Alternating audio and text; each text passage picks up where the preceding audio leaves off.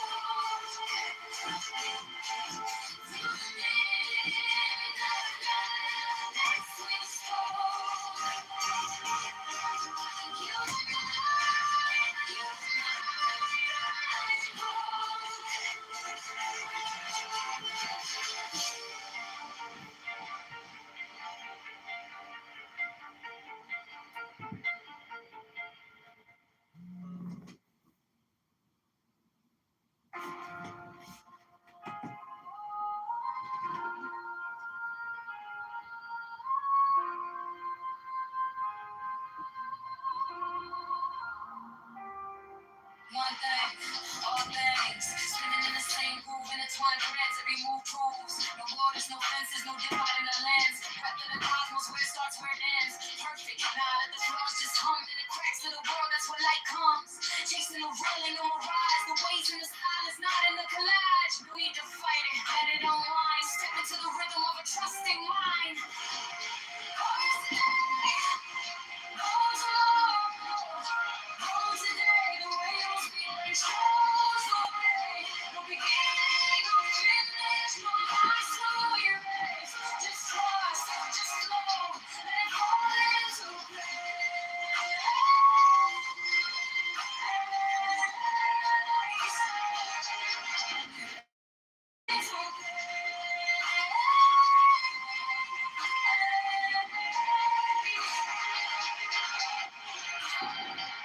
Words collapse like castles of sand, the truths in the gaps where the wordless stands. Duality's a mask, peeling layers off the face. Find a void and you'll find the grace. Tied to nothing, the weight drifts off, letting go of perfection. The chains unlock. Faith ain't a question, it's the essence of fear. When you lose the division, the path is clear. No yesterday, no tomorrow, no today. The way don't speak, but it shows the way. No beginning, no finish, no right to erase. Just trust, just go, let it all into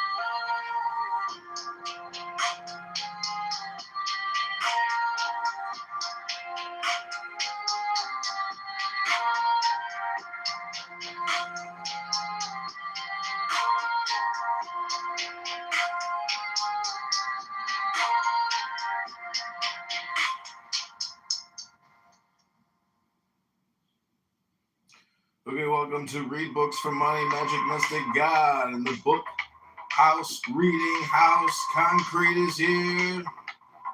We're listening to a little Magic Thelema music. Rubono Shallow Llama. I changed the title. I pinned the link to the YouTube Live. Thank you for being here yet again, Rubono Shallow Llama. The time is now. And you only have 2.5 billion seconds. So let's get started because time is a second. 2.5 billion. I was thinking everybody's actually born a billionaire. It's just a question of how do they spend their 2.5 billion. That's my Steve Appel laugh. Boom, boom.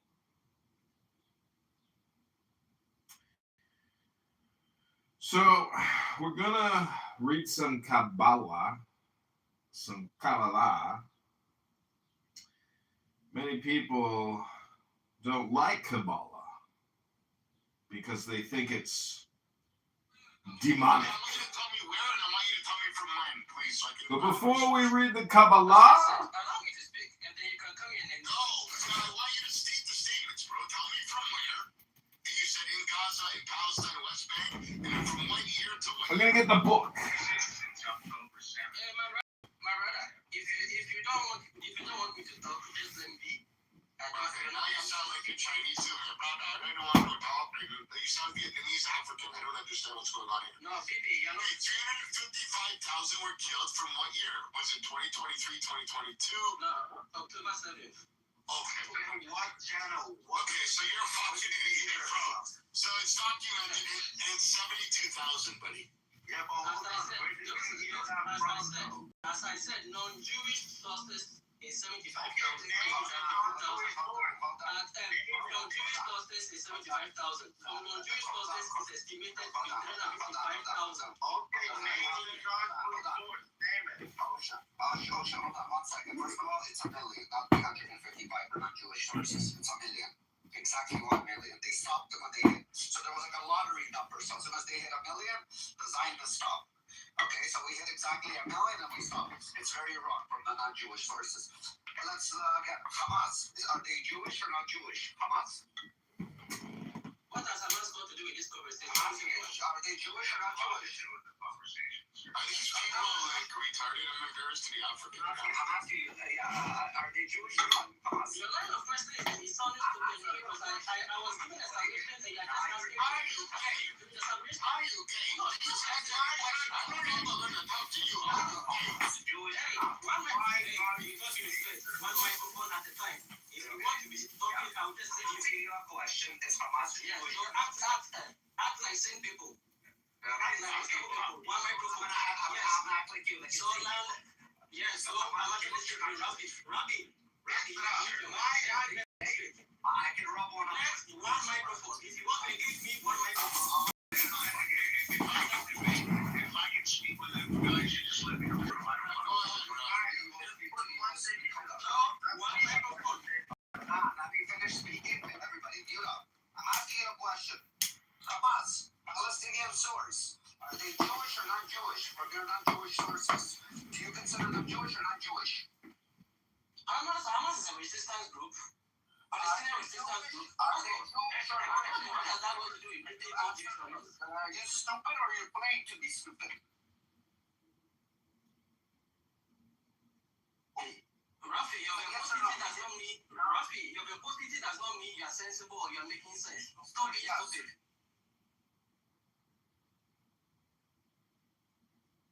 Okay, so we've got 4 books queued up.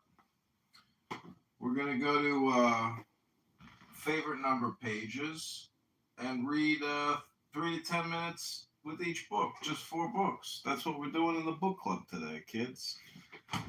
If you want to donate to this campaign, go to chicagomayoral.com. I want to thank you all for coming to the John Kitover Nonprofit Book Club for kids that don't read good books no more and stuff like that. For kids that can't read books because they're too poor.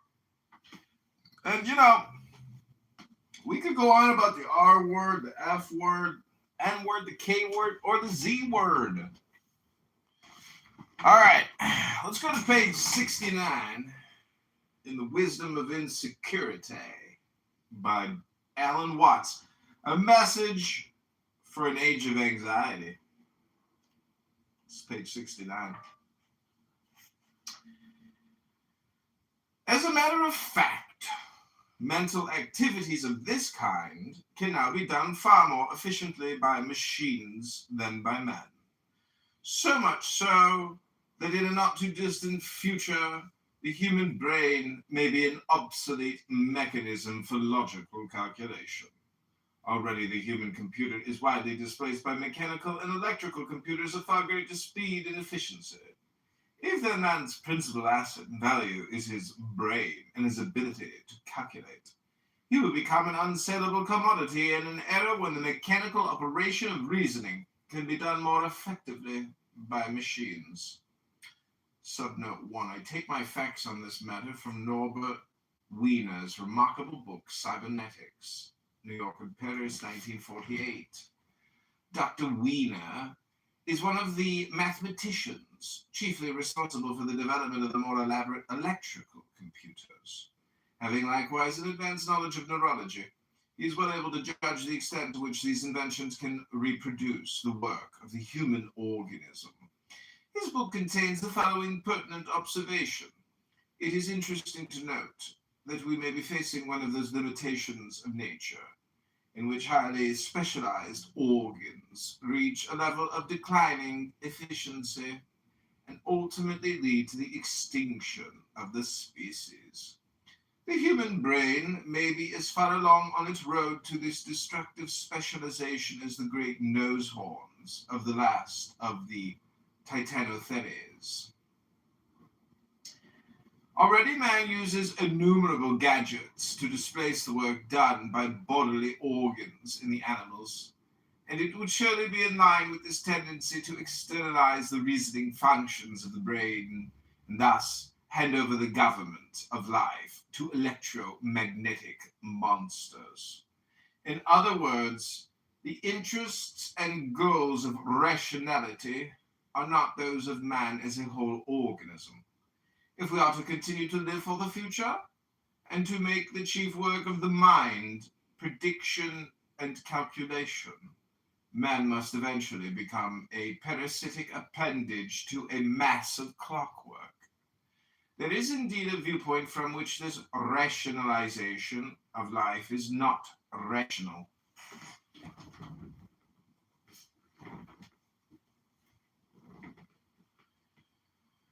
The brain is clever enough to see the vicious circle which it has made for itself, but it can do nothing about it.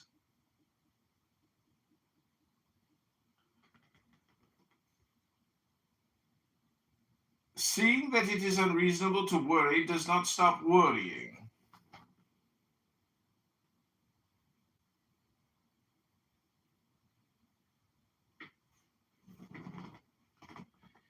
Rather, you worry the more at being unreasonable.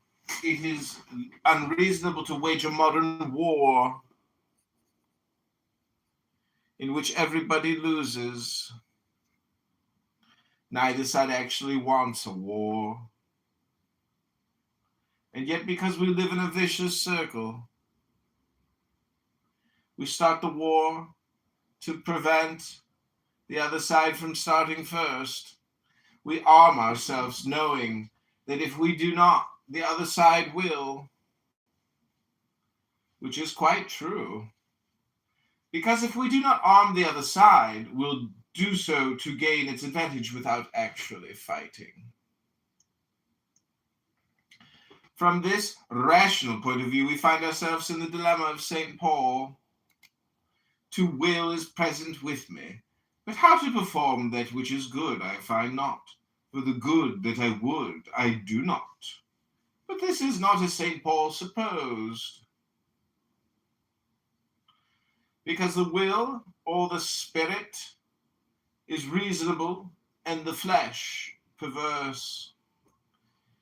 It is because a house divided against itself cannot stand.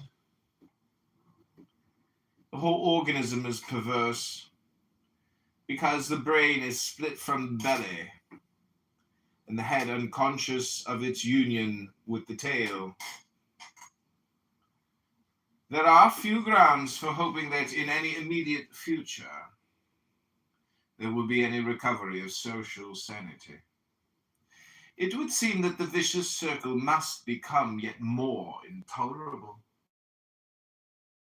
and desperately circular, before any large numbers of human beings awaken to the tragic trick which they are playing on themselves. But for those who see clearly that it is a circle and why it is a circle, there is no alternative but to stop circling. For as soon as you see the whole circle, the illusion that the head is separate from the tail disappears. And then, when experience stops oscillating and writhing, it can again become sensitive to the wisdom of the body, to the hidden depths of its substance. Because I speak of the wisdom of the body and of the necessity for recognizing that we are material, this is not a philosophy of materialism in the accepted sense. I am not asserting that the ultimate reality is matter. Matter is a word, a noise which refers to the forms and patterns taken by a process. We do not know what this process is, because it is not a what that is a thing definable by some fixed concept or measure. If we want to keep the old language, still using such terms as spiritual and material, the spiritual must mean the indefinable, that which, because it is living, must ever escape the framework of any fixed form. Matter is spirit named. After all this, the brain deserves a word for itself, for the brain, including its reasoning and calculating centers, is a part and product of the body. It is as natural as the heart and stomach, and rightly used as anything but an enemy of man. But to be used rightly, it must be put in its place. For the brain is made for man, not man for his brain. In other words, the function of the brain is to serve the present and the real, not to send man chasing wildly after the phantom of the future. Furthermore, in our habitual state of mental tension, the brain does not work properly, and this is one reason why its abstractions seem to have so great a reality. When the heart is out of order, we are clearly conscious of its beating. It becomes a distraction, pounding within the breast. It seems most probable that our preoccupation with thinking and planning, together with the sense of mental fatigue, is a sign of some disorder in the brain. The brain should, and in some cases does, calculate and reason with the unconscious ease of the other bodily organs. After all, the brain is not a muscle, and is thus not designated for effort and strain. But when people try to think or concentrate, they behave as if they were trying to push their brains around. They screw up their faces, knit their brows, and approach mental problems as if they were trying to push their brains around, as if they were something like heaving bricks. Yet, you do not have to grind and strain to digest food, and still less to see, hear, and receive other neural impressions. The lightning calculator, who can sum a long column of figures at a glance. The intellectual genius, who can comprehend a whole page of reading in a few seconds, and the musical prodigies such as Mozart, who seems to grasp harmony and counterpoint from babyhood, are examples of the proper use of man's most marvelous instrument. Those of us who are not geniuses know something of the same ability. Take, for example, the anagram Poker tel Dimk. You can work over these letters for hours trying system after system of rearrangement in order to discover the scrambled word. Try instead just looking at the anagram with a relaxed mind. And in a very short space of time, your brain will deliver the answer without the slightest effort. In order to discover the scrambled. Subnote 1, if you don't succeed within 1 minute, read on. Otherwise, you will begin to be annoyed either with yourself or with me. And the consequent strain will interfere with the process.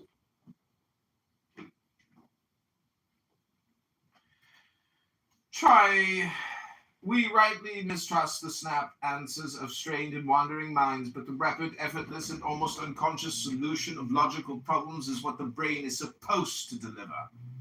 Working rightly, the brain is the highest form of instinctual wisdom.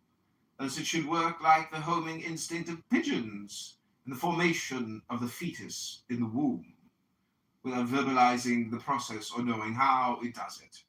The self-conscious brain, like the self-conscious heart, is a disorder and manifests itself in the acute feeling of separation between I and my experience. The brain can only assume its proper behavior when consciousness is doing what it is designed for, not writhing and whirling to get out of present experience, but being effortlessly aware of it.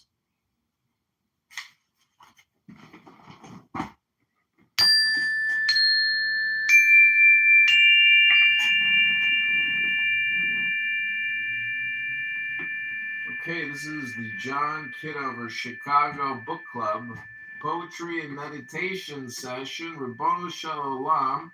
Hit that like button, share, and subscribe. You're live on YouTube right now, Rabbanu Shalom. That was a reading from Alan Watts, page 69.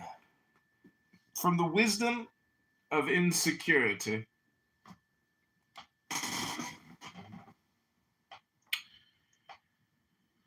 Some brains want to read books out loud on YouTube. Some brains want to talk in private, unrecorded spaces all day long. Hello? Should we read the Kabbalah? The Holy Kabbalah. Tradition of Hidden Knowledge by Seth and Shimon. Ribono Shalom.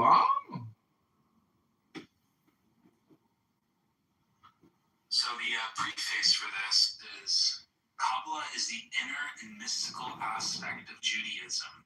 It is the perennial teaching about the attributes of the divine, the nature of the universe, and the destiny of man in Judaic terms. Imparted by revelation, it has been handed down over the centuries by a discrete tradition that has periodically changed the mythological and metaphysical format to meet the spiritual and cultural needs of different places and epochs.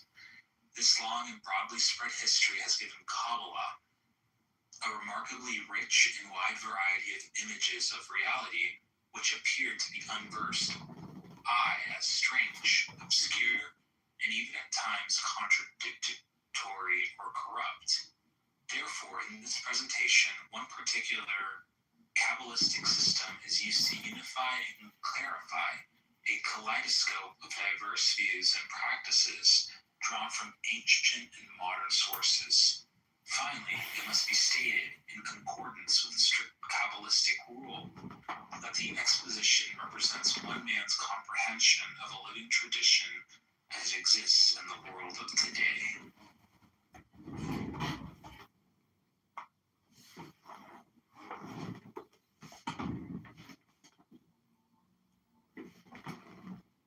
Okay, this is page 69 from Kabbalah, The Mystic Quest for Every Jew in Judaism by David Ariel. The Mystic Quest, page 69.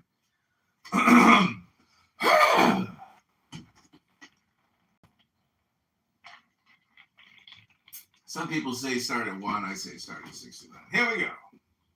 The portion of the Zohar known as Ra'aya Mehemna, Faithful Shepherd, contains many selections that reflect the instrumentalist theory. In one such section, God is described as acting without being known because he acts through the instrumentality of the Sephirot. Like an overflowing ocean, the infinite, called here the first Sephirah, emanates the next two Sephirot, described as a channel and a basin to contain the vast ocean waters. Woe to one who compares the infinite to any of the human characteristics or even to one of his own attributes, or the more so to one who compares him to humans who are born and die. God may be characterized according to his governance upon a particular attribute, see one of the Sephirot, or even upon all the created beings. When he disappears above and beyond that attribute, he cannot be said to have that attribute, be characteristic or form. God is like the ocean, for the waters of the ocean cannot be grasped and have no shape except when they are channeled into a vessel, such as the land, and take on a shape. Then we are able to measure them. The source, the waters of the ocean are one. Then the tributary comes forth and is channeled into a round basin. The source is one, and the channel which comes from it is two. Next, a large vessel is formed, as if one dug a large basin, which becomes filled by the waters of the channel. This becomes three. Now, if the artificer would break these vessels which he created, the waters would return to the source, and only broken vessels would remain, dry and without water. Likewise, the cause of causes made 10 Sephirot, calling the crown source. There is no end to the fullness of the source's light, and therefore he called himself the Infinite. Everything is within his power to withhold from the vessels or to replenish them with fullness.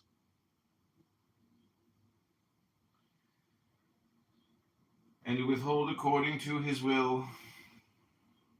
There is no other God above him who can add to him or diminish him.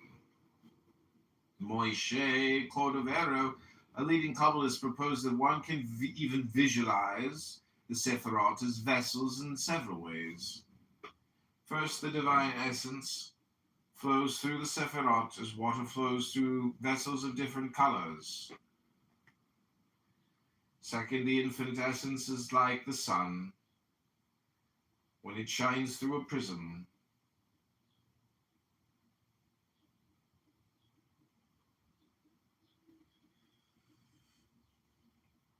The change of stained glass window, neither the water nor the sunlight changes except in the eyes of the beholder.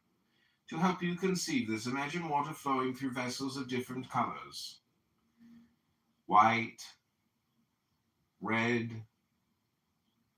green, and so forth. As the water spreads through those vessels, although the water is devoid of all color, it appears to change into the colors of the vessels. Although the water is devoid of all color, the change in color does not affect the water itself, just our perception of the water. So it is with the Sephirot. They are vessels known, for example, as Hesed, Gevura, Tiferet, each colored according to its function, white, red, and green, respectively. While the light of the emanator, the essence, is the water having no color at all. Its essence does not change. It only appears to change as it flows through the vessels. Better yet, imagine a ray of sunlight shining through a stained glass window of 10 different colors. The sunlight possesses no color at all, but appears to change hue as it passes through the different colors of glass. Colored light radiates through the window. The light is not essentially changed, though, so it seems to the viewer. Just so with the Sephirot. The light that clothes itself in the vessels of the Sephirot is the essence, like the ray of sunlight. That essence does not change color at all, neither judgment nor compassion, neither right nor left. Yet by emanating through the Sephirot, the variegated stained glass, the judgment or compassion prevails. The first three Sephirot are described as follows. The infinite is described as being indistinguishable from the first vessel. This first Sephirah, an infinite and undifferentiated expanse, is the source of everything else. Then the essence of the infinite is channeled into a tributary that gives the first definition to the boundless expanse. This tributary is the second Sephirah. Next, the channel empties into a basin that is defined by the contours of the land around it. The basin is the third Sephirah, and the land around it constitutes the other Sephirot.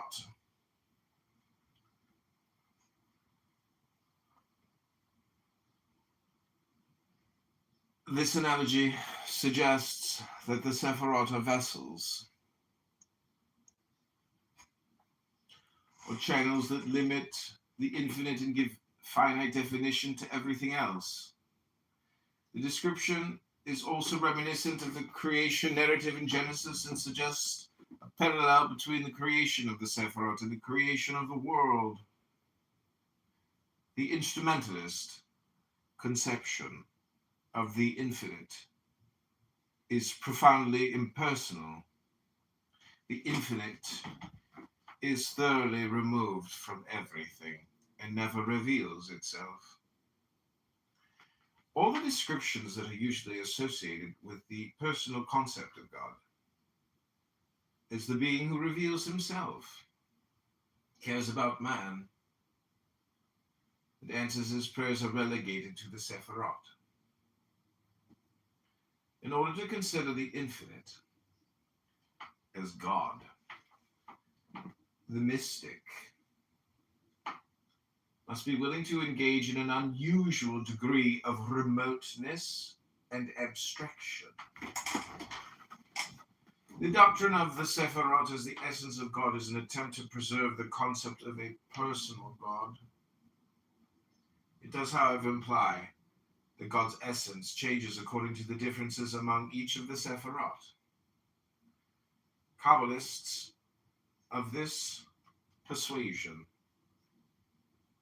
believed that it was more important to preserve the notion of a personal God than it was to preserve the unity of God. These Kabbalists describe the relation of the infinite to the Sephirot by an analogy to a candle. Many candles can be lit from one candle without ever changing the nature of the first candle. Therefore, one unique essence can be the source of many other essences without undergoing any essential change. The essentialists also believed that the descriptions and attributes that appear in the Bible refer to the Sephirot and not to the infinite. Unlike the instrumentalists, however, they claim that God is portrayed in the Bible since the Sephirot are God's essence. Thus, they are able to preserve the personal concept of God while referring all of the anthropomorphisms and anthropopathisms to the Sephirot not the infinite. The difference between the infinite and the Sephirot is one of degree. The infinite emanates the Sephirot like a powerful transmitter that broadcasts signals through space. They call this process absolute emanation. The Sephirot are the broadcast signals, which do not differ essentially from the original transmission no matter how far they travel. The Sephirot are the same as the infinite, but the distance from the source produces a slightly different impression depending upon the reception. Therefore, the only difference between the infinite and the Sephirot is according to the reception, that is, according to which particular Sephirah receives the emanation. God is the infinite, but sometimes he is perceived through one Sephirah, whereas at other times he is perceived through another. God never changes, only our perception changes. The changes in our perception or reception correspond to the different Sephirot. In the essentialist scheme, each Sephirah differs from the other according to its distance from the infinite. There are altogether 10 Sephirot, and each one emanates from the infinite. The first is more sublime and more pure than the 10th, but each one contains the essence of the infinite. Each one reflects another aspect of God's nature or essence. When it appears that God acts in different ways, it is really a different Sephirah acting.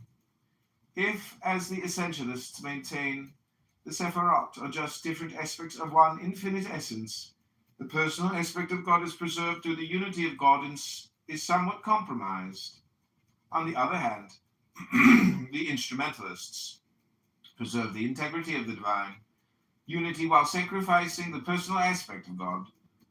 While neither theory is able to preserve both divine personality and unity, the two schools of thought flourished side by side according to the predilections and theological inclinations of the Kabbalists. The Kabbatists. The term Sephirot first appears in one ancient text, Sefer Yetzirah, later in a medieval text, Sefer HaBahir. These texts, however, do not employ the term in the same sense that it came to mean in Kabbalah. The earliest Kabbalistic treatises in Gerona, particularly the writings of Azriel, described the Sephirot in ways that came to be accepted among all subsequent Kabbalistic writers. The Gerona Kabbalists also codified the names of the individual Sephirot, although some variations in the exact names persisted. The Kabbalists, following the definition found in Sefer Yetzirah, taught that there are 10 Sephirot. It was left to the Gerona Kabbalists, the disciples of Isaac the Blind, to identify the Sephirot by name. 6 of the names were derived from the biblical verse, "Yours, Lord, are greatness, Gedula, might, Gavura, splendor, Tiferet, triumph, Netzah, and majesty, Chod. To you, Lord, belong kingship, Mamlacha." Each of these terms was understood as an attribute of God that the Kabbalists included in the list of 10 Sephirot. To these 6, they added 3 others to represent the idea that God is pure mind. These 3, Keter, crown, Hakma, wisdom, and Bina, understanding, were placed at the top of the list. 9th, Yesod, foundation, was inserted, and the Decad was complete. Keter, crown, is the first Sephirah emanated from the infinite. It is the highest and most glorious of the Sephirot, and crowns them all. It stands as the barrier between the infinite and the other Sephirot, and so encircles the crowns the infinite.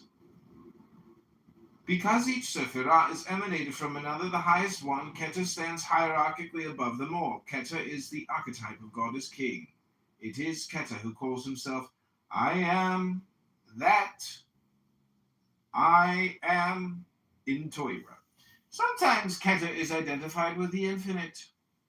Most often, however, Keter is the first cipher radiated or emanated by the infinite, which stands above it. Those who identify Keter with the infinite lean toward the essential view and believe that the Sephirot are only different stages in the unfolding of God's infinite essence. Those who believe that Keter is the first Sephirah and is not identical with the infinite generally follow the view that the infinite acts through vessels. The Sephirot and their God in his vessels are not similar. Therefore, the essentialists favor the personless notion of God and therefore theorize that Keter is the same as the infinite. The instrumentalists believe that God is impersonal and the infinite is above Keter. There are many other names for Keter in Kabbalah. It is often called Ayin, nothingness, because it is beyond all existence, yet is the cause of all existing things. In the prayer of Nehunya ben Hakana, written in the 13th century, a hymn to Keter appears. Everything is in it, for the internal powers of the Sephirot are in it. The vitality and existence of everything stem from it. It is analogous to the soul that gives life to the body and constitutes it. The constitution of everything is in Keter. There is no front or back, right or left. In this Sephirah, it is called indifferent unity. It is also called Hokmah Penimit, internal wisdom. Hokmah Penimut or Penimit, internal wisdom, because it is the hidden potentiality of divine wisdom before it is revealed. It is sometimes called Mashava Elohit, divine thought, because it is produced by the infinite. Pure mind. Keter is similar to the infinite in many of these respects, but different in others. It differs in that it is the highest aspect of God that moves into activity out of the repose of the infinite. Both infinite and Keter are unknowable and imperceptible. Okay, I'm going to take a reading break there. We finished on page 73. That is Kabbalah, the Mystic Quest in Judaism by David Ariel. So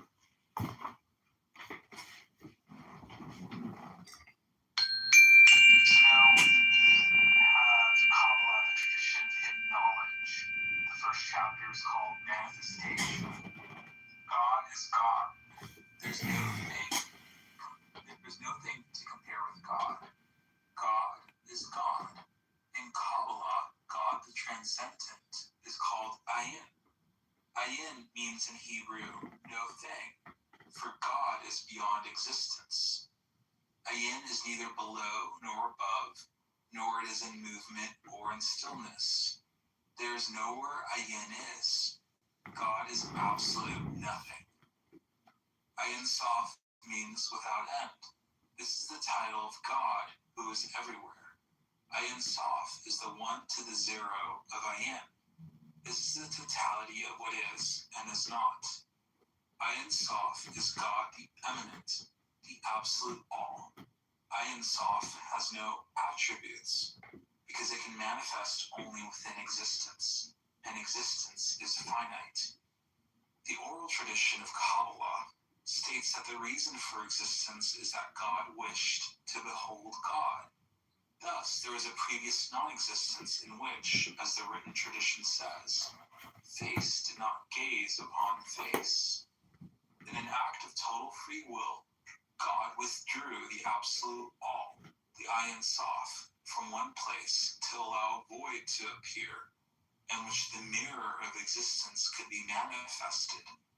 This act of Zimzum, contraction, lies behind the rabbinical saying, God's place is the world, but the world is not God's place. The divine act is visualized symbolically as follows. From Ein Sof Or, the endless light that surrounds the void, there emanated a beam of light which penetrated from the periphery towards the center. This, the Kav, or the beam of divine will, manifested in 10 distinct stages of emanation. This event is echoed in other rabbinical sayings, that the world was called into being by 10 divine utterances. Since the Middle Ages, these 10 stages have been known as the Sephirot. The word Sephirah, the singular form, has no simple equivalent in any language, although its root relates it to the words cipher, i.e. number, and sapphire. Some have seen the Sephirot as divine powers or vessels. Others regard them as instruments or tools of divine governance. Mystics have pictured them as the 10 faces, hands, or even garments of God. All agree, however, that the Sephirot expresses divine attribute, which from the primal moment of emanation are eternally held in a set of relationships until God wills them to vanish with the void into nothingness again. The relationships between the Sephirot are governed by 3 unmanifest divine principles: the hidden splendors, the Zazahot of primordial will, mercy, and rigor for justice. Will holds the balance, while mercy expands and rigor constrains the flow of emanation. And so they organize the 10 divine attributes into a specific archetypal pattern. The pattern thus called forth is the model on which everything that is to come into manifestation is based. It has been named the image of God, but it is more generally known as the tree of life. Each Sephirah, in turn, manifests under the influence of one of the Zahot in particular, and for this reason the flow, which manifests the 10 Sephirot, can be visualized as zigzagging in a lightning flash from a central position, balance, to the right, expansion, and across to the left, constraint. Thus, the Zazahot gives rise to the 3 vertical alignments in the tree of life diagram, known as the pillars of equilibrium, grace, will, and the center, that of mercy, active force, expansion on the right, and that of severity, passive form, constraint on the left. The relationships set forth in a tree underlie the whole of existence, and so the properties of the Sephirot may be seen in terms of any branch of knowledge. Thus, while their basic definition is as attributes of God, they can be defined in terms of human experience, because we too are cast in the image of God. This anthropomorphic method is common in Kabbalah as elsewhere, and is freely applied as a symbolic language in metaphysical areas, which pure abstractions cannot explain. The first Sephirah, at the edge of the void, is called in Hebrew Keter, the crown. This manifestation contains all that was, is, and will be. It is the place of the first emanation and the ultimate return. Its nature as a divine attribute is expressed by the name of God, which is traditionally attached to it. I am that I am. From this point of equilibrium, the beam of light expands under the influence of mercy, force, and expansion to manifest the second Sephirah, that of Chokmah, wisdom. This, in the divine and human minds, is the active inner intellect, experienced by human beings as the flash of genius, inspiration, or revelation. It is balanced on the side of severity, form, and contraction by the third Sephirah, Bina, understanding. This is intellect in its passive, receptive, and reflective capacity. In human terms, it manifests through reason and tradition. After the being has left Bina, which heads to the pillar of severity, it touches the pillar of equilibrium below Keter, the crown. This point of balance on the tree is crucial. It is the place of Ruach HaKodesh, the Holy Spirit, which hovers as a veil below the 3 supernal Sephirot. It remains unmanifest, but it has a place within manifestation, marked on the tree by the non-sephirah of Da'at, knowledge. This, we are told, is where the Absolute may enter at will to intervene directly in existence, which is now eternally held until divine will allows it to vanish like the image it is. In human terms, Da'at is the knowledge that emerges out of nowhere and comes direct from God. It is quite different from the revelation of wisdom, Hokmah. Da'at is not only seen but known. It is different, too, from what comes of understanding, Binah, or deep pondering. Da'at, the child of the supernal Sephiroth, is not only observation, but becoming. Below Da'at flashes the pillar of mercy, expansion, and back to the pillar of severity, contraction. And a pair of Sephiroth are defined which govern the level of emotion as distinct from supernal intellect. The attribute of active or inner emotion is hesed, mercy. That of passive or outer emotion is gevura, justice. Both Sephiroths have other Hebrew names and other translated equivalents, but all are inadequate to explain the attributes. Those used here merely approximate to the active and passive divine principles involved. In ourselves, these qualities appear in complementary tendencies towards love, tolerance, and generosity. On the one hand, hesed and discipline, rigor and discrimination on the other, gevurah. At this, the emotional level, the operation of opposing Sephirotic principles, and the dangers of going too far in one direction or the other become part of everyday experience. Justice and mercy underlie every human transaction, from a summit conference to the choice of a birthday present. The lightning flash, having passed from the expansive principle of hesed to the constrictive principle of gevura, now returns a stage lower to the pillar of equilibrium. Here is manifested the central Sephiroth of Tiferet, beauty or adornment. This lies at the heart of the tree, relating directly to all the Sephiroth of the pillars of severity and mercy.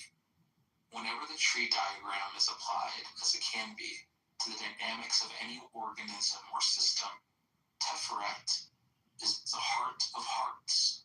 With the emotional Sephiroth of Hesed and Gevura, it forms the triad of the divine soul.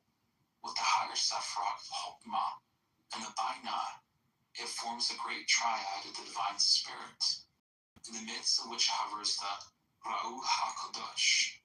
In the human psyche, Tiferet is the self, the core of the individual, which lies behind the everyday ego, the watcher, which focuses the largely unconscious influences of the higher centers of mercy and justice, Hesed and Gevura, wisdom and understanding, Hokmah and Binah. Below Tiferet, the lightning flash manifests two more complementary attributes. The lowest on the pillars of mercy and severity. On the active, expansive side is Neza, eternity, and on the passive, constrictive side is Hod, reverberation. Traditionally, the Hebrew names of these attributes are translated as victory and splendor, but their operation as Sephiroth is better expressed by the names used here, which correspond equally well to the Hebrew roots. They belong to the operative, instrumental level of action in the structure of the tree. They traditionally correspond in divine terms to the expansive and constrictive roles of the hosts of God, sent out to the divine will. In human terms, they represent the vital psychobiological processes, whether active, instinctive, and impulsive, Neza, eternity, or passive, cognitive, and controlling, Hod, reverberation. On the pillar of equilibrium, between and below these two practical Sephiroth, is Yesod, foundation. Like every Sephiroth in the sequence, it contains all that has gone before, and therefore it is a complex attribute with many qualities. First, it is generative. It is from this point, as will be seen, that further trees manifest. Second, it is reflective. Here, directly below Teferet, an image of the image can be perceived, and the tree sees itself. Yesod is the mirror within the mirror. These two complementary functions means that its constitution or foundation must be clear and sound. Hence, the inner meaning of sexual purity associated with the Sephirah. In ourselves, it appears as the ego, the lower place of consciousness in which we see ourselves, and which projects a persona for others to see, which may or may not, according to our state of balance and self-knowledge, reflect the true nature of the self as Teferet. Most of our perception of the world and most of our implementation of will takes place at Yesod. Below it, Sephirah, the complement to Keter, the crown, is Malkut, the kingdom. In it, the divine lightning flash is earth. It constitutes the Shekinah, the presence of God in matter. Its nature is fourfold, encapsulating the four levels inherent within the tree as a whole: the root, trunk, branch, and the fruit of the tree as it grows down into existence, or the will, mind, heart, and body of the divine. In ourselves, the four levels of Malkut appear as the body, with its traditional four elements: earth, water, air, and fire. The solids, liquids, gases, and radiations whose interactions keep us alive. We now have the general scheme of the Sephirot. Three are aligned on the active right-hand pillar of mercy, three on the passive left-hand pillar of severity, and four, plus the non-Sephirot Da'at, on the central pillar of equilibrium or grace. The relationships established by the lightning flash are further realized by a total of 22 paths, which in turn form a system of triangular configurations or triads, active on the right and passive on the left. The horizontal and central triads, thinking all three pillars, are concerned directly with consciousness. Out of all the foregoing comes a most subtle metaphysical and mythological configuration. It has been taken many steps further in the study of various constellations of Sephiroth, and the minute dynamics within each Sephirah is mutually imparted and reflected, flows, move along the paths to act upon the miniature tree which constitutes each Sephirah.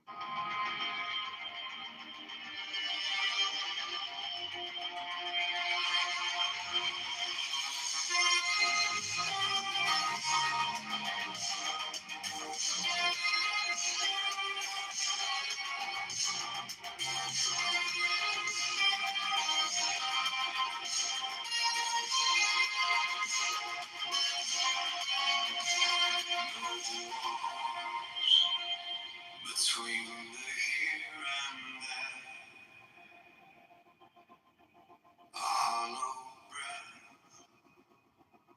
fills the air. The clock forgets to take its time. This world unravels line by line. When the mind vanishes, all the noise dissolves. When the mind vanishes, there's nothing left to solve. Just the echo of silence where we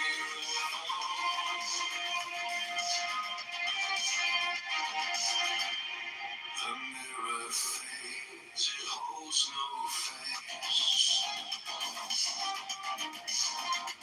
A shapeless thought, a nameless space. No before, no after, no divide.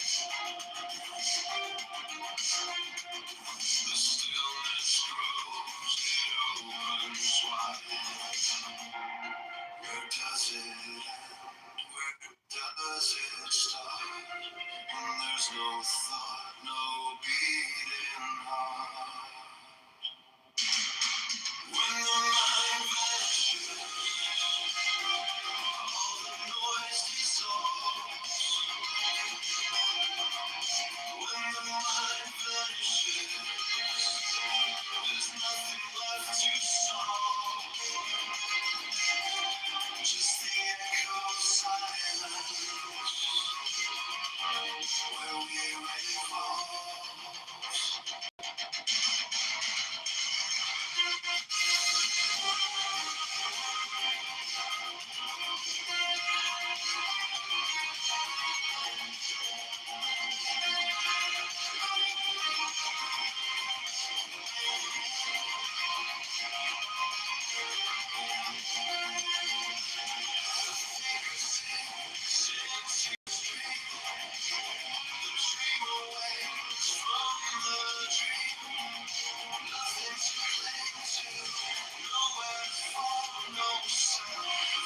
shadow, no edge at all.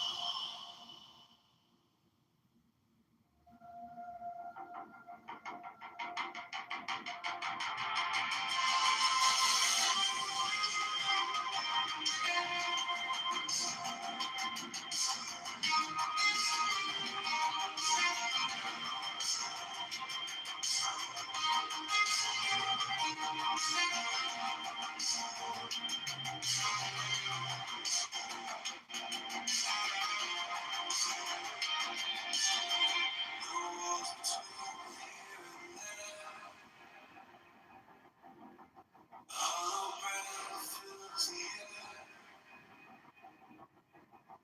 The clock forgets to tick its time. This world unravels line by line.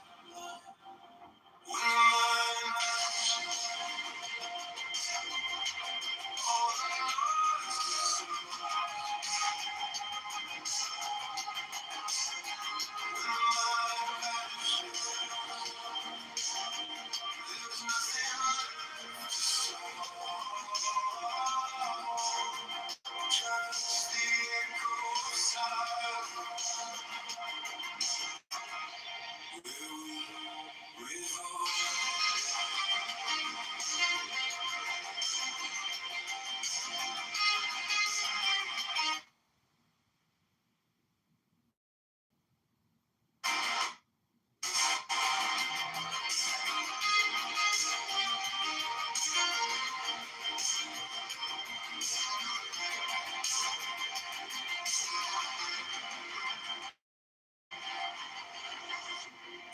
fades, it holds no face. A shapeless thought, a nameless space. No before, no after, no divide. The stillness grows, it opens wide. Where does it end? Where does it start? And there's no thought, no beating heart. When the mind vanishes, all the noise disappears.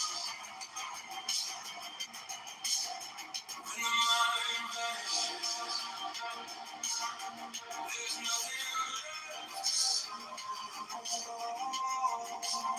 Just the echo of silence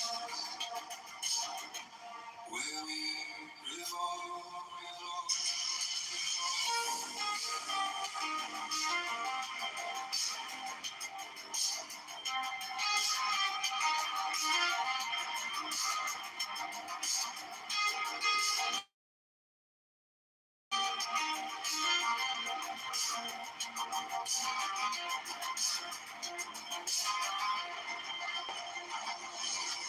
The finger sinks into the stream. The dreamer wakes from the dream. Nothing to cling to. Nowhere to fall. No self, no shadow. No edge at all.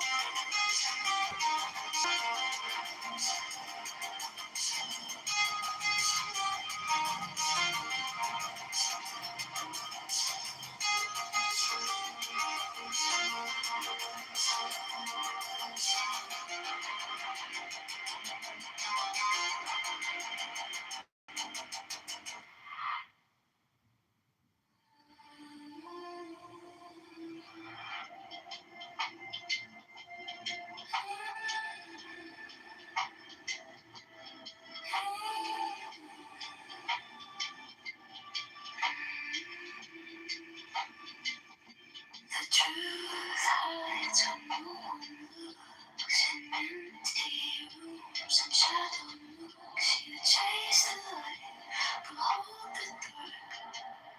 The spark is black, then nothing's dark. Trace of this and that, right or wrong, it falls flat. My essence slipping, slipping slow. Let it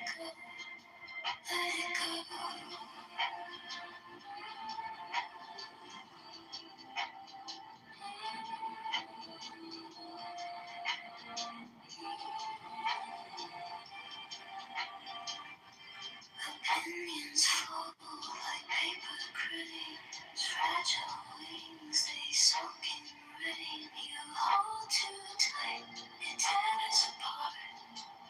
No starter, no end, just broken hearts. Two realities collide, collide. And it's slide, trace of this and that, right or wrong, it falls flat. My essence slipping, slipping slow. Let it go, let it go.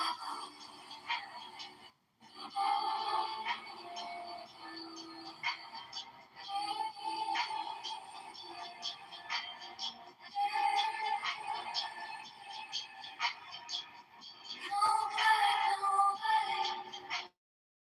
just shades of gray.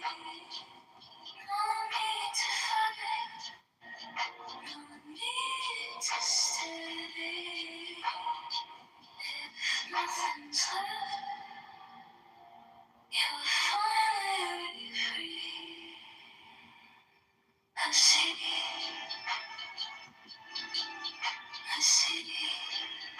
infinity.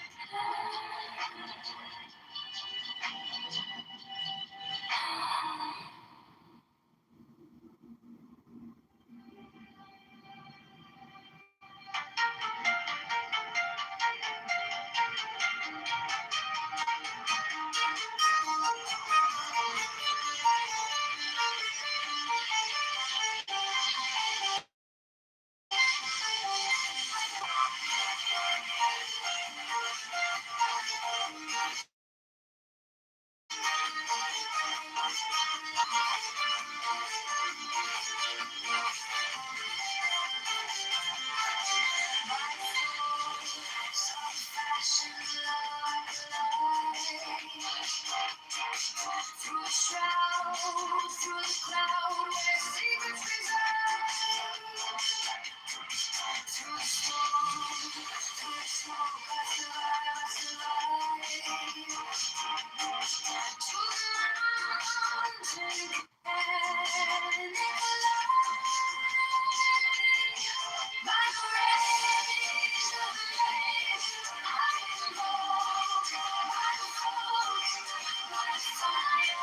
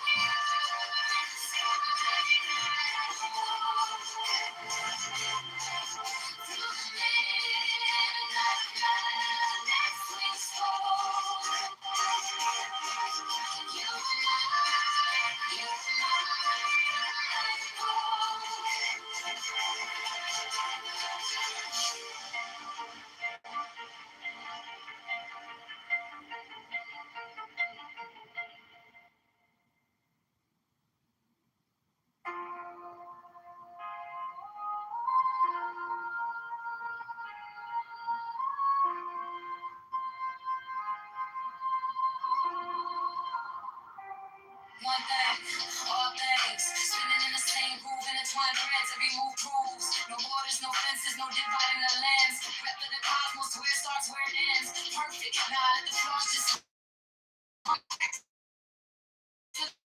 the world, that's where light comes. Chasing the rolling on rise. The waves in the style is not in the collage. No need to fight it, let it unwind. Step into the rhythm of a trusting mind.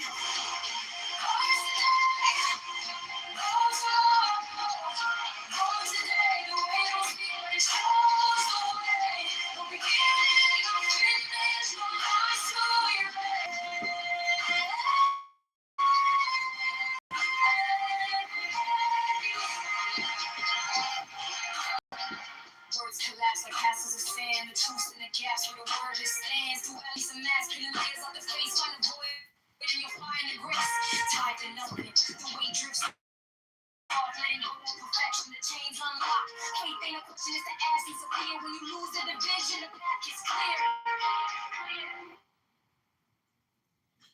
Okay, Rabboni Shalom. Welcome back to the book house where we are reading one more book by mayoral candidate John Kitover. We are live streaming the Trump debate room where Matt Cool has kindly been dedicating his life to listening to retards. I'm sorry, our words. We have to start getting really careful about the words we're using. We are not referring to the Down syndrome individuals who are full of love and joy. We are talking about political partisans. And there's nothing we can do to prevent them and their ridiculous choice of communication. You have 2.5 billion seconds. Everyone is born a billionaire. How are you going to spend your time right now? Hello? Some people are going to listen to Jazzy. You're never going to become Jazzy if you listen to Jazzy.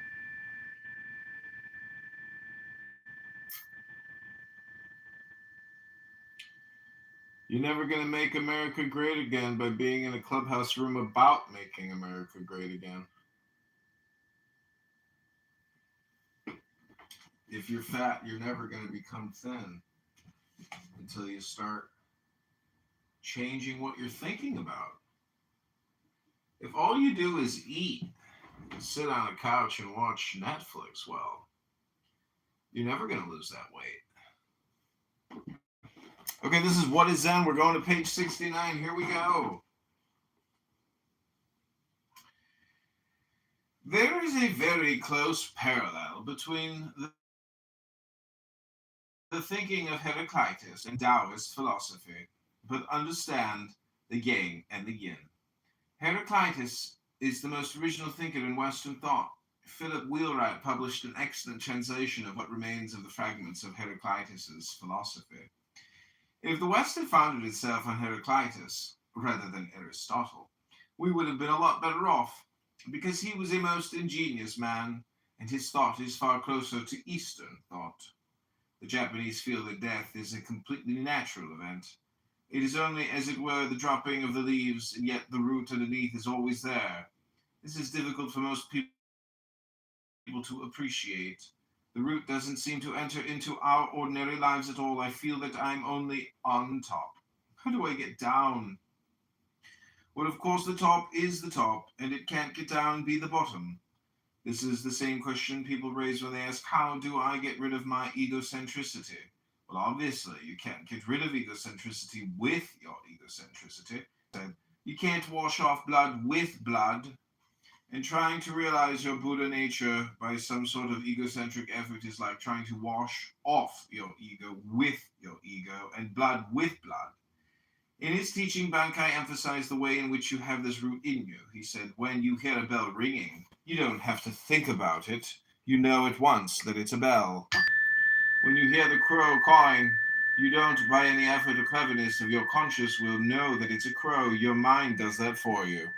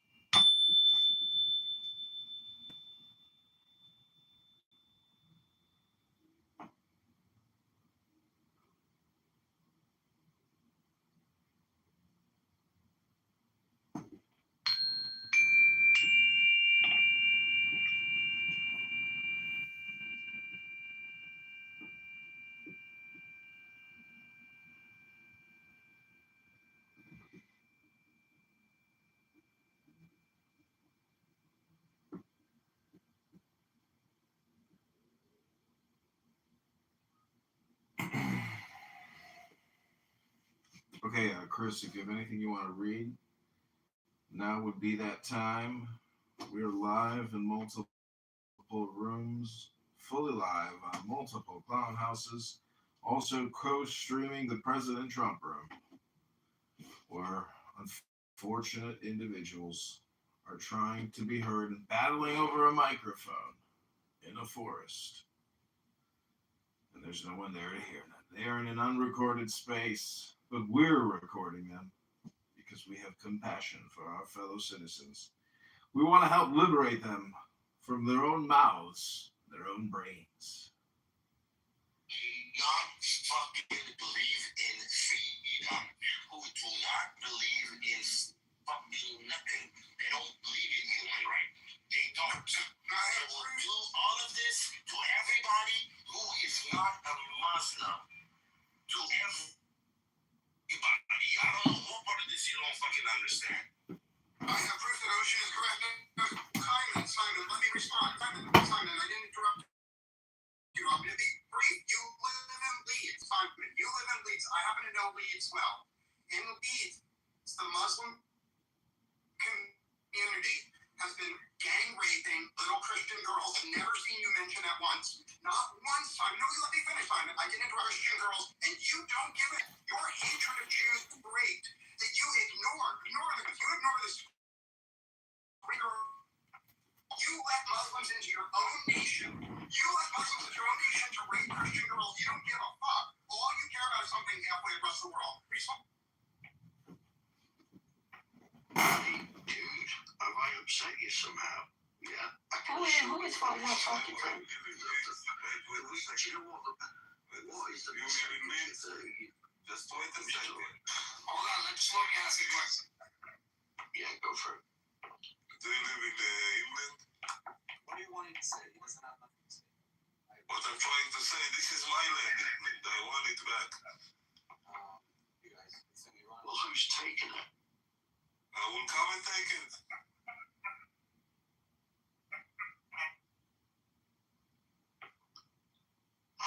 Look, there is I think it's 9% of the UK population is My Asian. story is Right. I Now, am that a man. includes Hindu as well as a Muslim. I am not. Who did that? What was it?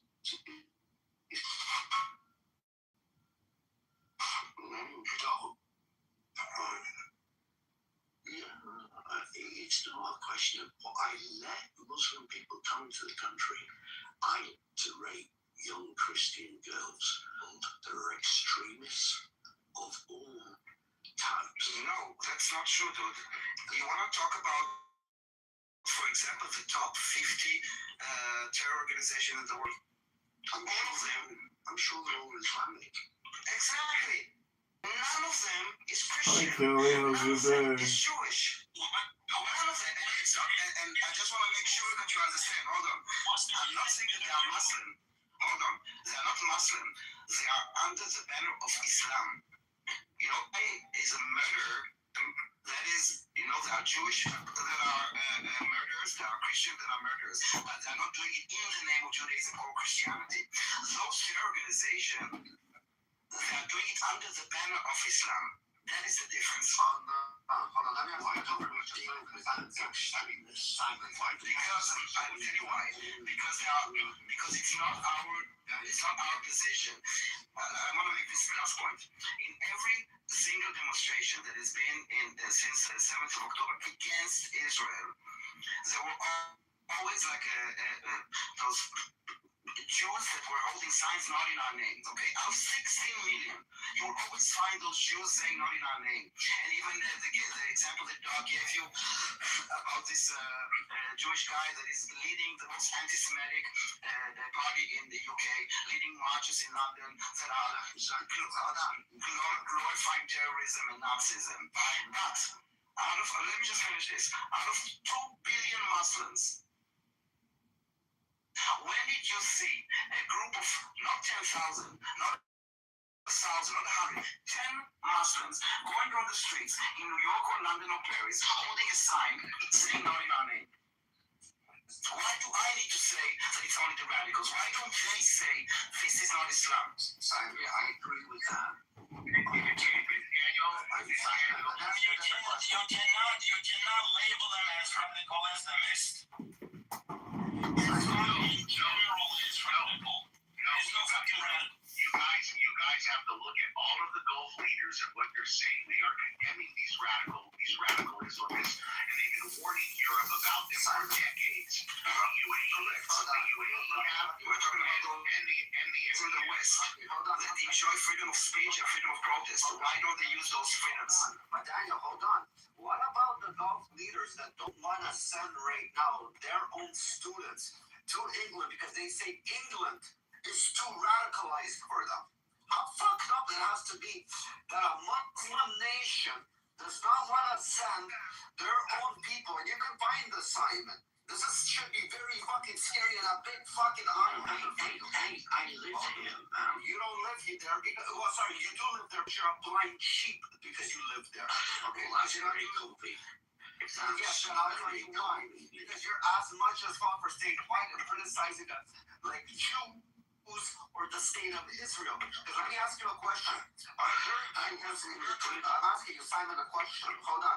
Are there Jews in your country that are standing in corners and trying to convert Christians? The true population of your country? No. Are there people standing in the corners? Are there Muslims standing in corners? There are only two religions. I'm asking you a question. There's only two religions. Correct. No. Let me ask you a question. Are there such thing as no-go zones in your country?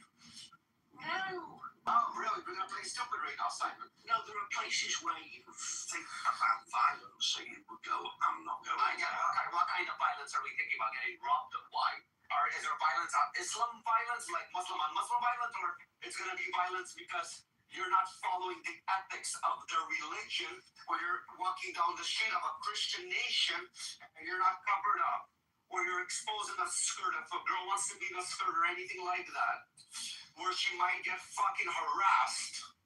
Are there areas like that?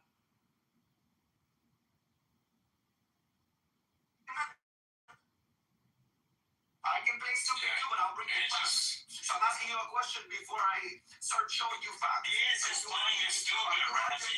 Are you arguing in Come on, man. I'm arguing in good faith. I'm asking you a question. No, I don't agree with you. You don't agree with videos how little girls get harassed for walking around, however they feel like getting dates in England? Because I've never seen a Jewish area in England. Okay, 1 second. I'd like to interject. Or he just too old and he's sitting down at home all day long. I would like to interject. Hey, look, guys, you can insult me all you want, but all it I'm not here to insult you. of intelligence. No. I'm not trying to I'm not insulting you. I'm just saying you're just lying Lock me up. in front of all of us. That's what I'm saying. There's no insult. You're lying. You don't think you're insulting us by lying in our face? What's with this lying business? Why does everybody that doesn't agree with you have to be a liar? Because whatever Rafi says, you said it doesn't exist, and you're lying. Why is it a lie? Why is it? I'm not lying. I'm not lying. Hold on, everybody quiet. Hold on. Simon, open up what I just put on YouTube. Do you want me to continue finding you these videos on YouTube? Because there's a lot of these videos on YouTube. Yeah, but Simon, you do it. Open up this time. This is your country. These are your Simon, I spent a lot of time in the UK, Simon, and it is leftists like you who filled your country with Muslims, and that's why there's rape gangs. And I'm shocked, Simon. I'm shocked. Hold on. 1 second. I'm looking at Simon, I know it's a problem that you let these people in your country. They stepped all over you as a fucking natural born citizen in your fucking country. Now your government silences you from not speaking out against them. And now you're fucking a dog that's fucking muzzled. Do you understand? You became a fucking second-class citizen in your own fucking country. That's even more fucking sad. Rafi, you're right. And what's even more disturbing, Simon, I see that you want a cause. You want a solution for the Palestinian people, right? You have a humanitarian look at it. You want to see a solution to the turmoil. Let's take a look at British history, right? Let's take a look at all the trillions of dollars, trillions of pounds that have been put into the British economy by the Gulf nations, right?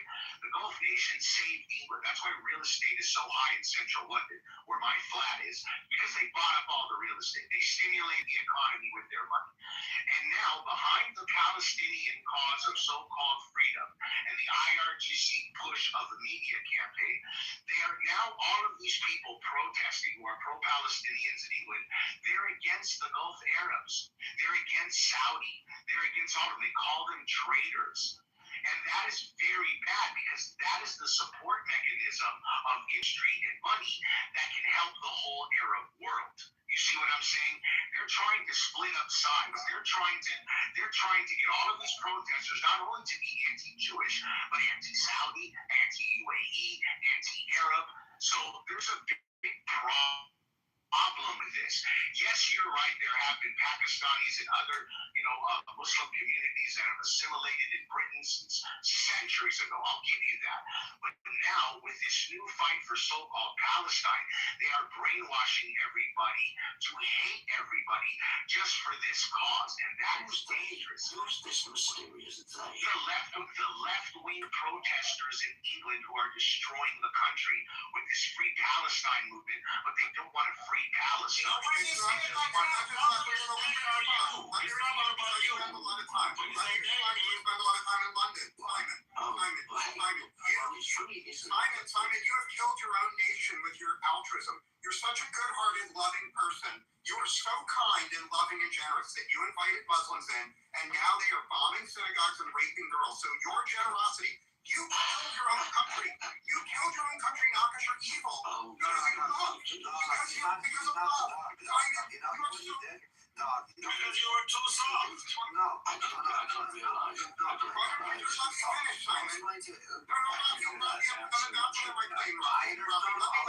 tell you the problem is not the hate for Israel, the hate for Jews. That's why they killed their own country by fucking siding with them. It's more than that. So you have to understand why they fucking lost their country because of their own.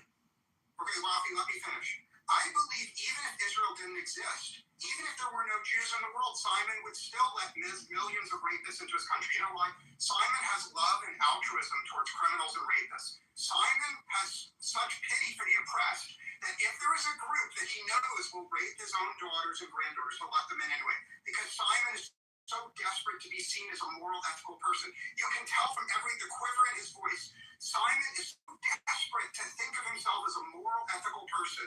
It's the most important thing. He has suicidal altruism. He is so woke. He feeds his own granddaughters to the rape machine. That's how woke he is. Now, if people think I'm exaggerating about who Simon is, I'll post many links that prove it. Simon will continue to make Muslim rapists. As long as The Labour Party ruined England. The Labour Party ruined England. The difference between you and I, dog, is Simon's my real name. So, dog, you come up on listen, dog, cat, I don't care whose name and if your name is real or not. We're speaking facts right now. Your name is only then you're going that fucking courage. Listen, my name is my name. No, Mr. Simon. There's a lot of courage. What's the problem with that? Simon. You're a hate. Hey, I'm going. You're Christian. Me, no. You're not Christian. I'm not. That's the problem with time. I don't care. I don't care if you're atheist. Were you born a Christian? I don't care what you believe. I will not. Okay, you're born again. So in the Bible it says, the one who blesses Israel will be blessed. The one who curses will be cursed.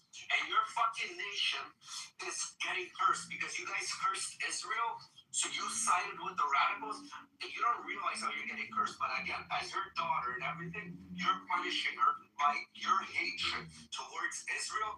You're fucking the next generation. Because next generation, your fucking daughter or granddaughter is gonna be fucking covered up and sold like a fucking gold. Because that's Let's slow me. Why did you the swear? Hold on one second. Rafi, he has no idea what he has done to his country. He has zero fucking idea. Look, Simon, look at every 20, 30 years from now, the next generation going to hate every single one of you for what you did to your nation. Yes, look It's just unbelievable. Simon, perfect example. Look at all these Arab nations that condemn Israel. They're all fucking cursed. They're all fucking living backwards. They're still wiping their ass with fucking. I know. Everybody understands that, but let's tone it down a little. Hold on. Let's tone it down a little bit. Fucking country. Oh my god. Okay. Sorry, guys. You guys need to be like quick on the show switches. Let's let Shlomi speak. He was trying to speak, and everybody dogpiled past him. Shlomi. The problem of Simon is that he lost religion, and he lost also his nationality. He doesn't care about his nationality. He lost direction. That's it. And he finds his way in the Islam. Interesting. Don't you notice? Yeah, that's a big. Well, I think not to blame people like Simon. I mean, there are a lot of forces that are they were infiltrated by this Palestinianism or the Islamic radicalism, including like once legitimate organizations like Amnesty, the UN, stuff like this, or like, I don't know, Sky News. So when they get the information and they get confirmation, they actually think that this is the world that is correct, that the right thing to do is support the Palestinians in their that they're being forever refugees and that Israel is bad, because they, like those organizations, have been corrupted and they're using their legitimacy in order to whitewash all those crimes. And that is the problem. I cannot blame like people like Simon specifically. They just need to wake up. If I may interject here. So when I hear somebody like Simon talking about Palestinians, he doesn't really understand that Palestinians were also taken up by Hamas. So 20 years ago, when we were hearing a little kid talking Hamas ideology, we would be making fun of him, we would be laughing. But then they took power in Gaza and they destroyed the PLO, and little by little, their ideology, their way of thinking started to be so powerful that people forgot what Palestine means. Palestine doesn't mean Hamas. And like the mere fact that we got to a point where Simon is speaking the way they do, man, this is just crazy. Well, I think in Western civilization, I'll be very brief, Western civilization succeeded partially because of altruism, partially because of kindness. So Simon's natural instinct to be loving and kind and altruistic, it's important. It's an important part of being European. It's an important part of Western civilization. I applaud Simon's love and generosity, and we need love and generosity. It's just, we need a balance. In Western civilization, we need a balance between warriors who are tough and loving, kind people like Simon. Simon is a person you want. If you have a sick child or a sick grandchild, Simon is exactly the person you want nursing them. Simon is loving and empathetic, and we need millions of men like him, but we can never have men like Simon in charge of our society. We can never have them in charge of our military. We can never have them in charge of our government, because Simon is such a loving, woman-like, kind person. Just let me finish. Okay, let me finish, Rafi, and then I'll go. Simon is so loving and kind and empathetic. He loves our enemies. He opens the gates to rapists and murderers. Not because he's a bad person, but because he's too kind and loving. Don't ever fucking let people like Simon control our countries, or we will all be ass raped. Thank you. Hold on. I want to do it back shit, guys. I knew I want to welcome JB. Whoa, Simon. I want to welcome JB to the stage. We haven't seen him in over a month and a half. This is the one and only Hulk that he used to hold. Well, he still does. Holds amazing fucking rooms on Clubhouse. My brother JB, welcome.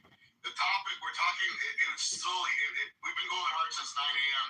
Dean, Serendipity, Ocean, Harry, Rafi, Daniel, and J-Lo. We've been talking about the Iran war, about how the IRGC is ramping up their next war, not with Israel or the United States of America, but they're ramping up to attack and kill the Iranian people. We've been talking about Islam, we've been talking about child marriages, we've been talking about all kinds of shit. We have a psychopath that's still on stage but refuses to get off mute. Susie, who keeps putting free Palestine in the chat and her PTR. We allow people to speak in the space a minute and a half uninterrupted. It doesn't matter what type of crazy shit they speak. And if they interrupt, somebody screams, shoot them, and I'll shoot them in the face. Not literally, but I'll shoot them right into the audience. Also, for the people that are in the audience, please hand in your red ticket, and that's easy. All you do is go to the top where it says Trump House 2.8. Hand in your red ticket. There'll be a second midget and a fucking queer leprechaun. They'll hand you a green ticket. You'll be able to buy a drink and an hors d'oeuvre when you're in the audience. Enjoy your time. Be polite. If you want to come up, freedom of speech. You can talk the most smack you want to talk. You only have a minute or a minute and a half to do it. But welcome, JB. What's up, man? Thank you. I've been on it forever. Let me say hello to a few really cool people. Serendipity, Harry. What's good, Harry? J-Lo. My man, Robbie. Robbie, what's going on, man? I've seen you forever, bro. What's going on, JB? How you doing, man? You good? I'm good, man. We got Snoopy here. I'm fucking amazing, bro. I only came up because my man BB hit me up flying to y'all hosting this space. So let me come in. Bro, imagine, you don't hear me? Yo, why? You don't hear me? Hey, listen, Warren, you need green. Yeah, I'm gonna shoot him. I just shot him. I moved him down. Yeah, fuck him. Anyway, let me just say this. I like to make it quick because I don't want to take up the whole space. Respectfully, fuck Palestine. That's just how I feel. Thank you, BB. Thanks, bro. Thanks for coming, man. Let's do this. I would like Simon to talk.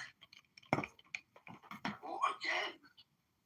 All right, what do you want me to talk about? I want you to respond to my loving, kind praise you that you're a loving person who takes care of sick children, and you are a kind, loving, generous person. Do you think that's a fair thing to say?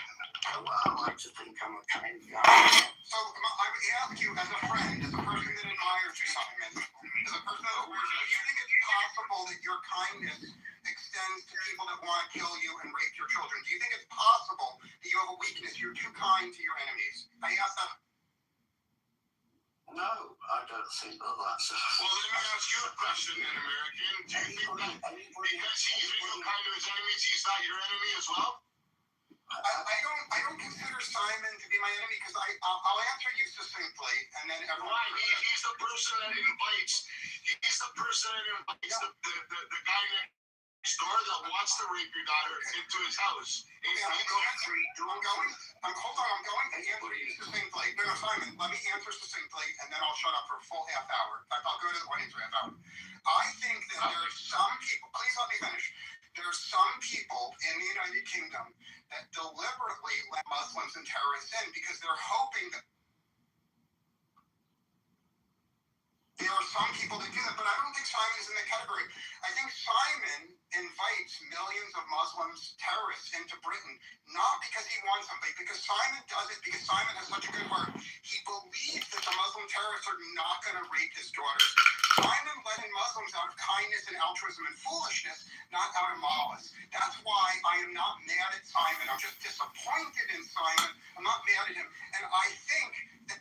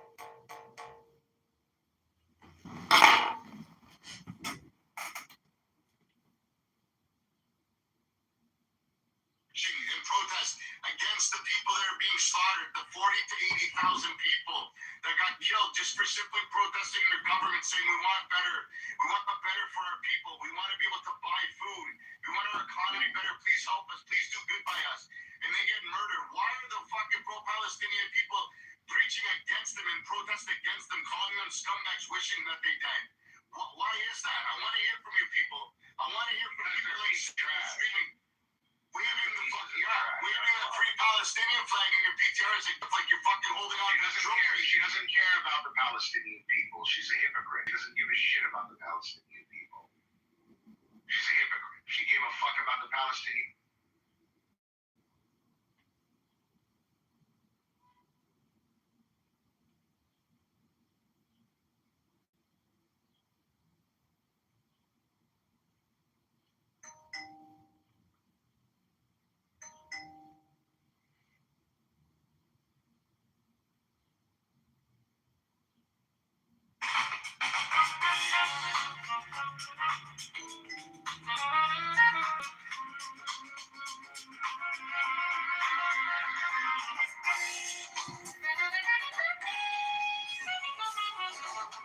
City lights are glowing amid dusk. Streets are humming low with a restless trust. Skyline caught in gold, lakefront shimmering slow. Dreaming of a better day, just letting it go. Yeah, letting it go.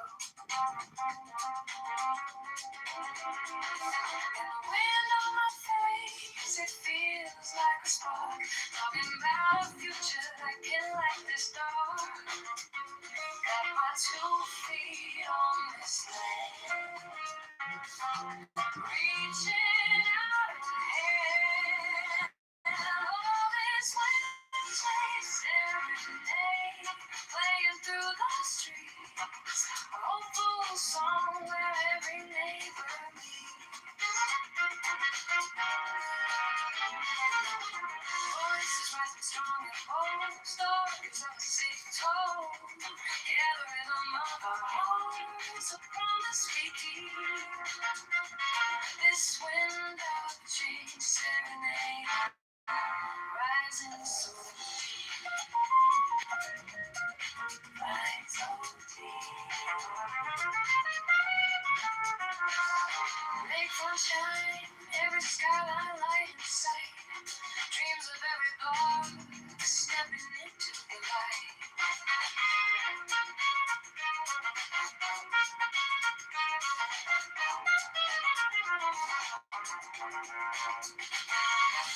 This moment's golden, we'll take it back our time.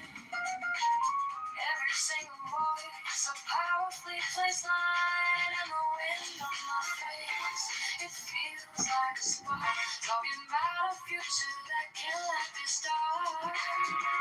Got my 2 feet on this land. Reaching out ahead, this road change serenade, playing through the street. A hopeful song where every neighbor meets. Voices rising strong and bold, stories of the city told. Yeah, the rhythm of our hearts, a promise we keep. This wind of change serenade, rising so deep. Rising so deep.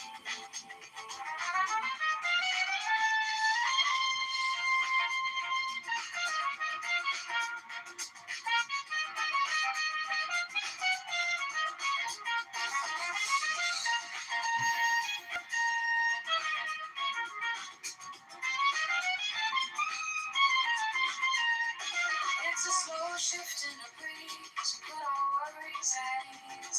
Yeah, the sound of the city calling out to be free.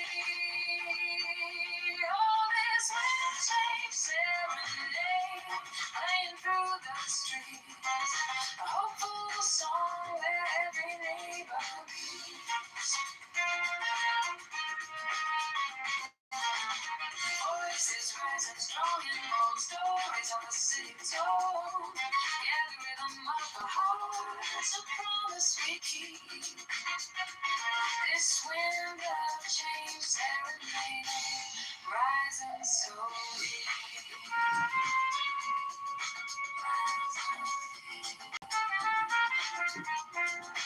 Wind of change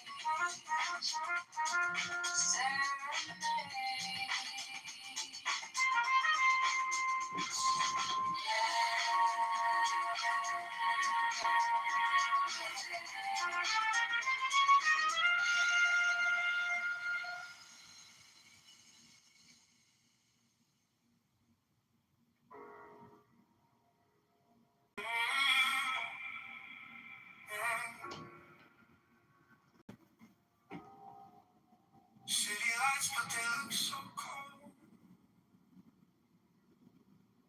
Every promise already sold. Running circles inside my mind. Dreaming of a free time.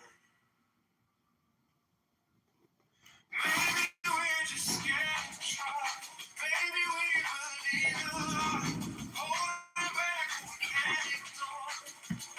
There's gotta be something more. I hear a voice inside my chest saying, don't settle for less. I'm craving change. I need to feel something real, something real. Not just talking, I wanna give more than all this empty spit. I'm craving nights when hope ignites, hearts that rise and take control. If we're falling, we can stand together. We can change it all.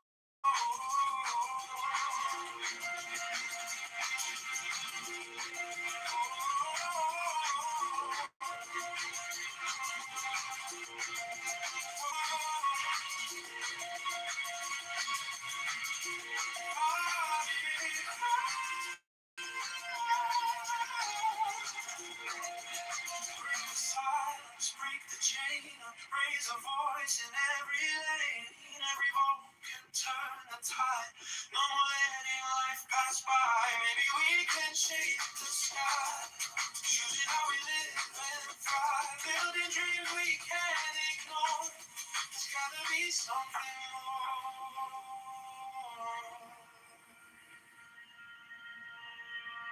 I'm craving change. I need to feel something real, not just talking. I wanna give more than all this empty spit. I'm craving nights when hope ignites, hearts that rise and take control.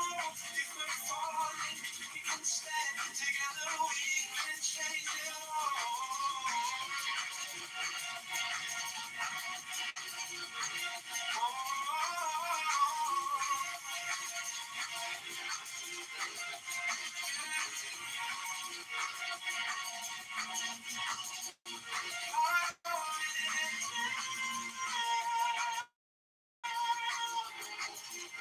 I'm craving change. We won't pretend.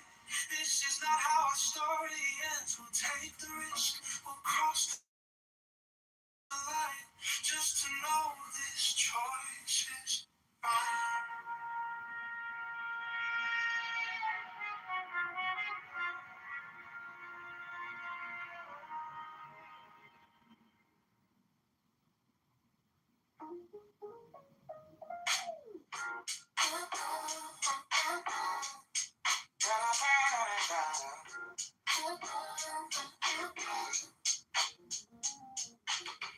Check my phone, read the city news. All these headlines, we got more to lose. Talking about the neighborhoods that need some love. Dreaming about a leader we can be proud of. On the south and the west, every single block. Time to build it up, time to talk that talk. We're trying to move on, trying to find our way. Lift the whole town up every day. The rhythm's here, the vibe is strong. Voice of the people gonna sing this song. Now we filling up an empty space. Every street and every place. A little bit of hope, a little bit of change. Rising like a beat in the pouring rain. Go to Chicago, over.com. Oh, Chicago strong, keep pushing on. Oh, John Kitover, jump. empty space. Young Kitover, 2020 sun for this place.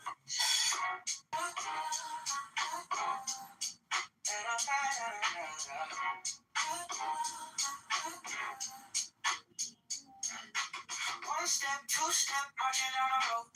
Every single ward in election hope. Future of the city in the people's hands. Found a back of vision with some real plans. Tax reform talk, make the burden fair. More for the schools and the homes right there. So bold, so bright this year. Every voice in the crowd so clear. Go to Chicago, election.com. Let your choice ring out like a song. Now we're filling up the empty space. Every street and every place. A little bit of hope, a little bit of change. Rising like a leaf in the pouring rain. Head to Kitover, Chicago.com. Spread the word around, keep pushing on. Go Kitover, the very space.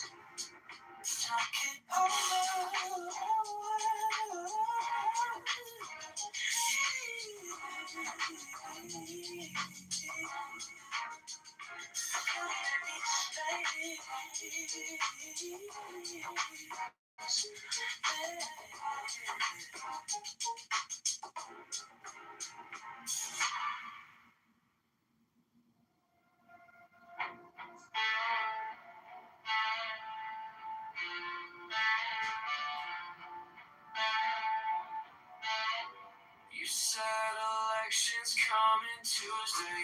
By Thursday, signs are on. See the posters on my corner. Name in red and white and strong. Phone lights up with all the headlines. Futures calling, streets undone. Every ward in every station, every vote, it starts with one. Chunk it over, Chicago rise up. Chicago made a moment to call. Make it count, time to stand up. Chunk it over, shaking it up. Tax reform for every black and side. Liberate and lift us up. Get it over.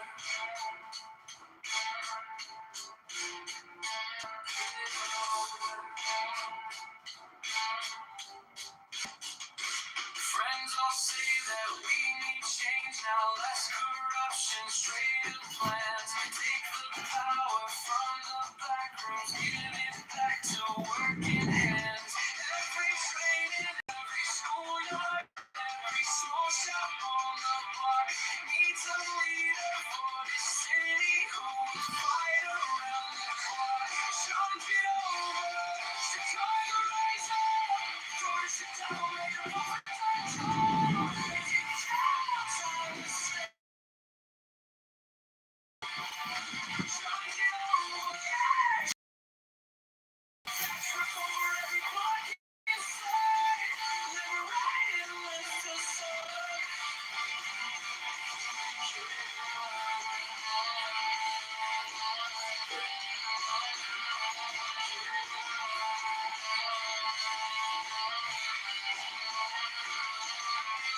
Ready for courage? Oh yeah, maybe new vision feels like home. Tell myself my vote won't matter. Then I see that side again on my phone.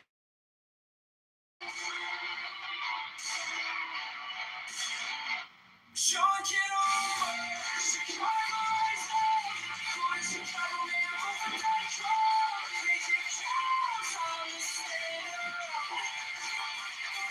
Chunk it over, shake it up. Going Chicago, make a move for control.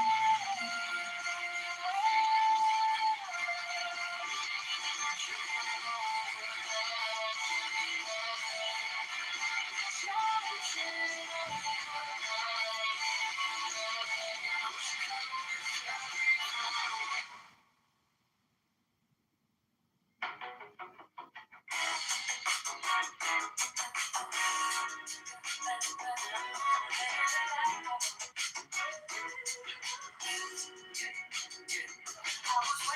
it's time to start. Like a map drawn out in the dark. Now the city's calling out my name to choose a brand new path. Tired of watching from the side while the streets and dreams collide. So I take one step to my home. Time to change this heavy load. Maybe we don't need to know it all. Maybe we just need to vote so we keep moving anyway. Chicago choose a brighter day. Girl, the Chicago mayor vote for calm. Let your voice lead the way. Every choice rewires me. Every vote unlocks a key. We want tax reform today. Vote John Kitover, pave the way. Now still riding in our heads, but it won't get the final say. We can rise and stand as one. For Chicago starting today. We don't need a perfect line, just a reason, just a sign. Every inch we claim is ours. Every step can raise the bar. Go slow, go fast, just don't go back. It's the rhythm in this town, time to live our future now. So we keep moving anyway. Chicago, stand up, have your say. Go to Chicago, the election.com. Vote John Kitover today. Every choice rewires me. Every vote unlocks a key. We want tax reform right now. Oh, Chicago, rise up now.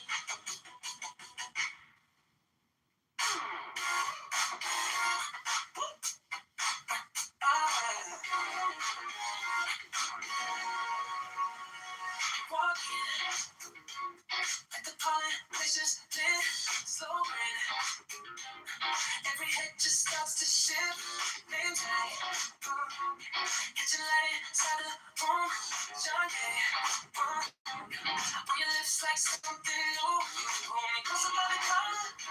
Say I don't usually even bother, but tonight you wanna gather. We can make this city together. You got me doing at the midnight force, yeah, right here. In the center of a room, pen in my hand, future with hand, caught at the water, we're changing the room. You got me doing at the midnight force, looking like I'm stuck for you. If this is it, this way I go. Let's save you, I'll get over. Leave Chicago. Small talk, put your fingers crossed and rock by the box, you had in mind. You left, put the promise that you can't go. Tax reform for Chicago, make it stay. Let them get it for the color, so sweet. But something louder than the sun. Go to ChicagoMayorVote.com. John Kitover, that's the one I'm on. You got me, doing at the midnight floor. Right here, in the center of the room, pen in my hand, future plan, what if the war, we're changing the rules. You got me, doing at the midnight force, looking like I'm stuck on you. If this is the way that I just want, let's save the Kitover's vision pulling us through. Lights fade, but we don't slow down, don't slow. Street lights racing over this town. If this is just a campaign high, can stay locked in, never ask why. You got me, doing at the midnight force, right here. On Chicago, my vote on in my hand. Future with plan, part of the war. We're breaking through. You got me, doing at the midnight force. You stumble right. This is a wager. I just want to save you. I'll get over.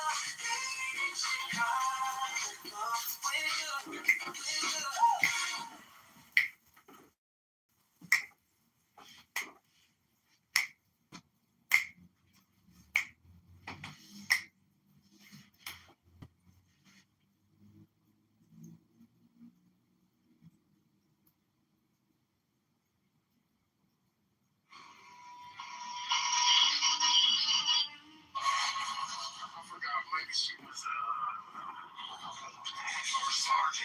some shit like that, right? I told her that she was way too hard on these men, and she was putting herself in danger. That's right, yeah. A lot of these young men that are come in, that were off track. I made sure I presented an image of responsibility, of morals, and they would react to that and then project it in their life, not how I presented it, but in their own choices. Accountability, morals, discipline, respect, and those individuals. Still to this day, they still project it into their communities. Where you as well, Edward, you project that image in your community and your engagement with others. I'm sure there's a lot of people here that, in their own way, but that's what society's lacking these days. Like, I'm 43 years old, sir, and so I had a lot of images when I grew up. I grew up in a farm community, so we saw work ethic, reliability. Your word is your word. It's a value to it. And so when we would leave our communities, you would continue to project. But we see that societies these days, where it's not about moral compass. It's not about responsibility. It's not about projecting good leadership and entrepreneurship. It's about who got the best laugh, who can do the best troll, who can bash and slash. And that's what we're seeing in the newer generation. And sorry for rambling on. Great. I mean, you've made a lot of good points, but one thing I do want to ask you, you said you served how many years? I'm 23. I'm 43 years old. Thank you so much for your service. I want to take you back. Could you please explain to the House what motivated you to volunteer to serve this country? I said the family. I come from a long line of service personnel. I mean, all the way down from, all the way down, we did our family literature down to 1725, down to our literature.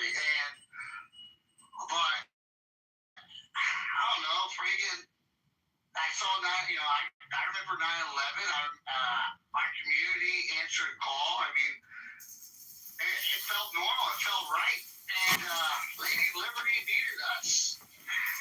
My graduation class, when I graduated high school, was 55, and out of 55, I think 40 of us all joined the armed services at 2001 into 2002. So I love my country. And I appreciate that because I want other people to understand that America has an all-voluntary armed forces. Well, Edward, I retired from active. I transitioned to reserve. So technically, I'm a weekend warrior. Technically. Listen, thank you very much. Hey, I had the privilege and still have the privilege of traveling all around the world, 54 countries, 5 continents, because people like you, people like Brad, other people that serve, even the officers, guys, I don't take it lightly. That was not my route. I chose to go to college because my professor told me that I had the ability to do that. But Edward, I want to put this out there. I have a lot of individuals that they get depressed because they didn't choose that route later in life. They didn't choose it. And I like to remind people, we all have a role in society. Some choose the military, but remember, bullets don't fly without supply. And people need, whatever you chose to do in your life benefited America in a way. Whether it's working at 9 to 5 at the slaughterhouse or going to college to learn logistics or business. It all goes together in the centipede, because when someone goes, I went to college instead, but I started a business, it's like, yeah, but you go into college, you started a business, you pay taxes, which got GIs, some MREs, or some shoelaces or whatever. So you did your part, Edward. Everybody in the way does their part for America, whether you're pro-America or against America. Like, I'm going to put this out there. There's a lot of people in the veterans community. When someone says, how do you feel about someone burning the American flag? Hey, doing it the right way. It doesn't bother me because they're expressing the right as an American to place, to have questions against their government. It's their right to peacefully protest. Whether I might not agree with their reasoning for it, but they're exercising their right off of the American soldiers that paid that price for freedom of expression, freedom of questioning, freedom of religion, etc.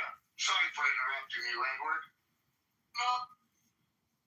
You served 23 years, man. I'm not taking any light of that. I'm glad that you have a voice, man, because so many, I deal with veterans every single week, man.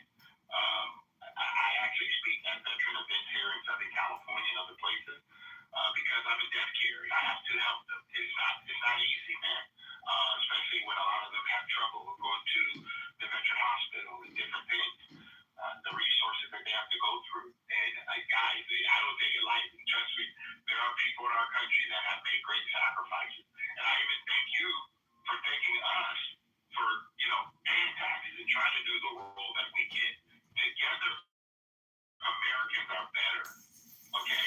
There's no what I call easy, what's the word I want to use? There's no easy access to personal responsibility, guys.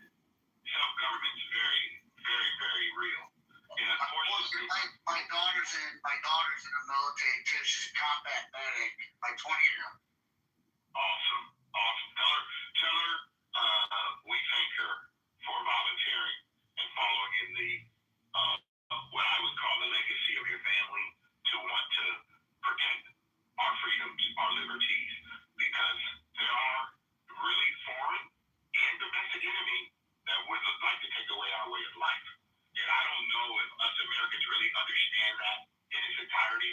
We think it's just about people politicking and talking on these platforms. But guys, there are people on American soil that would love to see the ideal of America collapse. To me, that's dangerous. That's why we the people have to stand up, guys.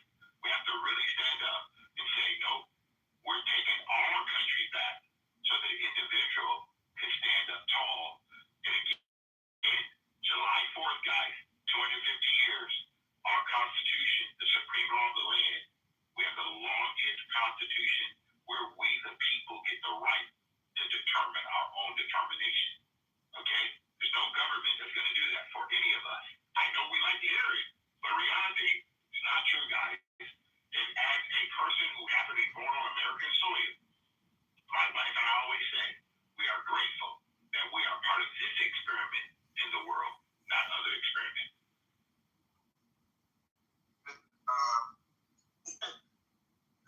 I think maybe I just, again, listen to what you're saying, and I'm in agreement, but when you say it's not the government, it is the government, because it's what the government is doing. Right now, if we want to talk about what we can do to usurp that, all the stuff that the government is doing to inhibit the ability for look, even the stuff that you're saying, Edward, right? What you do in your business, right? The fact that I'm sure it might take a lot of money, a lot of certificates, a lot of things that is required in order to get into your business. That is something that the government has put in place that kind of gives you a protection, right? Same thing like with my business, right? I'm a party business, right? So even though mine might be it's probably a lot more easier to get into, it's still a lot of like certificates, insurances, stuff like that that you need. It's just not easy to get for the average person. Now, here's the point. When you say, well, if something's not going, if something happens or whatever, they talk about, or when somebody did, somebody having to change positions 8 times, or having 8 different jobs. I mean, that means you got to start all over. When you got to start all over, you start back from zero. I think about Michael Jordan. When Michael Jordan won his last championship, and the Bulls wanted to break up that team, Michael Jordan said, "No, I don't want to start all over again." Right now, I get it. Sometimes that happens, but again, I'm not disagreeing with you when you say that I think this country is great. I think it gives people opportunities. I also feel like at some point the government has overstepped its bounds and inhibited people from doing, from being really the best people that they can be. So, like I said, and it's the have, you can say the have and have-nots, and the law protects the haves from the have-nots. Because if we want to just really get grimy with it, and it's all, I don't care how you, because that's kind of like what I don't care how you pick. Now you open up a whole new can of worms, right? Because a lot of people that maybe could have the ability to go and take from the people that have, but don't do it. Why? Because the government has put laws in place to protect the people that do have, right? So we all are trying to follow laws. Some people, from it more than others, and that's why I said earlier when we were talking about a race to the bottom, you said, well, yeah, you can just go and see about getting contracts from outside, well, that might be good for your business, but my business, I don't need to get no contract from country here. Don't need it. That's not gonna work for me. So, but the thing is that like my grandfather was a foreman. So let me ask you a question. Right? Let me ask you a question. It's for anyone can answer this question. Okay. What do you think that you can do in your own power to increase your value to the marketplace? Go and learn more skills. Okay. Thank you, Silver. That's one. Anyone else? You get free and unbiased Medicare help. Yeah, marketing. You could market yourself better. That's always my thing.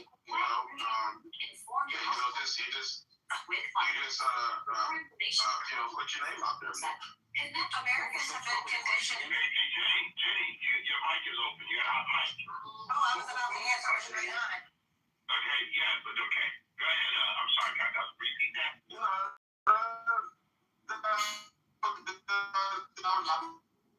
I'm just chiming in. And I still wanted to finish my point, though. But okay, go ahead. I'm just chiming in.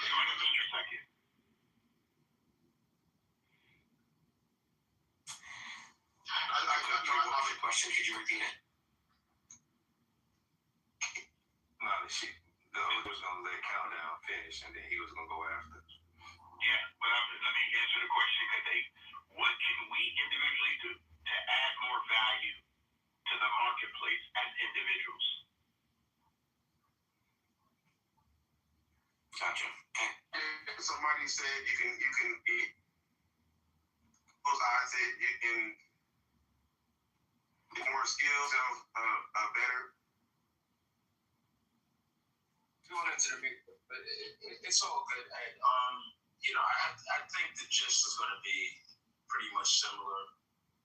More skill sets, learning more marketable skills, blah blah blah. Solve problems. Yep. Assess what the market needs and provide it to it. And I have an answer. Right, Sword? If I find a problem in my field, I'm a debt care guy, and we see a big problem, and right now we're trying to solve it as a profession, okay? It's everywhere. My mentor says this to me all the time. He's been my mentor for 28 years.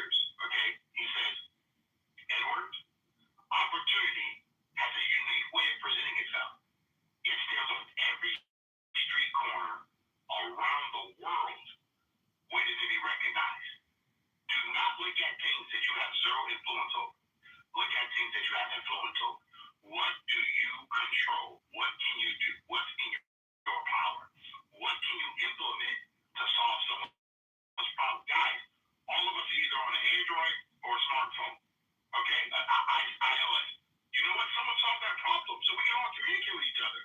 And you know what we all did? We wanted to party. So I'm a firm believer in the free enterprise, but I'm not. You cut me off, bro. I mean, I'm sorry, you're in the matrix. Calm down. I'm sorry. You know I would never do that. I might as well do it. Yeah. Okay. Well, no, I just want to summarize my point of what I was trying to say. Okay, is that again, we still have to operate inside the confines of a law, right? And it sounds like when I'm listening to you, it kind of leans more toward anarchy, where I'm going to do, if I see opportunity, you got to take it. That's true, but you still got to operate within the confines of laws that are set in place, which is protections to prevent from people that maybe you see an opportunity where you can take something from somebody else, but you can't do it because the law is protecting that person. And that law is implemented by the government. But what would be the benefit of having that type of mindset? You can't build your own house. You got to go and take a brick from somebody else.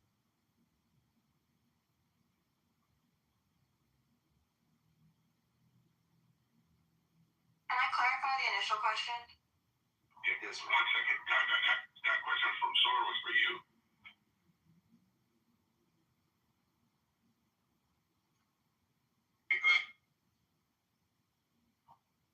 Go ahead, Jenny. It's all good. Go ahead, Jenny. Okay, so when you're referring to how we can, as an individual or a business, contribute to the market, are you referring to the GDP or are you referring to just overall transaction? Overall. Okay. By infusing our money into domestic entities as opposed to foreign entities, we're conditioned, really unfortunately, to buy cheap, maybe subpar products because it's easier and we're looking at our own cost of goods sold and we're looking at what's best for us as opposed to what's best for the collective.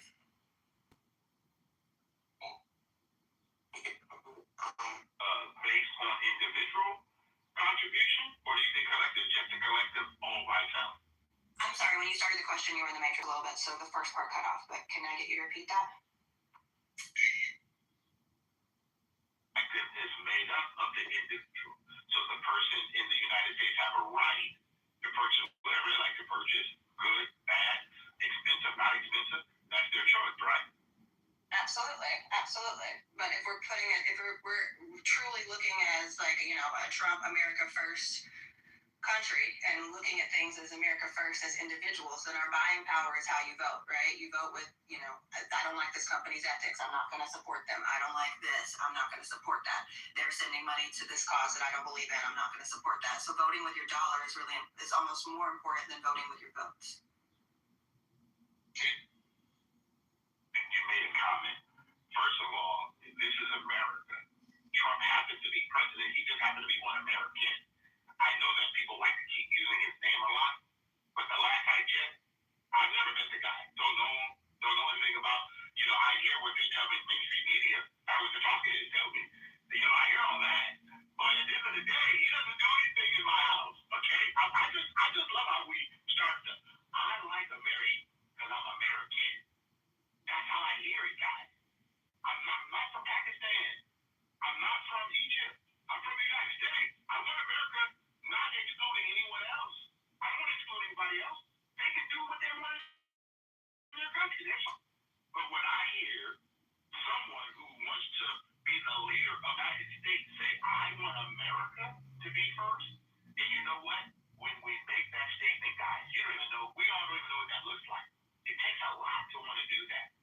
So I believe what he says, I want America to be first. He talked about Edward being responsible for Edward. He's given me the truth to be self-evident. That's how I hear those words. I don't know how anybody else hear those words. But how I hear the words, America, want to be great. Edward has to be great in his own stuff. Edward has to do his right thing. Edward can't cheat on his wife. Edward can't go out and do a bunch of substance abuse. Edward can't say, I'm going to go take a break. I'm going to take somebody else's stuff. A friend of mine asked me a couple of weeks ago, he said, well, Edward, if your family was hungry, you got to just feed your family. When you go and just steal, I said, no, I should have enough friends, enough of the people in my community that would want to assist Edward and his family in that time of need, versus Edward having to be moral from someone that's not mine. That's how I was taught. But I hear a lot of people not look at personal responsibility. They really want something from someone else.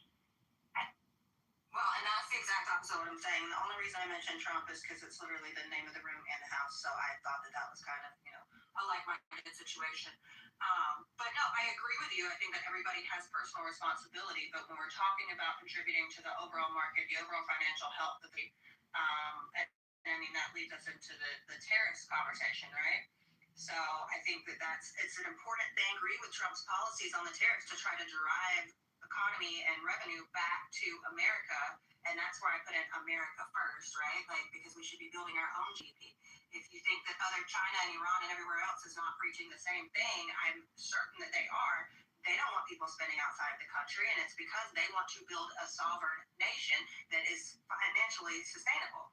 This is just a business. So I don't think that, Trump being president is the reason why we should spend in America. I think because we're American, we should want to support, yes, we are all individuals. We are also a collective, we're a country, and we have one thing in common, which is we are all Americans. So I think that we should all put the American people first. So Jenny, I know that you were in here earlier and I talked about it. There was they did a Let me just answer her. So Jenny, do you think that you and I want to put America first, but if America don't put themselves first, how do we help people who don't put themselves first? I mean, you can't help somebody who doesn't want to be helped.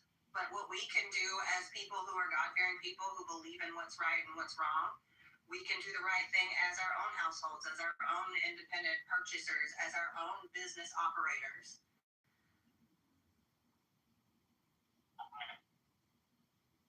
But at the same time, you and I both know this, unfortunately, and I'm going to use the term, guys, we have a lot of freeloaders who want to freeload. They want something from out. Redistribution of other people's stuff is not good. Go ahead, I agree. not at all. Yeah, so I said this earlier. There was actually they did a speaker speaking in Greenville. So he used Greenville, took the population.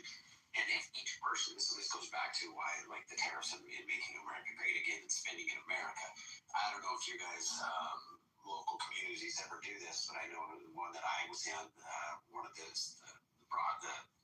have like 7, 8 different stations, but the guy who ran one side of the operation would always, like, the head guy would always have these little things that he would teach. And one was the local spending and how much that dollar recirculated in the community, and $1, what it really equates to the community. They did this with Greenville. If each person that lived in Greenville spent $20 a week at a local mom and pop shop, a local cafe, local hardware stores, that kind of things, your small time car wash rather than big chain, right? You do that, at the end of the year, it would equal an additional $300 billion or $300 million in the local economy. Now, imagine that on a larger scale as the United States. Imagine that when we had Apple were 252 billion profits offshore. Now, we didn't get 10% of that. We didn't get 1% of that. We got 0% of it. Of the 252 billion of profit from Apple. Now, where did they sell that? Here. Right? So what we do is we chase companies out, and we have the narrative that says we're just going to put the prices higher in our pockets. Those same people are the ones that say that fast food workers should make $25 an hour. Cool, pay them $25 an hour. There's a reason you aren't getting a Happy Meal for $9 or $5 anymore. It's now like what, $8, $9, $10. Get a double Whopper. It's damn near $20, right? The reality is it does cost more to make stuff here, but your reciprocal or the turnover in that dollar means so much more. That puts so much more into the system. That gives us more opportunity for our Social Security checks. 93% of manufacturing companies provide insurance. If I remember the number right, 75% of them are under 20 employees. You start looking at bringing back manufacturing, everybody assumes it's got to be massive. But the reality is look at how many, in South Carolina alone, go look how many auto manufacturers there are. There's a line. You literally have to test to get a job at BMW to apply. There's a line of people. I agree. I'm in South Carolina too. It's 100% facts. Yeah. So what it did when they brought that manufacturing, so being down there, when they brought that in, what it did to the Spartanburg, Greater Greenville area, that to give you an idea how well America can do manufacturing, BMW America is relatively new. Okay, it's been around for what, decade and a half, something like that. I don't remember. But BMW America is the largest BMW manufacturer in the world. Their chip plant is in Spartanburg. They're going to probably start making their transmissions for BMW, Bavarian Motorworks in Bavaria, in Spartanburg. They're talking about potentially the engines. Now, think about that. Everybody's telling us we can't produce, but the Germans are saying, you guys seem to do a pretty damn good job. He can tell you what BMW has done for South Carolina. Unbelievable. We can do this more. The whole idea of the tariffs that people forget about isn't to keep prices cheap. It's to encourage us to buy American. China, this was years ago, I did a study on it, and it was the Jeep Wrangler, $43,000 at the time. In America, it was $96,000.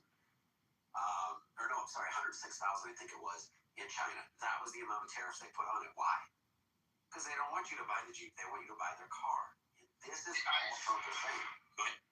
I'm going to jump on the bandwagon with you. The rest of the world buys, yeah? What is the American car that we buy? What is it in Africa that we buy?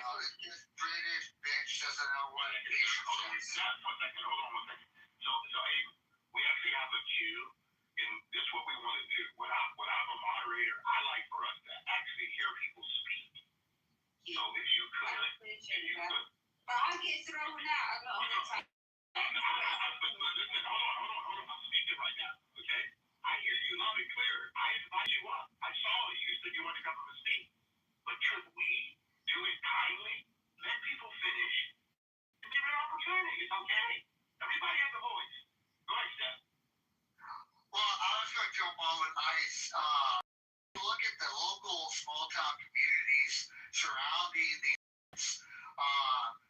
They're growing. And that's these small town communities.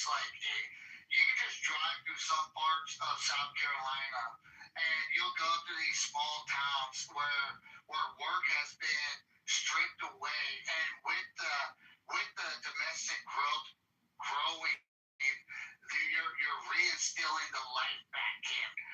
Where I'm at, I'm from a really small township, okay, and we have a manufacturing plant that has literally started growth again, and we're seeing the decrease of assisted living, we're seeing the decrease of government aid, and you're seeing the growth of independence coming back in.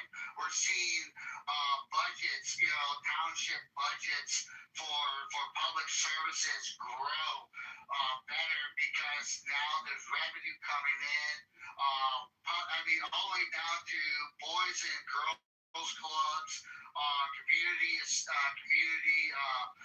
fundraisers, and this is just within the time span of, I like to say, Trump coming back in and really pushing these tariffs on.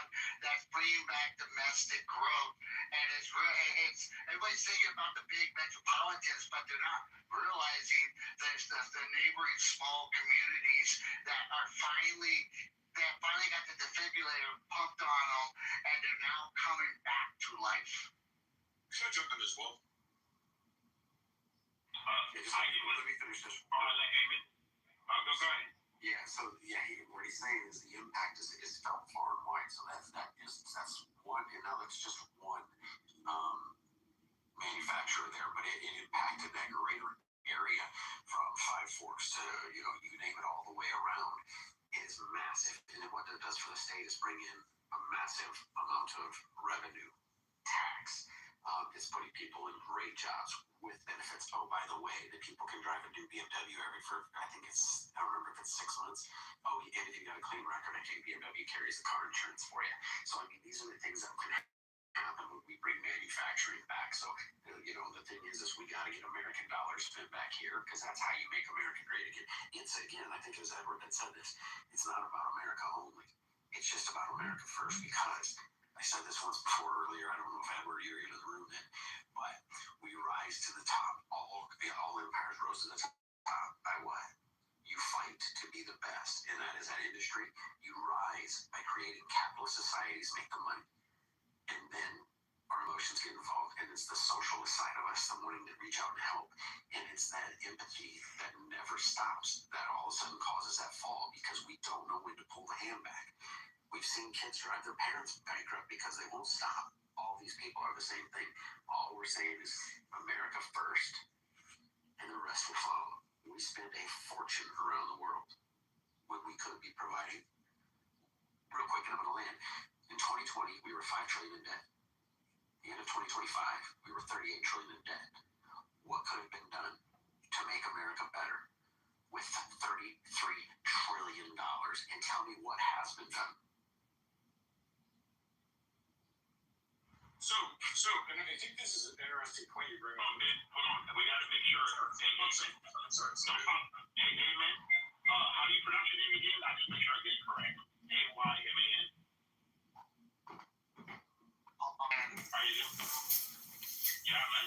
You want to speak? Okay, go ahead, Ben. Yeah, so a couple things. To answer the quick point, like I agree with virtually every single thing that you said, Ice, up until the point where you said, imagine what we could do with that 36 trillion. Like as a libertarian, I'm like, man, imagine what we could do with that money if it was turned back over to the people, which is where it should be to begin with. Like, the government driving up the debt and all that, like, it's crazy to me. Like Edward's talking earlier about, well, if my business goes under, then that's my own fault. I need to figure out how to, like, and yet we have a government that does pretty much the opposite, where the government fails time after time after time, and yet still people continue to vote based on what can my government do for me? I'm sorry, if your approach when you go into the voting, in your local voting place, is to look at the politicians on that list and go, what can these people do for me, even on a local level? I would challenge you to change your approach. The reason I wanted to speak more, I agree with virtually everything that the last couple of people were saying. I think it also, the United States is reaping the benefit of the last certainly 20 years plus of telling every single kid they need to go to college. And so, like, I love the fact that we have people out there like Mike Rowe and these other type of celebrities who kind of made it cool to go to trade school again. And, this is something near and dear to my heart as somebody who grew up here in the great state of Maine. The largest employer in the state of Maine for the longest time. I think it's a healthcare company now, but the largest employer for the longest time was BIW. It's a General Dynamics company making destroyers for the U.S. military. And again, the trades are near and dear to my heart. So I can tell you straight up that the amount of kids that are going to college, getting these 4-year degrees, and then going, oh my gosh, what am I going to do with this degree? It's crazy to me, especially when, even it doesn't even necessarily have to be the trades. If you look at these fields on demand, like nursing and these other fields, like, it's crazy. Like, they're lining up around the block to hire these people, and yet we have this stigma, and I've certainly seen it here on Clubhouse and across the board in a lot of these higher income areas, if you will, that you need to be a doctor, you need to be a lawyer, you need to go to a 4-year, you need to do this, you need to do that. Like, I've seen kids getting out of high school, immediately starting as a welder. Within 3 or 4 years, they're making 6 figures, like, easily. Like, a lot of these places, the retirement, these trades they're retiring like crazy. I know members of my own family who walked onto a construction site and said, hey, y'all got a job for me? And they said, do you know how to swing a hammer? They're like, not really. And they're like, all right, cool, we'll teach you. Like, it sounds like it's that simple. It really is. Like, I understand it. Like, if you're poor in America, I understand being poor in America. But if you're permanently poor in America, like, it doesn't mean it has to be a forever job or anything like that. But, like, for goodness sakes, like, there's so many people that are dying. Like, if you have a teachable spirit, if you know how to say yes and no, and you're a decent human being, and like you're not a complete asshole. I guess is my point. Is like people will walk through fire to hire you, and they're begging you for it. So it isn't just the 4-year degree. It isn't just that. And look, there's obviously a wonderful place in this country for doctors and lawyers and everything else. But there's also this huge percentage of the workforce that, to the gentlemen that they were speaking before, like this manufacturing that's coming back in the United States. It's like, yeah, I mean, so maybe I'll land with that. But yeah, I like to jump on Ben's bandwagon. I love the bandwagon. So like I said, I'm in the reserves now, and dude, I met a guy in the reserves. He makes over $600,000. Okay, and he still loves serving for his country in the uniform. And the guy's rolling bacon. He started off going, he spent like $8,000 learning how to weld. And he turned around and he went out to the oil fields, started his own business, and he has like 20 employees, and they're all welders. They do DOD work. It's just amazing. It's just amazing. So I'm just giving you a prime example for the listeners. It's not about a college degree is beautiful. Don't get me wrong. Their society needs those in-depth thinkers, but you also need individuals that got swagger and they want to go out there and be trades workers. Because I grew up in a time frame where they would beat you in at school saying you ain't going to accomplish nothing in life financially without a college degree. And then, there's kids coming out of a trade school and with a little swagger, little boxy, they can turn around and, make over $800,000 in a couple of years by just thinking outside the box and with a trade. Sorry, Ben, I just want to bounce off. I'll just finish, and I'm going to have some dinner shortly, but I'll just finish this by saying, like, half the shit you can learn online, and, like, you see it, like, there's TikTok channels and Instagram channels and stuff like that are blowing up right now. And there's one that's, like, I saw it advertised on TV, and I'd seen the guy on social media anyways, and it's literally, like, doing stuff like basic trades around the house, like, a lot of this shit, like, if you learn how to do it, like, learn how to be practical, learn how to swing a hammer, learn how to use basic power tools and stuff like that. It's like, this is something that's going to save you a pile of money. Learn how to troubleshoot when your washer or dryer breaks, that way you don't have to hire a technician to come in for $400. Like, I know what those technicians get paid, and I'm telling you, like, you want to have somebody come into your house to fix a hole in the wall in your drywall, it's going to cost you a couple $100 up front, like, just to get them to walk through the door. Right, like that's a trip to Home Depot at $50 tops, like that, and that's if you're doing it wrong. You can do it for $20 or less.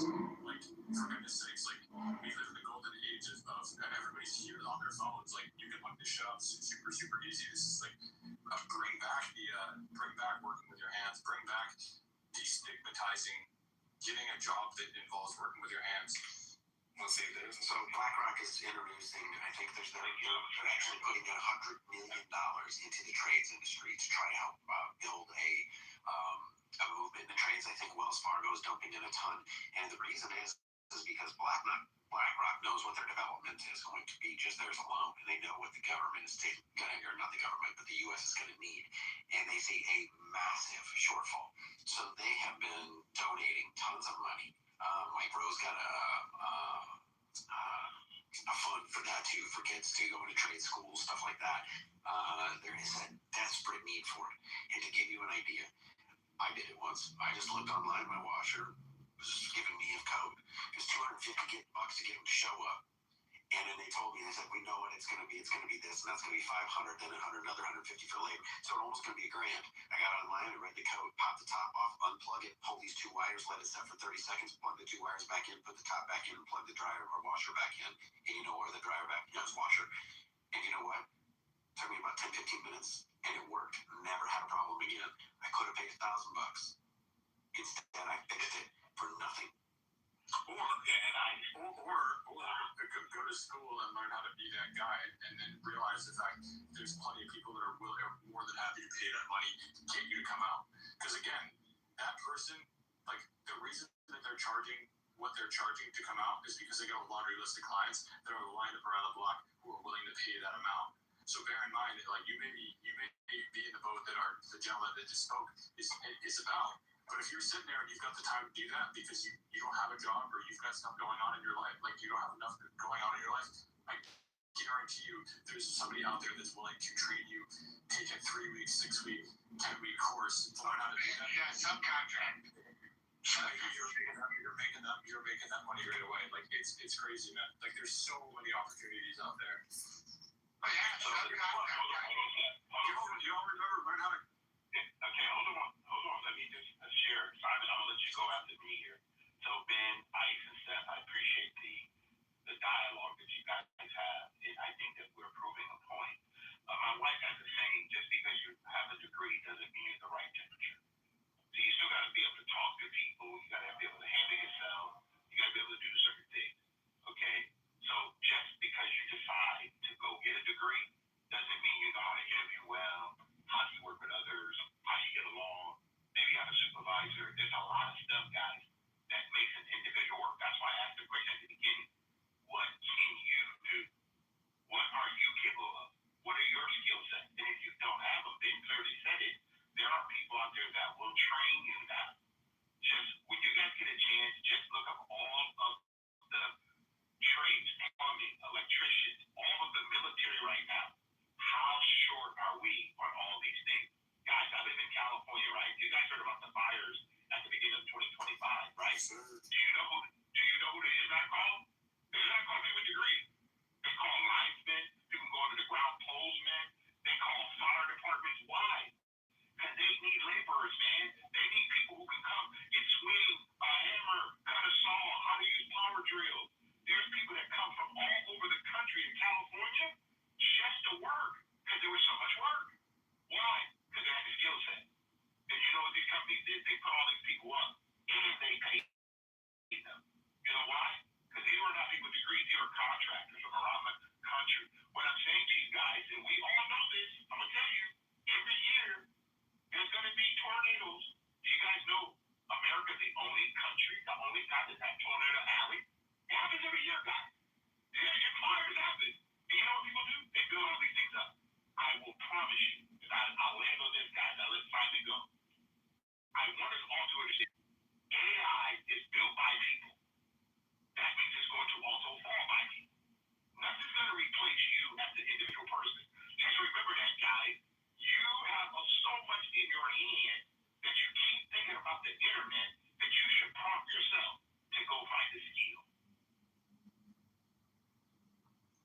Yeah, and the irony is now that with the advent of AI and the messaging we get about what it's going to bring is the safest job. Well, it's a plumber, electrician, someone with a set of skills that involves their hands as well as their brains, because AI can't do that. But that's just an aside following on. So absolutely. I have my own business. Yeah. So I'm a capitalist at heart. But what I know to succeed is you also have to be adaptable. So in the world economy that we have, China obviously has an advantage because it has a cheaper labor than the West, which is why the top 80 brands in the West, all have factories there because they make more money because the labor's cheaper. So what happens? You have to adapt. You have to make yourself competitive in other ways. So in my country, we used to have a big manufacturing, mining industry that completely doesn't exist there anymore. And we've struggled, but we have to reinvent ourselves. We can't be reliant on anybody else. You have to make yourself competitive in the market. You have to be good at selling what you produce, and you have to make yourself competitive, and that can be not just on price, but it can be on quality. It can be on innovation. So we're all faced with the same issue. So we've got to get ahead of the Chinese that way. Can I chime in after you, Sword? Yeah. One thing that I was going to say, speaking to the trades, because right now, speak, we have a significant issue with not enough people going into the trade. So much so to the point where they've incentivized women to come into the trade. But you have certain states that the prices have gone up 5, 10, 20, 30% because the wait period is so long to get people out there. Now, you know, to come out and actually see and do the work. And then once you have people to come out and possibly assess the situation, the wait is so long because businesses can choose which customers they want to put first based upon how much the customer is going to pay and the margin that they're going to receive on the job. Now, as a customer, you might have a salesperson come out, but then, you know, companies in this day and age, they have more salespeople than they have operational people that can actually come out in relation. So going back to the example that Ice brought up, or the drywall situation, you might just need a piece of drywall, but that salesperson might come out, especially if they recognize somebody who don't really have enough knowledge in this industry. They're gonna say, "Oh yeah, you need a full replacement." So something that could have been, you know, a $50 fix or $200 fix. Now, you know, you got lines all on your shit. You got to pay $4,000-$5,000 for something, and it's just because, you know, you got hustle. So I say all that to say, and this is actually one of the initiatives that I'm, you know, looking to kick off because I'm a board member in a local park here in Atlanta. Two things that I'm working on doing is getting the police involved in the park, so that way parents can be more educated on how to get home safe, and the kids can develop a better relationship with the police department, and then also partnering with various, it used to be called home improvement, now they call it home services. Because I've traveled this country working with all types of home improvement companies, and it's not really hard. You'd be surprised. A lot of people that own these businesses, some of them, a small percentage of them have never swung a hammer or nail in their life. Like one of the largest roofing companies in Florida, the guy never installed a roof. He just knew how to market things, and he ended up building this would have been in 2019. He was at like $30 million revenue, you know, annual sales revenue then. So I can only imagine where he is now. I walked in the offices and people with just sandals, shorts. You know, I went in to do a sales training. These guys are making $400,000-$500,000 a year. And I was looking at myself like, damn, I'm in the wrong line of work. You know, I got a degree, I got my suit on, I got all this shit. And the people I'm talking to, they got dirt in their nails and, you know, just, you know, kind of how people characterize them these days. And they making 2, 3, 4, 5 times the amount of money that I'm making. And they're only working 4 hours a day. So that was a reality check for me, but I was never really pompous about going to college. I just was unaware. I didn't know that you could make that type of money in the trades. I just never knew. So whether it's HVAC, electrician, waterproof, and like whatever part of the country you live in, figure out. You just brought up my fucking chisel sword, dude. Go ahead. So real quick step before you do, I just want to add this sort. Is it Piedmont Park or the Reservoir Park? Either one of those? The park where I'm at? Yeah. Nah. It's in East Atlanta. Yeah. East Atlanta. Okay, thank you. Yeah, dude, you guys spiked my chisel. So like I got 9 brothers, guys, and I would say 3 of them, they all do contracting and construction work, all right? My kid brother, he's one of those guys that's always joking about saying he's never swung a hammer. But it's about the hustler and swagger. My little brother went to a trade school, got his HVAC license, all right, with no intention of actually being an HVAC tech. And I questioned, it's like about 8 years ago. I was like, why are you doing it? You're not going to get involved. He goes, because HVAC, you can upmarket everything. I mean, all the way down to subcontractors. And so my little brother, he has a primary job, but he started a business as HVAC. Just so that way he can go out there, do bids, and then turn around and then upmark the subcontracted out to licensed contractors, and that's all he does. I think he made right about $400,000 last year. He's never touched a unit. He's never even he went to school, got the license, and he's completing. He just completed his electrician. So that way he can subcontract, residential electric work. And so he literally does what he wants to do. That little fucker's traveled more on his own free will.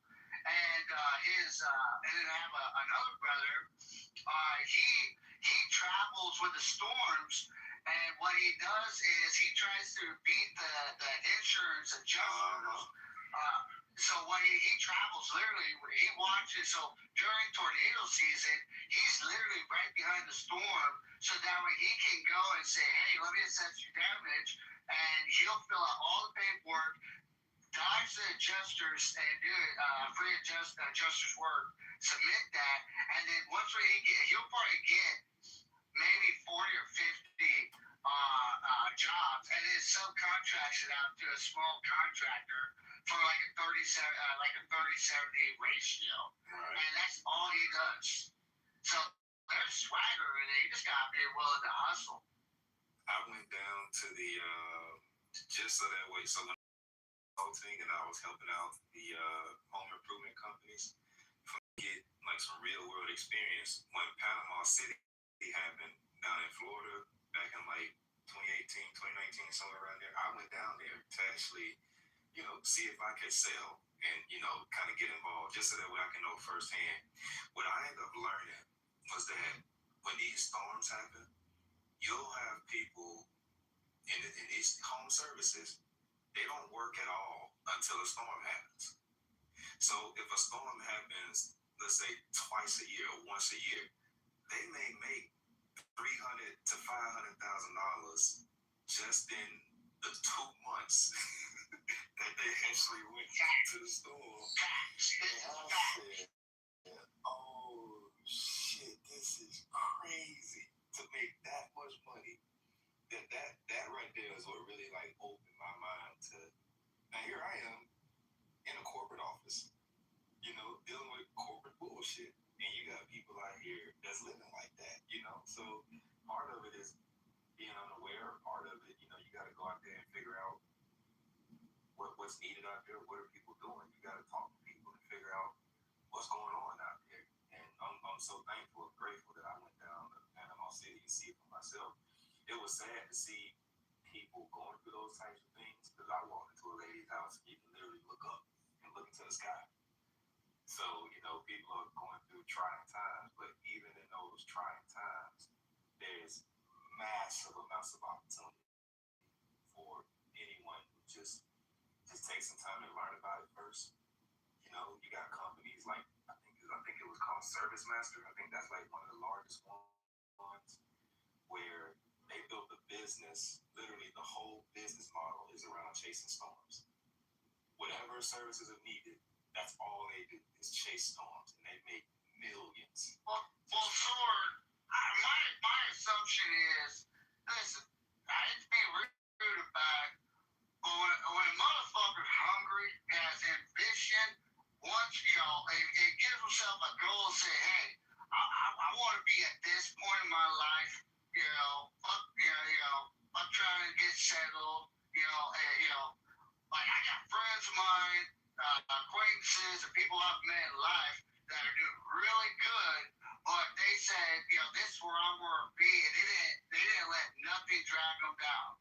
And then you got individuals that are like, yeah, but I'm not trying to be on the road for 3 to 6 months. I'm sorry, dude.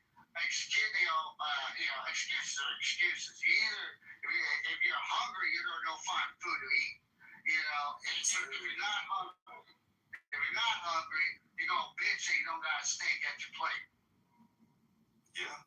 And I love dealing with home services people. That's about as real as you get.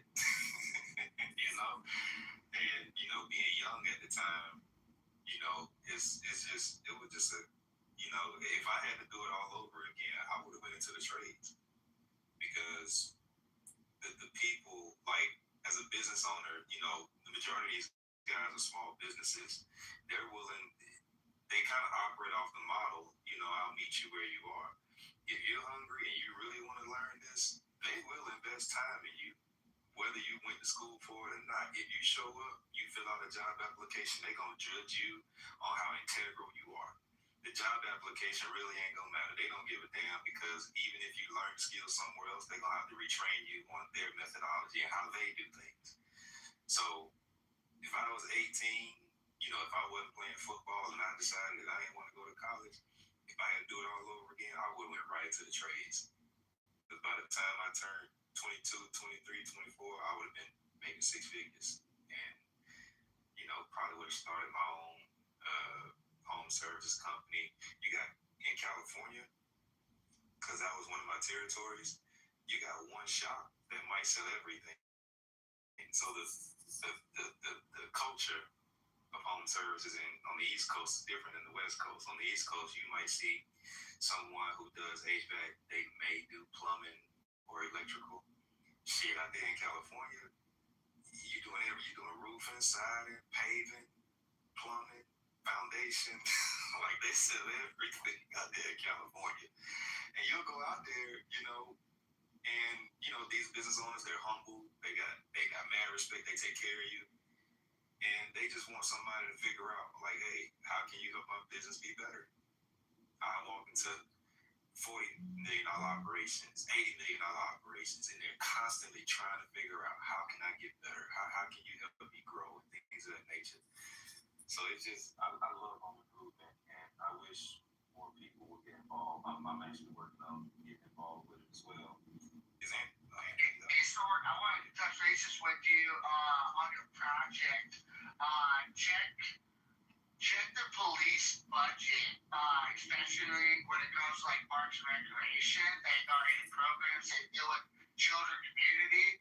I was volunteering with one of my local communities for like a boys and girls program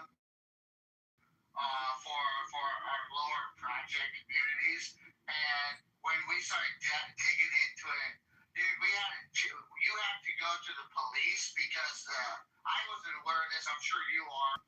Maybe I'm just preaching nonsense, but we found out that like a lot of your community finances or additional funds is delegated through the police department for additional community programs for youth, anything in regards to youth community. And so with Atlanta, check your section's police budget, and you might have to go through it all if you're trying to get grants.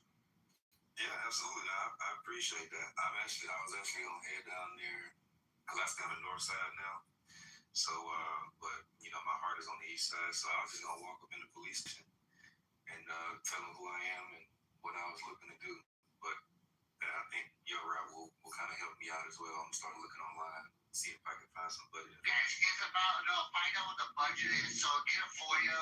So I would say hit them up with a FOIA first, because when you go in there, they're gonna bullshit. They're gonna send you to like the liaison or the servant that's gonna see get politely she's saying get fucked, but she's not gonna use that word. So I would go in there. I would submit a FOIA first for that area, so that you actually have the digits, and then when they submit you to their liaison, I'm speaking on what we had to do. Because we got that polite go fuck yourself mentality, and so we hit it for you, and we said, hey, this is the margin that we need for the community program. This is what you submitted for your digits for the community. We're going to submit to our city senator, our house as well, and also to our governor, and that we're not able to utilize these funds that are delegated to Because it's all delegated to the police department because for some fucking reason, I don't know. Is it delegated to Erica Kirk as well? What happened to Charles Kirk's wife? You okay? Amen. No, I swear to God, you people need to make it common sense to the rest of us and the rest of the world.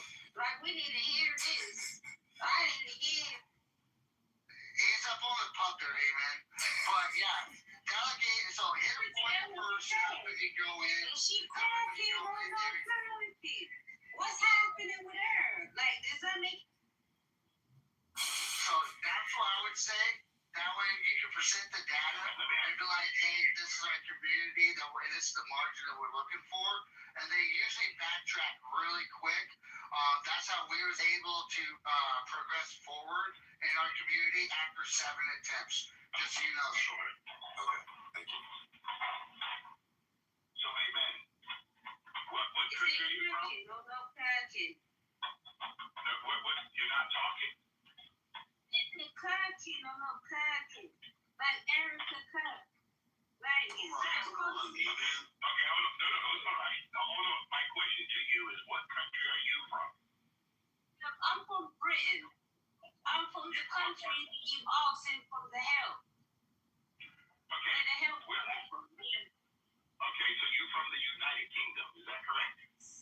Yes, absolutely. Okay, have you ever heard of the Great Divorce? I ever heard about the Great Divorce. Who got divorced? The United Kingdom and the who got divorced? Who was the Great Divorce? I'm trying to explain it to you. The 13 colonies and King George III, who was part of the United Kingdom, we divorced that country and became the United States of America. Do you know the difference between the two countries? Yeah, we understand that. You got divorced. Okay. All right. Fair enough. Okay. So let's go with that. We divorced ourselves from Okay, and then you got rid of us. What that mean? Yeah. What that mean? What that means is we don't look at our lives in the light of other individual Americans. We let other individual Americans do what they do. So for you to come up on the platform and talk about other Americans, which none of us ever met, you talk about the Kirk family like we all know them personally. We don't. So my question to you is, how do you explain who you are? Oh, wait a minute. So you do not know the people that come from your own country. You do not realize that the problem that you already have. The rest of the world is so stupid that we are the ones that are pointing out the fingers at you. Are you being delusional? Where did delusion? I'm gonna go back. Hold on. Go ahead. Oh, tell me what a delusion. No. I'm just having a conversation with you. My question is. I'm just having a Kit Kat with you. You know what a Kit Kat is, right? Okay. All right. So let me get sure we're on the same page. Okay, because I'm just trying to make sure. You told us all that you're from the United Kingdom. Is that correct? Absolutely. I'm no delusion. Okay. So let me ask you a question right now. Currently, who is your king? Charles. Okay, so I'm going to ask you a question based on what you just said. King Charles is your king. Could you answer for us, all of us, as a subject of the United Kingdom? Could you please explain to me your right as a subject of the United Kingdom? How do you operate as an independent human being? How do you wait.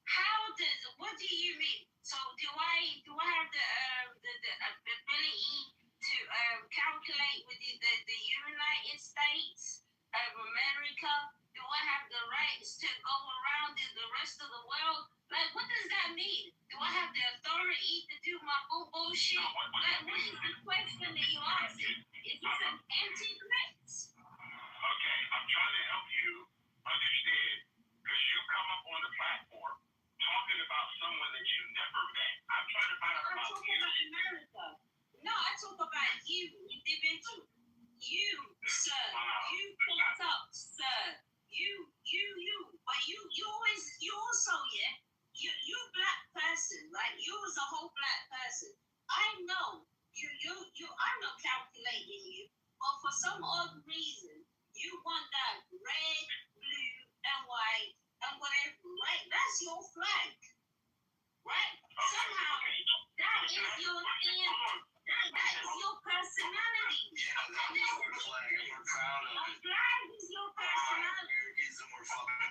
Wow,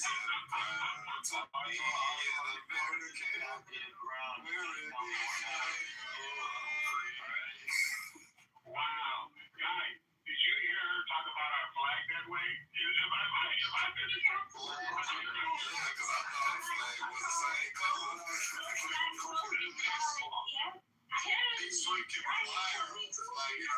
You can't even hoist it on me, so you're fearful of it being offended. We're talking about the rest of the world. Hey man, what's the color of your flag? Get them white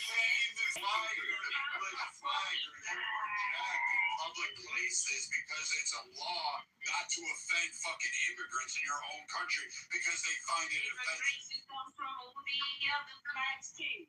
It also comes from another flag. Another flag calculated for another flag. Smart English person. Stupidity. I think, hey man, stop by the pub on the way home. That's what it was.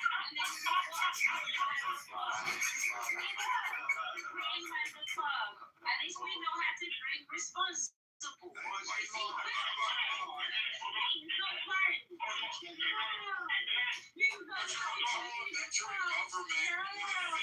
of the crown, has no real power in terms of domestic issues. You don't have responsibilities. In fact, you didn't have a choice. And now you're kowtowing to immigration status because you're afraid of actual terrorist attacks in there, rather than take a stance and actually protect your own interests. So then you should just sit down and shut up because America's been protecting your sorry asses since World War II. We rebuilt you. We helped you fucking establish a foothold. And again, you haven't actually presented anything significant to the world outside of this. You've been a fourth world, third world country on and off since the fucking 60s. Like you haven't been anything useful except cause us problems. And we have to clean up the messes. Amen. What third world country did you?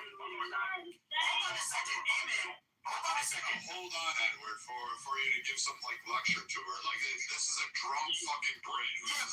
She's British. It's but what third world country are you from originally, Amen? Great Britain. No, but I think she's from somewhere else beforehand. So she's from a fifth world country and migrated to a third world country. So I'm guessing she's like Somalian or something.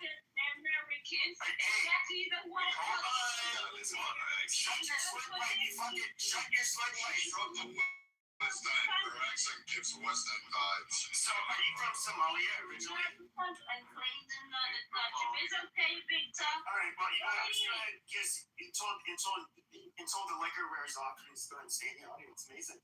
I've been listening off and on, in spurts, but then I hear this bitch yelling and it's like, oh wow. I feel like I was on an episode of Monty Python. But I don't understand people from England. They're not even a second world nation anymore. Like China and Russia fill that vacuum. England, you're a third to fourth world nation. Europe as a whole, maybe, but you did Brexit. So you are now most assuredly fourth. You are behind Russia. You're not a power player. You really don't provide real significant benefits outside of, moral support. I mean, we do exercises and we give you favorable trade deals, but really, in all honesty, your existence is kind of moot. And you created most of the problems around the world in which we face today. These are long-standing issues like the Middle East are a direct result of your fucking greed-mongering ways and thinking we got to make the world Britain. And in reality, we should have just shot you buck-toothed bandits way back when. Yeah, we don't think she understood the Great Divorce. We still stuck back there. Yo, Ron's kicking the shit out of the U.S. I'm like, Sword, I really was. I really was, but she missed that whole point of the reason why we divorced Great Britain. I mean, we divorced them for a reason, guys, because they were not the well. Right. Well, we divorced them the first time, and then we bent them over and made them our bitch the second time.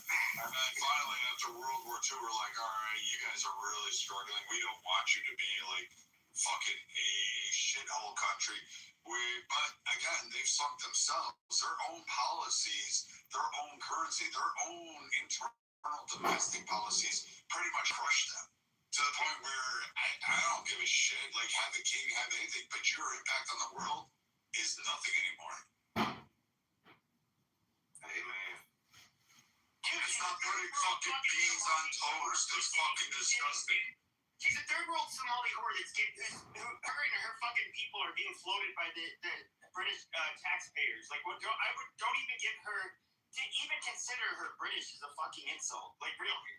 Wait, they put beans on toast? Is that what they eat out there?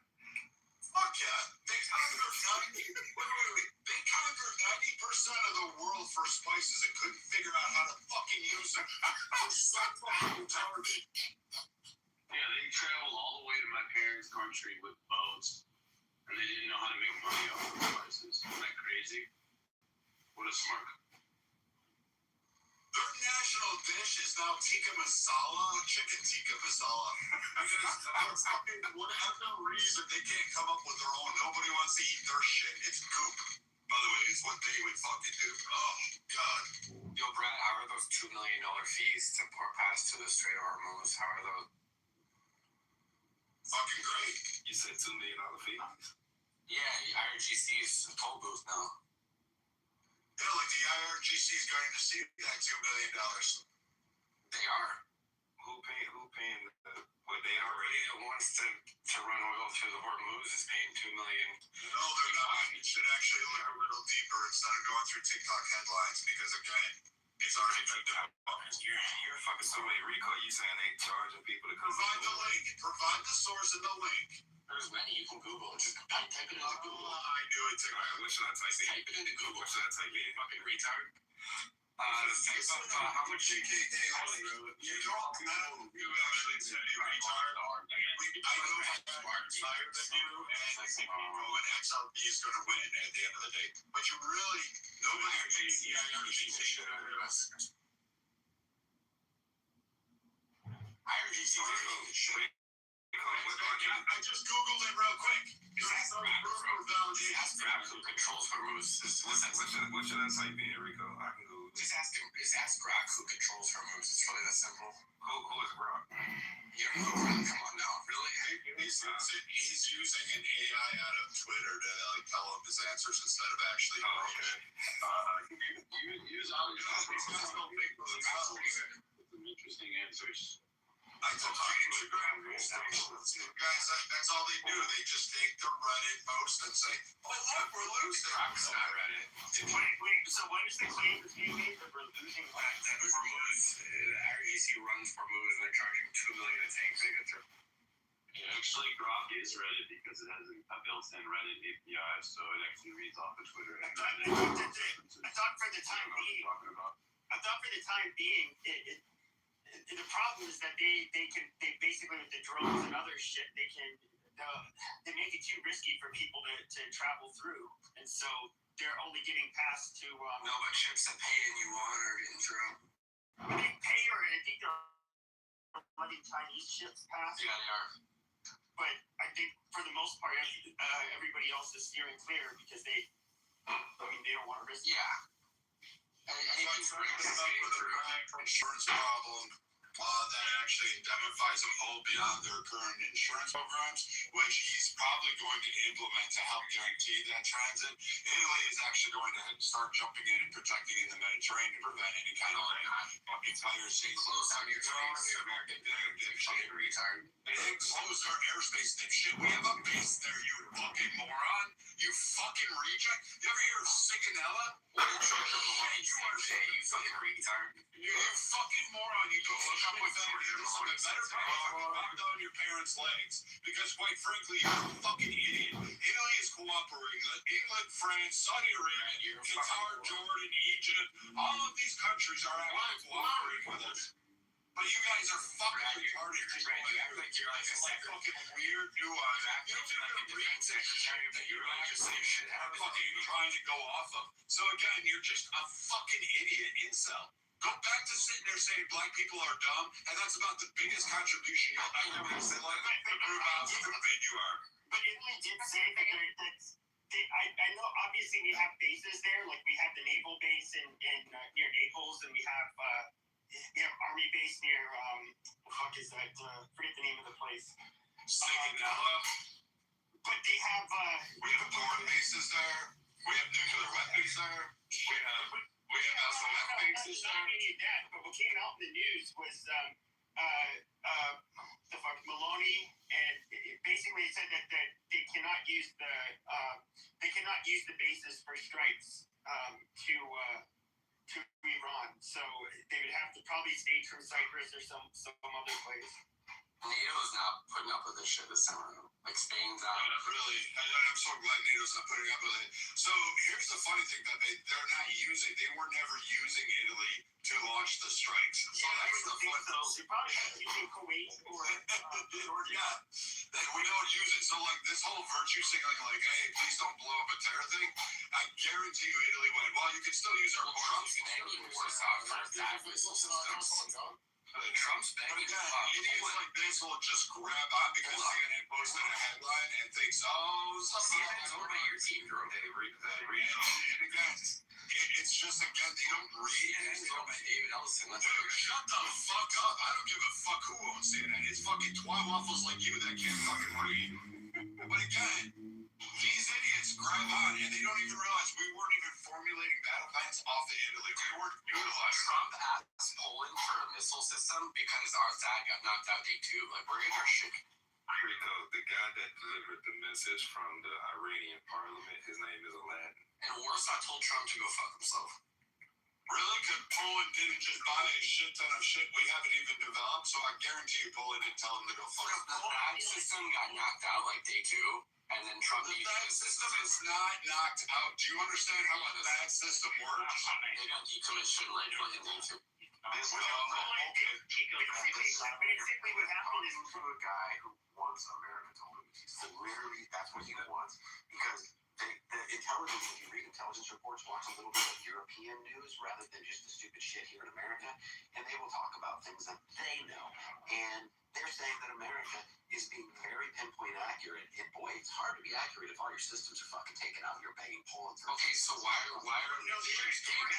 asking Poland for assistance? Here's the deal. They were asking Poland for assistance. Why is IRGC charging tolls to roads if that's the case? Shit, Poland is happy to assist us.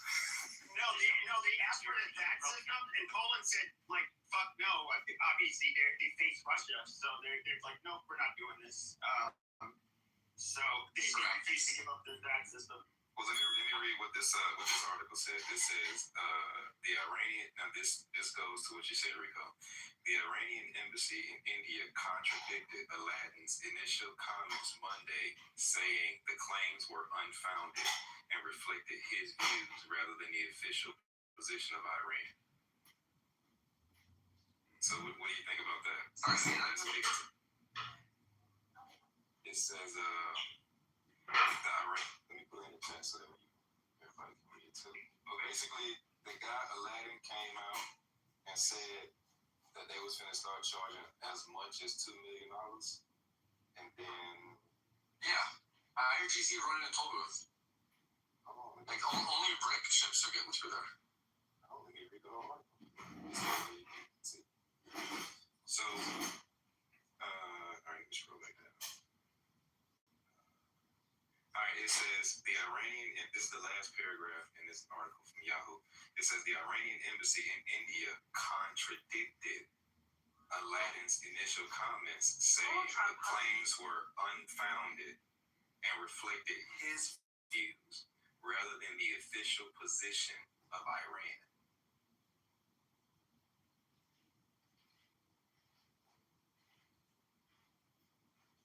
Let's not the lipstick on paper. Well, we'll see you in the Brent and WTO. We'll see. We'll see. Guys, We'll see if it's reflected in Brent prices. Brad. Literally, the open source satellite imagery company that it's been instructed to restrict and delay its imagery. And you could go look at the Daily Mail and any other outlets that have actually looked at this open source, right? Not controlled by the governments, but the governments have committed to restrict it because they're saying it's for operational security reasons, right? For information. But really, it's embarrassing because they're showing all these, THAAD or whatever type of other radar installations and fucking missiles and aircraft that are being fucking hit that their ratings are doing with precision and accuracy. And they're probably doing it with like a 50-gram drone and taking out a $1 billion weapon system, right? Which is going to take years to replace. There's a finite. So how many weapon targets have they hit? How many targets have they hit? You guys all fucking cheered on Diego Garcia, and then fucking got shot down. Let him go. They're like, this is ridiculous from these guys. They're all these like fucking incel fucking wannabe. And then you got the Irish fucking wannabe IRA guy coming on here. Tim fucking guy who got fucking booted like 8 million times. Oh yeah, that's right. He's the British Irishman. A British man living in Ireland. He's Northern Irish. Like you guys fuck that. The people the IRA wanted to kill. Yeah, these are the guys who tried to get rid of. Back to the top. Yeah, so again, these guys hit like one fucking apartment building, and then all of a sudden it's like a failure of it, but they don't talk about the 21 that were fucking shot down. What does it feel like? I don't know. What is your mama's? I can tell you what your mama's vagina tastes like. I'm sorry I didn't live here. I'm sorry I didn't do that. I guess maybe I should have probably not been anal with her. Again, that's fucking hey. Yeah, really? What are you gonna do, bitch? What are you gonna do? You British fucking faggot. What are you gonna do, wonky? You're gonna order pizza on toast and think somehow you have intelligence? You're gonna fucking give me some red pill fucking theory that you're like, oh, satellite imagery shows me this. Even though you've never read a satellite report in your life, you can't fucking do this. Never served. You've never served. You've never served shit except for fucking serving your ass up to every faggot. No, Emily fucking shafted. What the fuck would he do? He served what? He served what? He served in there under a fucking asphalt in the fucking shop. Wait, what did he serve in? Oh, wait. I mean, he served in the Navy. I think, were you in the Navy or Army? You're in the fucking rear with a gear, Brad. What the fuck have you ever done? Oh, yeah, I was. We're sure about that, bitch boy. You were fucking, if you served, you were fucking hooked. You illegal beans on toast. I ain't gonna shut the fuck up. You ain't gonna do shit, motherfucker. You ain't gonna do fucking shit except for fucking grave my balls as they drag across your face and fucking make you fucking wet inside. The most moist guys on here happen to be you and fucking this dipshit over here. So go on and tell me some more of your fucking bullshit as far as your fucking experience in the Middle East, because you ain't read shit. You don't know shit. You can't even explain what the tax system was. You didn't even fucking understand what it was. And you guys again benefit off of my fucking blood, sweat, and tears and can't have yours. But again, keep gurgling, keep swallowing that fucking ball taste in your mouth. Those are mine. They clang when I fucking walk. They're brass. They ding dong while I go, rather than yours sounding like little marbles in a sack. So you got that. You can't do shit, man. Again, these like wannabe IRA fucking red cell, incel fucking people are fucking dumb. These are like fucking retarded people that fucking they have no facts. All they do is just fucking cry all day fucking long about how pathetic they really are. And then at the end of it, they want to cry some more about what didn't go on and who didn't fucking let them talk because they had freedom and they think they're smarter than everybody else. But in reality, you buck-tooth bandits are just sitting there fucking crying all day long about how big bad America is. America's going down.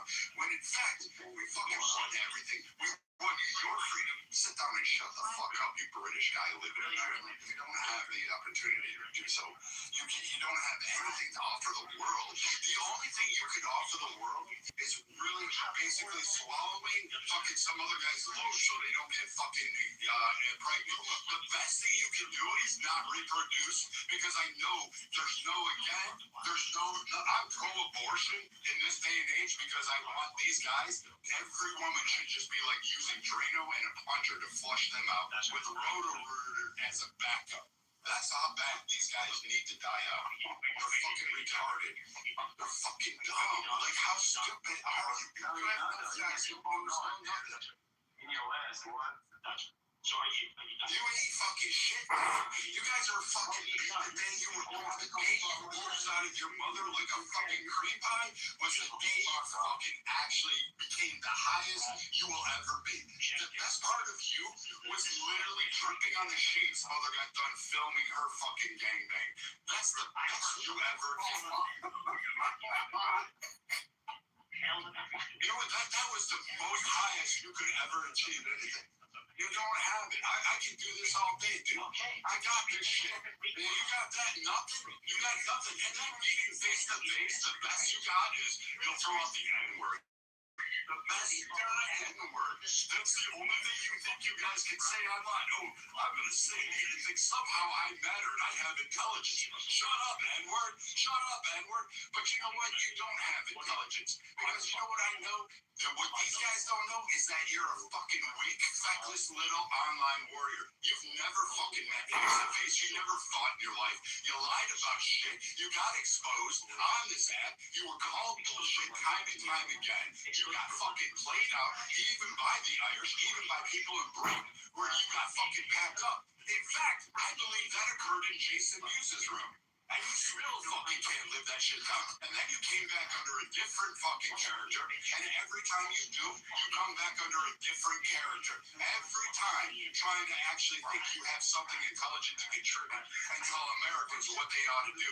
But you don't have anything to offer because you can't fucking do it. And like I said again, the best part of you, the highest you'll ever rise, is again a wet stain on the fucking mattress after your daddy fucking pulled out and went for milk. I'm sorry you grew up eating water with your cornflakes because daddy never came back home. But you don't have the excuse to be the feckless woman that you are. Anything more? Anything more you want to try to do? Anything else you want to try to do? Because you can't fucking beat me. You can't fucking stop me. You can't do shit, motherfucker. Because you know what? I'm bigger, I'm tougher, I'm stronger, I'm faster, I'm fucking richer than you. And I have all that. And the best you can come up with is calling me a fucking nigger. That's the only thing you can ever fucking do. And you think somehow or another that somehow gives you a claim to high intelligence. It just shows how stupid you are, how fucking dumb you are, and how fucking retarded you actually become. Because that's the only thing you can ever do. You know, personally, guys like you are so glad that we should reach through your rectum, pull your spine out, and beat you down. I swear to God, your mama should have been skull fucked until she was dropped on the carpet, and then she could have fucking went. Dude, you don't have fucking shit. You're a fucking wannabe rapist. You're a fucking pedo or some other shit. Because that's what fucking Jason Muse fucking exposed was you're full of shit and you're full of bullshit every fucking time. So again, you little fucking incel fucking pedo rings that always seem to get couched in Christian nationalism seem to be popping up as pedos all the time I turn around. And it's usually you two bandits that are fucking over there wanting to put your little beans on some fucking... And that's all you guys ever fucking do. All you ever do. You don't have fucking... You're never going to talk, dude. I'm not going to let you talk. I'm not going to do anything out there that's going to allow you to talk to Americans because I quite frankly think you're probably the dumbest fucking idiot on here. So go back to chasing little kids in fucking Ireland or Scotland or Wales or wherever the fuck it is you're hiding these days and go fucking keep going there until you get caught because we know that you guys are nothing more than child rapists and fucking little wonky little fucking creepy fucks all the fucking time. You have that, you always will be. You guys were too stupid to even control an empire. You lost to a fucking guy who went on a hunger strike and managed to turn around and say, get the fuck out of my country. Why would we listen to any fucking idiot that came from Britain? Ever. You lost to a guy who did a peaceful fucking hunger strike and you couldn't even beat him. The guy was 100 pounds. You expect me to sit down there and back down to some English fucking person? Get the fuck out of here. Get the fuck out of this nation. Shut the fuck up. Go. Here's a good one. Go start your own room. Go start your own conspiracy room. Go start that whole bullshit again and see how long you last. You know what? I'm willing to bet you it's 10 minutes and you'll come back under a new name and new profile and you'll sound like this. Hi. No. The dad system. He moves on and the U.S. is going to lose everything. You guys are getting out of the league. destroyed by Iran, a fucking fifth world fucking nation. You guys are a third world, fourth world country to begin with. Actually, Iran may be tougher than England right now. It may be tougher than you. I would rather see the IRGC go against England, which is probably why you guys didn't want to go down there, is because you knew right off the bat the fucking faggots would get beat. That's interesting.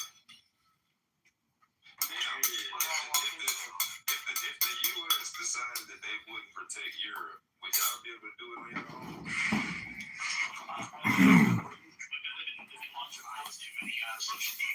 be fair, France and Poland probably could hold their own. The rest of the nation, England, can hold shit. That's right. Did they get Trump to fuck off by stationing troops at NATO in Greenland, rather? Nope. How can Poland tell Trump to fuck off? They put NATO troops in Greenland and then he fucks off. No, that's not how it works. And Poland doesn't own Greenland. Dumbasses don't even know who owns fucking Greenland. It's Denmark. Yeah, country. So again, we still have troops there. We have bases there. Did you know that? We pull it no, he's not. You're not doing shit, dude. Again, you're not going to have any prominence. I'm going to keep backing you up. Because the only thing you said is the N-word, and you think somehow, I told you, that's all you guys got. That's your shock value. That's all you guys got. I'm going to say the N-word. I'm going to keep saying it. I'm going to keep saying it. I'm going to keep saying it because Okay, look, the potato nigger and the half potato nigger keep on arguing and screaming over each other, and we cannot understand what's going on. I tried to let it go, but you guys are just keeping on bullshit. I'm not letting him speak. I don't give a fuck. Shut the fuck up. I don't give a fuck. You ain't gonna get shit. Well, I'm not You ain't going anywhere, dude. Except down to the goo. I can promise that shit. And off the app, I know that much. I know that account's split. I know that. I know that. I'm not reporting, but I guarantee all those people in the audience already did. Alright, I moved them down. It's just too much. We gotta keep going here. Unless you still want to play with them. No, I don't. Pause on that, by the way. I'm gonna just play with his mama tonight. Hey, didn't NATO send 13 soldiers to Greenland? Ooh, that's big. 14. But you know, the thing is, if you were, I know you served, right? If you heard America was coming to Greenland, and you were in another country, and somebody said to you, "Hey, Steffi, we're sending you and 13 other troops over there. Y'all are going to stop America." What would you say? Your value is to that country. They're gonna suck my dick or something? Yeah. But I'm just saying, in Greenland, we've had troops here. When they said, there's 30,000 troops, hello, we've had 30,000 troops in Greenland and on bases for the last 20 plus years? Maybe longer? Brad, I'm sorry, Senior Chief, don't beat me up too much, but I think well over 20 years, we've had troops stationed in Greenland. Shit, we prevented the invasion in World War II. We deflected multiple attempts by Russia during the Cold War to have basically footholds in that area. So, I mean, I'm confused. We do training out there all the time. Don't tell me, Senior Chief. I was just a little unaware. These guys actually, is there something there? I know we do training because I was fucking there training. It sucks. But you guys apparently, all these incels who play Call of Duty all day seem to know where some fucking British guy overseas who's on my Reddit forum or my Discord channel tells me otherwise. But yeah, no, we don't fucking do work in Greenland. Hey, Brad, can I say something to the And literally serves in the Royal Navy, doesn't he? Hey, I just want to let you guys know, this is, the way Brad is, in the military, we dread the day you gotta have a conversation with a senior chief, because when you bring stupid shit up, senior chief puts belt to ass. So, guys, understand, how he talks. That's what a senior chief is. So sorry, Brad, I had to put that out there. A lot of people think you're just being an asshole, but no, Brad's a great guy. That's you bring bullshit up, you're gonna get a belt to add.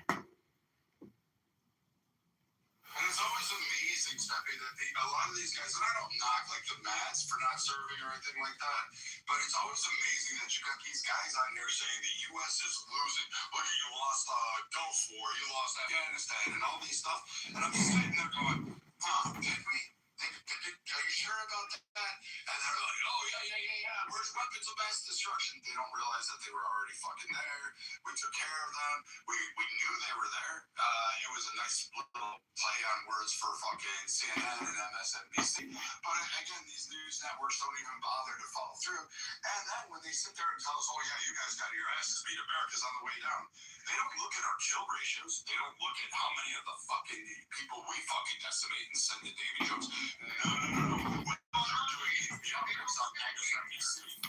They don't look at the media. Like when they bring up, like the one I hate the most when they bring up Vietnam, they say we lost Vietnam. I was like, bro, we did militarily, and we did not lose Vietnam. And they go, yes, we did. I said, bro, we had literally 12 days of fucking bombing. Literally, and 12 days of Christmas, some people will call it, and then at the end of it, they came to the table and said, okay, we're done. And then 3 years later, communists came back. And it's like the dumbest fucking thing when people say we lost Vietnam. And same thing when they say we lost Afghanistan. I was like, no, we did not lose Afghanistan. We maintained a presence there, and we were basically subacting a massive footprint. So Senior Chief, I agree with you on that.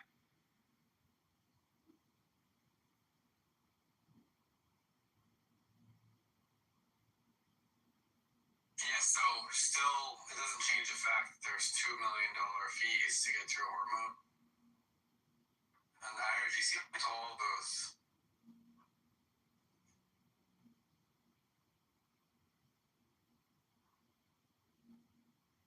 One paid. There's not even verified. It's just being reported that one is paid $2 million, number one. Number two, when we look at losing in America, we have a country who had a military. That country has no boat presence in the water. If you came to America, anybody, I would like to know who's parking their boats in the Gulf of America, who's parking their boats just off Miami Beach, who's parking their boats in the Hudson River, who's parking, nobody is, okay? But we've got our boats surrounding them. Their boats are not controlling the water. The reason that they have control is because they do still have missiles, and the reason they have missiles is because they reported 1,000 missiles a month. And the missiles we used to shoot down, we were producing 6 to 7 a month. So guess what? You guys that say we should have gone in don't realize that everybody going back since they took office said we need to go in. They all said they were a problem. We all, every president. Shit, the Secretary of State Hillary Clinton said it. She said she'd go to bomb their asses. There's a Fox News link in the chat about $2 million a tanker. And one has been reported to have done it. I just read that. So, guess what? The fact is this. You don't tell people, yeah, go ahead and go, because they do still have missiles, and they will strike because they're throwing a tantrum, and their neighbors are losing patience. But the reality is our planes are flying over there. Not a problem. They sent a warthog in. You ain't sending a warthog in if they've got some badass air defense. Not doing it. We sent the 31st. We've sent the Tripoli. We've sent, what do we got? Airborne going in, Stephanie? We got those. 2 carrier groups. Oh, yeah, and various other attack squadrons. I want to buy some Dude, the 29 Tucanas are in, and anybody knows what the Tucanas are. Dude, those are a single prop airplane that has basically, issues 250 gallons. So all their missile satellites and drones are underground. It's because no matter where they're at, once they launch, we have them. That's the dumbest thing ever. We did capability studies. We even proved it with Diego Garcia. They can't do it. Like all of the stuff where the U.S. is losing, as soon as they pop their heads up and shoot, we have them. We know where they're at, and then we blow that shit to high hell. They can have it underground. It doesn't matter. We're hoping they shoot. We're asking them to shoot them because we know that. And Bradley Cooper, who's the admiral in the region, who basically decimated their entire coastline and all of their navy, you clearly don't know any of that shit. You're just giving me Fox News headlines, and you didn't even read the article. It was MSNBC. Whatever, they're all the same. You're just reading fucking some. One is alleged to have paid, but they can't even confirm it. Oh my god. Oh, I read there's a lot of IRGC says they're fucking winning the war, and dipshits like you are fucking believing them. And I'm sitting there going, where, when, what facts do you have? And you gave me a fucking shitty headline and said, here, read it. And then when we read it, it still didn't prove your theory. I mean, just look at the pump in the U.S. Like, how much you paid for gas in the past month? We're not paying $5.07 like we were under Biden without cheaper. Here we go. I'm just speaking facts, Rico. You speak them, I'm speaking. You were not here complaining. I never saw you on here complaining that kind of, we're paying $5.07 for gas. Why did we do it? Because of policies that he freaking did. Sure, you can say, oh, COVID, and you can say this and that, but yet they literally reduced the strategic reserves. I didn't agree with Biden attacking fucking Russia. Here's the deal. What did he do? This is not a red versus blue thing, you fucking idiot. It's not red versus blue, you fucking moron. Quit being a fucking jackass. You are the stupidest motherfucker on here because you go to fucking stupid childish bullshit every time, fucking Rico. I'm talking about conversation, but you fucking can't be adult enough to do it. What fucking policies did Biden specifically do that caused a problem? Because I can tell you, I fucking got a house in a goddamn state, not far from where it fucking happened. Yeah, Biden was retarded. He backed Ukraine. I agree. You what? Biden backed Ukraine. I agree. That was retarded. What the policies that caused the I'm not a Democrat, you fucking moron. Hey, don't. You are really seriously. You come in here and you're like, we're losing. Marcus losing. This is what your talking point is. You act like seriously what you come across like, Rico, is a 5-year-old. I know you want to swear that. This is exactly you. Hey guys, can I chime in real quick, my guy? I'm going to address to the group little good positive note. This is a little fact for you guys to understand where the IRGC's air power is decimated, okay? B-52 bombers are literally going into mainland. So understand this. They're dropping 70,000 pounds of solid ordnance. These are aircraft that are big, sluggish. They call it Buff for a reason. Buff as big, ugly, fat fucker. All right, because they're not built for the looks. They're not built to evade SAMs.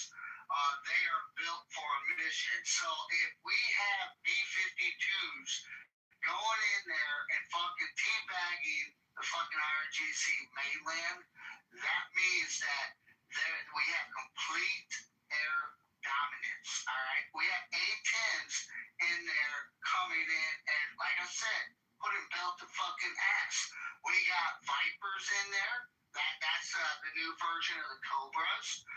We got Apaches going in there, which are dominantly targeting fast attack boats, one-way drones, and they're doing a great fucking job, guys, all right? Dude, we even got the Spooks. Anybody want to know what the Spooks are? That's a C-130 with basically with a 105 mil cannon out the fucking side of it, and two 30 mils on the side too, just basically playing laser tag with the IRGC. So that is to explain the dominance in the air that the U.S. has, okay? So please take that into consideration when you guys spout bullshit when the IRGC on your newsfeed says that they are winning the war. Well, here's the better part on the naval front, Stephanie. So we have, we're aware that right inside the strait there in the narrow channel, we have the Roosevelt Buckley, Oscar Austin, and Thomas Hudner. These are destroyers. These are pretty powerful destroyers. This is why we don't need other ships there. But basically, our destroyers act like battleships these days.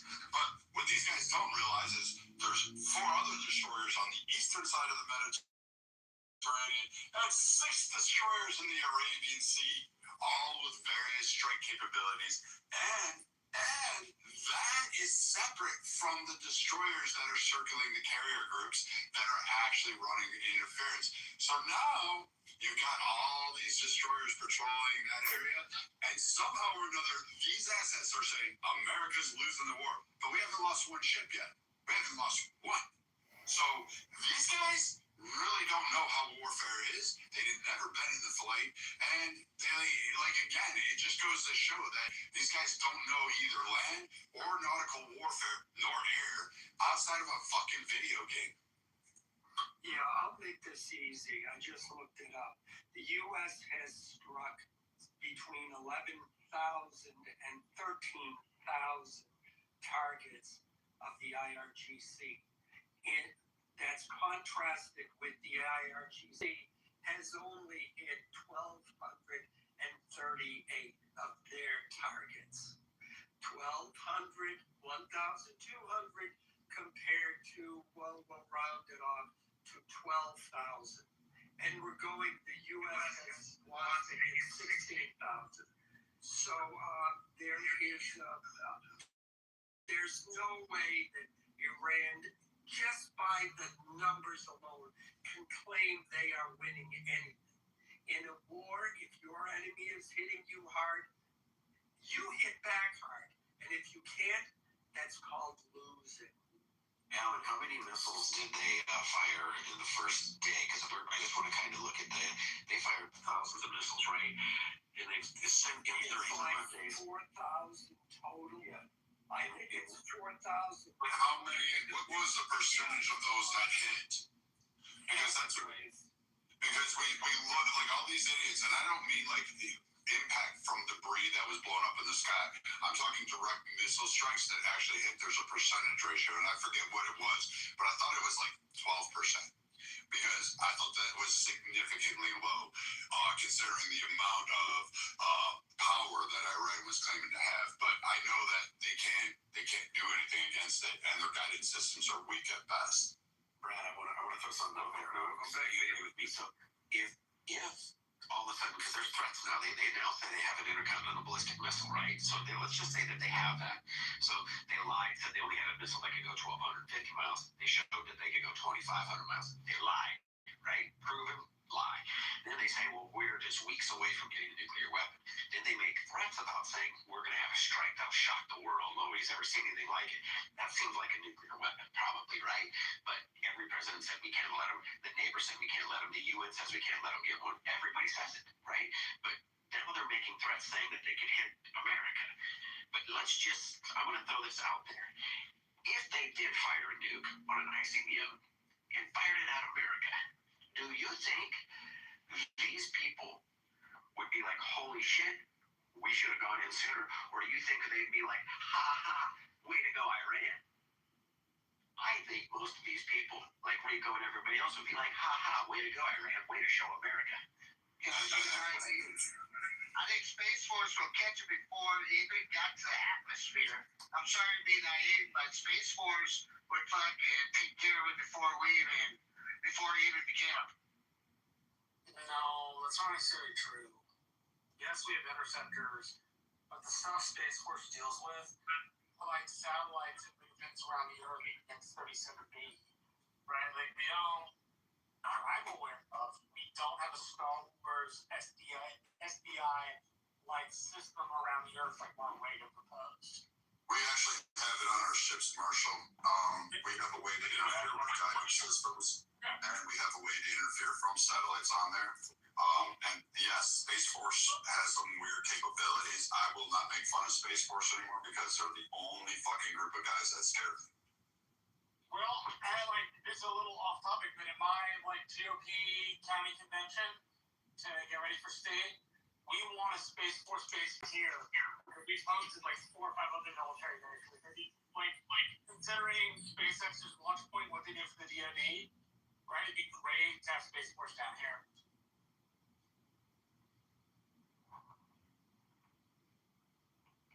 And I don't know. I'm scared of them. Those scare me more than any other group. And I can't make fun of Delta Force anymore because they pulled off a perfect operation. But Space Force, these kids are scary. Did you hear about some of the reports from people that were there when they went into Venezuela that said that they used some sort of a weapon on them that made them disoriented? They were vomiting and stuff, and they said it seemed like the Americans were unaffected by it. And then did you hear about that? Bleeding. Yeah, their nose is bleeding out of the ear, everything. Yeah.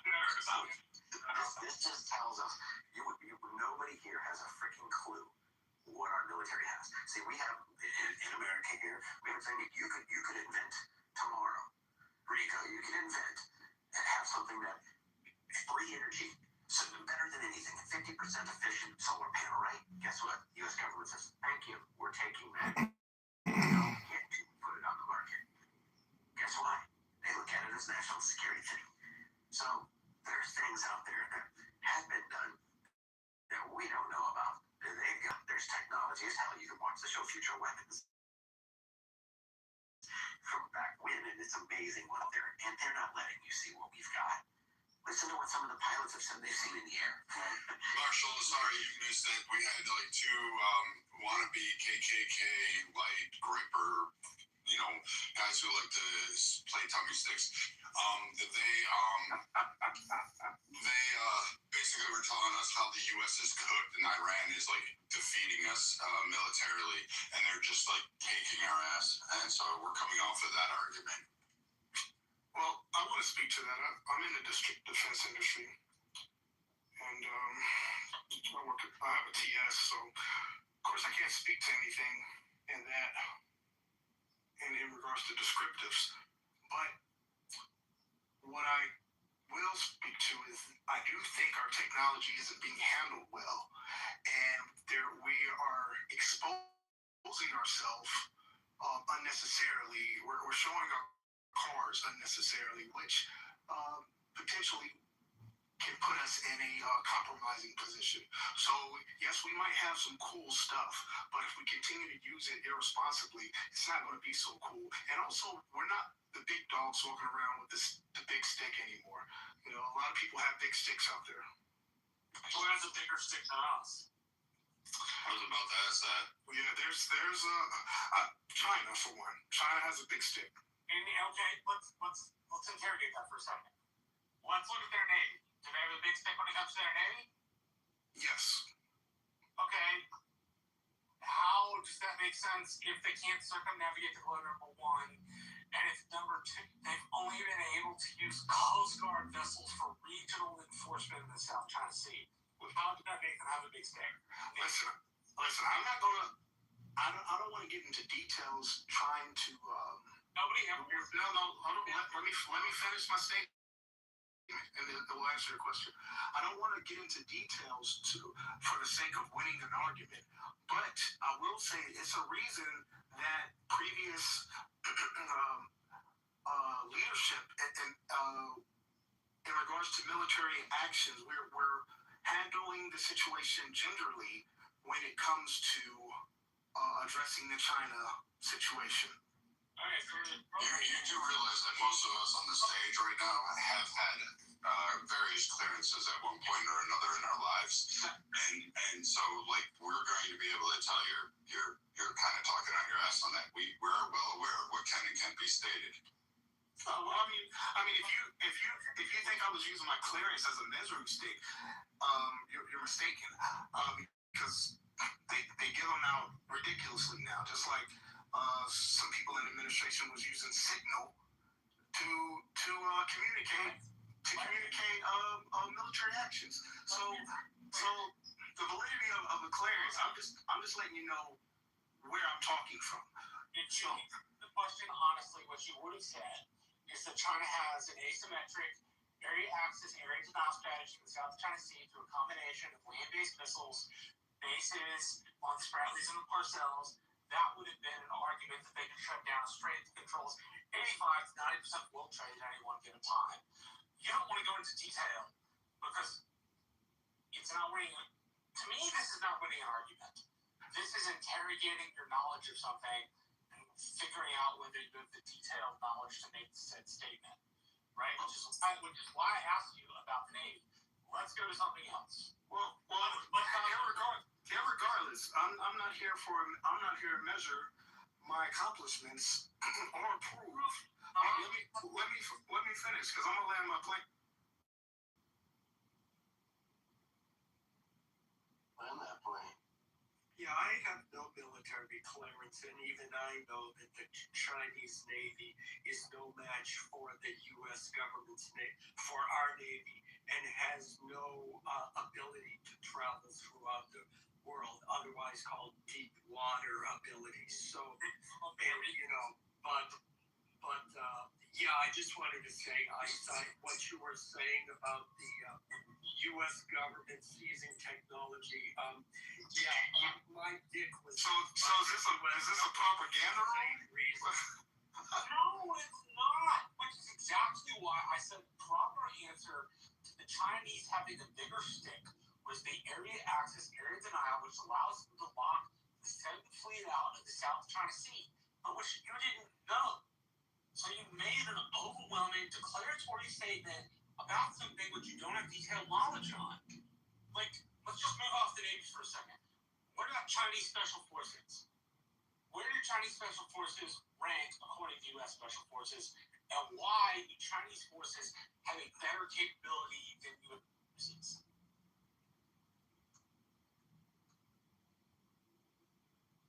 I didn't ask the question to hear myself talk. I asked the question. Who's doing the ranking? Who's doing the ranking? I'm asking you. You're doing the ranking, whether that's because of your personal opinion or because you have looked it up someplace.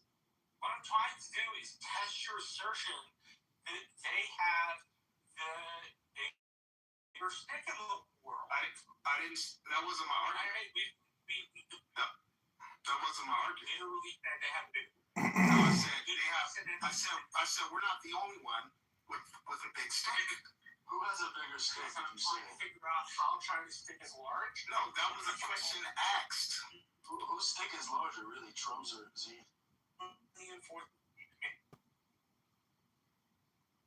You're breaking up. My question is, why would you enter a room and say I work in DOD? Every person I've ever met in my life that does any type of civilian DOD interactions, they do not openly jump onto a public platform that has full access to broadcast of their DOD or have any affiliation. That's a red flag to me. I mean, like I said, I'm not trying to prove or disprove that. My affiliations. That's not what I came here for. This is a conversation. What are you gonna do? You gonna attack my home or try to get secrets out of me? What can you do? What the fuck? No, we're just trying to determine if we can have a good faith conversation with you, sir. That's just it. There's no hostility. Well, it seems like there's a lot of hostility, and to have a good faith conversation is simple. Just have good faith. Just have good faith. Just have good faith. You told me you didn't wait to answer detailed questions. But I didn't ask you because I wanted to hear myself talk or because I wanted to attack you. I asked you because I was trying to get your background of knowledge. I told you. Answer it. I told you my background in the terms of If you can just own it and just say you talk out your ass because Alan and Marshall both exposed. Or you can have good faith and just take my input. And if I had good faith, I believe everybody is a multi-billionaire and that Rico actually has some kind of claim to fame, and that all these other incel idiots on here that tell me that black people are inferior to white people, somehow I would believe them. I don't have faith in people. I don't put my faith in people. Can I pivot to the Rio Grande? to go back to kind of the subject that you guys were talking about. If you PTR my picture, you can see what I'm talking about. Oh, he left. I wanted him to hear it, but anywho's, Marshall, do you see my PTR? Can you see that little? It's like a mini sub boat floating on top the water. And what it is, it's an unmanned surface vehicle, and it's actually right now training in the Rio Grande region. So it's when you're talking about next level, what are our U.S. forces doing and whatnot? Just like, oh, we're worried about drone attack. I mean, they're already 5 years ahead of that, understanding the evolution of munitions. So I found this one to be quite interesting because it's not just an intel vehicle. It's not just floating around. It can go under, but it also has some destructive or like neutralizing operations. So like that are very high tech. It can like do directional jamming of frequencies to a server of command control, and then spoofing the drift of the craft off course so people can't really track it. It does a subsurface netting, what's called a boom, and it just designed to create like foul propellers and waterways, rendering the craft dead in the water, like other smaller crafts, right? So if you think about a boat that's going to try to land, just a common fisherman's boat that's going to be used to lay mines in the water, then they can render that craft, non-effective. And then it also has like acoustic detection. It deploys hydrophones to pick up like motor categorization, allowing for early warning before low-profile craft enters visual range. So that gives like an automatic eyes and ears of seeing what actual can come around, not only beach or waterfronts, but also to help escort said, like, let's say, larger ships in and out of waterways. So that one came across my connections, and I thought it was interesting. So I wanted to hear the guy what he was talking about as far as like actual military procurement, and the Marine Corps is known for, I mean, they're the most deadliest. Sorry, Brad, but they are. Don't act new. They have a huge procurement program for non-lethal weapons. So when you were hearing about the discombobulator that Trump likes to call it in Venezuela, that is a form of like non-lethal weapons. So there's a ton of them that I could talk about. That my late husband, he was the procurement officer for non-lethals, which was weird because he just wanted to blow everything up. But the military is like way ahead of it. But this is just an example. I mean, I wouldn't even have thought of such a thing of what I have in my PTR, but it's quite interesting what they. But then you want to be EOD, Miss KK? Oh hell no! We had EOD on the Cuban fence line. Those guys are crazy. Have you seen the little mini tanks they drop off in these, like, they can hide in like grass? They got a little scope that comes up, so not only can they use different radar systems, they can literally visually see incoming, and they got little missiles and stuff on them, targeting systems. It's amazing the stuff that we've got, and like it's so funny because nobody knows this, and they think like, oh, we're just gonna go drop in like Vietnam and Iran, and it's like they don't understand. We won't do that until our military leaders say we're safe. We feel safe doing that. Everybody thinks this is Donald Trump just roguely going in and saying, "Oh, this is what we're doing." No, I listened to the guy who literally was there. I think I don't know if he said 20 some years that he was there running that. He was the one that was strategic plan for that area. I think it was on CNN or MSNBC. He was talking. He's talking about the boots on the ground, and he's a big supporter of it. And he explained why. And there's many reasons why. But he says you take out these targets right now. What they're doing is they're still flying over. Every time they fire missiles, they give us new targets because it opens us up to new intelligence because our drones pick up those firings. So right now, people don't like. And I wanted to ask him. The one guy said he had the DoD clearances.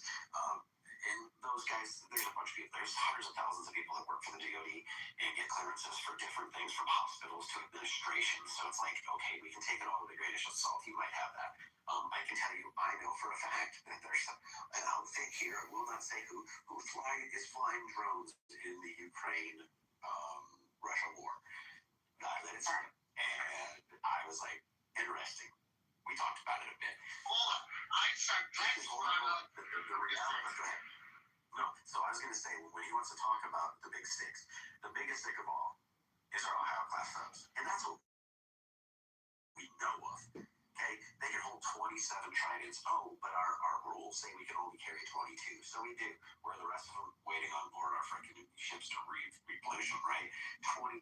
Inside of each one of those 22 are 8 warheads that are 40 times the size of what we dropped on Hiroshima. So one nuclear sub can literally devastate. Now, do we want to go there? No. But when we talk about the size of somebody's stick, that Ohio class sub is carrying the biggest damn stick of all. Well, I mean, think about what we were able to accomplish just last night or today, which was we flew B-52s, refueled them in the air, dropped the munitions, and did a ring around the rosy to drop more. Don't forget inland, Miss KK. Inland. Just south of Tehran.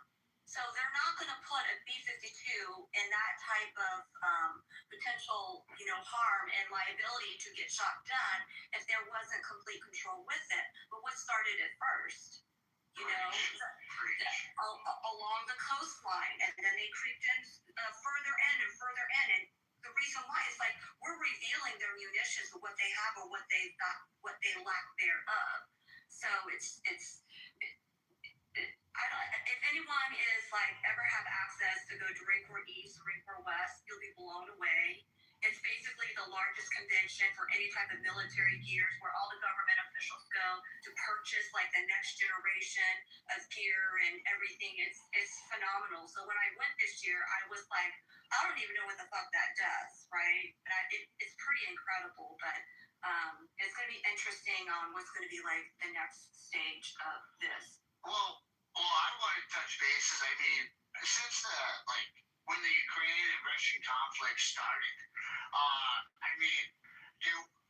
America, and just like even our enemies, they observe the new era of fighting. I mean, we saw it with FPVs, drones, the way that they turned around and used recreational object and then transitioned it immediately into warfare. I mean, so it transitioned the mindset of warfare completely. And so I like to address that America's military, all the branches, we're adapting to new intel, new obstacles, and we're seeing this currently with the operation that's taking place. Like Miss KK brought really good focus points when she brought up the subcomponents that they're testing out, followed by the B-52.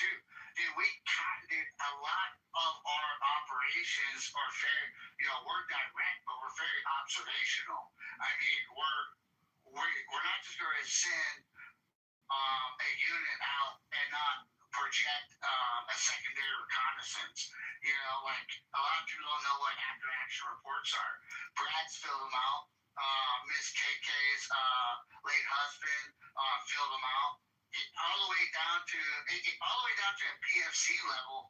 Everything you do in a mission status or even in a training exercise, you have to redundancy do an after action report. And it's just to see the capabilities of observers so you can go up to the chain of command and then it gets delegated amongst how the transition parts are. So when people say America is losing the fight, dude, we grow as we fight. That's why the term adapt and overcome, because we partake, we identify issues, we project new solutions, and then we execute the projection.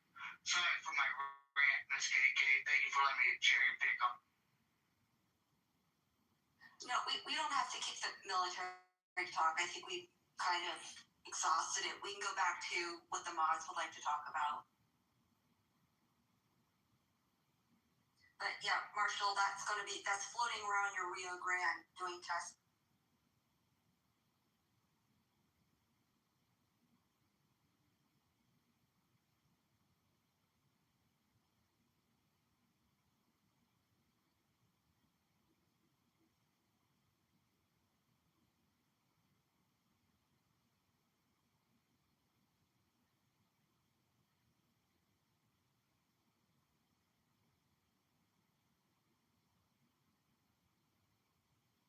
I haven't heard Leroy come on. You know, what you guys do is scare him away or something? I do miss hearing Leroy's opinion.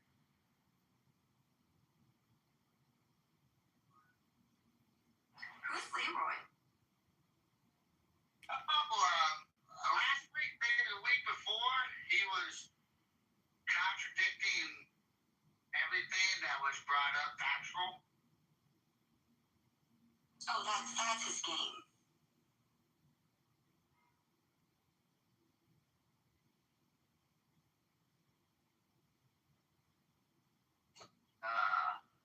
Mr. Mack took off a little bit. So does anyone know the results of the poll? Right now, I see 131 votes, 86% yes for a safer election, 10% for no disenfranchisement, 6% for I don't know.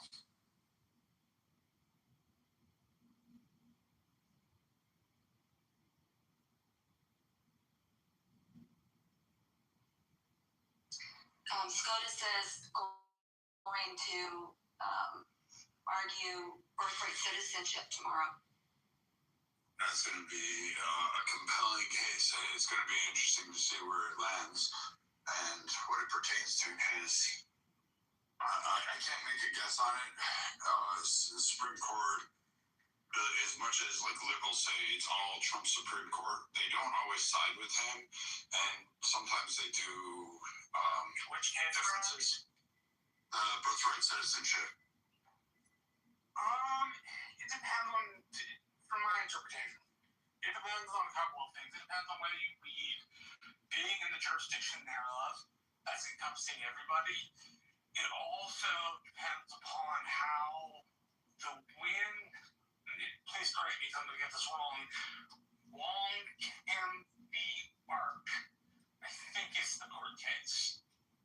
Those two things are going to be intimate in that, plus the rationale for the writing of the amendment in the first place. Which, if anybody's curious, you can get some rationale for the writing of the amendment off of avalon.yale.edu. It's a repository for old documents, and a lot of them are documents from American history.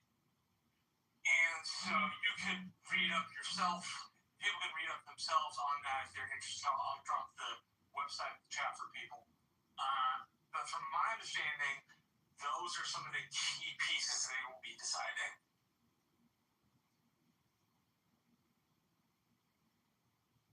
How do you think the outcome will be?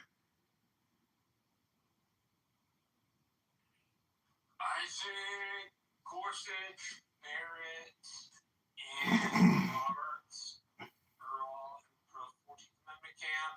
I think Alito, Kavanaugh, and Thomas are in the 14th Amendment does not protect everybody, or the birthright citizenship clause does not grant everybody citizenship. I would be surprised if Amy Coney Barrett was a little bit different, although she's not as much of what they call a textualist as Neil Gorsuch is. All it really means is like you can be a originalist and a textualist. But textualist means you read the document and what the document says it means. And so you then take the originalist part of that, which is like reflecting on what they meant at the time, and you combine together.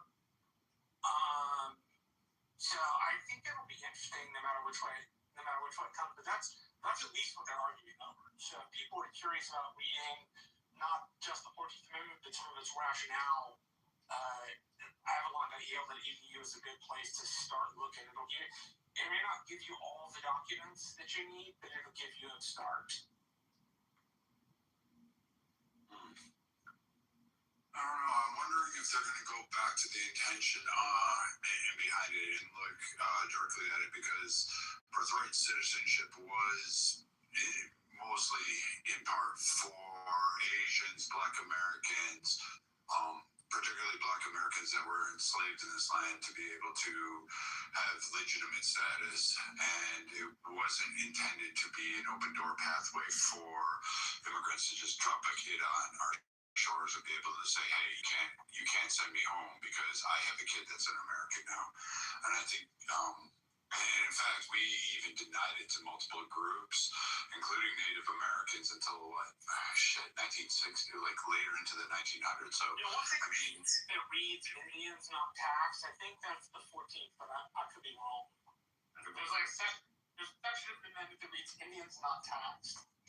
And you're right, at the start of the country, when the 14th Amendment was written right after the Civil War, it meant a very specific thing. I just wonder how a textualist will look at it versus a strict originalist. Or like Thomas is a strict originalist. He really goes back to like founders and says, this is what it should be, this is what it shouldn't be. Versus like a Gorsuch. Gorsuch looks at the text itself and says, what does it say? And if it's universalized, textualists in the federal judiciary are more likely to say the text means as written, versus somebody like Thomas, who's more likely to say the text means this very specific thing for this very specific group of people. Well, I think Thomas will be against birthright citizenship in the way that it's been applied. Who else? Amy Coney Barrett might probably be against the way it applies based on her previous ruling, but I'll give her a 10% swing on that one. Lito for sure.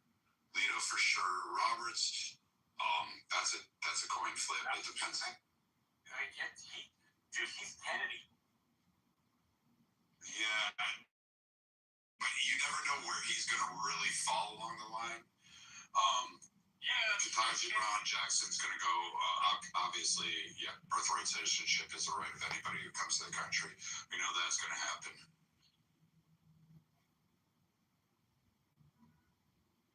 That's going to be interesting no matter which way it's decided. It'll piss a lot of people off one way or the other. Correct me if I'm wrong, but isn't it also, and isn't the main thing, whether or not he even has the authority to do this? I could be wrong about that. So that while the issues of whether or not birthright citizenship was intended, I think there's also going to be arguments about referendality of his decision in the first place. What? There's a question about constitutionality of his imposition on an amendment in the first place. The administration will argue something to the effect of, we're allowed certain discretion in this particular part of the amendment, and so the federal government gets to decide. The court will look at that and say one of two things.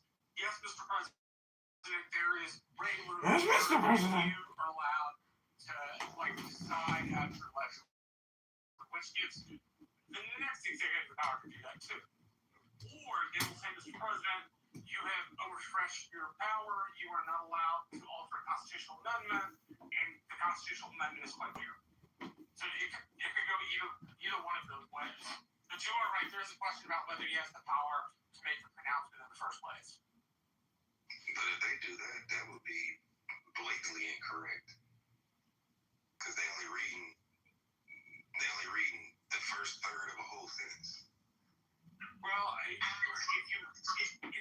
Like I said, if you read the Constitution, the 14th Amendment, and it reads, people are subject to the jurisdiction thereof.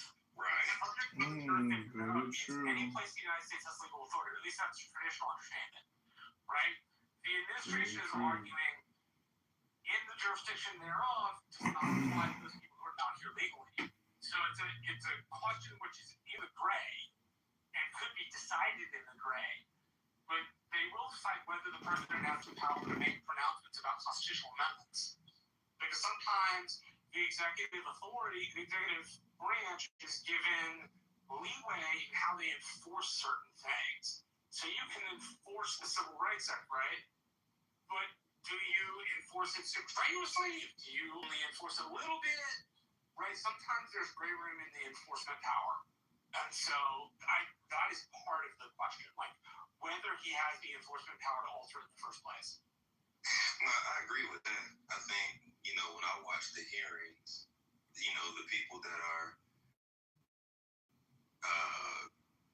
arguing the fact that if someone came from someone else and merely just had a baby, that, that person becomes a citizen. The people who are pro that position were only arguing the fact that the 14th Amendment says people who are born or naturalized in the United people who are born or naturalized, and then they just get to the end of the sentence and say are citizens of the United States. To me, I think it was born or naturalized. No, I know that's what it says. Oh, it's but it's okay. But the people that are defending, the people who are opposed against Trump, they're only trying to cite the first third of the sentence, and then they get to the end to say are citizens of the United States. The problem with that I see is that, number one, the word "and" is in the first sentence twice. So at the end of the sentence, it denotes the two citizenship statuses that every American has. You have the United States, you have a United States citizenship, and you have a state citizenship. And both of those citizenships are conjoined with the word "and." Well, if you apply that same logic to the first half of the sentence, all persons born and naturalized in the United States and subject to the jurisdiction thereof. That means there's two conditions that need to be met. Now, I agree with that part. When I read the 39th congressional notes, the way they spoke about what that phrase meant was subject to complete and full political jurisdiction. And they were talking about slaves. So it would make it hard for one reason that the further you, that's one thing, and then I'll land here. Number two, I read the brief that Solicitor General Bauer put forward, and he listed quite a few books in there, a few of them that I had already read, but I'm glad I read his brief because now I found a whole bunch more. And one of the things that they highlighted was the last word in that first sentence is reside. And what he's putting forth is that the term reside does not mean what we think it means today. They use the term reside to speak to the law of domicile. And in the one of his sources is actually what I'm reading right now, the law of domicile. And that's like a whole thing as well that talks about the legal. That in the chat so I can look at it. I love it. I like the book. I'd love to see it. Okay, I'm gonna put his brief in there as well. Yeah. Because he has a lot. When I tell you, I've always been a fan of Trump. His team, his legal team, man, those guys, their strategy is fucking amazing. It's amazing. They've taken this so far as to say, like even on the first page says the question presented or the question proposed, something like that. And one thing that I ended up discovering that they highlighted is when it comes to birthright citizenship, you have a statute that already speaks to how Americans define birthright citizenship. And it has nothing to do with people born here. It has everything to do with, for example, a soldier who's stationed somewhere else. If they have a baby outside of U.S. territory, at mere birth, that baby becomes a U.S. citizen. Or if it's someone who stayed here, who lived here for 10 years, and like there's like some numerical qualification, like person has to be 21 years old or something like that.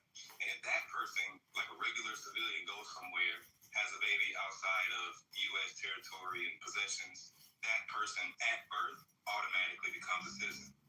So how the opposers are talking about birthright citizenship does not coincide with, I think it's 8 USC 1401A or something like that. That's the statute that they cited. I don't look the statute up real quick. I know exactly where to go. Yeah. So when I tell you his legal team is so freaking awesome, it's ridiculous how good these guys are. I mean, it's just their whole approach and strategy to it all is just the best that I've ever seen. And they badass, man. That guy John Bauer, or whatever his name is, he's solid. So I'm gonna put all of that in the chat. You don't have to put it in. You don't have to code the chat. Just count it again. We're 18 in. Is it 8 or 8? It's 8 USC 1401A.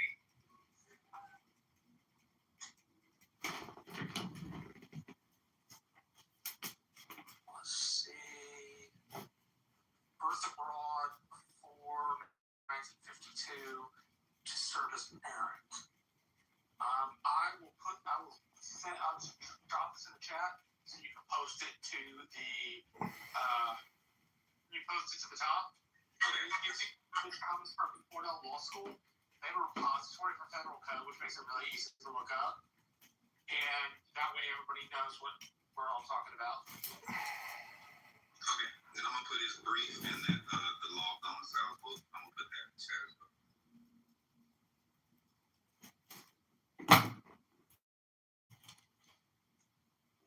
Well, I'm glad we got a lot of work done here today, gentlemen. Great work. Good job. Hell of a job. You did all such fabulous work. You should be also proud of all the work you did. Patriots, God-fearing, wonderful Americans. Excellent work, soldiers.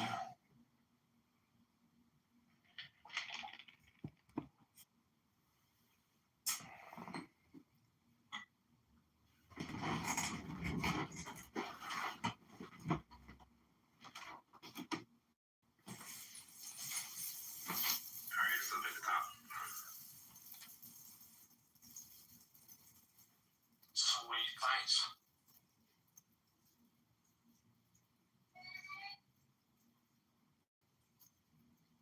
Alright, so the law of domicile book in the chat. And basically, I grabbed it. Thank you. Okay. And basically what they're saying is there's essentially three forms of what could be classified as domicile. The one that would apply to the just people in general, which has generally been accepted. It all goes back to Roman civil law, where the domicile of the kid is predicated on the domicile of the parent. So whatever nation the parent pledges allegiance to, the domicile is rendered down to the kid. Now, one thing that Bauer highlighted in the brief was that I can't remember who he said, but whatever the lawyer. So one of the strategies that the opposers are taking is that just solely applies here in America, but one thing that I can't remember who he said rejected it, but there was a lawyer that rejected the concept of just solely, and they took the position of if the United States decided to accept you at that point in time, that's when you can become a citizen. So in order for a parent, let's say from Mexico, to come to America and drop a baby, no, they have to go through the process and sever their ties with their former nation, be accepted by America and they mentioned Great Britain as well. And at that point, once you go through the whole naturalization process, then now you legally have a domicile here. So they went deep into the weeds, and they actually cleared up a lot of things that I had questions about, because I've been following this ever since it first came out. But it wasn't until I read his brief and I saw all of the books, and I was like, holy shit. I mean, the first 7 pages are just all court cases, treaty and constitutional stuff. old books from like the 1600s, 1800s, and just, yeah, his legal team. And people excited when I talk about Congress. I love his always good. Yeah, I absolutely love it as well.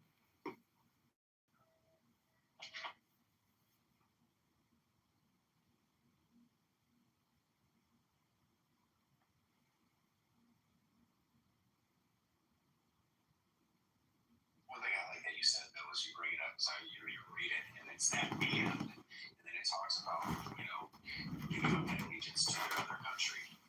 Allegiance is all here and now for one thing I think that so needs to be looked at is that, first of all, that and that allegiance,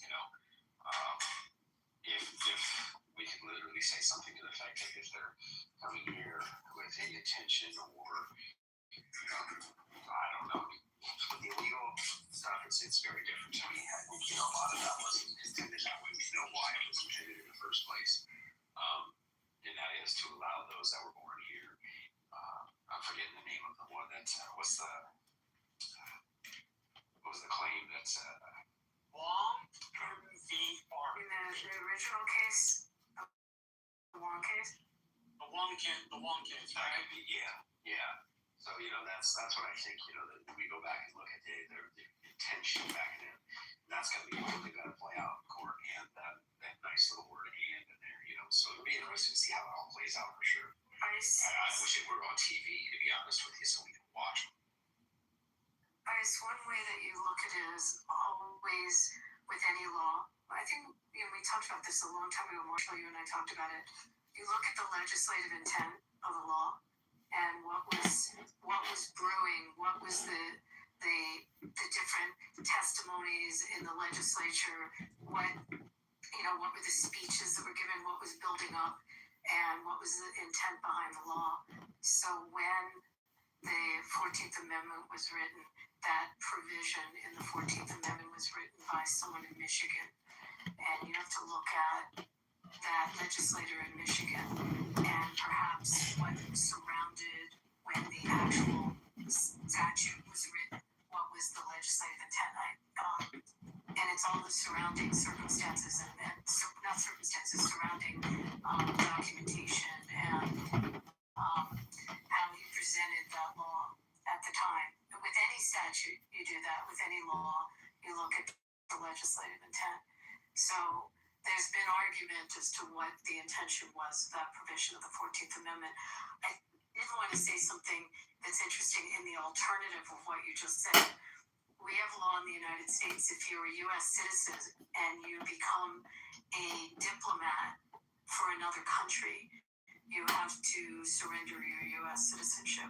So we also determine at what point, using the word domicile is interesting, at what point are you representing another nation and you have to surrender. So just some flip of it, looking at how we look at people that are U.S. citizens and we denaturalize them when they not just domicile, but they represent through government other countries. Just a side note. Omar, I know she represents in Minnesota, but no, but if she was representing Somalia in can I use her as example? Someone who's a U.S. citizen loses their citizenship. They have to surrender their passport, their citizenship, when they represent another country, and that country's government to the U.S. That's our law. It's just the flip of it. So I jumped out in the chat, so I just have to share back channel, and this comes from Digital Commons, WCL, American.edu.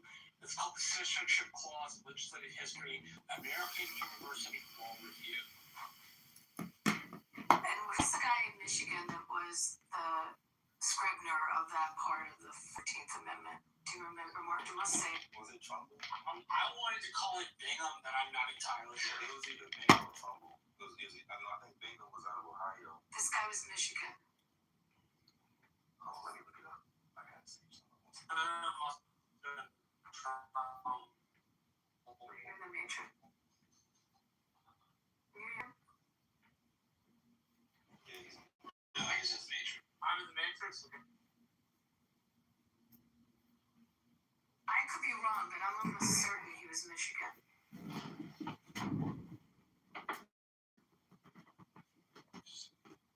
Pick it in those. What was Pick he it in. doing at that time? How did he present that? When he was presenting this proposed law?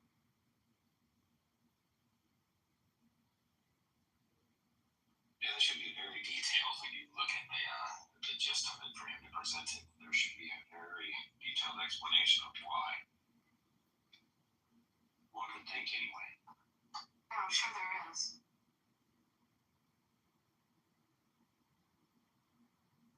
An old law.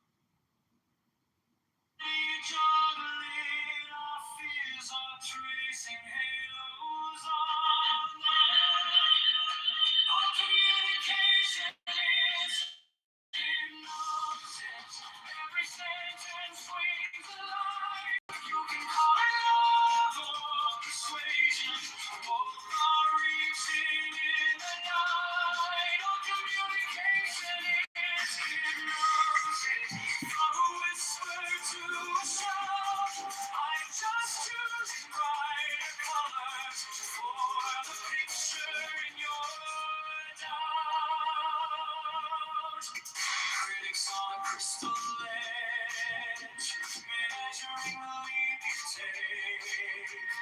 Love letters in your junk folder, still trying to rearrange you. Persuasion in a lab coat, informative, kind of glowing. Here's a future you could live. Hey, if you let it in your bloodstream. All communication is hypnosis. Every sentence swings a light.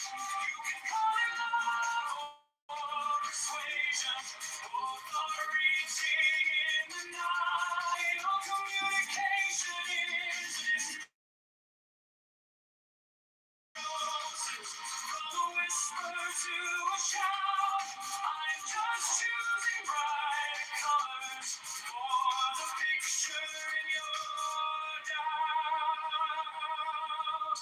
What if this is the opera and your breath is the overture? Every thought in your orbit singing, you are something newer. All communication is hypnosis. Every sentence swings a light. You can call it love or persuasion. Both are reaching in the night. All communication is hypnosis. And if every word is found, just tiny futures where you rise. And you are well.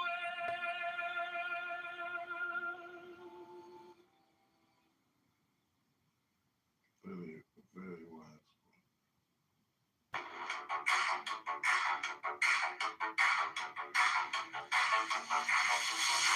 Watermelon, rainbow, watermelon, rainbow. Watermelon rainbows. Watermelon rainbows. Watermelon rainbows. Watermelon rainbows. Orange.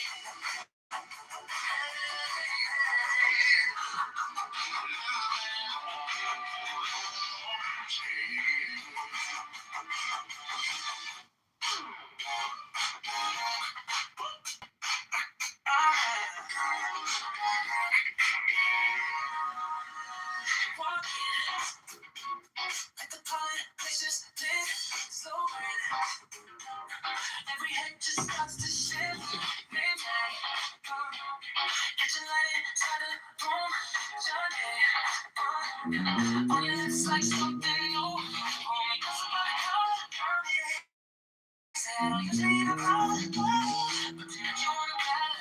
We can make this city get you got me doing up the midnight force, yeah, right here. Innocent of a move, in my head.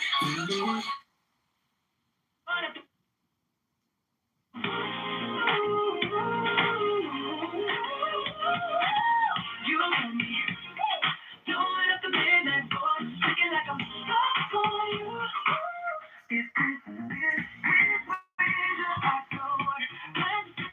It actually sounds worse on the Bluetooth, so it would be like, what's the point of using a Bluetooth when it sounds worse? It's just my opinion.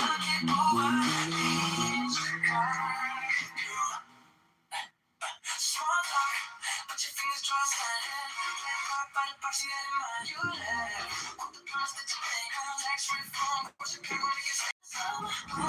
Go to ChicagoMailbook.com. Kitover, that's the one I'm on. You got me, going at the midnight floor. Right here, in the center of the blue. Pen in my hand, future plan. What if the war would change it?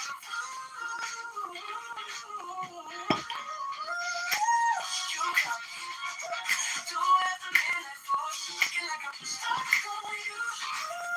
If this little wager, I just want to say you get over vision pulling us through. Lights are fading, but we don't slow down. Don't slow. Street noise racing, what is down? If this is just a campaign high, then stay locked in. Never ask why. You got me doing at the midnight force. Right here, I'm Chicago, my own gun in my hand. Future with plan, part of the war. We're breaking all through. You got me, doing at the midnight force. You can stay together, you just don't know rider. This is a wager, I just want to take it, don't get over. Chicago, with you, with you.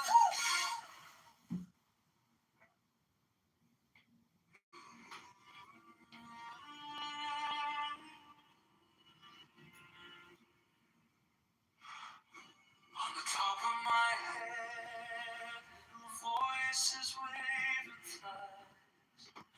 Every word a tiny mirror asking, who are you really?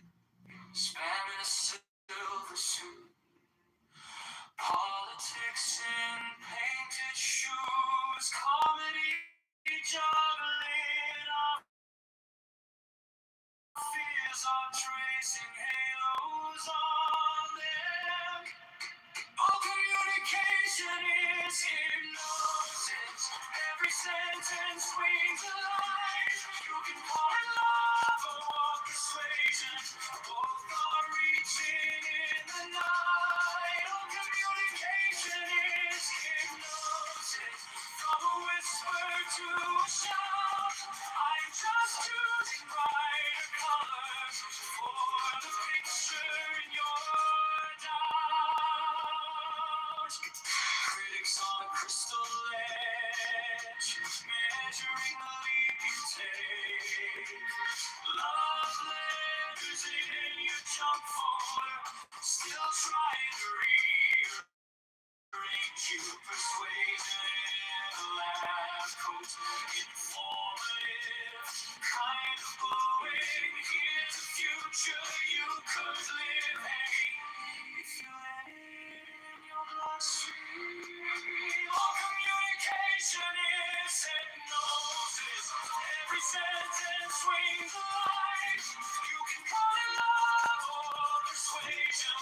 Both are reaching in the night.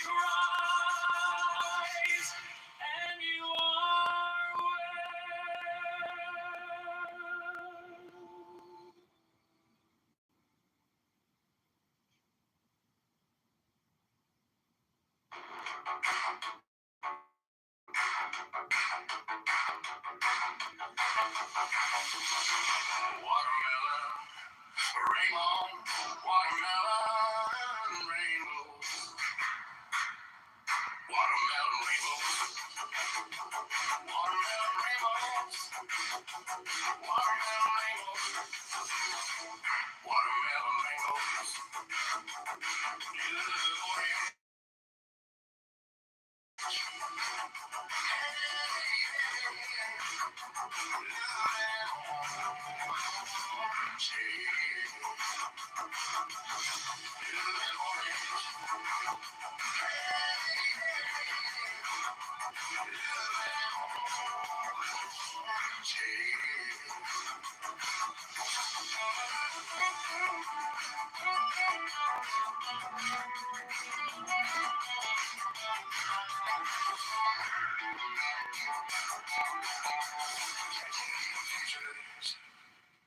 Catching neon futures. Catching neon futures. Catching neon futures. Blue and orange.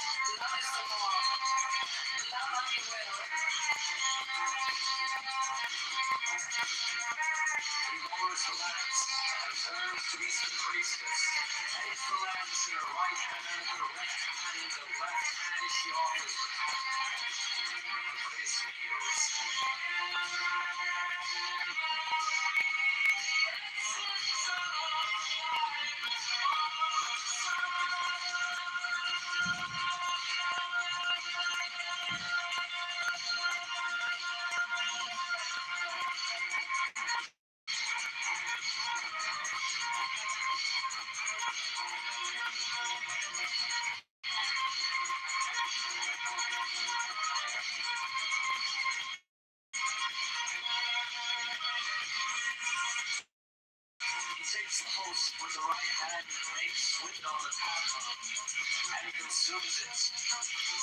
Silence the priest mistakes, uncovers, and offers the cup as before.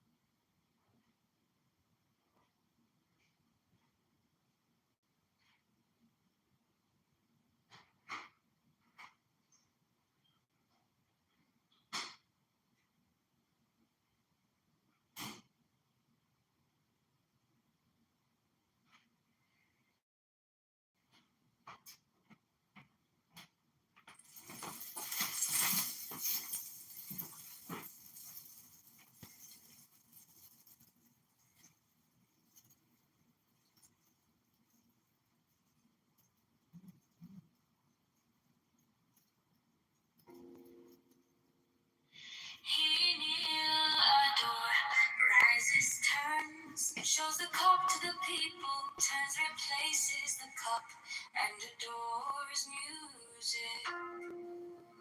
For this is the covenant of resurrection.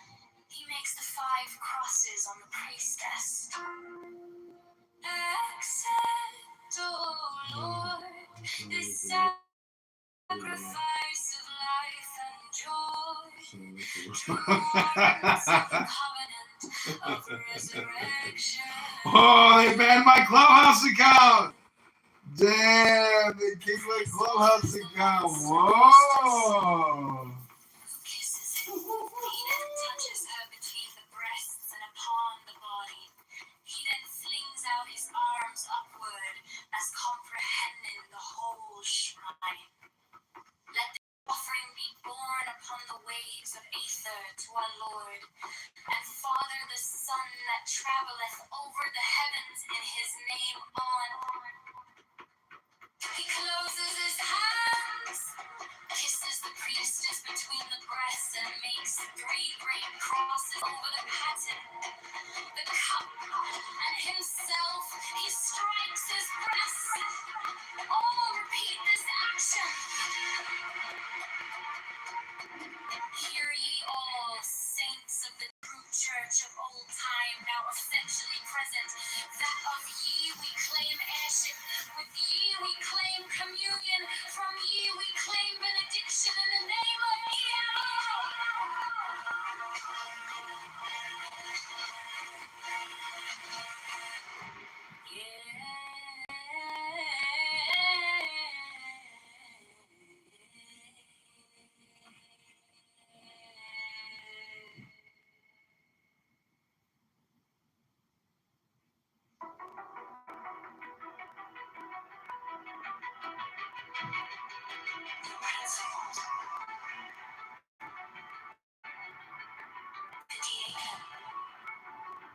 mysterious energy, form, mysterious matter, in full-fold and sevenfold division. The interplay of which things weave the dance of the veil of life upon the face of the spirit. Let there be harmony and beauty in your mystic loves. That in us may health and wealth and strength and divine pleasure according to the law of liberty. Let each pursue his will as a strong man that rejoiceth in his way, as the course of a star that blazeth forever among the joyous company of heaven. The people.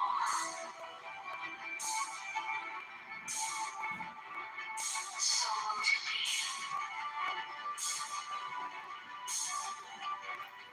So to be.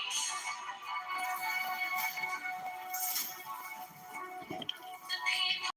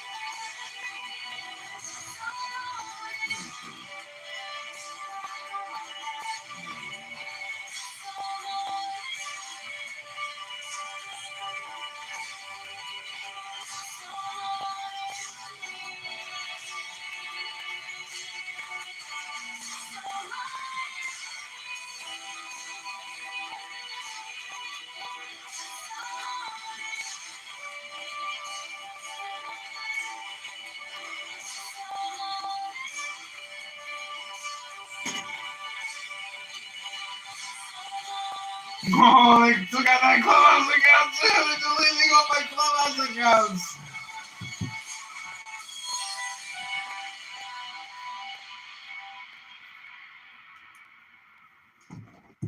Damn, 2 of my clubhouse accounts get deleted. Methods we all use to get there. Then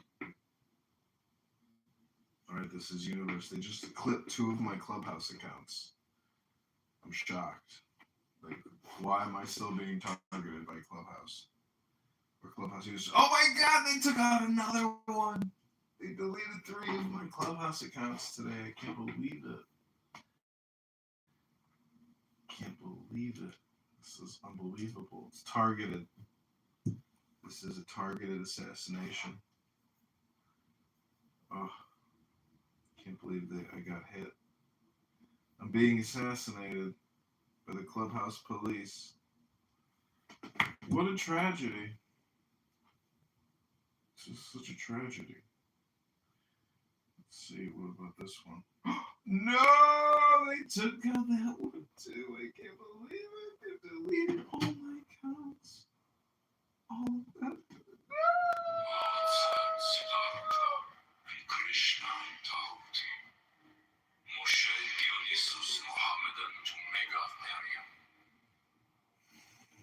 With these also Hermes, Priapus, Osiris, and Melchizedek. What really pissed them off is Orpheus and Odysseus with Vigilius, Catullus, Martialis, Rabelais, Swinburne, and many an holy bard, Apollonius, Tianius, Simon Magus, Mames, Pythagoras, Basilides, Valentinus, Bardesigns, and Hippolytus, that transmitted the light of the Gnosis to us, their successors and their heirs, with Merlin, Arthur, Cabaret, Parzival, and many another. Priar and Ronfolio 7 event, priest and king that bore the lance and cup, the sword and disc against the heathen.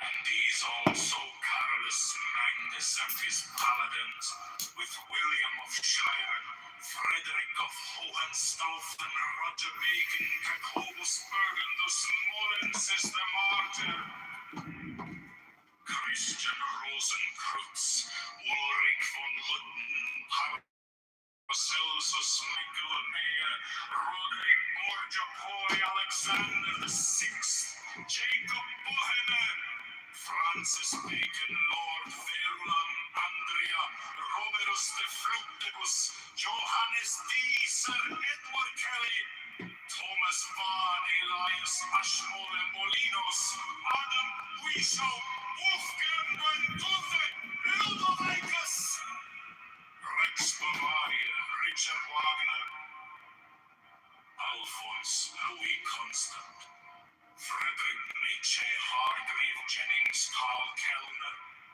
Forlong Dukes, Sir Richard Paynight, Paul Gorgon, Sir Richard Francis Burton, Dr. Gerard and Cussy, Dr. Theodorus, and Sir Alistair Crowley, O sons of the Lion and the Snake. With all thy saints we worthily commemorate them, worthy that were and are to come.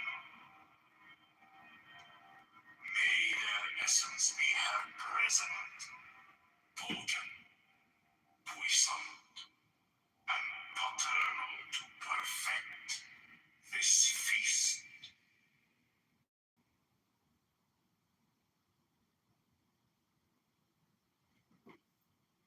But to love me is better than all things. If under the night stars in the desert thou presently burnest mine incense before me, invoking me with a pure heart, and a serpent flame therein, thou shalt come a little to lie in my bosom.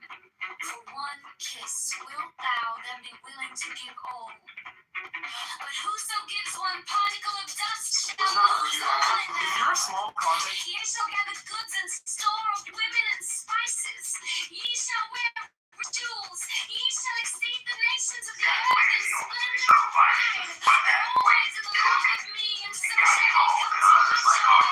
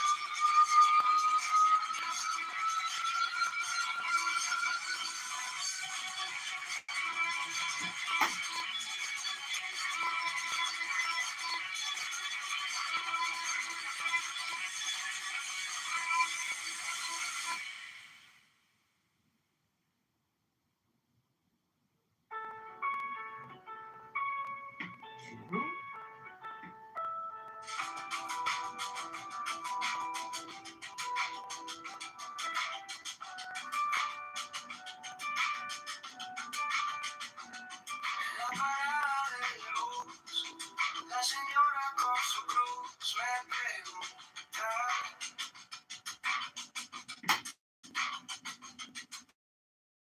Y este tallón de verdad está en los blues. El chaval con su café, 3 trabajos, poco pie, dice. Quiero a alguien que al fin se parezca un poco a mí.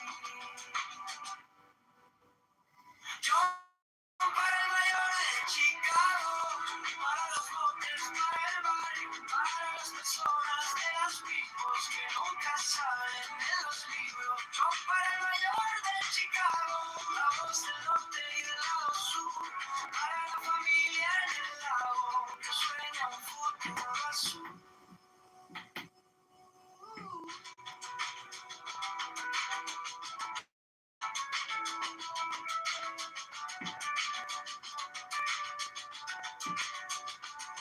En la esquina del tianguis, la abuelita haciendo tamiz dice: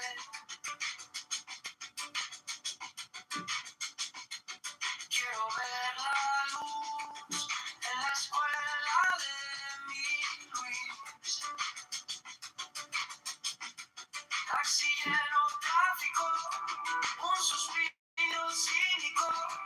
Si votamos esta vez, cambiará lo que se ve. Yo para el mayor de Chicago, para los voters, para el barrio, para las personas de las picos, pagando cuentas con sus ritmos. Yo para el mayor de Chicago, la voz del norte y del lado sur, para la familia en el lago que sueña un futuro azul.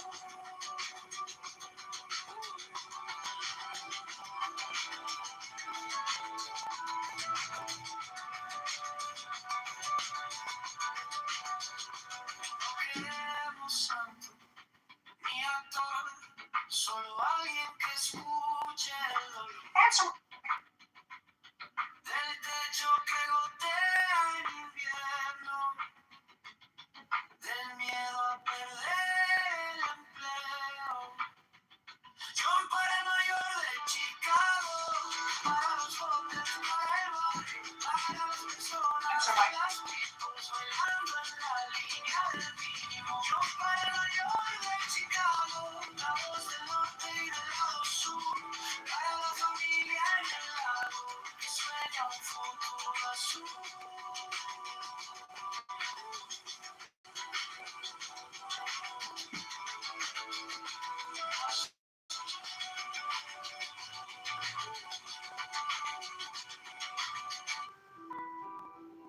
happens if you throw this hand grenade and a weapon?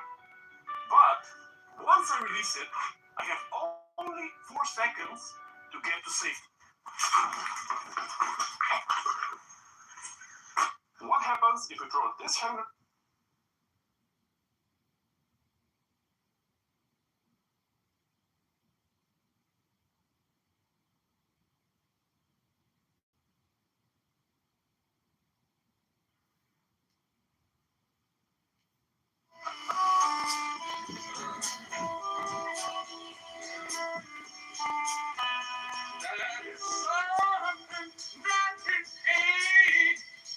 Chilling with my baby.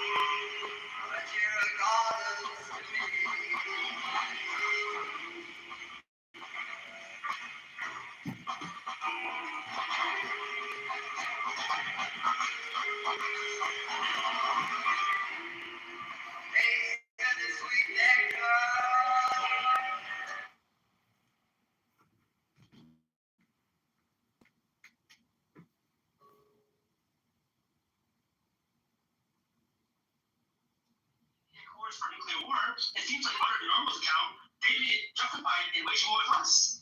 And Trump did that a year ago. Right. Well, the problem is that if you're the bigger power, if they attack you, they're going to get their asses kicked. So wait, the normativity isn't based around like behaviors in regards to agreements. It's about who has more power. It's about power in the pursuit of our values. And those values... So your point about people like violating agreements is irrelevant. Because it's only if they violate agreements in a week. Well, no. Again, do you agree that our demands on Iran were reasonable? No, I don't. I think no ballistic missiles is like irrational given the geopolitical sphere we have now. Well, what they have shown their willingness to attack their neighbors. No, so is Israel. What neighbor did Israel attack? Well, they effectively started already before. Wait. Well, no.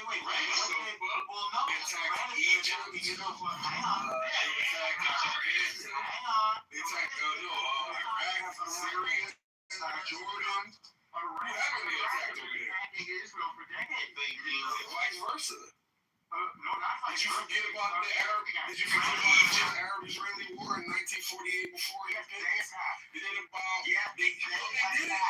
But they got their. No. Yeah, You guys were engaged in terroristic acts against the British to get them out of there. You were taking over land, which is why they had to knock. You were taking over land, which is why they had to knock off. You didn't abide by the British partition. You didn't abide by UN 81. You just started confiscating shit. No, you didn't. You took land and you used the context of the Arab-Israeli war to expel 700,000 Palestinians from their land. You've been attacking your neighbors since your inception, my brother. You attacked the British. You killed British people. You remember the King David Hotel? You know how many British were killed? They even killed 17 Jews in the King David Hotel. What happens when Please, let's take my phone to tap. Go ahead, AWOC. Sorry. I had to correct your record. Please fucking liar. When Israel and you lose, you're going to lose your bloody land. And that's what happened. I'm confused. Like, so Egypt was not created or no? The Egyptian attack when they fought Egypt wars. I'm answering you.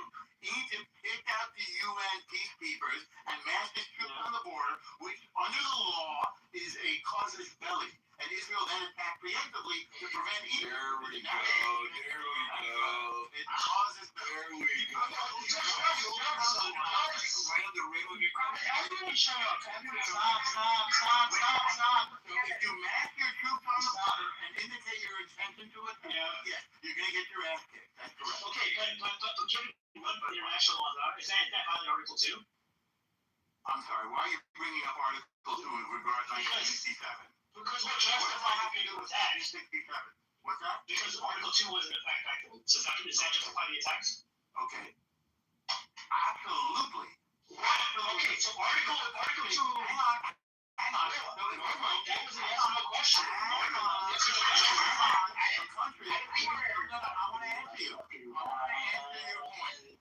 want to answer your point. So if my very general rationalization that actually is Article 2. Let me make my point and then you can respond. So if a country masses its troops on your border and then ejects the UN peacekeepers and announces its intention to attack them, it is absolutely justified to attack. I agree with you. It's because it's They were going to attack. Stop. We're being very linear here. Okay, but because they've exhausted diplomatic solutions. Yes, we wanted a peace deal with Egypt, and when they finally made one in 1978, we had that peace ever since. And we gave Okay. So what about the invasion of Iran has exhausted diplomatic solution? No, I'm not done. Because my point's very specific. My point's very specific. I'm still on Egypt. Let me finish. I never emailed Egypt. I justify it. I'm giving you that. I'll take it, but I haven't justify it. I accept your concession, but I haven't finished. So here's an addition. The position, number one, the Palestinians did not accept the partition plan. They could have had a country as No, the reason, do you know why they didn't accept it? They didn't accept it because they still got 47% of the land with 2/3 of the population. And they didn't give us choice pieces of the land. That's why they didn't take it. Oh, so we don't have history books now. We don't have history books about the divide. You see it in the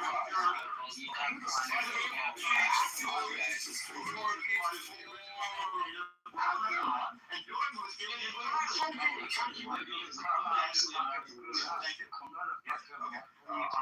lying about partition plan. He's not talking about the about why he's rejected. The Arabs rejected the partition plan. And by the way, what you've forgotten is that we all know that the British were working on your behalf from the beginning. Correct. So when the British developed the partition plan, it was with your benefit. Anybody can go look at the partition plan, right? You can see how it was a hodgepodge of locations, right? But he put it right there. Literally, because you were dropped on your head, you did not know that Jordan was part of the original mandate of Palestine, and it was taken off. You mean Transjordan? You mean Transjordan? No, I mean it was called Transjordan back then. It was called Transjordan back then, young dong. Let's go back. Yes, I'm talking about what is Jordan today. It went entirely to the Arabs. To somebody who's not from there, who's from Saudi Arabia, Abdullah. But let's go back to what does that have to do about the part blowing you away on that matter? Because the partition plan included that. Doesn't mean it wasn't fucking unfair, dum-dum. How does that mean it?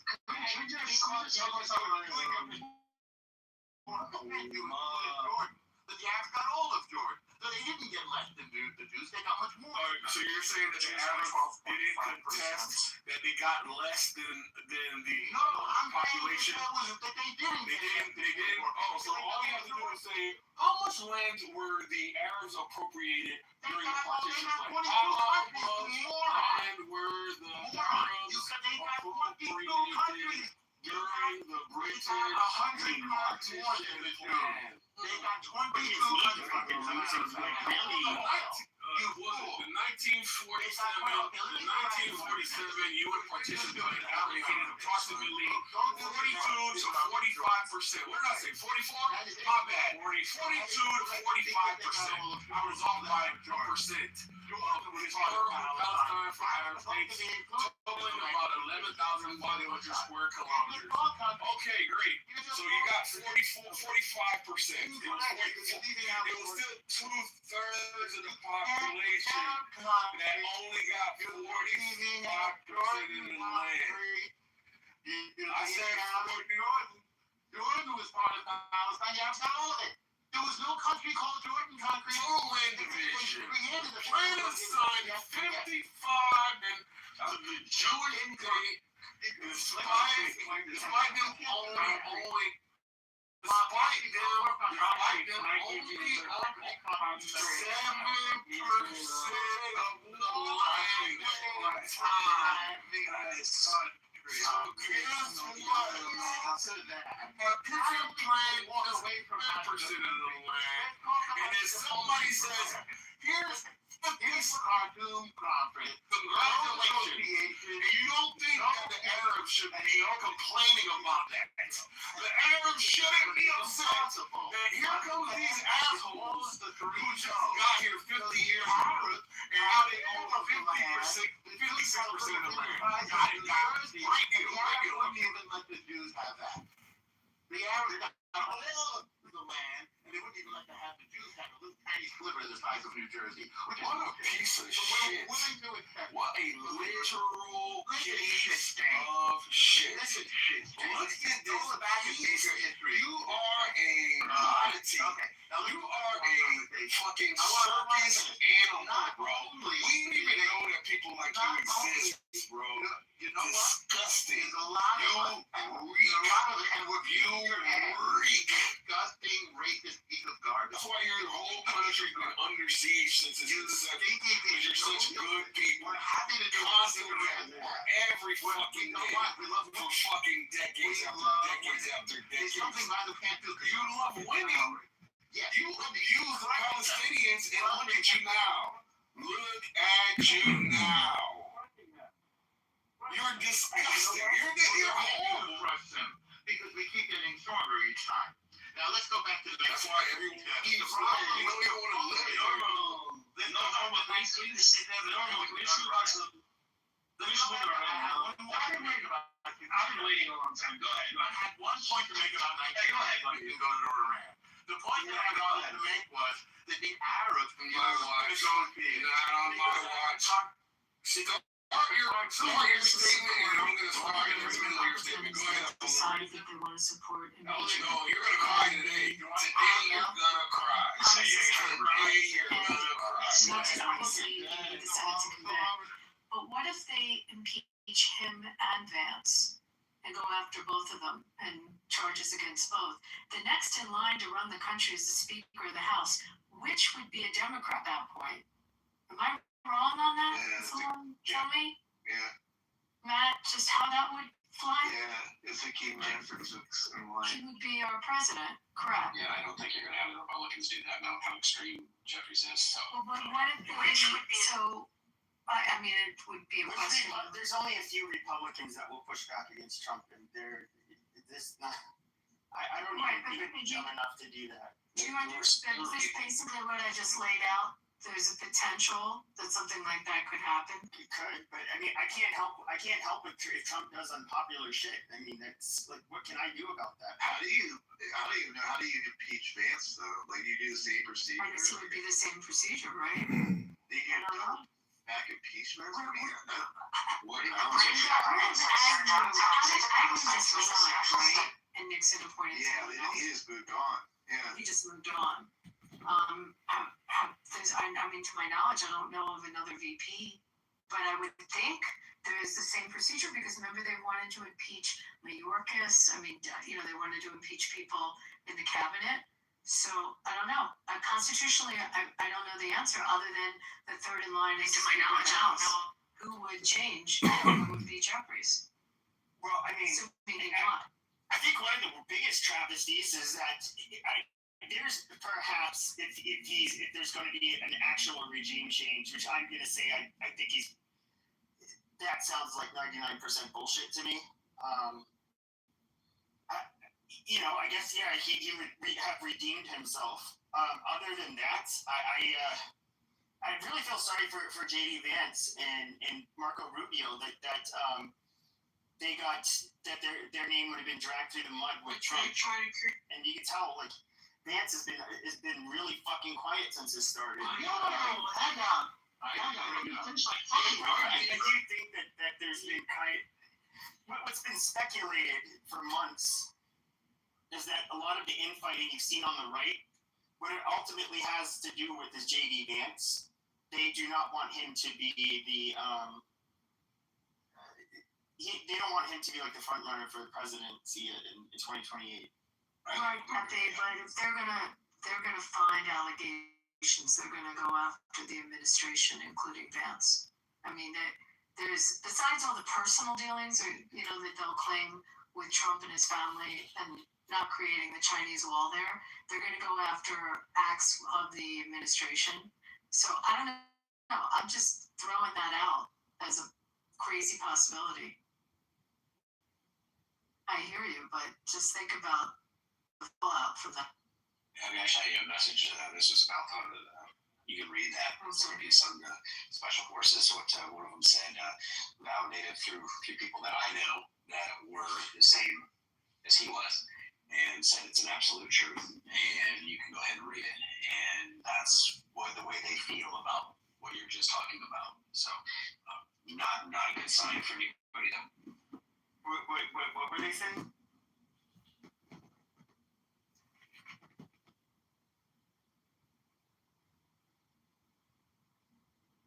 He's saying that Vance is gonna lose because he speaks like a loser edge lord. Vance ain't gonna get it. He won't get it. It'll be Rubio or something. Vance is gonna. Why do you think it won't be? It's All right. Why do you say that? But okay, I was asking him the fucking question. You asked me a question. No, I was asking. Wait, don't be so horrible, Pepe. I'm trying to tell you something. Oh my God! All right, so. Wait.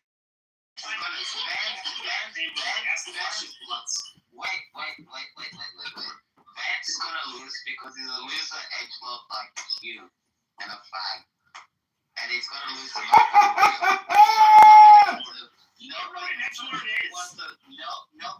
Nobody wants to listen to insults like Tucker Carlson types and everything other than that. Who's an insult? How many hundreds of millions does he have, or is he the forget? He's not a bad-looking guy, I wouldn't think. He's got the celebrity part down. Pretty sure he can get. I don't think that's his problem. Yeah, I said edgelord. That's not what an edgelord is. An edgelord. I don't think you know what an edgelord is. It's a very specific type of personality. It's almost always. No, it's not like Tucker Carlson. It's a Tucker Carlson type of special retard. And then he's literally not. The edgelord. Have you noticed Vance is going down in the polls because his special relationship with Tucker Carlson and the fact that he has Tucker Carlson's son in his administration, all the thing. That's why he's down in the polls. Pacific reason. You watch when it comes to 2028. Vance is going to lose to Rubio. Nobody wants Vance because facts like you support him for retardation. That's it. All right. Thank you for wasting several minutes of my time. But no, I'm asking Ice. What is this information you were hearing about Vance? No, it's not about Vance. It's about what would happen if they impeach the president and a certain section of people that would take exception to that due to their oath, basically. So, if they feel that it was done basically for partisan politics, that there would be action taken. So, I don't even want them to impeach him, and I despise the guy. I don't want them to impeach him because I think it's gonna look like a fucking charade. They've done it the first time, the second time, doing it the third time. It's just gonna look stupid. So they should just let him do this 4 years. I'm not against first impeaching him and having this idiot Vance go in there. I'd rather, even though I totally despise Trump, I don't want Vance to go in there. I don't. So Trump, he can keep fucking up for the next 2.5 years, I think. Yeah, we'll figure out a way to deal with it and cope with it, but yeah, stay. No Vance. I think it's just gotten too extreme. I just wouldn't want. I wouldn't want this to become the new normal. Yeah, politics has become way too divisive. The left and the right are crying, they're begging for a more moderate party to come along right in the middle right now. Both sides. When they do the pollings, it's very heavy on the left. I forget, it was overwhelming. They wanted the party to come back to the center. And it's the same on the right. And most people don't want a far right. And I would love to see people that can sit down and really negotiate and try to solve problems again. Because right now they don't. We got a bad Affordable Care Act. Let's just leave it because we're both going to act like children and not want to talk and try to resolve something and make something better because everybody's going to claim we did that. Our side did that. Now, how about we sat down together as adults and figured out a way to make it work? There's nothing that the government gets involved with that goes well. From healthcare, to jails, to hell, freaking legal laws they passed. Hey, how do you guys feel about all the hundreds of millions of dollars that Trump's family is making? I mean, he's been in the presidency for about a year and a few months, and his family has already made over closer to $2 billion. What are your thoughts about that? First of all, do you have proof that the income's been made? I mean, it's interesting. I think it's across the board, Ben. I think that you look at people like Elon Omar, and then all of a sudden it's worth $30 million. Or, some of the squad members like AOC. Look at Schumer. Look at Pelosi and her net worth. I mean, I think it's both sides have increased their net worth while they're in government. I don't think it's a good thing, but I think it's on both sides, and you have to call it out on both sides. Are you okay to do that? Oh yeah, of course I will. But I think, of course I'll love both sides. Yeah, I mean, like, there's some rotten apples. How did Pelosi get as rich as she got? You have to call it out. Insider trading. How did Schumer get these people? How did Biden? So Joe Biden was a prosecutor. He didn't come from wealth. He lived in a house in Hocus, Delaware, and during his years in the Senate, okay, all of a sudden amasses like money, wealth, and then becomes a VP. So he's in public office and becomes a multi-millionaire. Explain. Where's that money come from? How's that happen? So I don't want to hear, let's keep bullshit. From books? I know. I hear that friends at least when they're at that level and publish books. While he was in office, you're talking? I don't know. I haven't done it. Yeah, I mean, it's just like I'm saying. I don't mind you calling it out, but you gotta call it. It's like a virus throughout government, and definitely on the legislative side. He sold the rights to a future memoir for $10 million. That's a fancy way of saying here's some cash or something. What year did he do that? Guys? Let me see if it's got it here. Because he got wealthy, I think, before he did memoirs. I mean, look at that. I mean, I'm just going to say this. Look at the salary you make as a member of Congress or a senator, and then tell me how you... Yeah, it's like 150 or something. Right. How do you amass... How do you get that beach home in Hocus, Delaware, or in... How do you get the big house? Not in... Okay, the big house in Hocus, the beach house in... what's the... Rehoboth. Like, how'd that all happen? Where'd that money come from? I don't mean to shut you down on what you said on Trump, but I think it should be a more global.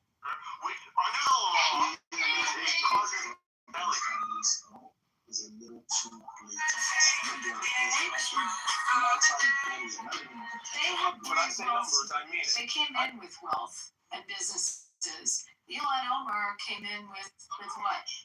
Why'd she all of a sudden get worth $30 million? So do you think that if Trump wasn't president, he sold his memoirs. He had wealth beyond $10 million before 2025.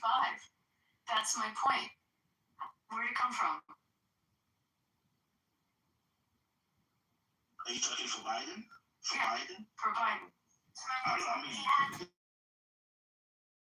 think I just said that he...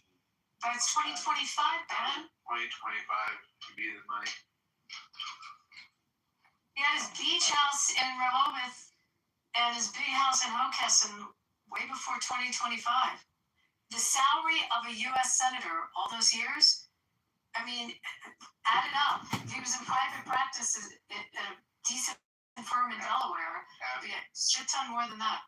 Do you know if can the kids of the president make money? I mean, I don't even know how that works. They have a Chinese wall that he has to separate himself from the investments and from the company, but they can make money. I mean, you can make the Hunter Biden argument that. Exactly.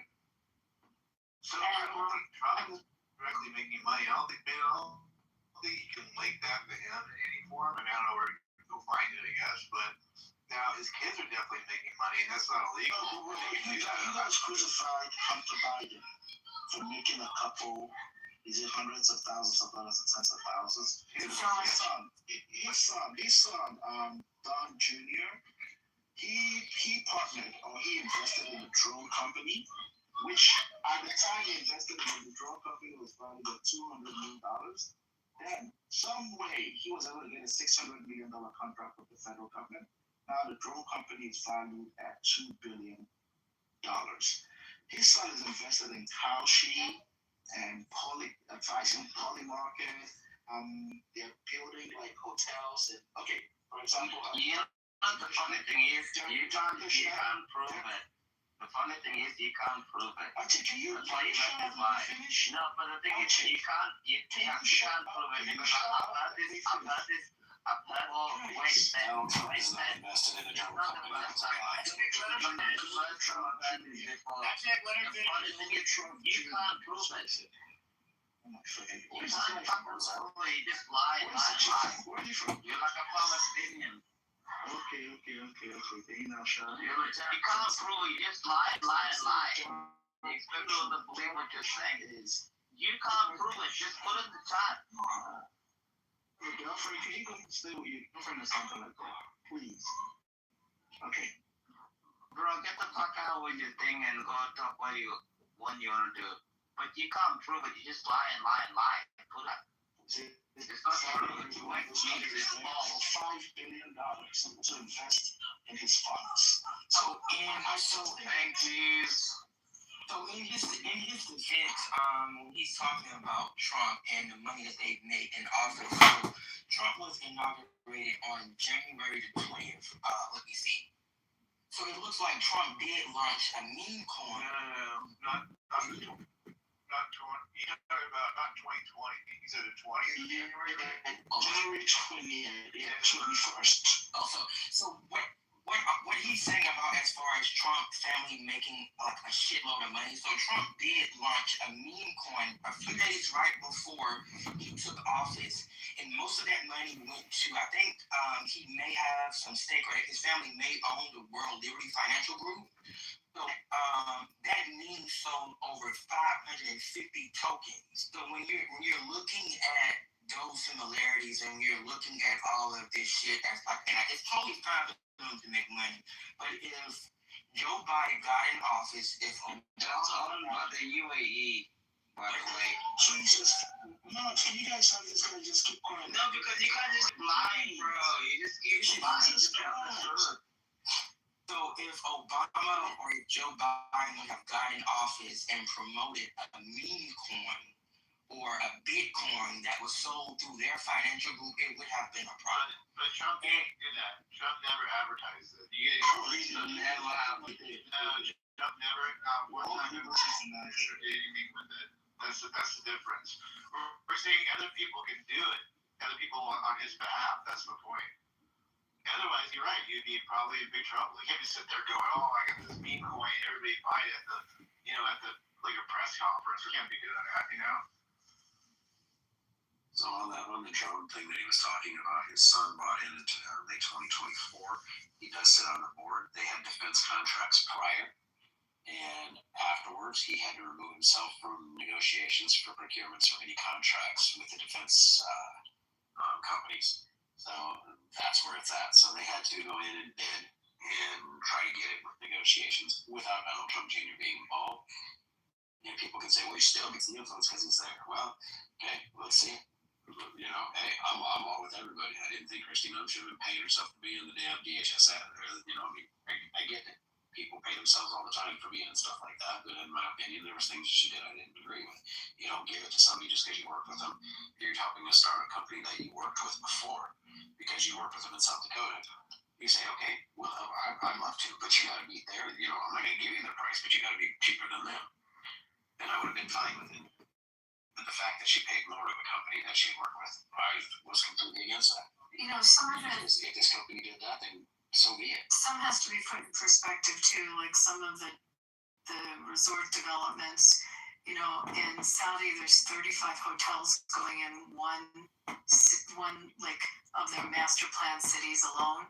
And there's like every major hotel chain and developers going in, doing golf courses and doing, different resort developments from Ritz-Carlton and Hilton and like some of the companies out of big European hotel chains, the Four Seasons Peninsula, and just go through them. So for him to do a resort project there where many, many companies are going in, like everyone wants to single it out, oh my God, they're doing this in the KSA, but so is everybody else. So, at what point does his hotel company that his kids run have to not do business around the world because every country they work in could be construed that he has a relationship with them? I mean, it's just. Yep. I mean, in an ideal world, I agree. I don't think any family should be profiting at this point. They're there to serve at the pleasure of the people, really, at this point. Hang all the day, I agree. But the whole family isn't there to serve. What I get, I don't think that they should be allowed to invest into certain things. Once you're in, once they're there, let's just say when Donald Trump was elected, they should.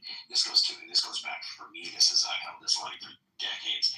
If you're elected, you, your immediate family, and people who are close to you, which they can monitor all that, should not be making suspicious investments in those companies. Sorry, it's a no. You have a relationship with this person, you could have inside information. Sorry, it sucks to be you, but you can't invest in these deals because they're your friend, your brother, your son, your daughter, your uncle is voting on a contract for NVIDIA to get government grants or whatever it is, So to me, no, they shouldn't be allowed. He shouldn't be. Nobody in Congress, nobody in politics should be. Anybody that has inside information, hell, Martha Stewart went to freaking jail for it. Let's be real. And then you have politicians who we should hold to a higher standard in that regard. But instead, if you look at their path too, they've always made money. But if you look at the last decade, the level of money they made has gone up just astronomically. Through COVID was ridiculous.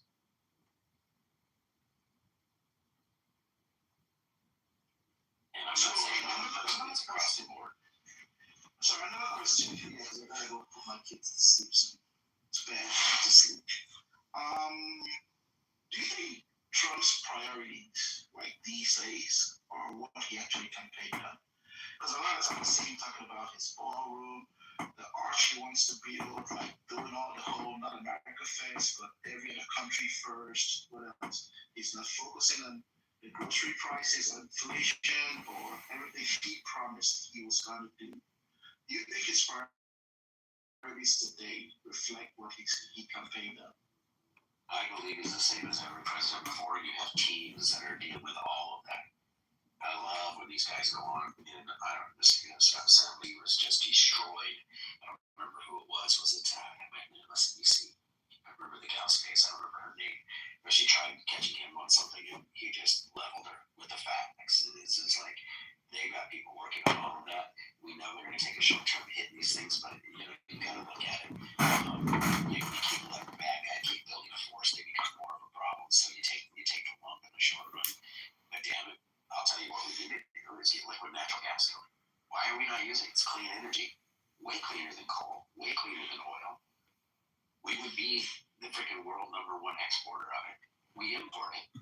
You drive through the West and you literally see towers out in the fields burning 24 hours a day. 7 days a week, 365 days a year, just burning it. That's how much we got. Now, look at the infrastructure we're building and how many jobs we created. Hell of a lot of jobs.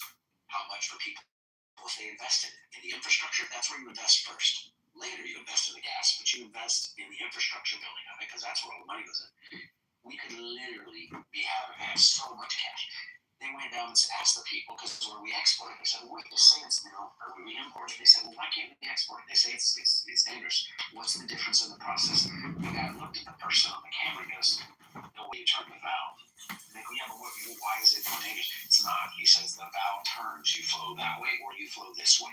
The process is exactly the same. So that was a BS claim. Why has not one single president, now I'm going to say this, Trump said he was going to open it up and he didn't. Why? Why are they holding back natural gas? Big oil? Probably. Or is there another reason?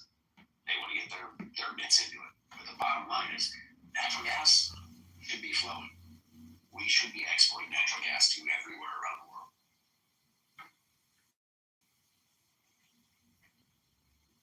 Point being, where do you think prices would be if we had stuff like that to help?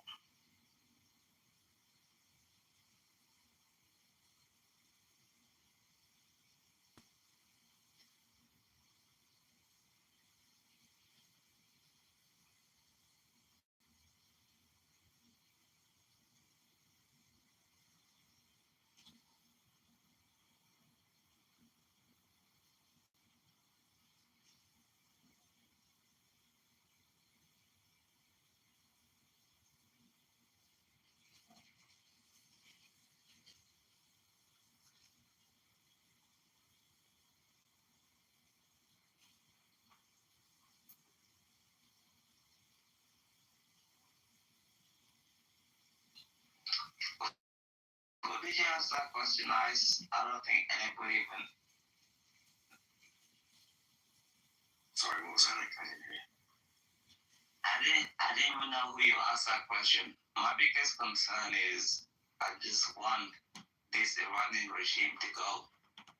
It's been here for 47 years. It's terrible. I mean, I can look like people, my friends in the United States are like, oh, gas prices are like $4 in like, California. But in Brisbane, in Australia at the moment, it's like $9. It's double. You know what I mean?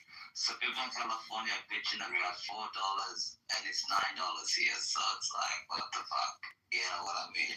Yeah, like in Europe, they pay by the liter. It's expensive. Yeah. Yeah, like a gallon. A gallon in Brisbane, Australia at the moment, it's $9. Tomorrow it's gonna be $9.80 a gallon. So it's like, oh well, yeah, so terrible. Everything is just so fucked up and everything else like that. But we're just like, bro, you gotta get rid of these terrible terrorist people. These people are sick people. They've been there for so long. So it's like when people are just like, they're just like, $4 a gallon is so bad. And I just look at my phone like crying. I'm just like, I wish mine was $4 fucking a gallon. You know what I mean? But it's like $9 a gallon. So what fuck am I supposed to do? Tell me. So like these people, they don't even know what they're talking about, man. You know. And the wages are not so different between the US and Australia. It's not so much different. So they're horrible. And I'm like, I'm at $9, soon I'm gonna be at $10 a gallon. I'm saying it in American terms because that's how, you know, I won't say liters because then you won't get it. So what the hell are we supposed to do about it? We want it to go away. I don't give a shit. If I have to pay $13 a gallon to get rid of the Islamic Republic, I'm gonna pay $13, $14, $15. I don't give a fuck. These modern day Stasi, they have to go. These are sick people. They gotta go. I don't care. Like I don't even give a fuck if the fuel goes to $20 a gallon. These sons of bitches, they're gonna go. That's my opinion. You can disagree with me or not, but that's the way I feel. No, I'm in agreement. I think we gotta get tyrannical. I have zero friends that are Muslims. They're not in any way extremists. They're very cool, down to earth people, no different than me. You're right. They're not gonna be. They don't get down on their, carpet, pray 6 times a day, any of that. They're just people. Now the extremists, they're the problem, and they are a small percentage of it. But that right there is a driving force of it. That's where a lot of resources come from for them. That's where a lot of the explosives, the technology that they use, all of that comes from there. And so to get rid of them, it's worth it at all costs, because here's the deal. The last administration raised our domestic terrorism alert to the highest level ever because they knew what was inside the country. Then you don't just raise it because you just think it's a fun thing. You raise it because you have intelligence that doesn't worry we could have a problem. So they raised it. And it's still up there because we know it's out there. We have a few different attacks already. That's minor. If they decide to all of a sudden go off one day, it'll overwhelm the system. Imagine, they can start attacking schools. They can do whatever the hell they want. Little kids ain't gonna be able to fight back. Little kids aren't going to be able to fight back, and I heard all the stupid shit in the world. There's not enough fire department to go into all the different schools. There's just not. Right? These people, they've said it for 47 years. You said this, AJ. 47 years. They said death to America. Number one is death to America. Number two is death to Israel. They said it. When people say it, they want it. Look at it in boxing. When somebody keeps saying, I want to kick Mike Tyson's ass, Mike Tyson finally says, well, let's go. Right? Eventually, you have to try to pop the bully in the mouth. I mean, you do it before you pop you in your mouth. Yes, I couldn't agree with you more. I mean, I only wish that U.S. citizens could, have a deeper understanding of this regime. If they knew that what kind of radically maniac lunatics they dealing with, I'm sure they were all rooting for the war, and they were asking to end this regime ASAP. But the problem is that these guys never lived under their, rulership, and they never lived in Iran, and they don't understand that what his ideologic regime is like.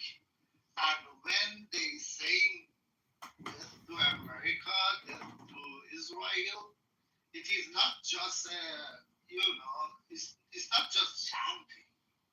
They are actually practicing it. That's their wish for the last few decades. They've been preparing for this. They put a clock on the it's in the main square of Tehran, a countdown clock for the day that Israel gonna be wiped off the map. And practicing it. They funding all the spreading all their terrorist organization bullshit and everything all over the world and all over the region. So this is something that they need to understand, and they should know that they are not just. They should know that they have a lot of oil money and they spend it all for. I mean, the majority of the oil money goes to their ideology, goes toward.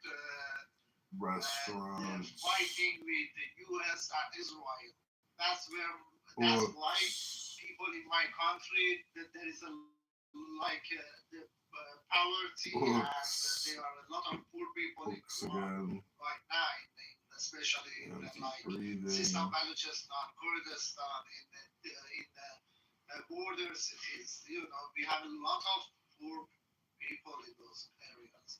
And we're talking about a country which is has like the third reserve oil in the world, which is like second or first in terms of the gas. And it's one of they have a lot of mines, they have a lot of gold and lithium and everything. I mean, the country is very rich. All that money, where does it go? For the good of Iranian people, it all goes to what they dream is. What is this radical lunatic IRGC and the regime? IRGC That's where all the money goes to. Like that's about their own people.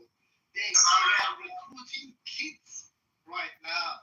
They're recruiting 12 years old for IRGCs so they can be in the streets. And if there was a boots on the ground or a ground invasion, they can, use them to fight against US, or even if there was like a call for Iranian people to come to the streets, they can use those kids to shoot people. This is what the world is dealing with. But unfortunately, what I see is that a lot of Americans have no idea.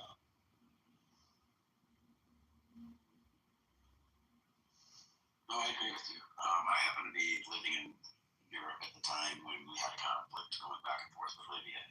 I literally had to run from my home because of a bomb threat. And I'll tell you, that's the one thing that I've always feared coming to our soil here. People have lived over in the Middle East and lived through the chaos it's just almost normal. I'm not saying it's not scary, but it's different when it happens the very first time. It's damn scary. And I don't want it here. It's very scary, and it's here. And the sad thing is, you can't sit and dwell on it. You gotta enjoy your lives. But the only time, I don't know how you say it, it's Savannah or Dana, but when it strikes and it hits home is the only time that it's going to make any sense to anybody. And then the question's going to be this. Tell me if you think I'm wrong. But the question's going to be like, well, why didn't we prevent this? Why didn't we stop this? Exactly. We should what? Japan goes, no, look how many Muslims are allowed in Japan. And when they are, they're watched very, very closely. They won't do it because people are fucking cowards. The politicians care. Like, if you look in Europe, right. They care more about not being considered Islamophobic and, they care more about the votes of a bunch of, terrorist, baby makers. And it's fucking disgusting, really. And people are too comfortable, too, in general. I mean, if there was, like, a scarcity of resources, then people behave way differently. But then there is a scarcity of resources. This is why rents skyrocketed. Down here, I know what when I think. No, I get what you're saying, but in other words, people would have to be made to feel very uncomfortable. And in other words, it hurts. That's like the level. Having to have roommates and deal with a bunch of other shit, not being able to own a home, all of that sucks. But it's not. It's not something that's going to make you like hurt, like in day to day. That is that kind of shit where people really. I get fighting. Sorry. Yeah. I've had friends that came from Bosnia and they were just young kids. I didn't believe it. Talking to their parents, 8 years old. My friend had to strap up and freaking fight a war. I was like, I didn't believe him. I didn't tell him I didn't believe him. I never did. But hearing his parents talk about it, can you imagine what that had to feel like to be a mom and know that your kids just gotta go? Mommy, and they're gonna die one way or the other. Mommy, fighting, right? It's crazy to me that we are so sheltered from all of that in this world. 12-year-olds in Iran. 12. The 12-year-olds here, they're on their freaking PlayStation, That's it. Their cell phone. They do the first damn thing about strapping up and going, trying to be a security force. Yeah, I know. I mean, that's the thing that they need to understand. This regime, Iran is a rich country in terms of all kind of resources, okay? But they even sold, they were selling the soil of Iran to the Persian Gulf countries to use it to fund the proxies. all the resources in the country, they look at it as a source of fund for the proxies and for the fight against the U.S. and Israel. That's the way they look at Iran. That's why whenever I speak, I say the regime, Iran is an occupied country. The Islamic regime occupied Iran and took the Iranian as hostages. Where are you from? If you mind me asking. From Iran, I just left last year. I lived in Iran for 40 years. I worked for more than a decade in Iran. I worked with the government and in different institutes, but then I was like, the system was so corrupted, I couldn't take it anymore. Yeah. So now I was watching, and I don't remember if it was a cycle back and forth between multiple stations, but I believe it was on CNN. They had somebody that was hit from a bomb in a hospital that they were talking to over there in Iranian, and they were saying that it was worth it if they can gain their freedom, right? And that they didn't want to see America stop. They wanted to see the regime change. Now, is that a one-off, or do you believe that that's a more common approach? I saw another one where they talked to a gentleman in his car, and they blacked him out and changed his voice around his face because he was there. He looked out his window, you could see where they were striking, and so it wasn't like BS. He's like, no, I'm ready. But or is that That's brutal. I mean, my own brother is in Iran, and he told me that every time that we hear the bombs and stuff, it's very scary at first, but then after a few seconds, we start like cheering, like, oh, thanks God, one more motherfucker is gone. That's the way they look at it, because they're attacking IRGC bases and the checkpoints and stuff like that. So when they hear those sounds and stuff, they at first, of course, it's a natural, human behavior that, be scared. They are the same as well. But then after like a few seconds, he told me like every single time after 10 seconds, we are chanting, we are cheering, and we are happy that, okay, thanks God, the war is not stopped, and they still hitting these bastards. That's the thing. I mean, my wife's brother also, he lives in Tehran. He says the same thing. I spoke with a couple of friends back home. They have the same, idea as well. They also have the same thing.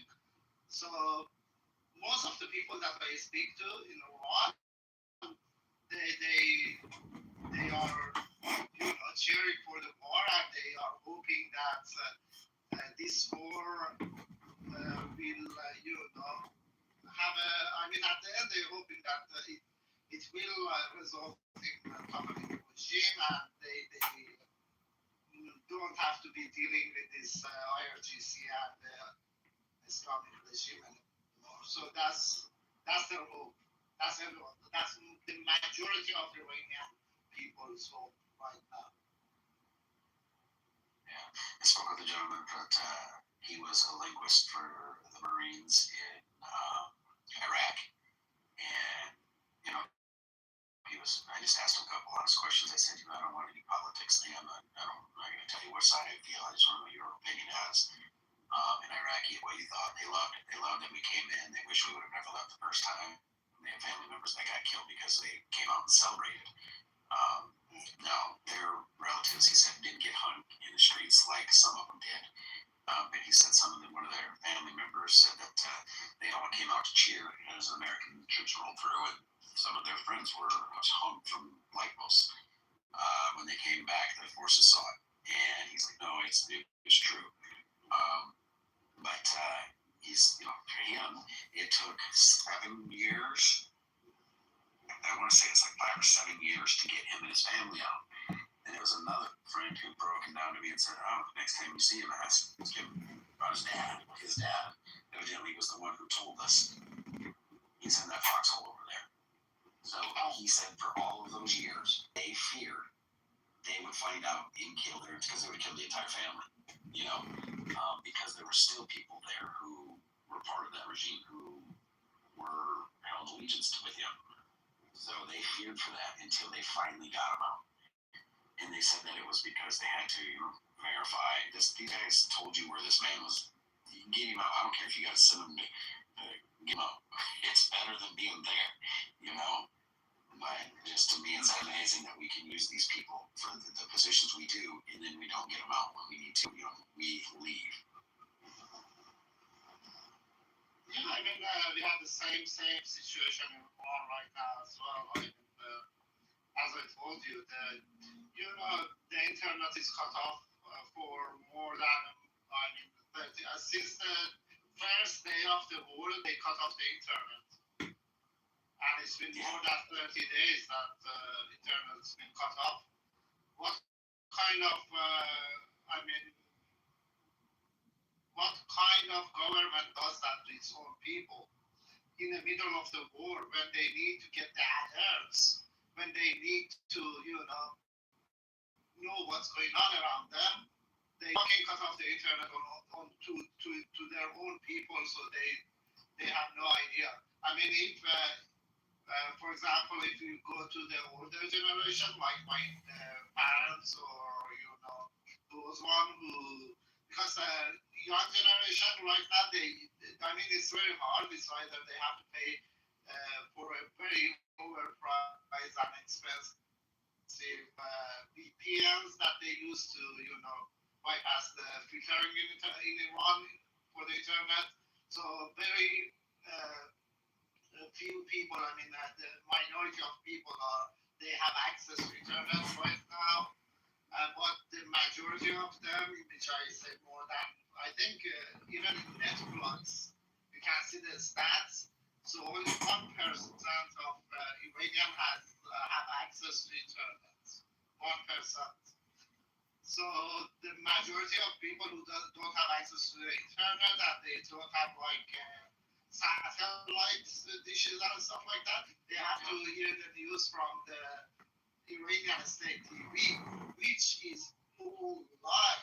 Based on their state TV, they are winning the war, and in few days probably they're gonna come to US as well and invade US as well. That's the propaganda in the TV that they selling to their supporters, people.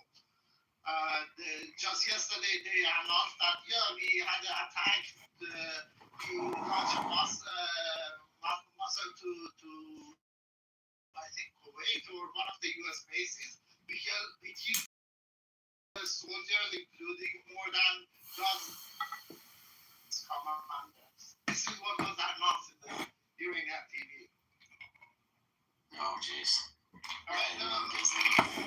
Disillusions them. I know, but just I have the video. Actually, the IRGC speaker man, he came to the TV and he said that all the U.S. bases in the Middle East are destroyed. The U.S. soldiers are running away.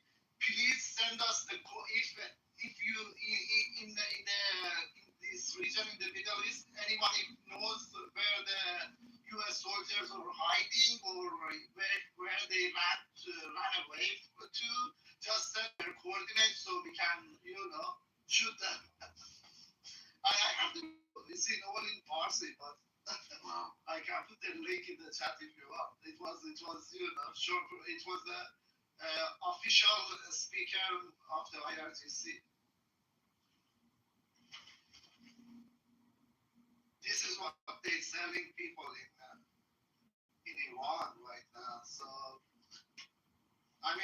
what do you accept from a regime like that? They're terrorists. What can I say? They are not human. And yet we have people in this country who believe that regime over ours. So Dana, where are you? Are you Persian? I am, yes. Yes, I'm from Iran. I lived in Iran for 40 years. Cool.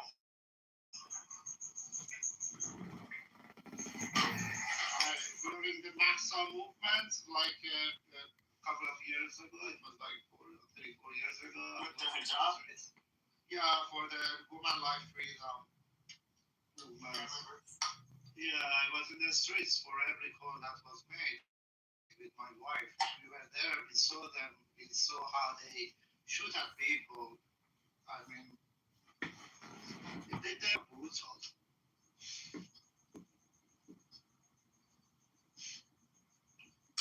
Do you think that I saw?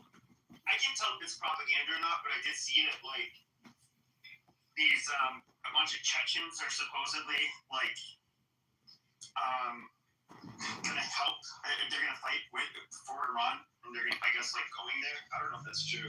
I heard that, but what I heard was that they said we are willing to come, but we have no confirmation that they've been deployed. So, but I know that from Iraq, around like 200k Hashd al-Sha'bi, they came already to Iran like a couple of days ago, and I think Israel also attacked their camp as well in Iran. So I hope they are all there.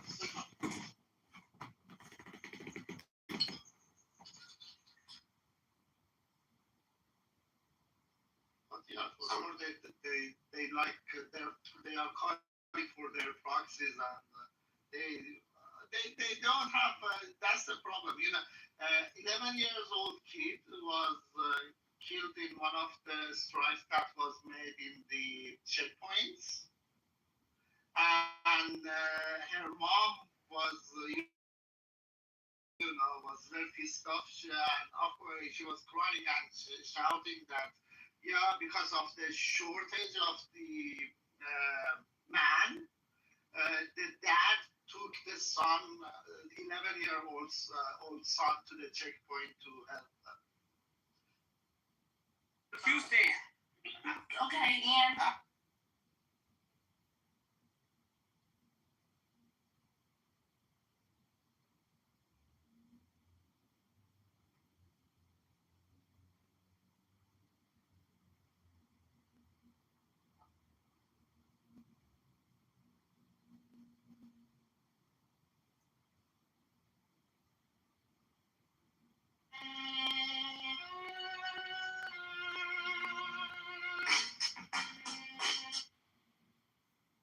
You said it's in the books on the top shelf,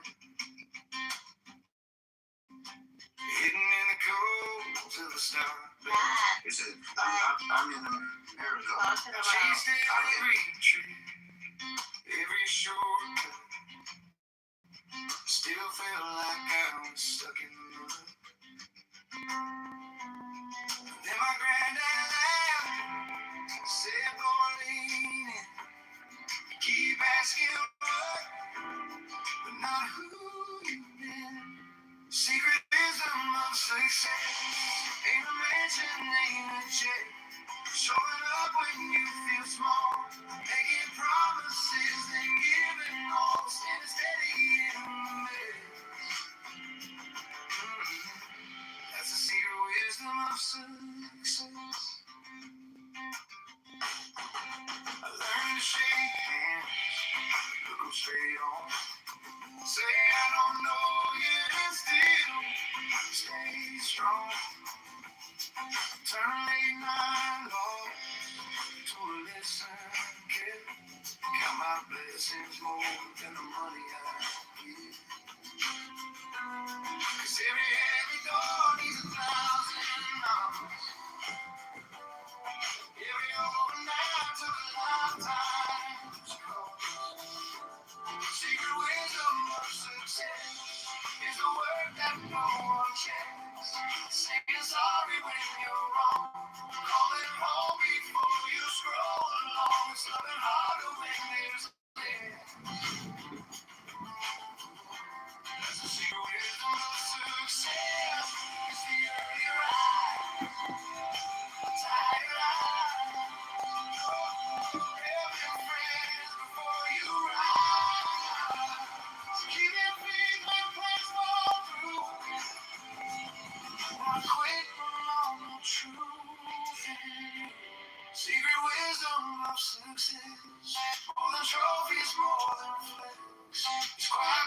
back in your chest. Doing daily what you do the best when your heart's the one you impress. That's the secret wisdom of success.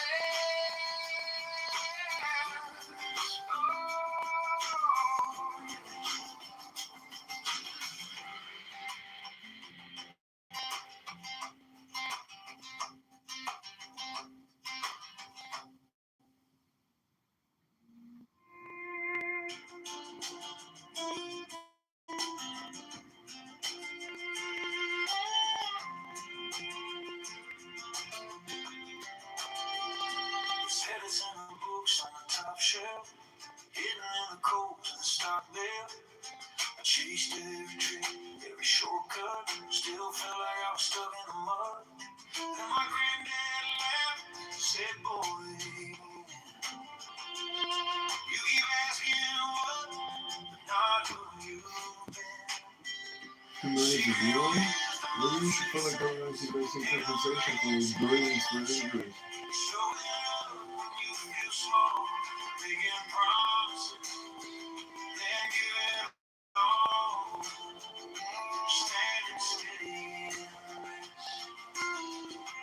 That's the secret wisdom of success.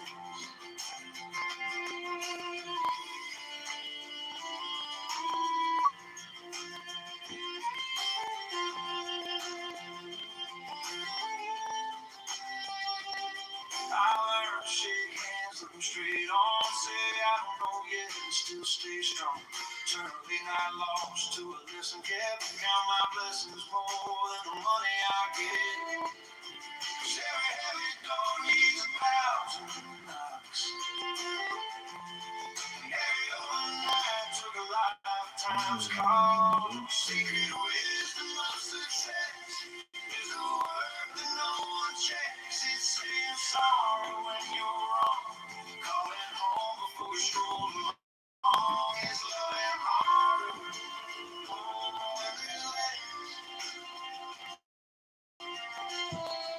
That's the secret wisdom of success. It's the early rise, the tired eyes, coming friend before you. Sadducee Jewish rabbi. Treating the Pharisee Judas. He's not orthodox, right? I know, If he's not Orthodox, then the conversion he gives you will not give you Israeli citizenship. Well, you say hello. But if he is an Orthodox rabbi, then his conversion will actually give you Israeli citizenship. yeah, I believe he is. Are you sure? We'll have to ask him. Yeah, we'll have to ask him, but I'm pretty sure, unless somebody else knows for sure, but I believe it was. Whatever happened there? Yeah, you know. I was just saying, in Isaiah, it mentions Cyrus 140 years at least before he was born by name. And God specifically says, I'm mentioning you by name, even though you don't know me, blah, blah, blah, Cyrus. And I explained to him, historians use that as evidence that it's a later edition. So anytime there's a prophecy of the future that's, I'm like, oh shit, so this can cost more down to America. I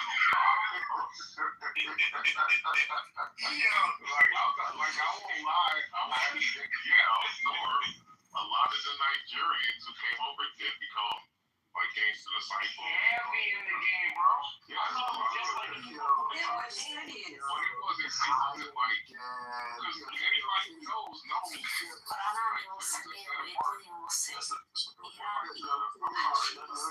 of y'all Nigerians, all you niggas Nigerians. I'm sorry. King, did you see Nathan's PTR? I just say that.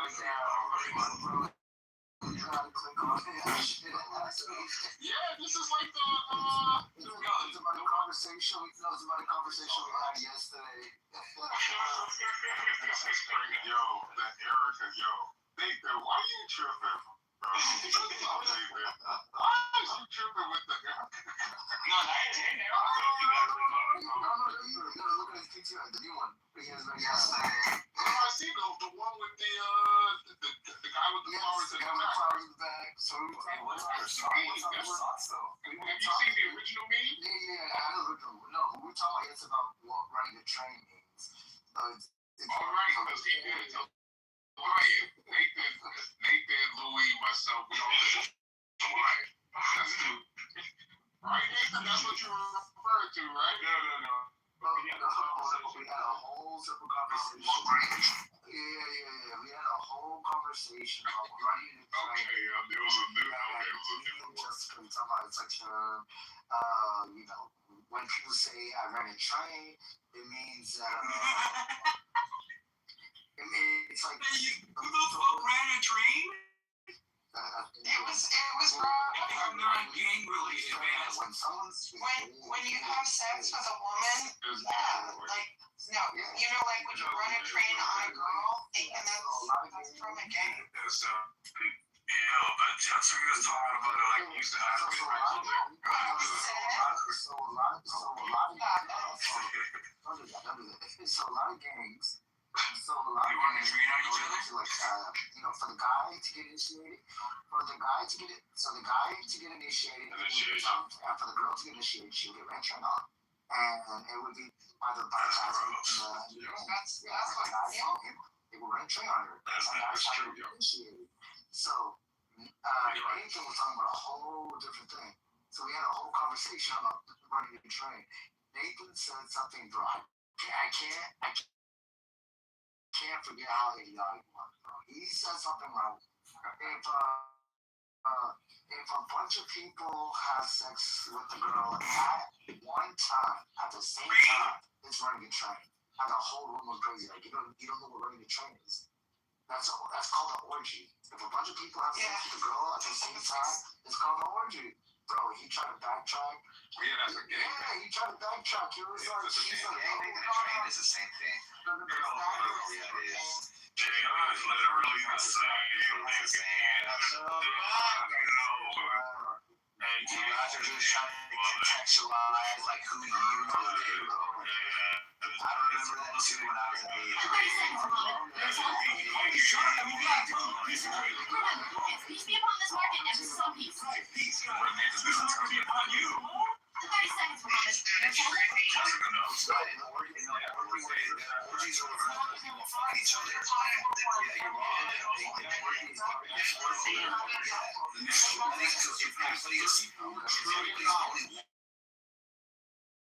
One girl, right?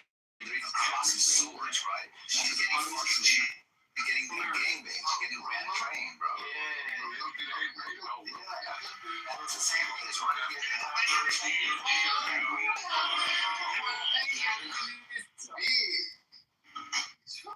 I think Nathan speaks to her. So you're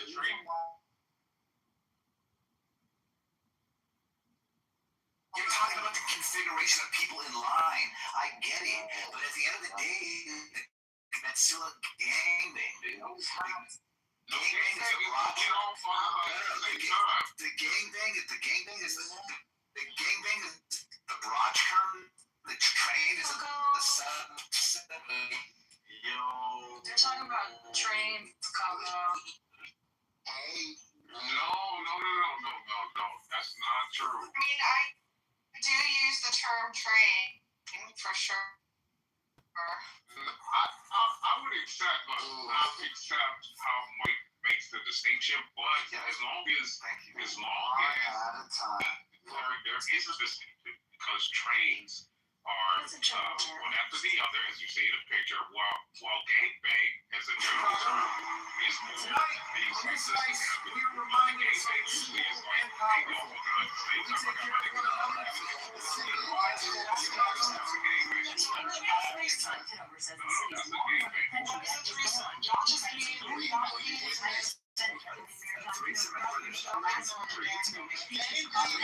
Basically like Alright, let's get started. I mean, trust me.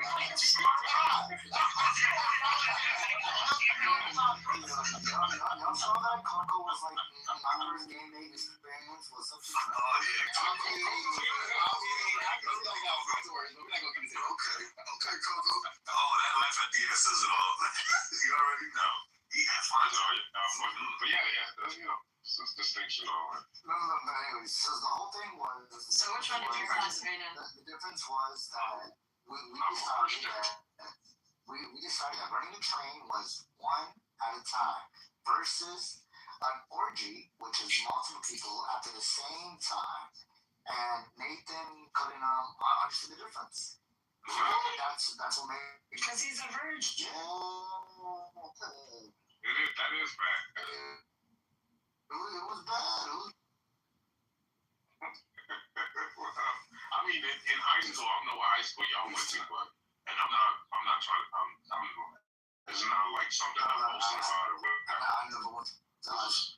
It's not right, but yeah, it happened a lot in high school. So a lot. There's women, there's girls on my Facebook right now. I'm like, I remember what you used to do.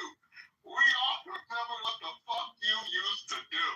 So yeah, it happened a lot in high school, like a fucking lot. Like it was bad. So I don't know how y'all was. I got my wife since she was 16, so Yeah, God bless you. I tell you that was God bless, because that's a bless. Because there's a lot of people who don't know they woman's been fucking niggas since that time period. So they have no clue, zero clue. My first experience with that was on this girl. This girl got jumped into a gang in the 7th grade. I was like, God damn. Yeah. That was fucked up. And I think we were the last generation, Nani, where that type of initiation happened in Chicago. After my generation, it happened a lot less. Like, it was more about what neighborhood you were from, and then you just were part of that gang. So you didn't have to get initiated, in that way. But it did happen. I think we were like the last generation of that still being a.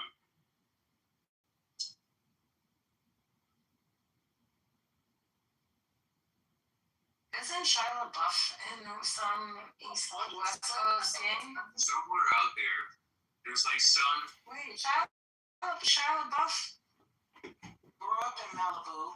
He's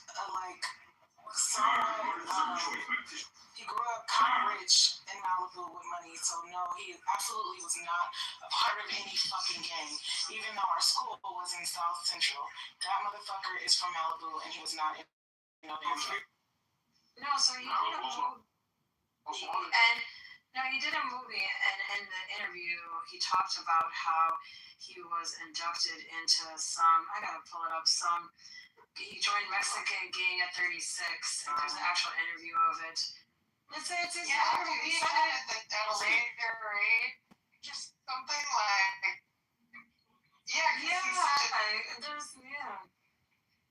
he said it in an interview, some Mexican gang at 36. That's right. So I could do He's so crazy. I just sent you the It's called Rob King. Don't fuck with all this pure. What's the intro? I will DM one man. I just sent you DM. You ever heard that song? Rob.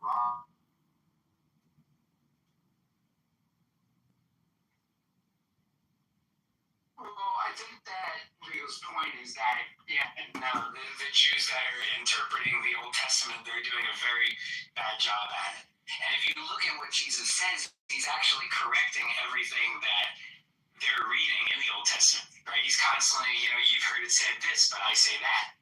He's not actually contradicting the Old Testament. He's actually showing the way they're reading it is entirely wrong. Yeah, a large part of the Pharisees had like their oral law or like their own made up explanations of like the Torah, which were rejected by the Christians, and they became later known as the Mishnah. But even then, there are some agreements with Midrash, like Jewish interpretation of scriptures, and Paul, Paul uses Midrash multiple times, such as when he says that Genesis and John Grace about Paul's Moses, which comes from Pharisaic tradition.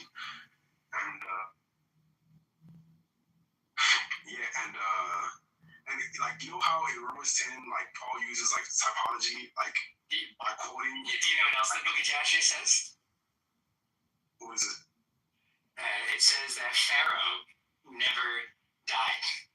That Pharaoh repented and actually, and he was not actually flooded. Now read the text carefully. Does it say anywhere that Pharaoh actually died in the Red Sea? Oh. It's pretty interesting. Yeah, my point is that like Paul even borrows some like Jewish traditions of exegesis that is paralleled in like the Midrash. So obviously Judaism definitely has falses to it, but I think that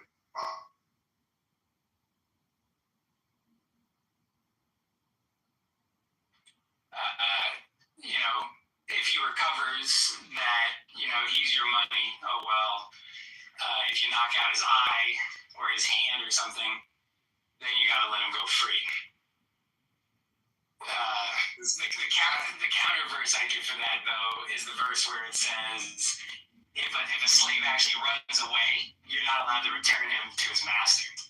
That's a very interesting verse, because it literally says if a slave or a servant runs away from his master, you can't deliver him back to his master, and you have to let him live with you or in a house you want in your own neighborhood. That's literally what it says. And what's interesting is Pennsylvania created a law saying exactly that. If a slave runs away and the Supreme Court said, oh, we don't care, you have to send the slave back. And literally that's what happened before the Civil War. I guess the question I have is, do you believe that the God of the New Testament is the same God as the Old Testament? Oh yeah, I mean, basis, because when you get into beforehand, all the way up to the Hebrew origin, for example, it's like I think that's a trees the same God. I just think mankind is undefeated with no basis for them. And there's like dozens of testimonies in the Old Testament where it's like these people are constantly falling short and failing and pissing off God. And then there's also elements where God wants like some sort of a relationship with like people of other nations. So it's like the destiny of these people is to get like this book out there, to get it well known, to get everybody on the mindset of the one God. And then that eventually happens. And then you have someone with like Christ that comes to fulfill all of these things and even like amend, I would say God can even amend at that point. So it's like we have all these prophecies leading up to Christ. We have Christ. If there was no Christ and we're still sitting around waiting for a Messiah, like 2,000 years later on here in the present day, like I would have no reason to believe in it whatsoever. I'd probably be an atheist or an agnostic. I mean, to be fair, when he's saying, if what he's saying was hypothetically true, one might argue that the prophecies actually failed. So then he would be justified in it. It's time to ride.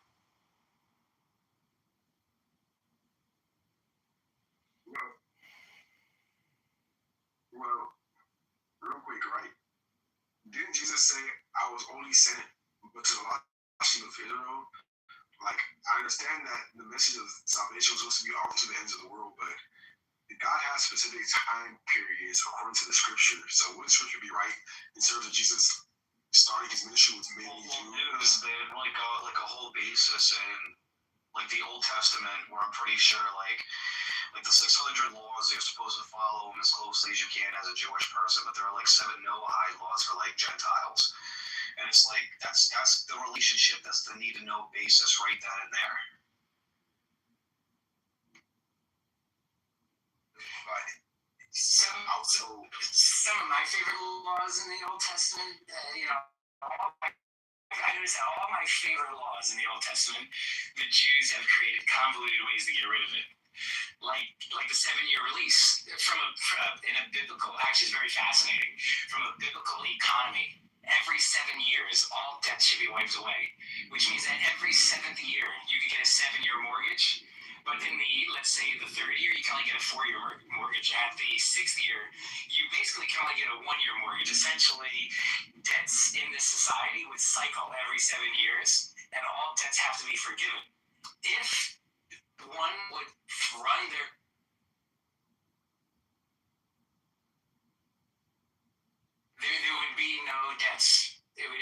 would cycle in 7-year cycles. And so what the Jews do is they actually go to the synagogue and they say, oh, Regal over here owes me $1,000. I'm going to give it to you, Rabbi. He owes God $1,000. And then after the 7 year, they take it back and say, now you owe me $1,000 again. They create all sorts of laws to literally go around this. On that note, I have to go, but I just like to lastly say that, like, I personally believe that the New Testament has, like, the ultimate truth, which the Old Testament didn't fully reveal. But I think that would be nice to say that the Old Testament is systemically flawed and never served without the New Testament, because that would mean that the apostles were using it as a simply flawed basis for the revelation, which I think is dangerous. Well, how do you see, like, and no offense, dude, but, like, the Jews were kicked out of every known country in the world, like, over time. That's why they didn't have a home to go to. So, I mean, like, how do you think the Western civilization would evolve without Christianity? Like, how do you see that happen? Well, there is no West without Christianity. Okay. So, problem solved. But I'm saying, I think you're making a necessary dichotomy between the Old and New Testament, but I have to go, so. It's not really like a yes or no, true or false. It's just like, I just, if we didn't have the New Testament, if we didn't have Christ, I really don't see the influence there in the world without Christ. That's the point.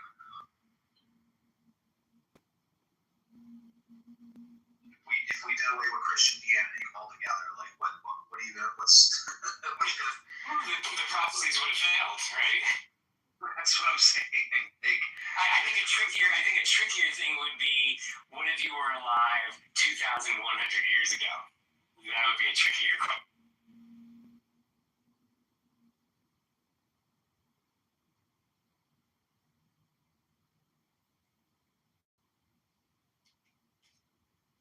Yeah, like a lot of your talking points, Crush, you should definitely join the house and make a stop by every so often. I'm probably gonna roll off and probably investigate Clubhouse a little bit. Do you want to own the room? You want to talk to people? I'll make you a pod. Yeah, I may have to go in a couple of minutes, but I'll try to stay. Yeah, if you like, I just pop in and out of here every so often. I kind of like let everybody just kind of do their own thing in here. Another question for you. What's up? So based on what you were saying about, like, the Christian Old Testament, as it were, I guess it's like, do you think this was monolithic? And then also, do you kind of embrace the two kingdoms view? Or not the two kingdoms, I'm sorry, but the two powers in heaven view? Which two powers? The two powers. The Old Testament. Yeah, like there was a group of... Said Yahweh. Yeah, there was an ancient sect of Christians that have maybe been scrubbed out, or like proto-Christians that actually held to the two powers, like Yahweh and the angel of the Lord both being God. Like Michael Heiser talks about and other scholars. Yeah, I agree with that concept, but I mean that could, yeah. What about you, Christian? Like, yeah, I mean, I got the first part. The second part, I would have to like kind of dig into exactly what you mean by that. But did you want me to comment on the like monolithic? Into was like, if you thought there was a monolithic Christian sect that embraced this idea or concept of the two powers. But it sounds like you might not be that familiar with that. Two powers, as in, I'm not exactly sure what it is. They were like proto-Trinitarians, or like, at the very least, they believed that there was two persons who were God, right? Like, because like, as you see in, the destruction of Sodom and Gomorrah, Yahweh rained down fire from Yahweh or whatever, so you have the dimensions of Yahweh. you kind of have the two mentions in Psalm 82 and also in Council, like there's Yahweh and I think El that are mentioned there.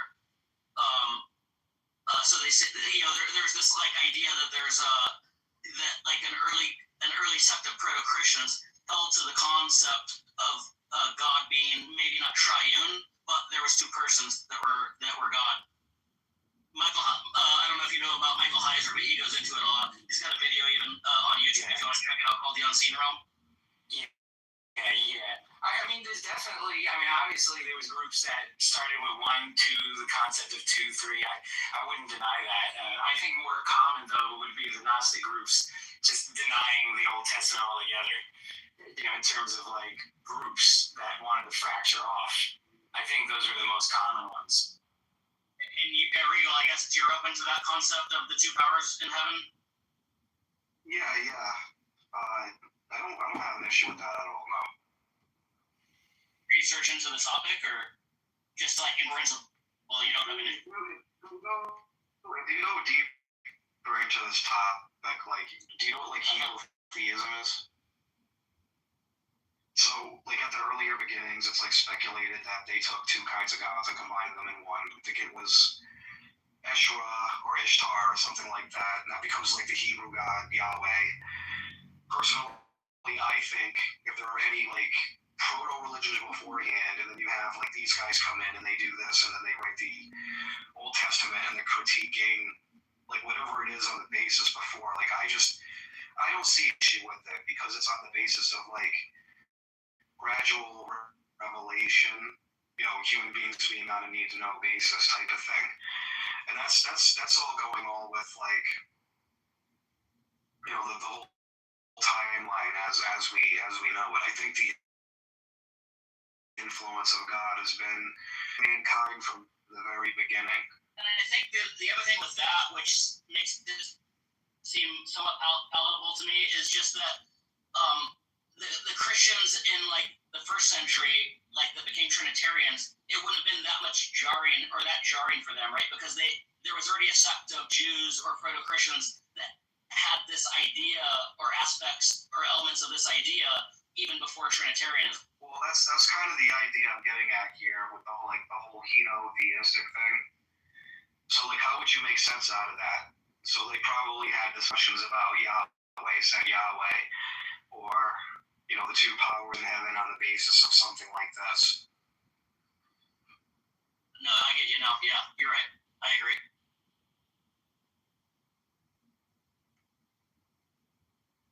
I mean, isn't the logos or the word, isn't there already a discussion of that? I mean, it was a pre-Socratic concept as well, right? I think with like Heraclitus, he said all things were because of the logos. But then what is the Hebrew? What the heck is the Hebrew word for word? But yeah, they had that concept as well. Yeah, so it makes you wonder, if you're looking only through Christianity, if the Jews back in the first century, if they were, or let's say if John's referring to the Hebraic word, then is he thinking through that Yahweh was in a house of gods and he had brothers and sisters? Because I mean, this is what all the like one-sided scholars do. Francis Sherlock-Holmes, Joshua Bowman, who else? Myth Vision, all these individuals that are like notorious on YouTube with this stuff. They're reading in scripture from their own lens, and they contrast similarities with that's not monotheism, but if that's where it kind of lost, because it's like, well, if Christianity has always held to this monotheism, and the disciples did follow this, and they didn't hold to this multiplicity of gods, but divine persons, then it's either they didn't see that at all, or it was never known to them. That's why these theories are like less than 200 years old with this. It's like, and if it makes it harder for them, like it's harder to adopt, right? Because it would be a lot more jarring, because it's almost like shattering a worldview that they had. Yeah, and if Christ, if let's say let's try to steel man the atheist or whoever uses this argument. Let's say Christ was real and he claimed to be the Son of God. Well, if that was true and there's historical evidence for that, then is Christ referring to him being the son of evil? Because he's claiming to be Yahweh in the Old Testament. But at the same time, if he's the Son of God in the sense of the anthropomorphic Yahweh that has a dad that's evil, then that wouldn't make any sense. Because that's saying he's the son of Yahweh and El. Because we believe that El and Yahweh are the same deity.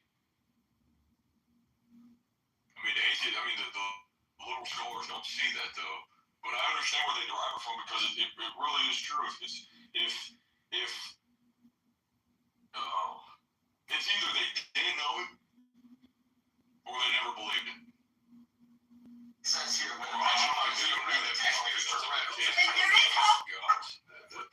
Israelites would fall. Like for sure, like she thinks Yahweh has a body, right? Just because he's walking in the garden, she doesn't know that's Christ, for example. I need to look over my Substack real quick. I kind of dove into this for like 2 days because it bothers me. It kind of bothers me sometimes. So I'm like, damn, what if that's accurate though? What if it is a remolding of this ancient religion where they slowly morphed all these different faces or this different mold, and they turn it into one mold. There's all these different molds, and they turn it into one mold. It scares the hell out of me. But it's a new theory. There's more justification for singular deity with Christianity and with Judaism. Then this is Hold on, he asked me. He's taking over your role. So I would say this. Look, here's the problem. So you've seen certain problems, like whether it was Vietnam, it could be defeat Iran if he wanted to, obviously. But that would mean you'd have to send in a lot of Americans. There'll be some casualties. It'll cost a lot of money. Is that going to be popular whatsoever? No.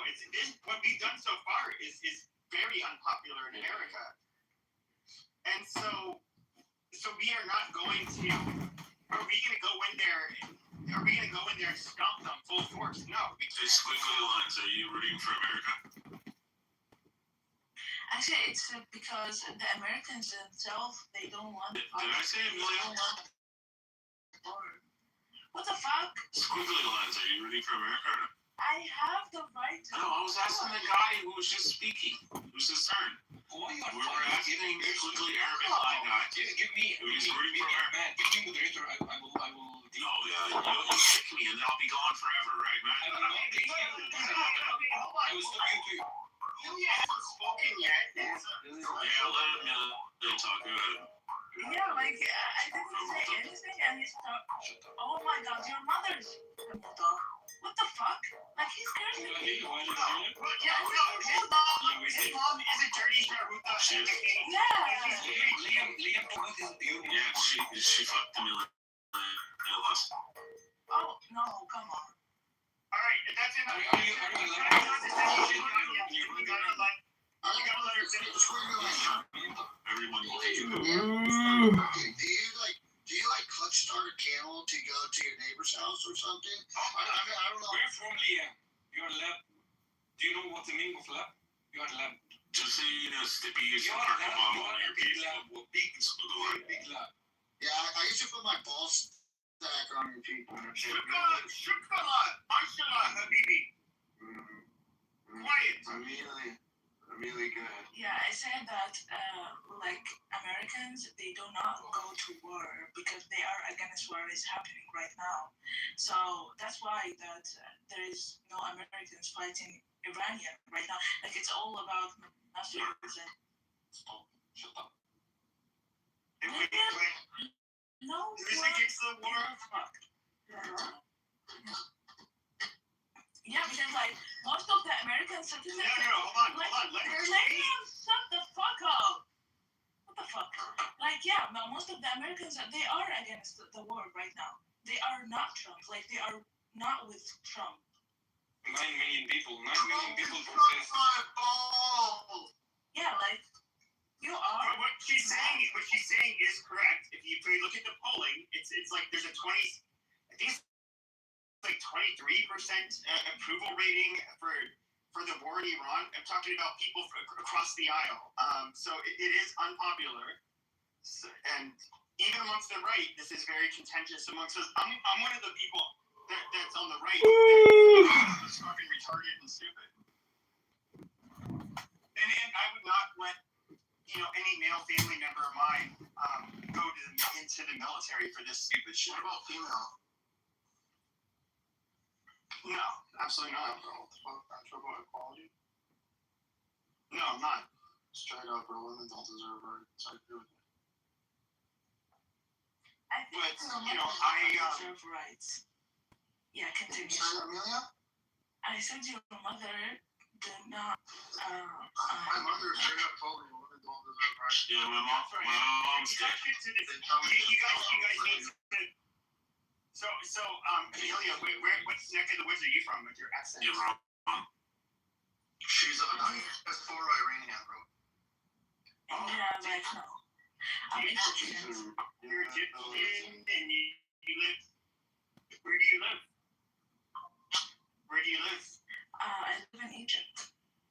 Oh, you're not. It's a Coptic language that they tried to destroy and eliminate. Who is Liam? I would like to know. Okay, Liam. Yeah, like, This guy is like, where are you from, Liam? You asked her and she I do want to let the Muslims in the room know that I personally am a crusader. I do think we should take back all of the lands, whether that includes our holy lands. Which lands? Real? Google lines is All of the lands. So all of shut. Okay, now you gotta go. You gotta let them talk, bruh. So I'm against all lands that were Christian that have been bastardized by non-Christians. So all of North Africa. That was Jewish land first. if we're gonna, I want to take over. Hold on, guys. Chill out. You So chill out, I personally. Enough.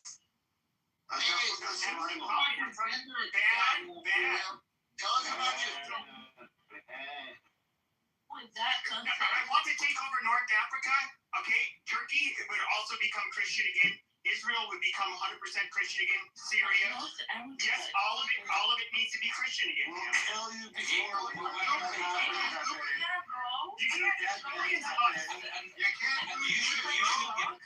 you should give the America to the native people again also. If you want to take over to the Jews again, you want to give them. Yes, no. I'm going to give it to them. You want to give it to them? Okay. Give it to them. Yes, in the form of a slave colony. Yes, absolutely. You will give their land to them? Yes, we're going to give the entire Middle East back to them.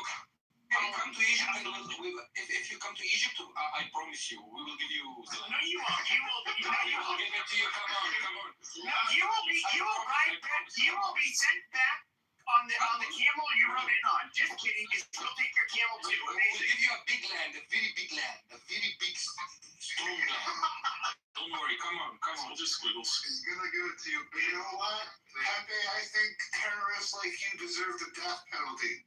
And I'm sure you will enjoy it. Look at this angry. He said I deserve the death penalty. Look at this angry Jew. Wow. I thought you guys were the religion of peace. You Jews. No, Naftali's a fucking Arab.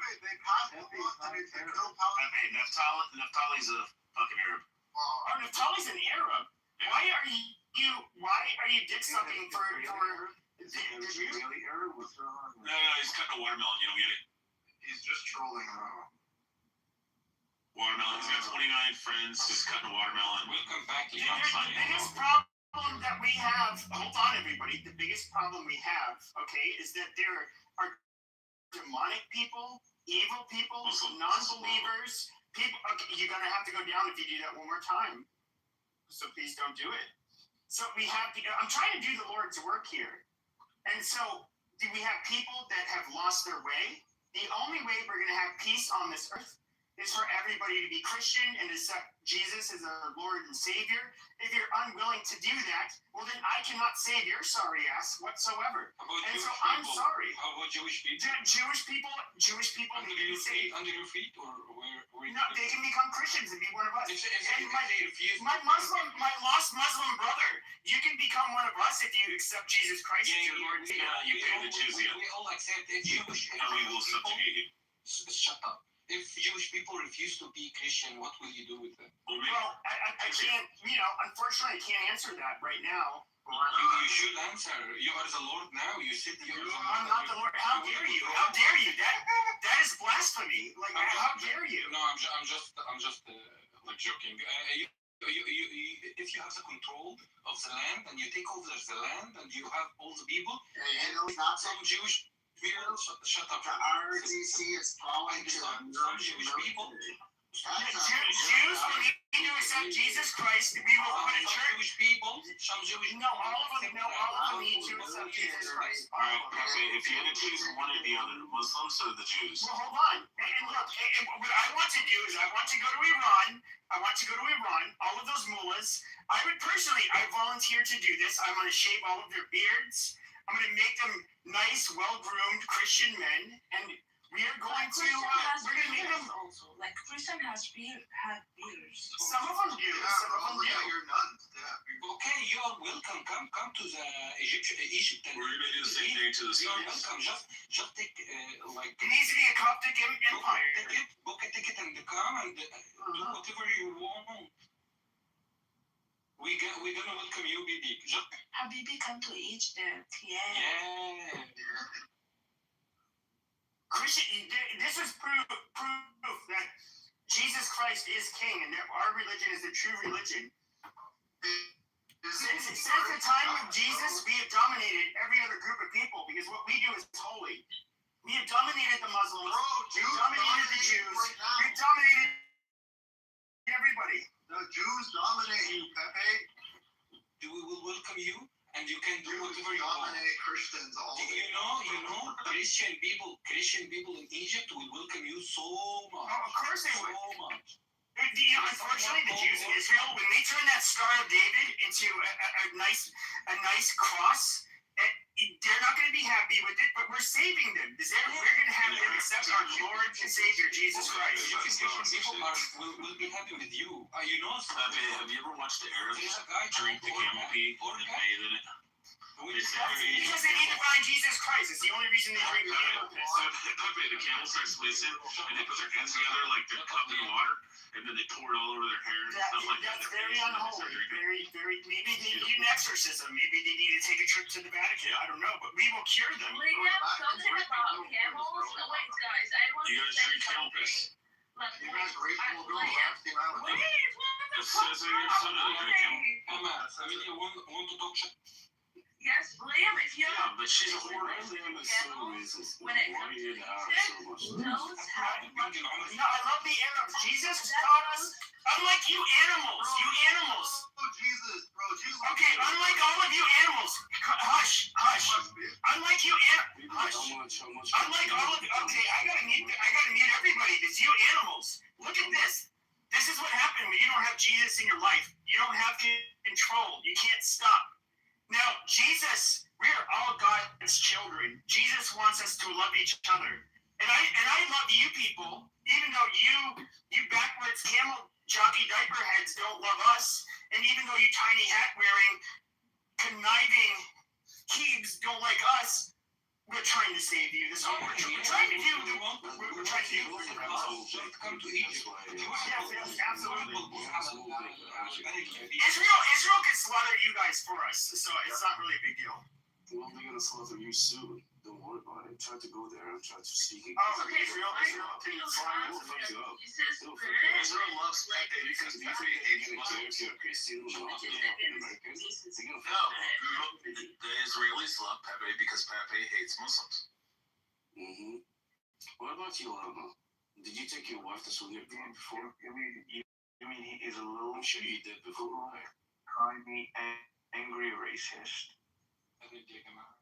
Hey, Okay, you guys need to stop speaking that demonic language in this room. Pipi, can I ask you something? How much can I pay you and you become a... You wanna suck his dick? You cannot pay me. I am a child of God. You have a price. No, I do not. Unlike you Arabs. You dirty Arabs have a price. Most of Americans, they sell their soul. You ungodly Arabs. You still to this day chop each other's heads off on the fucking street. You guys have ungodly consumerism. You buy flashy brand label shit. Yeah, you like to show off your sports cars. You can spend the most amount of money on a license plate with the first number. All while acting like you're a pious Muslim. But what you end up doing at the same time is you have exceptions for yourselves where you guys get to do booze, you get to do hookers, you get to shit on the faces of OnlyFans whores. That you guys are the biggest hypocrites in the world. You have a tiny cock, I'm sure of it. That's why you're so angry. I have a much bigger cock than you people. You have a fucking tiny cock, man. Okay, let's sword fight, bitch. Let's sword fight. No. I'm not gonna. My dick's a lot bigger than yours, bitch. It was your lady, man. I'm gonna do it with your lady, not you. No, she won't. What would I fucking do? How can you have your short little tiny dick with the fucking quarter-inch cubic turtleneck end up penetrating my woman? It's not gonna happen, dude. It's not gonna happen. She probably laughed. She'd be like, "Oh my god, are you trying to drill me? Are you like a little Arab trying to drill me for oil? Oh my god, that's so cute." And it wouldn't get in. These we are not built the same, sir. Did I touch your G-spot with the PP? We're not built the same. Just relax. You look like very angry. You look like have a weak. Just remember, the male G-spot is the prostrate, guys. I believe he's jealous of Arabian people. You can't be He's Arabian. super angry. I'm not sure why. Why he's super angry like that. I mean, Yeah, but you Egyptians aren't Arabic, so like Arabs what? The women have unibrows naturally. Their women are hairier than from Europe. They're like, what is there to be happy about? You know what's funny is Arab women try to look like European women because European women are obviously a lot more attractive. Dicks, because that's why they fuck out. Ew. How if you come to the Israel, kick your ass. No, we don't accept the Christianity. What do you do?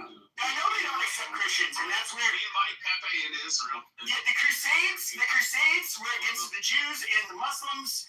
Okay, I'm not naive enough to think that the Jews are our allies, but at the end of the day, you cannot be a true ally of mine if you do not accept Jesus Christ as your Lord and Savior. Well, that's your choice. You choose whatever the fuck you want. No, you don't, you stupid dirty Arab. No, you're a fucking idiot. Israel to You fucking Why do you have a false prophet? Why do you have a false prophet? That is so demonic. That is so disgusting. gonna pay the fucking You're so angry. You need to accept Jesus Christ. Lammy, come suck my cock. Accept Jesus Christ as your Lord and Savior, faggot. Pepe's gonna jizz all over you. Lammy, you're gonna love it. You're gonna love He wants to fucking go, guys. See, look at this Muslim. He's saying gay stuff. He's talking about how men will like the taste of his cock because he's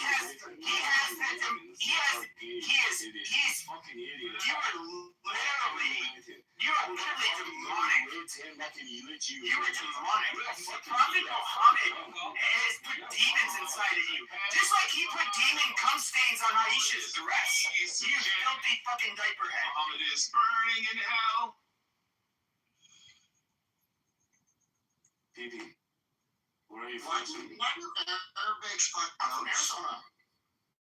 Why do Arabics fuck goats? So that's being in a sun arrow. Well, I mean, a goat is about just as hairy as an Arab, but slightly more attractive. Why wouldn't they fuck? The overheat in Arizona affected your head so much. PP. They all fucking little Where boys. you live, Phoenix or what? They're little Yeah, I'm from Phoenix. What's up? Well, fuck Phoenix. Oh, you want to fight, bitch? What's up? Fuck Phoenix. What's up, pussy? You come here, you gonna pull. Fuck you. Oh, you really? Oh, wow. Oh, no, you're gonna fuck me up. Amazing. Send me your address. I'd love to see you pull up, Give me your address. tough guy. Give me your address. Give me your address. What is your address? What is your address, foreigner? 6139. All people, foreigner, and different. I live in Washington State, you idiot. Nobody's fucking afraid of you. Nobody's afraid of you. Yeah, Well, that's nice. I don't threaten people on the internet. You just pull up to their house like a fucking retard. I started doing Arizona because of fucking like you. If all the Arizona, if all the Arizona's residents are just like you people, then fuck Arizona, man. I fucking hate racism. Fuck you. Fuck you. No, Arizona's largely a lot of Mexicans here, and they're also Catholic. They also take part in the crusade. When did Arabs become a race? How is he racist? Mexicans. Yeah, when did Arabs become a race? Yeah, his ass. When did Arabs become a race, you faggot? How's he a racist? He doesn't wash his ass after his shit. Yeah, he doesn't. You guys don't wipe your asses after you shit because Allah forbids it. What the fuck are you talking about? And you know what's really disgusting is that you people. Okay, hold on, diaperhead. What I'm trying to say is that you guys just imagine this. I'm trying to put a picture in people's mind because most of us are we don't have these gross, dirty Arab genes. And so imagine they take a nasty, steamy shit. It smells like, of course they were eating hummus. Yeah, lots of all of this gross shit, falafel, all of that shit, right? They take these steamy shits, and of course it sticks all over their ass hairs because these people are hairy as fuck. That's why they smell. Their breath stinks. Okay, and imagine all of this shit is like caked on their ass hairs. Like these people are disgusting. These people are so unholy. They need to go into a church. They need to wipe their ass with toilet paper, and they need to get on a queue, and they need to accept Jesus Christ as their Lord and Savior. You filthy fucking Muslims. You people are dirty. You people are dirty. You're backwards. You need to find Jesus Christ. No, shut up, you dirty fucking you Mohammedan. Shut your goddamn mouth. Shut your fucking mouth, you dirty Mohammedan. The last shower was 2 months ago, right? Your last shower was 2 months ago? I smelled it from you, you fucking idiot. No, we smell a lot better than your people. Dude. Where are you from? Dravin. Why are you so angry? Where are you from, Dravin? You dirty diaper head. I'm from fucking Washington, you idiot. You're from Washington? You wanna come to me? Where are your parents from? You wanna come? No, I'm asking your nation of origin. Where are your parents from? Where are your parents Where are your parents from? Yeah, my parents are living here. Where are your parents from? Where they came from? Is this dude? Yeah, well, I mean, you speak English with an accent, so obviously. Yeah. How many languages? Yeah, you're lost. How many languages you speak, people? There's only one type. There's only like two languages. Hold on, you dirty ape. There's only two types of Iraqis that are cool, and those are the Chaldeans and the Syrians. They're the only people that are human beings that live. Yeah, all of you dirty Shia. And you fucking Sunni Muslims who don't accept Jesus, you guys are filth. You guys are fucking disgusting. That is why the Christian world went into Iraq and we crushed you within days. And all of your Muslim, all of the Muslims across the world did nothing about it. They just watched us Christians do the work of the Lord, and we dominated you people. So you think where's your just and merciful Muhammad? He's nowhere to be found. Why did Jesus Christ? Chill, PB. I have a question for you, seriously, man. Do you think using this language, speaking to us, you can invite people to? I think you're going to hell no matter what. I don't really care. No, I don't think you should speak this way to everyone. Just arguing with you, fucking idiot. He needs to be fucking learn how to study. He needs to wash his ass. He probably didn't wash his ass in his whole life. Why are the Arabs getting so mad? Just like the other fucking. Okay, you shut your filthy Arab mouth. You know what? This is the thing. You know what's really funny? Is the Persians had warned me about you people. I'm talking about before I even knew anything about Islam. They talked about how, like, basically Arabs are monkeys, which is true. The Persians are a lot smarter than you people. The Turks think you guys are monkeys, which is true. They're a lot smarter than you guys too. Now, what's really funny is we can look. What is the Gulf Arab states do? Nothing. They innovate nothing. They have oil wealth. That's all they have. They innovate not a goddamn thing. The Persians are actually rather industrious and can invent shit and create shit. Same as the Turks. But you have you fucking monkeys with oil wealth. You people are stupid. You are dumb fucking people.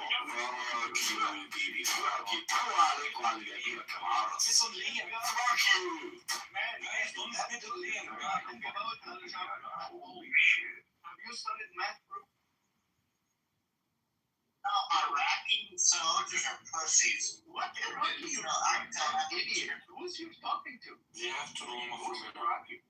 I'm pretty sure his mom would have a different opinion. Do you support the war that's happening in Iran? No, I'm absolutely against it. I'm not for this Jewish war. Then we agreed on something, man. Let's You know what, bro? Fuck you and your eyebrow. If we are agreed on something, that's something that's it's gonna make us speak about something, you know. Pepe, how much do you love Egypt? I love the Coptic Egyptians. Everybody else can go to hell. What about the Muslims? You love what? Bro, I can lay down to the pyramids. What about the Sunni Muslims and their pedophiles? Shut up, You who you love? Who you love against again? Pepe, how do you feel? I said I love the Coptic Christians in Egypt. No, I'm saying, how do you feel about Prophet Muhammad? Do you have any Egyptian, any Christian Egyptian friends? I've talked to Draven is I'm just looking at shit. Have you ever visited Egypt before? I would never go to such a dirty shithole. Well, you still love. You just said that you love. Yeah, because they're Christians. Bro, have your mom right? They're my brothers in Christ. Why would you not? They will. Do you know like you. Do you know that we have one of the oldest churches in the world? Yeah, but then Muslims ended up taking over. Why would you? They ended up colonizing and taking over the civilization.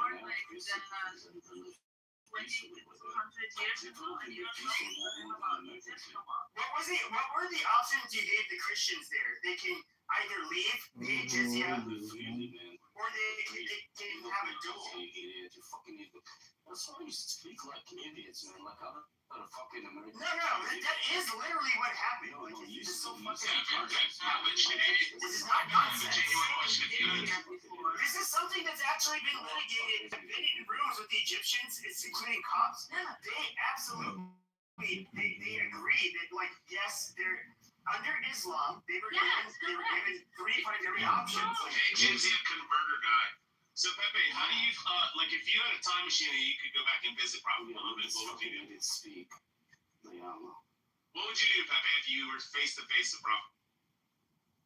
Gonna be like fucking. I'd call an exorcist. He's fucking afraid to give me his address. This idiot, he is afraid to give me his address, and now he's speaking against Muhammad. That's what I'm looking around. He's giving me my fucking coward, baby. He's a fucking coward.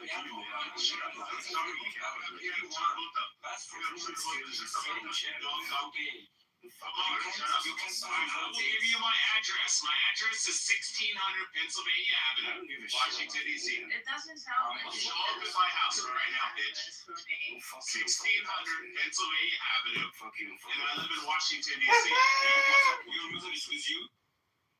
Yeah, she's there right now at 1600 Pennsylvania Avenue. Fly there right now. Come find me, you faggot. It doesn't sound like you show stand there with for a gun and scream Allah. Is your mom married? Okay, I want to say prayer, guys. Dear Lord Jesus, I'm sorry for making fun of God's own children. You know, don't say that word in the presence of Jesus while I'm praying. But I am praying that you save these wayward people so that they will accept you and that there can be peace on this earth. Amazing. Oh, I'm saved. I'm so fucking saved. I'm praying that you'll see. I'm so fucking saved. See how peaceful? Just saved, you idiot. You know what's funny? You know what's funny is that was me being nice and not saying anything insulting. Right. But then, if this was Muslim, it'd be like, videos, okay? You guys just do retarded shit. And then it would have like this guy with a lot of reverb speaking in Arabic, and then all of a sudden, it'd be like, oh, this looks kind of cool. Then all of a sudden it'd show a guy dressed in black covering his face, and then it would show a guy in orange, and then it would show like him taking a blade in 4K, slitting his fucking throat, and that kind of stuff. And then it'd be like, that's what they do. We are not built the same. We fight in the name of Jesus. We fight in the name of peace and justice. You fight in the name of barbarism. You fight in the name of being. I think I did hurt you feeling so much, baby. I did hurt you feeling so much. That's why I'm so angry. Child raping, human being, pieces of shit. So we have a question for you. Who Do you have a over system? Native people? Do you have a system of American people? The Native Americans have been saved. They are now Christians, sir. The British people didn't kill the Native American?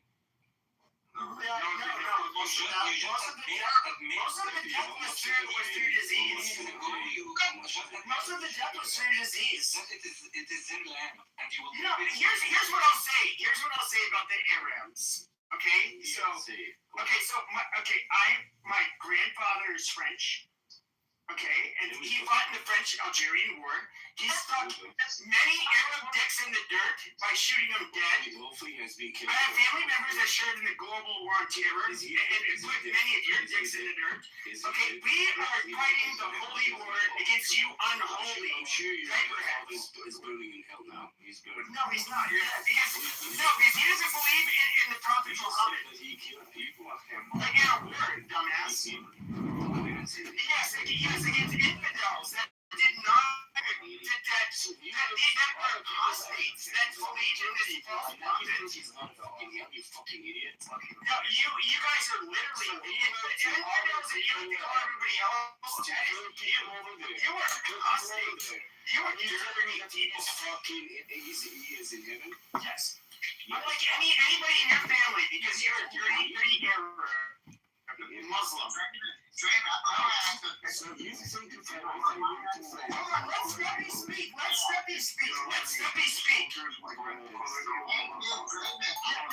killed way more of you people, you fucking faggot. Shut up and let Steppy speak.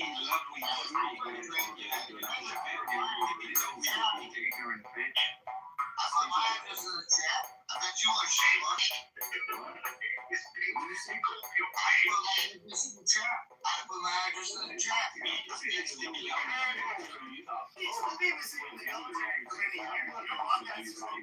That's fine. I'm gonna fuck you up.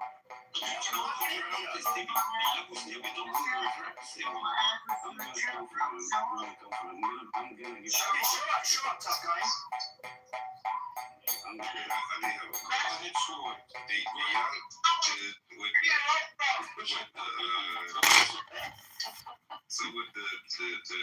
We see what, I hate to say it this way, but it's trying to do. Do y'all think they're gonna take over America? Who said that? So, No, I'm asking. You asking who? I'm asking you.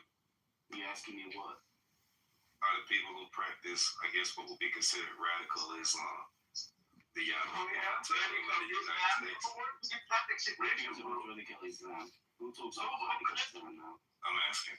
They don't believe in radical Islam. These are radical fucking donkey fucking Muslims themselves. Shut the fuck up, You shut the fuck up, you fat motherfucker. Shut up. Check my cock. I'll shrug your right hand head out of Gimmel's ass. I'll make you get that camera fucking fuck you. See? Well, it's in your teeth. Shut the fuck up. You'll be upgrading as your right ear of ass. Suck my fucking dick. Fuck you, fucking idiot. What makes you think what makes you think that we believe in radical Islam? I didn't say you did. Or that we hate Christians? Do you think that we hate Christians? I started with asking you a question. what is the question? Because I didn't understand. This fucking idiot people need to shut up. I'm saying that you're African American? Yeah. Yeah. We love African American. We love African American. We are from the same continent. Then why did you guys were the number one cause of death of African Americans? Was literally the Arabic slave trade. What the fuck are you talking about? You piece of fucking shit. You guys don't treat black people as the same in North Africa. Like, this is so goddamn stupid. Give me that. I speak. Give me that. Lying piece of shit. I'm not I don't know you try to casually make this inroad into this market trend on You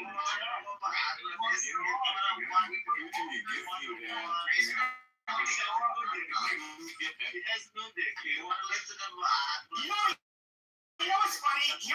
I'm gonna make an observation. You know how I said earlier how like the Persians, I've heard Persians and Turks and other people talk about how the Arabs are monkeys. They're literally you guys are literally subhuman in comparison to them, which I think is absolutely true. It's absolutely true. I mean, the Persians are much more successful than you guys, much more. They're much older than you guys. But you know what's funny is for like the last week or two, we've been having nothing but like mainly Persians in our rooms. And the Persians are so much more eloquent, well-behaved, nice. They're a lot less violent.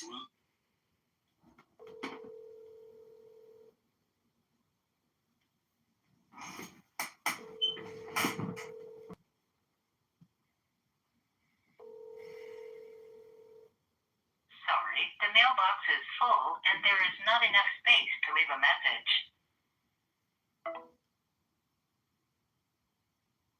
Yo, it's John. I'm listening to Clubhouse Retards, but if you're up and you want to chat, I'm around. Bye.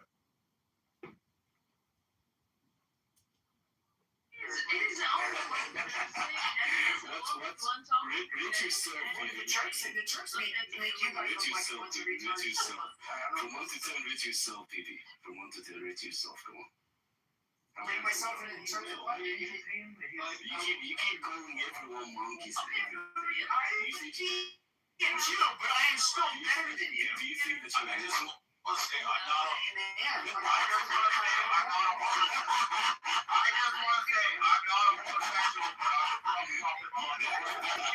He's like, do you think you're a handsome man? But the reality is that, like, I don't know, I can't see this guy's picture, but I have never been here all over your bodies.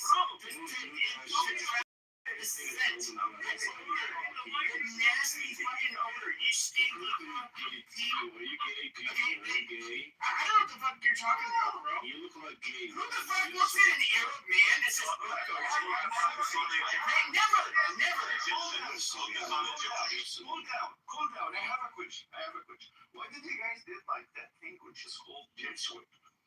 Called what? The gyms? What is it called? The gyms? I think what he's saying is I can translate. Hold on. I can translate. What he said is that I'm not a homosexual, but I would fuck Prophet Muhammad, and that's what I come and tell you. You mom has been how many type person fucked your mom? I'm gonna Prophet Muhammad. Who were the biggest bunch of faggots? Was it Alexander the Great, or was it the ancient Egyptians? I don't know. Did you mom visit? Just kidding. It was the ancient Egyptians. They were the biggest faggots in the world. He actually thinks that everybody gives a fuck about it. He's like, He's like this Indian man talk. Are you calm now? You don't think anybody cares. You're not Raven, it's past Ramadan. Why don't you go blow yourself up for Allah? He's a sub-Saharan African from Sudan. He doesn't speak for us Christian, even though he's a brother in Christ. So I pick him over any of you savages, you savage Mohammedans. You guys are demonic people. I not like you people. I think there's an Arab guy raped you while he was. No, Arabs here, Arabs are a lot smaller than us. They can't fight us. We dominate Arabs. We've always dominated Arabs. Yeah, you're right. Even the gas in your mom car. that gas is God given in land. Arabs did not invent gas. The Arabs did not invent gas. That is a problem with Arabs, is that they have a God-given natural resource, despite being the most retarded, least innovative people. And they have money because of that. You guys are not like the Persians. We're actually smart. Oh my God. Baby, I have a question for you. Can I ask you a question, please? Go ahead. Yes.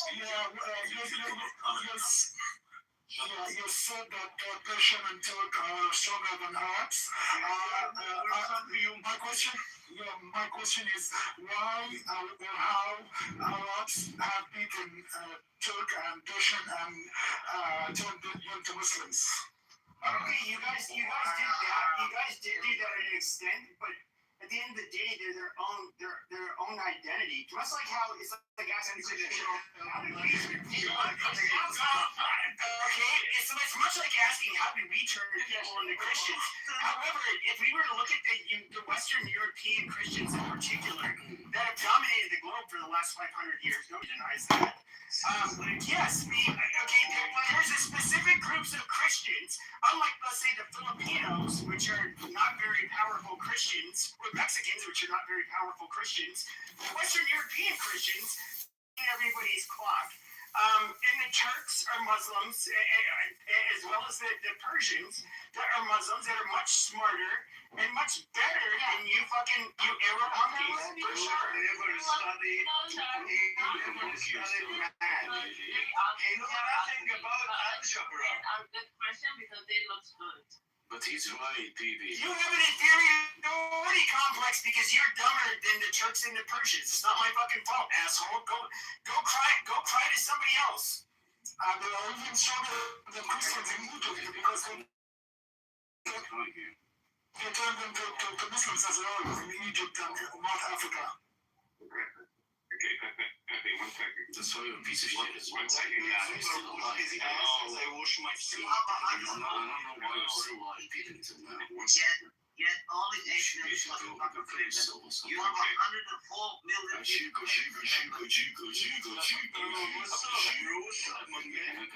What's up, my man? Okay. Are you here? Okay, so everyone, if you guys could do me a major favor. Yeah, thank you. Yes, a major favor here. Okay. Let him talk, man. Go ahead, bro. Thanks, I appreciate it. So one of the things I would like to find out, if you'd like to put in the chat, what countries are each one of you from? Number 1. And number 2, this is very important for all of us. They're all from Egypt. Yes, we're all from Egypt. They're all from Egypt. They all. Okay. Have you ever been to Pyramid? Have you ever been No Egyptians here. Okay. I will start dropping people because we can all talk. I mean, for me. Sure, go ahead. I swear to God, I'm fine now. Okay, so what I like to do, because I don't know what language some of you speak. Arabic. Egyptian. Okay, hold on. Let me finish, please. I'd like for you to put it in the chat so that I can read it. What country you're from? Do you speak Egyptian, Farsi, Turkish, whatever? So I can learn, okay? Because I like learning. Okay, it's just a whole different approach, guys. I've been to 54 countries around the world. What is exactly one of their network? We shut the fuck up and let him finish. You got Shut the fuck up, you fucking idiot. What the fuck is wrong with you? This guy, this fucking is a fucking idiot. Oh my God. Okay, now you be like. Okay, everybody, guys. Let Edward finish his fucking point. Everybody, off that. Okay, Mike. I mean, Edward, you're gonna have to go off your mic. Let him finish. Once he's done, he'll say he's done. Yeah, I will tell you I'm done. So this is what I like because some of you I've never met, don't know you, haven't seen your name before, don't know because some of you do have the language. I don't know if it's Farsi, I don't know if it's Aramaic, I don't know if it's Arabic. because some of you are writing in that particular style. And if you want, you can back channel me, and I can actually copy and paste it so that I can actually translate it into English. Because again, what I want to learn, okay, is how do I dwell on planet Earth with people that are not like me. They don't have my same morality. They don't have my same government. I just want to learn that if it's possible. But if you don't want to do that, that's okay too. And if you want to just DM me, that's all right. And I am not. I think I'm fine with it, bro. I'm fucking good. We're gonna start with the bigger works for Egypt. Guys, hold on. Let one of the Arabs. Okay, Darsh, man. Darsh, shut the fuck up. I'm trying to moderate the room. Darsh, you can speak. When's your eyebrow? Darsh, I'm trying to give you room to speak and only you to speak, and you're protesting me. Okay, so stop. Go ahead, bro. I'm sorry. Go ahead. Go ahead, Darsh. It's your turn. Well, I'm gonna give you a shake out. You can call it for Nancy, my friend. No, it's just No. Okay, you can come. You gotta go to the audience. You know what? Like a man. Stop bringing people down and just listen. No, because he's over talking you. The dude is from a different place and he has no time to talk. So we give him a chance. That's it.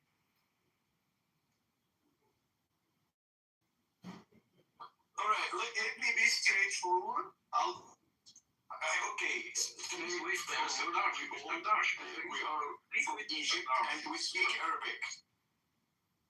Would you please drop that asshole down, please? Okay. We are Egyptian and we speak in Arabic, right? And I don't know what kind of you're looking for. Hey, Edward, I was just gonna chime in and let you know. If you're gonna learn More space to me, back channel. Thank you. No problem, brother. you don't want to talk like a proper way. Just please. Okay, let him finish. We're doing turns right now. Okay, so Darsh, I actually been to Luxor, Alexander, and Cairo. We do like your country. It's been a fascinating time when my wife and I was there. So I do appreciate you sharing that with me. So learned a lot about the actual pyramids and everything else. I'm in the death care business, so the pyramids being mausoleums have really helped me learn the different parts and different things that you hear about the Egyptians. I learned a whole lot of different things. So thank you for sharing that.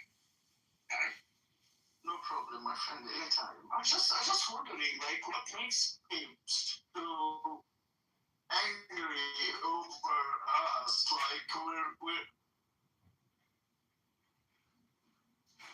exactly. I'm sorry, stepping. Virgin are super busy right now dealing with more important things, like rather than sitting here on Clubhouse. Well, I really wish something that people learn from it. To be respectful to people and stop fucking mocking Muslims and Yes.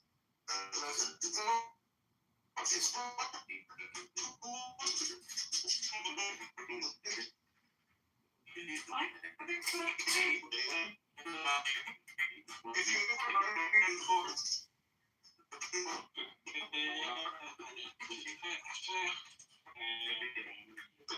so do you see these can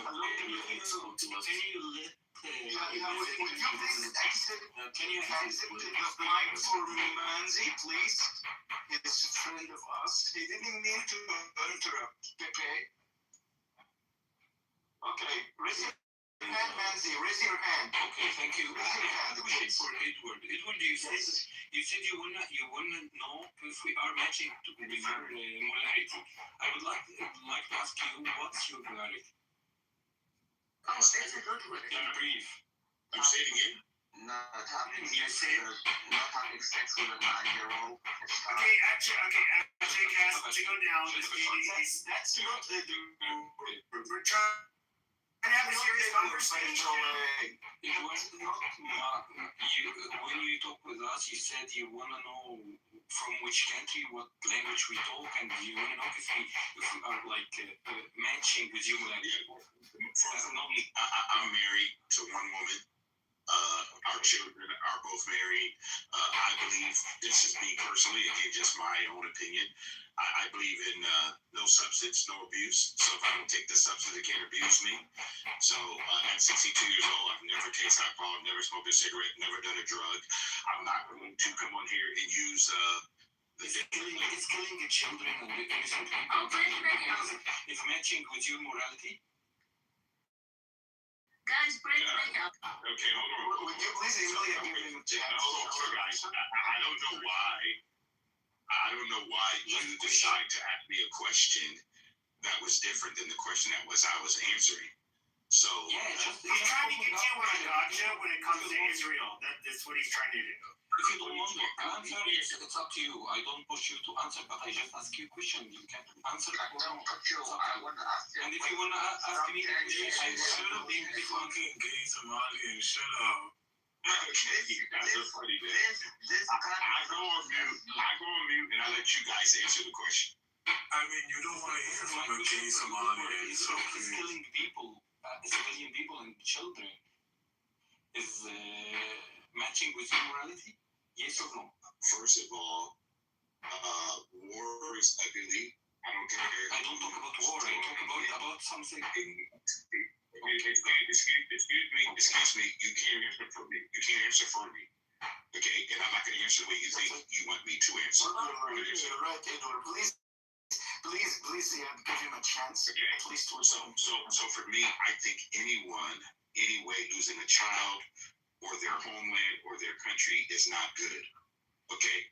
At the same time, because I am a believer, there's a scripture that says there is a time for war. Why is there a time for war?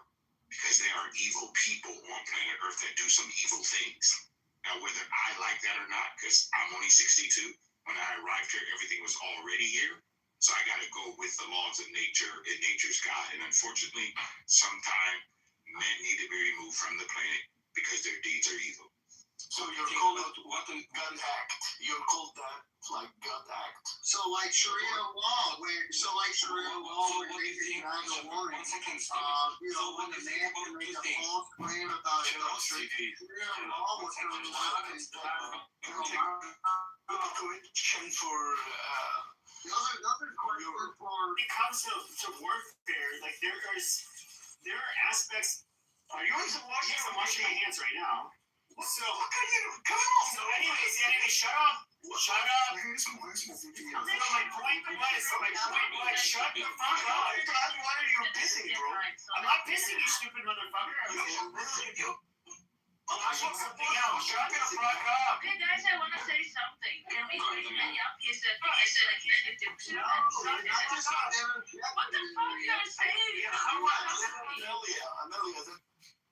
Okay, look, there are, you can talk about warfare and the religious differences. Stealing a man's wife, or I guess you would say it's the merciful thing to do, or it's the booty of war, and to me that is, and I own her now, and you can basically, it would be rape because you own her. And because if she doesn't consent or doesn't want to be with you, you can do whatever you want with her. And I have to sit here and listen to you guys talk about, like, what is just? But under your fucking religion, what is just?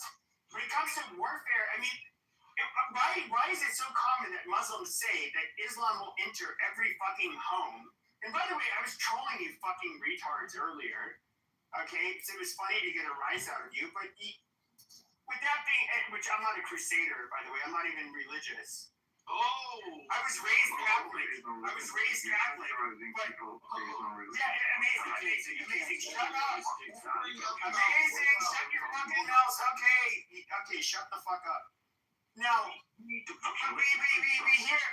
get to hear how you fucking retards, you want Islam to come into every home. Jihad is basically, I understand. It's a struggle against justice, whatever. But it's also jihad until basically Sharia law is everywhere and Islam is everywhere. Okay, there's going to be Sharia. Just spare me your fucking normal Muslim babble bullshit. Okay, like most people. honest people are not going to, they're going to tell you your face because bullshit. Now, okay, how do you guys fight war? Look at how you guys fight war. You literally take fucking, you literally take the wives as fucking trophies that you get to rape afterwards. Do not commit adultery except for those who you're right. Probably, Pepe. That's in the Quran. If you still speaking this way, I'm gonna. Pepe, do not commit adultery except for those who your right hand possesses.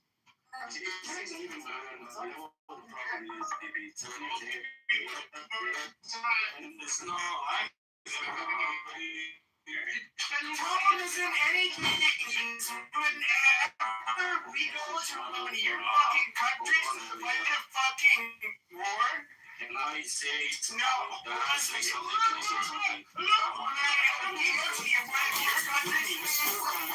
Shut up. Speak. You're fucking talking. You're being to the fucking 2 hours. I don't want to hear from you, Darsh. You need to shut up because one of your fucking countries to fight. You guys don't stand a fucking chance between your fucking clocks, left and right. Like, to even sit here and pretend like there's any kind of equilibrium between the Muslim world and the Christian world is like you are a hero. Fucking like that. I'm gonna let you strong to you. I'm gonna beat the shit out of you, everyone. Hold on. Shut the like guy. Hold on. Shut the fuck up. Edward's speaking. Shut up, you fucking monkeys. Hold on a second. Okay, Edward, unmute after this. You monkeys need to shut the fuck up while he's speaking. Okay, just one at a time. It's not me. Okay, you're going to the audience, Mikkel. Okay, going to the audience. Monkey's your mom, Pippi. Okay, let Edward speak. Okay, guys. I would like to hear what you guys are attempting to say, but can we do it one at a time? I mean, I know everybody wants to speak. Yes, you can, but can I finish? Yeah. I'll let you go next. But what I like for us all to do, the mic is a privilege. It's not a right, guys. None of us are winning any awards here at all. There's no awards in this room. Bro, I've been trying to speak, Edward, for the last 20 minutes, but Amelia keeps jumping in like everybody else. How about Pippi? Like, you saw Amelia? Because no one. Hold on, guys. Hold on. I didn't finish, guys. Okay. Let me. Another thing we would like to do is for all of you with the pink tickets, will you please join the house? We would like for you, if you do want to engage in conversation, just turn in your pink tickets. All right. So I'm gonna let Steph go, and then Amelia, right after Steph done, you can go ahead and begin to speak. Okay. Well, take one of you guys and one of us. All right. Okay, go. Wait. How was it? Edward, since we're talking about a Muslim situation, I want to make sure that I'm accurate. So there's a gentleman here named Ocean that can break down Sharia law to a lot of you. No, I haven't known. Ocean, I yield my time to you, Ocean. I yield my time to you, Ocean, so that Yeah, so I was telling you. I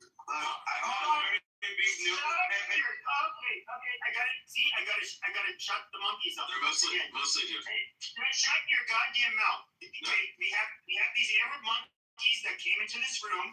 I told them, I wish you guys behaved, because you spent the last, I don't know, couple of weeks speaking with Persians, and they're very, the monkey is your fucking... They're very normal. It's almost like us in the civilized world, we're used to speaking to people like this. But then you Arabs come in, and you guys end up coming, basically behaving like the go fucking diaper head that you are. No, it's not your turn. Okay, you need to shut up. Okay, shut your sharmuta mouth and let Ocean say what he has to say. Okay, you monkeys, stop it.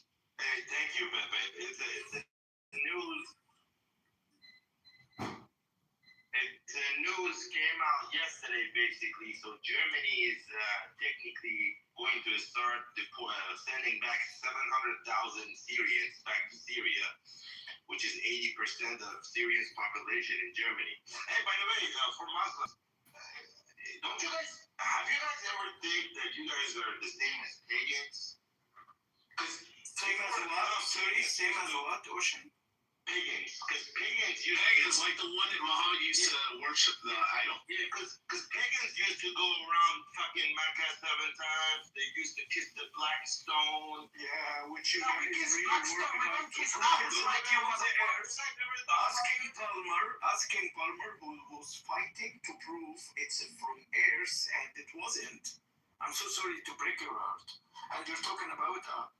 Like, how about you guys? What do you guys do? I have a question for Rick. Do you have a mirror? Do you have a mirror at home? You faggots, you shut I'm up to me. returning back the question. Shut up, you.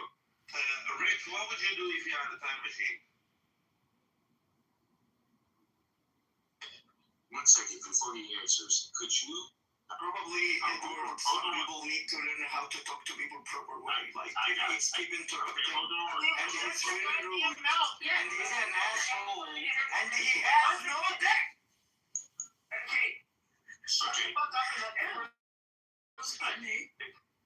Yeah, so, Amelia, if you want to go ahead, guys, let's just be patient. Go ahead, Amelia. Okay, first of all, I want to say something. Not all of us are Muslims. There are like Christian too. So can you please bring Manny up? He's Christian and he's Egyptian, so you can see like another point of view. And second thing, we are civilized, Pepe, but the thing is you are shouting and you are hurting our ears. So please stop shouting. Thank you so much. Yeah, so please bring Manny up. See Manny.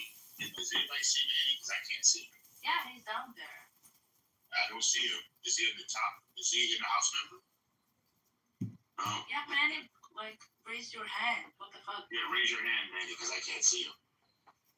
He might have it read. He might have it read. Yeah, he's down there. We can't read. I can't read. It is in English. Sorry. Lord, thank you. So, It's in English. English. English. Hello. Oh, he's in the chat. yes, thank you, okay. Thank you, guys. You guys got to write English because most this is English. Hey, hold on, Amelia. Hold on, Amelia. Hold on. Yeah, what? Screenshot of it. So It's okay. Yeah, but the KK, don't worry about it. He doesn't even know what a slave is. So it's okay. It's, guys, I don't get no. Black. You are the real slave. I am to be.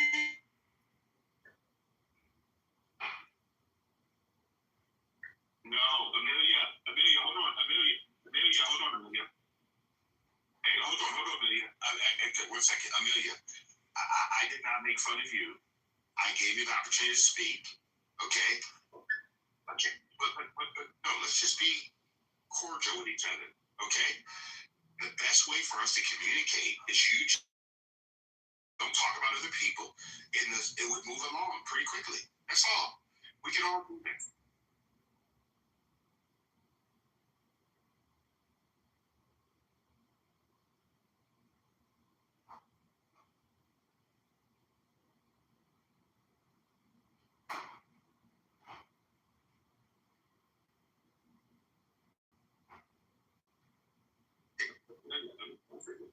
Amelia.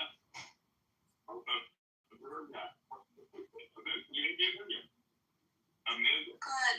There's a leave button. There's a leave button. Yeah, exactly. Amelia, I want you to hear yourself. I asked you a question. I said, would you please make your point and don't talk about other What people? point? What point? What point you made, to my knowledge, was that everyone in here are Muslim. Some people are Christian. I heard you. Did you not say that? Yes, correct. And you said bring Manny up because Manny would give us a different point of view. Did you not say that? Yeah. Okay. So if we could stop talking about other people, it would be great. Don't worry about what people say. Number one, Amelia. No. He cursed at me. He cursed at my own. Okay, so Amelia, listen. I'm gonna give you a tip. Will you receive a tip from me? Yeah, go ahead. Okay. Do not give oxygen to things that have no value. Yeah, you mean Pepe has no No, value? hold on. Did you hear what I just said to you? You're doing it to yourself again. Do you know you're incriminating your own self when you respond to situations? You're giving power to it. Do not do that to yourself. What you're telling people is that they have more control over how you receive information versus you just moving along with your own voice. Just be who you are. You know 1,000% that you currently are a person on the planet. Am I correct, Billion? Yeah. Okay, so let's just celebrate the fact you're a person. No matter what anyone says, do not allow their words to turn you opposite of who you are. Okay, I do agree. And I just wanted to see something that when we start talking normally, like we are talking, and I hear you, you hear me. We are not talking like animals. But the thing what happened right now, and I just want to clarify something. He showed us as an Arabs, as monkeys, and like cannot talk, and we are not civilized because he was yelling at us, cursing our own nations, and cursing my mother, and saying, "Son, what the fuck, bro?" Amelia, hold on, Amelia.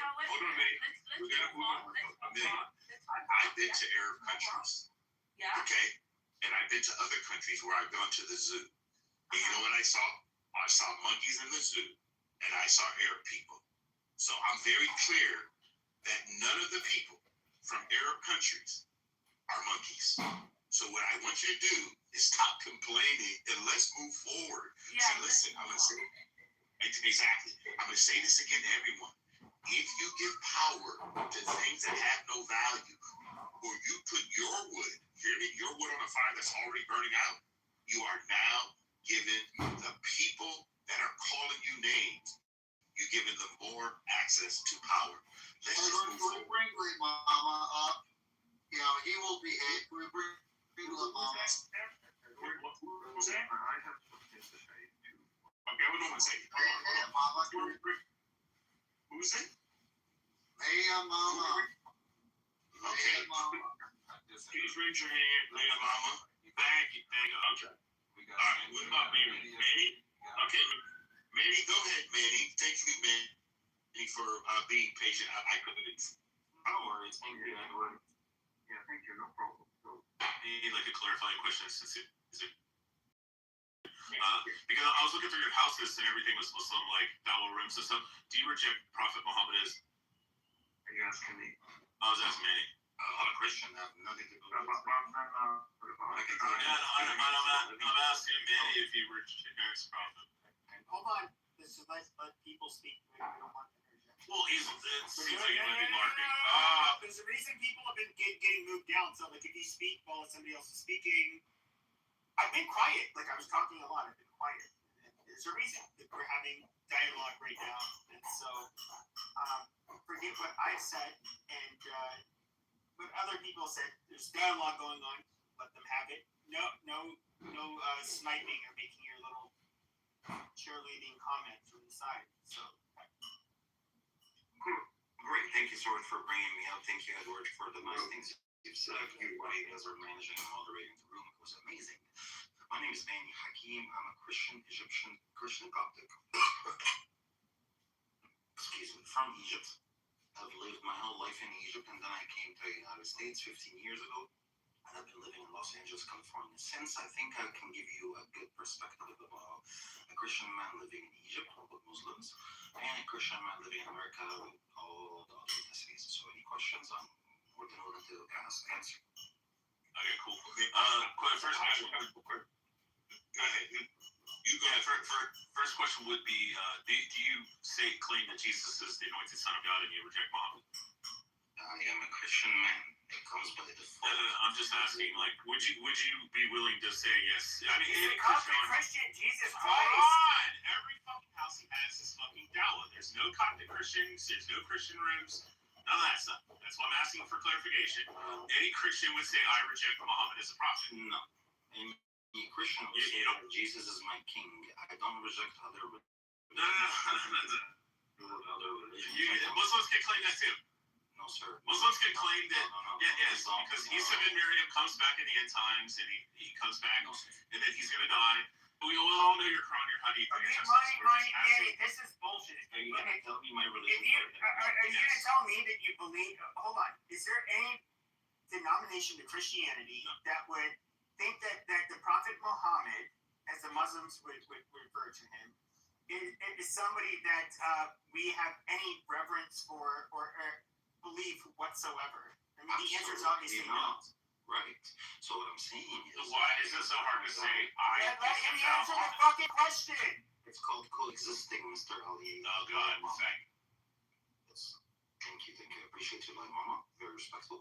So, because I coexisted in a country where it was originally Christian, and then recently, after 644, the year 644, it became Muslim. And majority of Muslims. Manny, one second, man. So, I am going to start moving people down when you start calling people names, and I'm not going to bring you back up. Guys, whether you agree with someone or not, it's okay.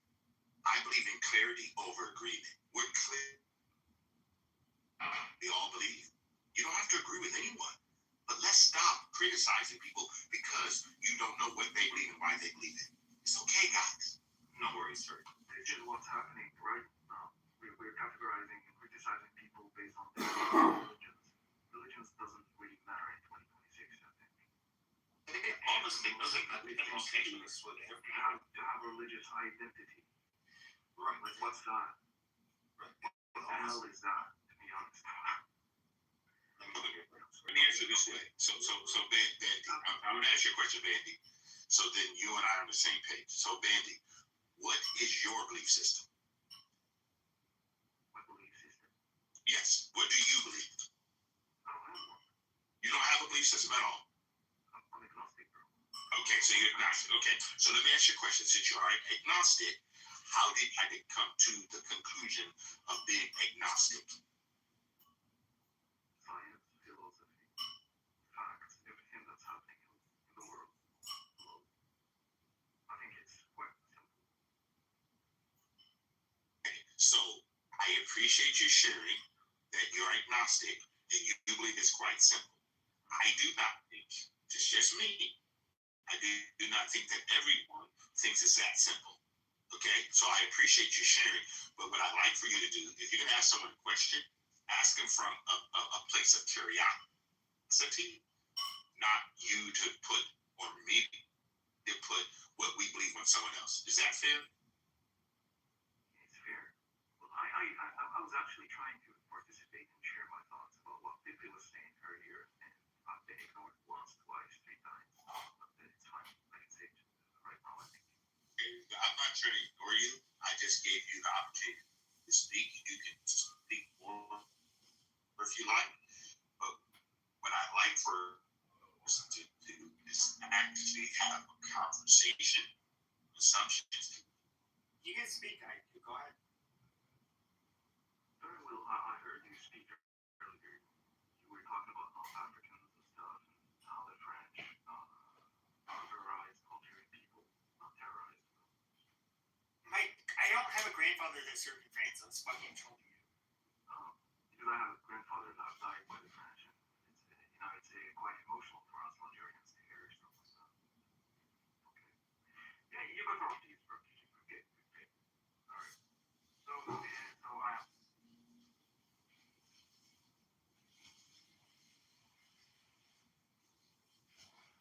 Anyone else would like to share? Hey guys, one of the things I like to do, especially if I have a podcast, I like to hear speak long.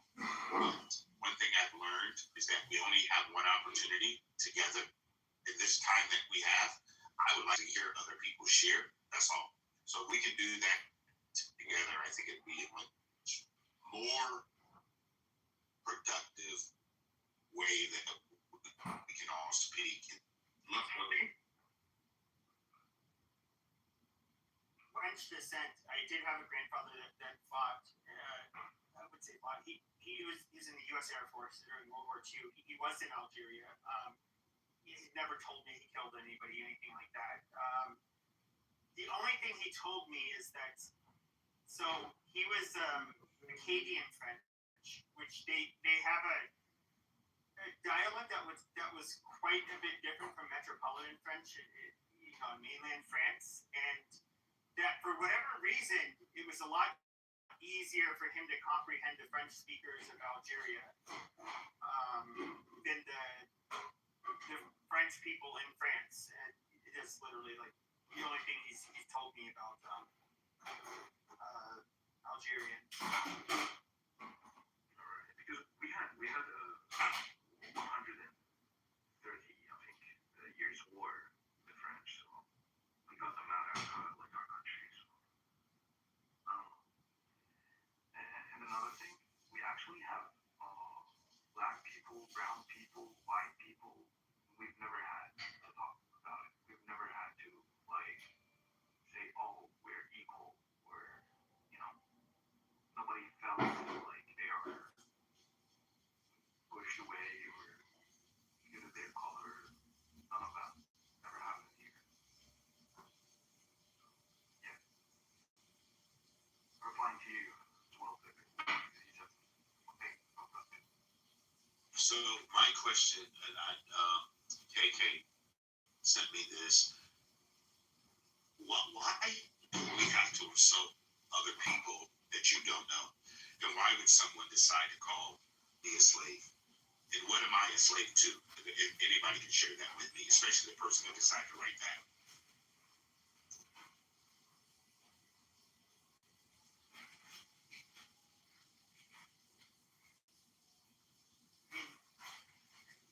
I'm not going to answer it. I feel like there's been a reactionary comeback. Okay. As people are moved by their emotion, not by reality. So again, I would like for people, if you're going to claim something, I would like to have a conversation with you.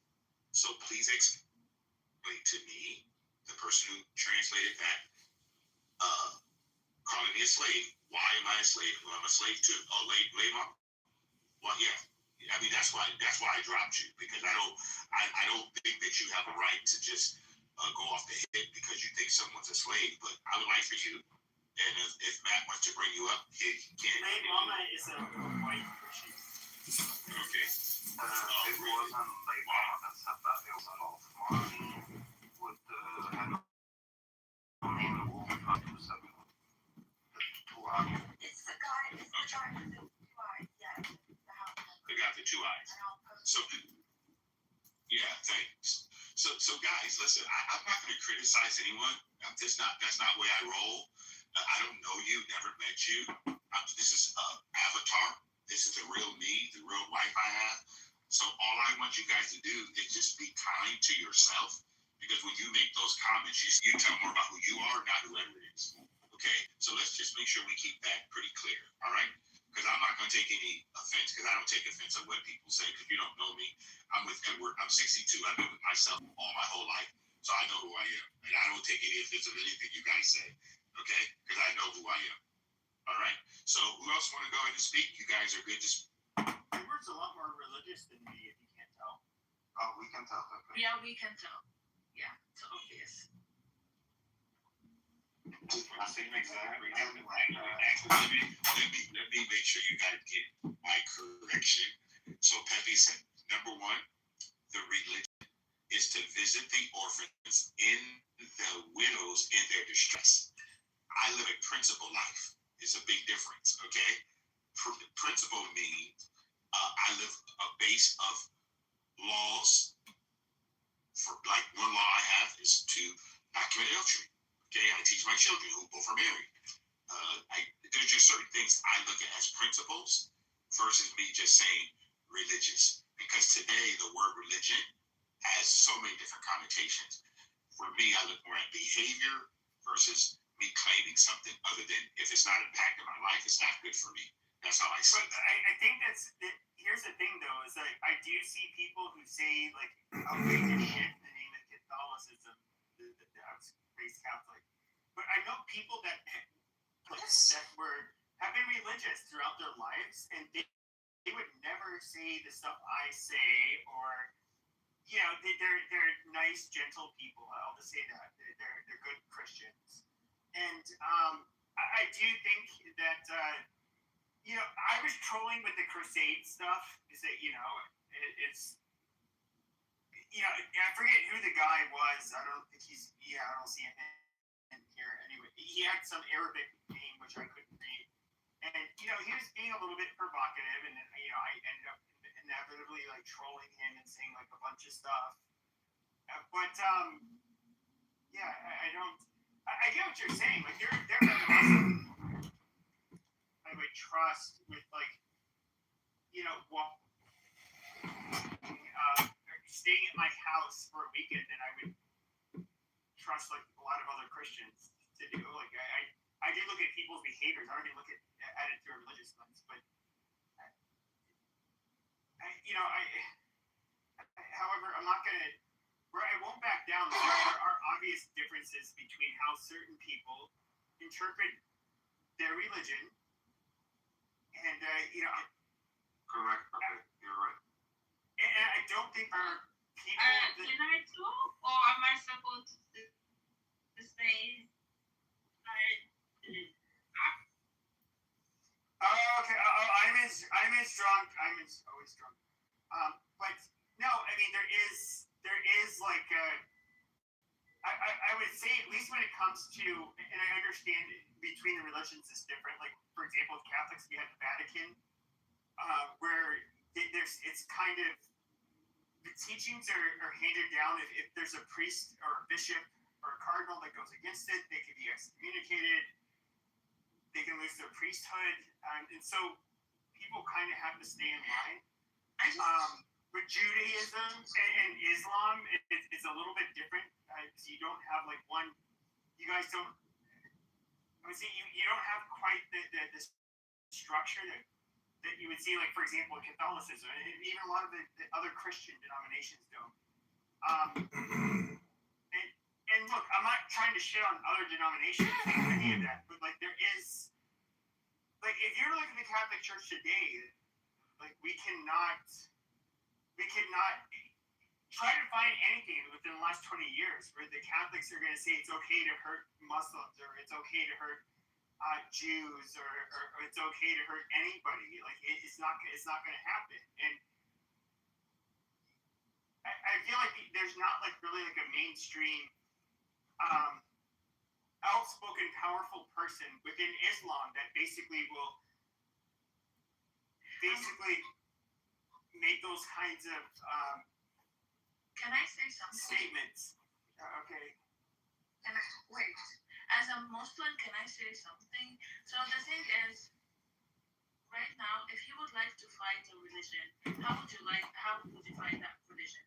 I would like to show that religion is really bad to fight that religion. By showing that religion is really aggressive, it's by that the only aim for that religion is fight and make it worse. This is how they fought Islam. So if you know Islam really well, you will know that it's a peaceful religion, and there are lots of peaceful. Wait a minute. There are lots of religions. Islam is a peaceful religion. Wait a minute. Oh my God. Throughout history, that's not true though. Wait, yeah, because look, Christians were not always peaceful. No. But Christians weren't always peaceful. Okay, look. Why are you shouting right now? Hold on. The Quran is extremely violent.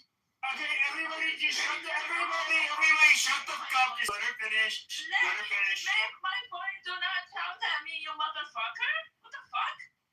Okay, so right now, because Islam came in a time there was lots of wars. That's why in Quran there are lots of verses showing being aggressive. But the thing is, it's the thing. All these religions came from sky. They are the same. Whatever. You fucking idiot.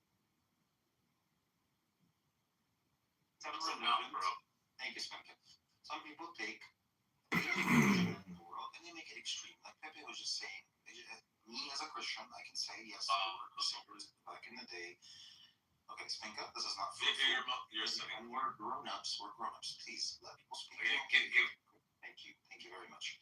So, every religion at one point had, back in the day, to spread their religion, we would enter other countries and we would take it by force, and we would put the cross down and say, oh, here we are, the crusaders. Yes, Muslims are the same shit. Okay, so and today in 2026 there are Christian extremists, and there's Muslim extremists. There's ISIS, there's Qaeda, there's a bunch of them. We do not know. Oh, backed up by the CIA's money. You want to go there? We can go there. So if I give you a gun and tell you go kill somebody, and you go kill somebody, is it on you? If you give me my 5 Christian friends' guns and say... Is it on you or is it somebody else? It's on me, of course. I did that. Then why would you do it? Because they're backed up by the CIA. First of all, it's not even confirmed it's backed up by CIA. Yes, it is confirmed. No, it's confirmed, brother.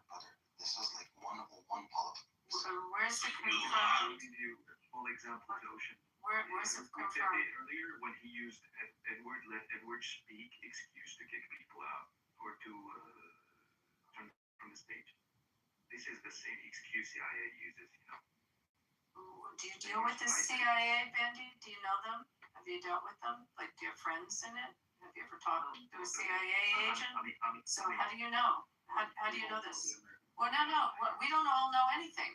Have you actually had conversations with people in the CIA that you know this firsthand? How do you know this?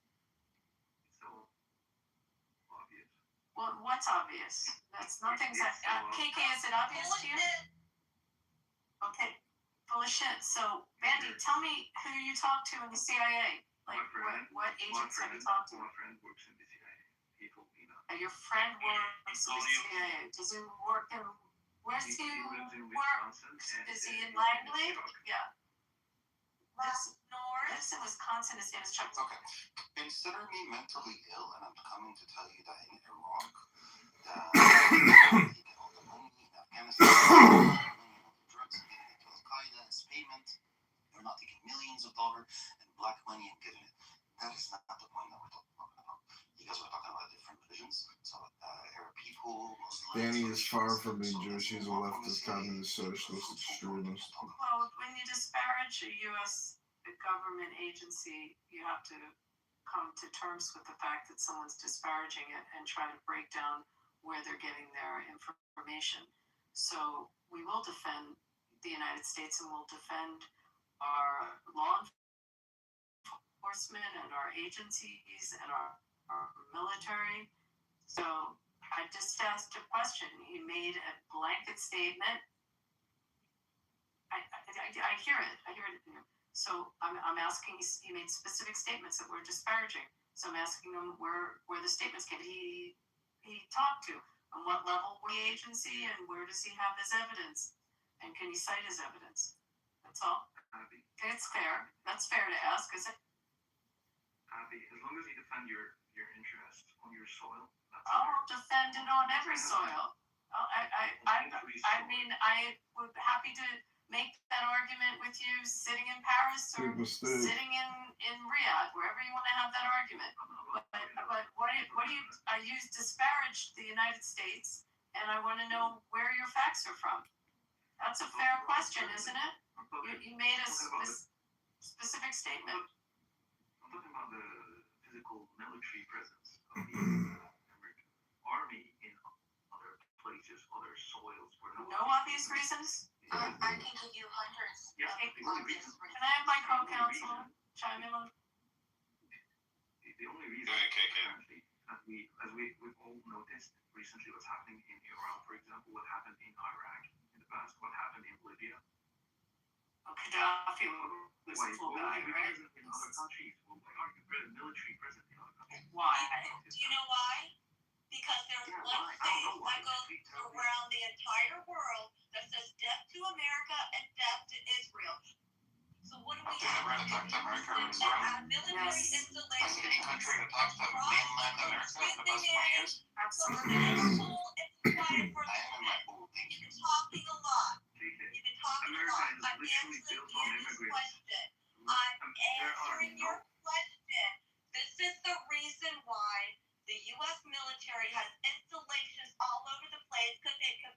like this that we need to have easy access to the fuck up that are trying to destroy the globe. Hello, where's that area? Hello? The real fucking east. Hello? That's the reason why we have to have military installations all over the place.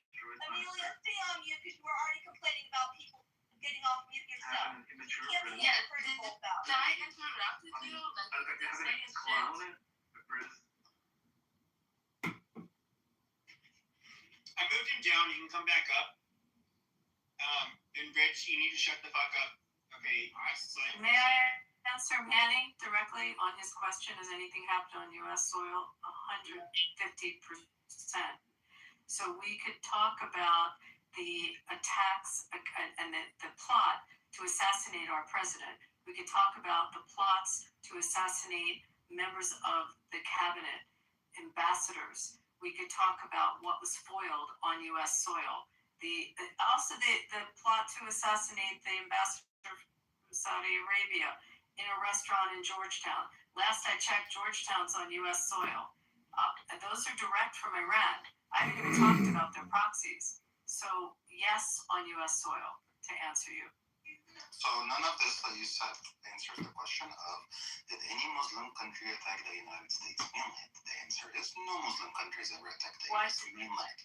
What did Iran, isn't that a Muslim, is Iran a Muslim country? Did any country attack the United States? I just said yes. Which country did attack the United States? Iran. When did Iran attack the United States? I just said there was. Repeat. We just uncovered a attempt to assassinate our president. That's cute. Yeah. When did any an attempt? Why is an attempt? The answer is no. No, Manny, because they end up boiling the fucking attempts for them to commit an attack does not exonerate those people of basically wanting to do the same thing. Okay, fine. They ended up getting caught beforehand. But that does not exonerate them from being any less evil or having the same fucking intent. We can talk about how evil they are. And actually completing a fucking terrorist Wait till bad people come over here and bomb our country. My understanding is self-defense happened after an attack, not That's not before. how this country works. That's not how this country works. So we agree we're the aggressors at this We point. know what's going to happen. We know there's plans to assassinate our president. We know that all death to America. Okay, so we're supposed to just sit here and we have to wait because the rest of the world is going to be pissed off if we go out there and say no. We'd rather fight your battles over there. So we agree. But this is a retarded thing. Is anybody gonna pretend like the IRGC is not openly hostile to the United States or any of our fucking interests? I mean, they overtly fucking say it. And so I don't know, why are you caping for them? I'm not sure what you guys are talking about. America's in control of most of the Arab countries. Hold on, Manny. So John Bolton was supposed to just hang out till they killed him. And Mike Pompeo just supposed to hang out. Why do you think you're the security details? So the fact that our CIA and our intelligence agencies are fucking smarter than the IRGC and they foiled the attempts doesn't stop. Last I checked, and I studied this one an attempt to murder is still a crime. You go to jail for an attempt of a crime. Last I checked, it is. If nobody last I checked, it's still a fucking crime. Okay, you need to understand how that works. We're already moved on. Hold on a minute. We're already moved on from this report. But Manny, no, I get sure. When it comes to Christian, okay, what is it considered acceptable in Coptic Christianity is not necessarily going to be 100% acceptable when it comes to Christians in the West. And so, if you're making a religious argument, that's fine. But we don't have our argument for what is justified in terms of committing or defending yourself or going to war, it's not going to be quite in line with maybe a lot of Christian denominations. And I don't think he's going crazy. to war is always bad. I'm confused. Is this guy saying he's Coptic? Because Coptics don't normally speak like this. He does not sound like a Coptic. Yes, but that's what he's been saying, and I was questioning. Okay, he doesn't sound like a Coptic. We have not had Coptics sound like this in rooms at all. And I've been questioning him this whole time. Great, ask me questions. And there's no way I can prove that he is or he isn't. So tell me about how many times you've been to Holy Sepulchre. I'm sorry. Have you been to the Holy Sepulchre? They don't believe that I'm a Christian for some odd reason, which is fine. And Manny, have you been to Holy Sepulchre? Holy Sepulchre is sitting there, but can I understand? Okay, so there you go. He's not a You Coptic. He's not a Coptic. Totally not a Coptic. You stupid piece of shit.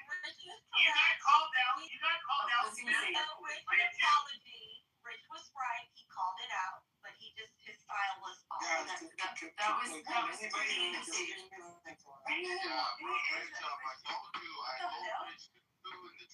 All you have to listen, Ocean. Hold on, Amelia. I was gonna address the moderator. Ocean, all you have to simply ask him is, do you believe that Jesus is the Son of God? As a Muslim, he's telling you he's a king, he's the Messiah, blah blah. Or he said, oh, Jesus is a king. He's a king. He spoke English. I asked him about the holiest church that Christian Coptics make pilgrimages. Hold on, guys. They make freaking pilgrimages to. Place for them. And I asked him what it is, if he's been there, and he didn't know what it was. Okay? There you go. That one didn't take long. My dear, I can ask it in Swahili. It doesn't matter. I said the name of it. No, Amelia, you lose on this one. That one was bringing in a bunch of Coptics that we know that we're in rooms with. Wonderful. Of course they know what it is. It's the holiest place for them. Abby's a Jew and she knows it. I love the Holy Sepulchre. Coptic Christians should definitely know. The Holy Sepulchre is such a beautiful church. Can you guys bring up Matt? But look, okay. You were mad when I was trolling. Shut the fuck up. You were mad when I was trolling. Okay, you stupid bitch. You know what? You filthy fucking sharmuta. You and fuck all of you dirty goddamn Arab. All of your fucking dirty Arab relatives. Like, I really don't. Fuck you, man. Fuck you, you son of a bitch. No, Who the fuck are you to fucking body talk? You can't fucking Fuck off, you son of a gun. Fuck off, you bitch. Fuck off, fuck you. Fuck you, son of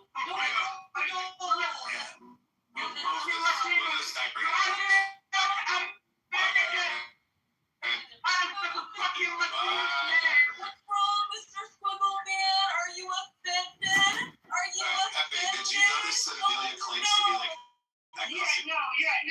And this is the funny part, is that a lot of these, I get a lot of these people that, especially after October 7th, I'm somebody who's, I'm not from the Middle East. I'm watching these people, how they operate. You get people on this app, I'm not going to name who they are, but you see it on social media everywhere.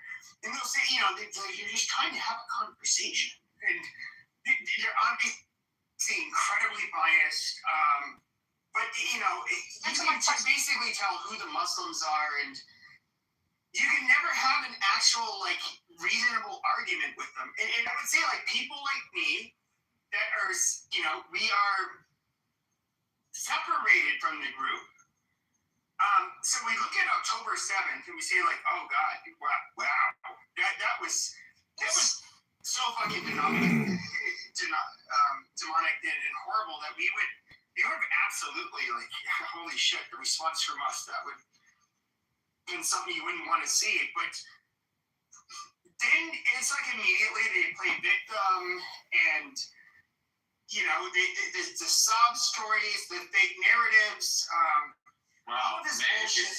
And then what's really funny though Because every goddamn terrorist attack we've had on American soil after 9/11, where Christians were getting killed, of course, we're the majority in this country, you get groups like CARE. What do they care about? What's the first thing these fucking pieces of shit care about? It is that Islamophobia. And you know, I remember after the San Bernardino shooting, they had kids, the husband and wife were killed. Their number one priority was to make sure that those children ended up going into a Muslim household. Wow, these are such lovely fucking people. It's just like I try to imagine like some Jews or Christians go into a mosque and they start shooting the fucking place up, killing kids, killing women, killing men, anybody. What would, and I get it, you're gonna have some very fringe people in the Christian and Jewish community. They're always gonna exist. That will say, oh yeah, you know, that was good. But you know, 99% of them are gonna say like, they're like, you know, wow, that is so fucking barbaric and horrible. President Trump, I do not condone that. That was evil. But these motherfuckers, okay, it's just amazing. There's just one religion where it doesn't matter what their fucking people do. And they will say that it is somehow justified. And I'm so sick and tired of talking to these fucking people. And these are the same people that would, as soon as, you know, Edward ended up, you know, they're like, oh, are you an African American? You know, and Snow or Sword identified themselves. They're calling him a bead. They're calling him all kinds of fucking names in Arabic.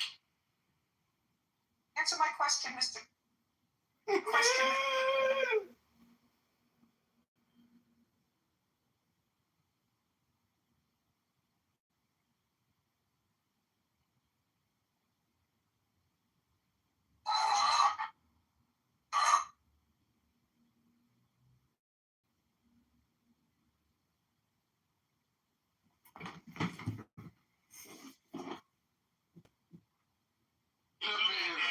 I get kicked.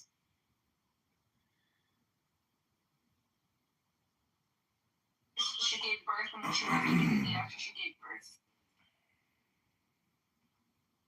Oh yeah, and I can't remember what the guy's name was. Thank you for coming on stage. Universe Earth. Hello, I am Universe Earth. I have come to explain what is the G0D. Oh, she's just Republican. Republican, go easy on me today. I've had a really bad couple of days. Go easy on me, please. Go easy on them. What do you mean? Bloodthirsty for freedom on stage. I'd love to have conversations. Easy on them. And it was like noise and singing and stuff like that. I've had the worst headache in the world for the last 2 days. Huckleberry, thank you for coming through. Feel free to come on stage. Well, you know what they say, when you got a really bad migraine, they say come to Clubhouse, because Clubhouse is the greatest migraine cure modern technology has ever invented. So if you're suffering from a migraine or a headache, just download an app called Clubhouse. It's a medical device technology company to get people to say hello. Hello? This is decidedly not my... Well, here's let's see, what's his name? Universe. Here's what I've come to find about Clubhouse. I believe that a plastic bag has more brain cells than most people on this. Answer my question, Mr. Answer my... I like to give people the benefit of the doubt. They're ignorant rather than stupid. Well, here's the beautiful part. This is, you couldn't have said it better, Donald. I love the word ignorant. There's a definite distinction between ignorance and stupidity.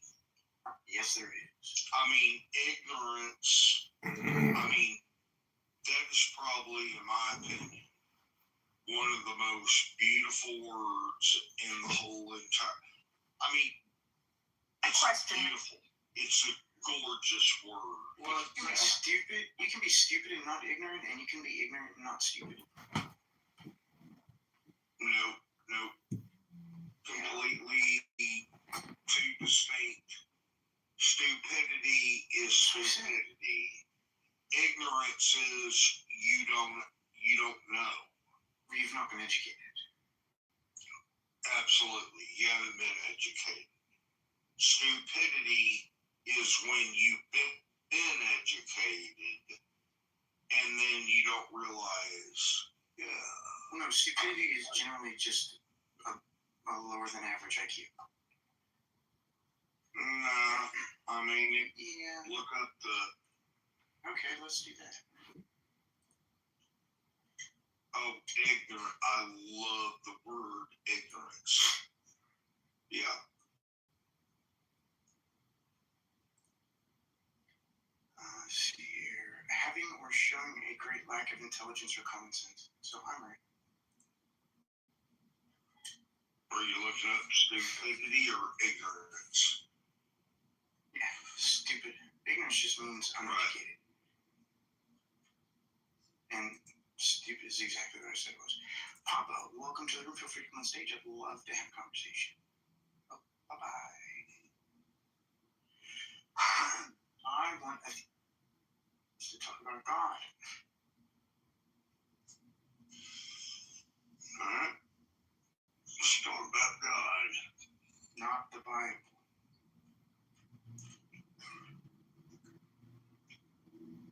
Because if read the Bible, let's fuck off. It tells you to sell your daughter to a rapist. Well, I'm not sure where. Do you know what the Kabbalah is, Donald? Donald, do you know what the? It says if your daughter's raped, you should sell your daughter to her rapist. It also says you should burn your daughter for Do you know what the Kabbalah is, Donald? Yes, I do. I have my copy of it right here. I'm touching it. What is the Kabbalah? It's like Jewish Gnostic texts. What is the Ein Sof Hour, the limitless light? Oh gosh, it's been so long since I read it. I don't remember. What are the 10 Sephirot that contain the Ein Sof, and what is the Keter? Is everything contained in the Keter? I told you, I don't remember the details of it. I don't think you know anything about the Kabbalah. 15 years since I read it. Who, me? I don't think you know anything about it. No, not you. I think you know yourself, but Donald. Oh, well, anyways, Donald, basically, it's mysticism from Middle Ages, but it seems to be pervasive, and it does seem to create an analogy for God or for the personal self. So it is essentially a meditation, but it's also like a decision-making tree, and it also resembles medieval conquest or courts or castles or a defensive strategy. So it's just mysticism, and you hit the nail on the head when you know it's Gnosticism. But it's a system. So it is one way to help well, it doesn't have to just be Jewish, because there's Christian Kabbalists. I would even say there are Islamic Kabbalists. That's different. That's in the Nagamani. The Christian Gnostics is in the Nagamani. I've got that too. I'm holding my copy of that too. Well, what's in your right hand? My right hand is the Kabbalah. Well, what's in your left hand? The Nagamani. And what happens when you put your hands together? Hello?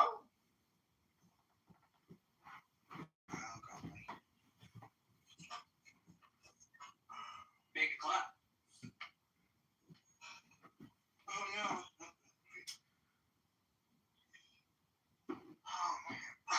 So I think one of the words in your title is wrong, the what part, meaning it should be, is God an experience, or is God a thing or a person, or is it an experience? And I tend to go with the experience.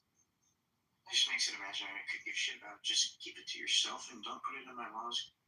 Keep it to myself. You got a fucking room called Prove to Me God Exists. If it's imaginary. And it's a social audio platform for people to do public speaking. Keep it the fuck out of the laws. Keep it imaginary.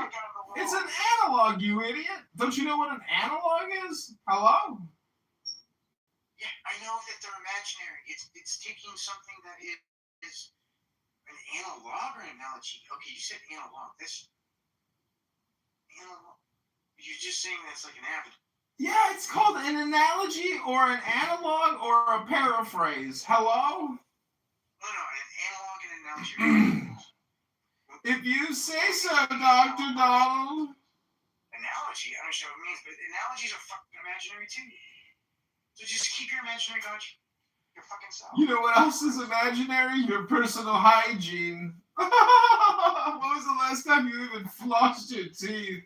That's imaginary. Dental floss, that's probably imaginary in your life.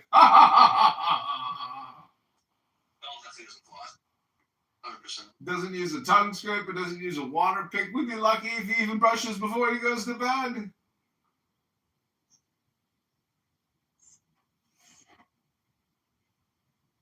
I suppose baby wipes must be imaginary too. After you take a big shit, you get shit all over your hand. You got shit stains on your underpants. Baby wipes and toilet paper are merely imaginary functions of the mind for one who only needs to keep sanitary hypothetically.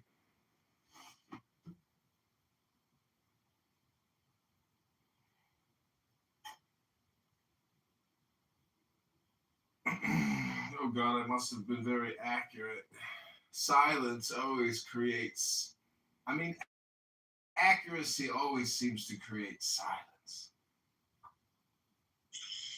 Yeah, what was the... He had wealth beyond 10 million before 2025. Donald, what was the big deal a few days ago where somebody brought, I can't remember what the word they brought up. You remember that? I think he was going to be quick take because I'm on the other side. Last time we I got God with me. You can have good. Last time we made this, sold out in less than 5 days.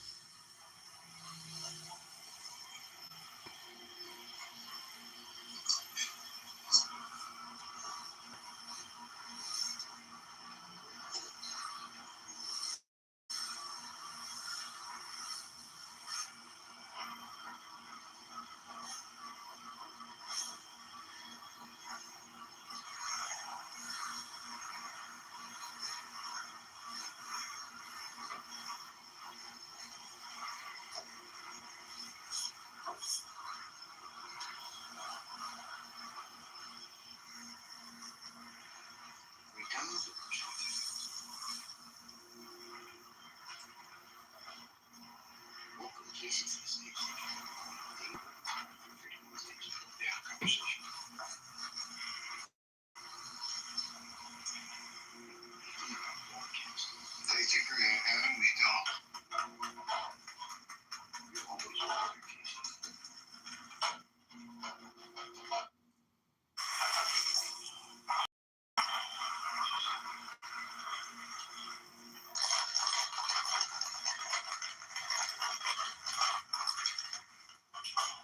Luckily, I think it was you that invited me to the stage, and I appreciate it.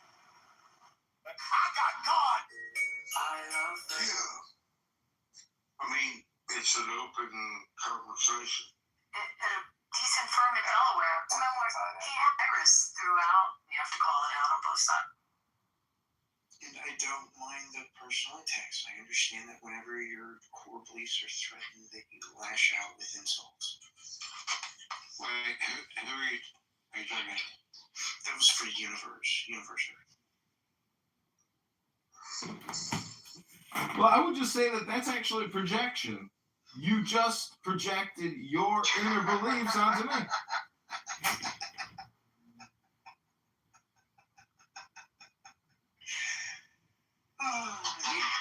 handle what projection actually means. How about, you know what? I'm new to this chat, and I don't have any skin in the game. How about you let me talk to Universe? Universe, what's up, Universe? Well, I'm sitting here updating some things on cell phones. I could LARP as the universe if you want, or do you want to talk to the personal me living in the universe? I wanna.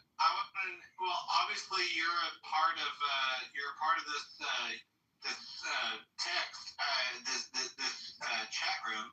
Like, you made yourself a part of this chat room. So like what are your beliefs, or why did you choose to be a part of this chat room? Oh, because I like to come here and try to get Donald to allow me to convince him that God exists, but then he just cuts me off and screams at me and accuses me that when my fundamental assumptions are challenged, I lash out and get angry, and he projects on me. So I just come here to polish my mirror. Donald, calm down. So, Perfectly calm. Don't do that. well, so Universe, what does it look like in your view? What does it like when Donald lashes out and says that you're wrong? What does that look like? Well, sometimes he gets very angry, and then he plays this horrible schizophrenic song that causes a migraine for himself and for everybody else. It's actually one of the few songs that doesn't cause migraine. See what I mean? So, anyways, if he gets upset enough, and too many people come in here and start, spam abusing by talking, he will play this horrific song that will just drone out all other noises and make you question your own sanity and why you feel you have enough time to come on Clubhouse. That's it! That's the song! No! I just had an aneurysm! Donald, could you stop?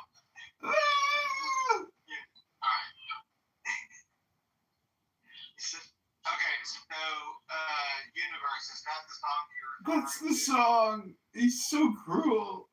The man is a sadomasochistic psychopath. How can he play that song? It's horrible. It's the worst choice. I usually play much louder. Y'all are like working together. This is not a real. Working together. We're trying to create a YouTube live stream, Casey. We're on YouTube trying to make content. Hello? Hello? Okay.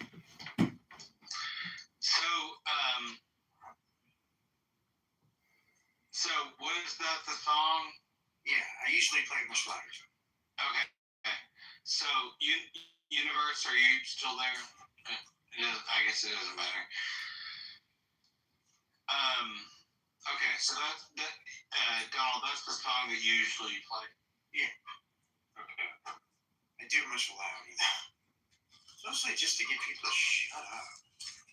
Well, I mean, I think that if you're trying to control a room, I think that you do need something to just shut people up.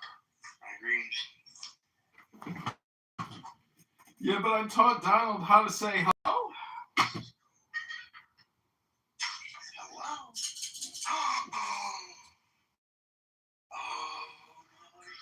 Beautiful.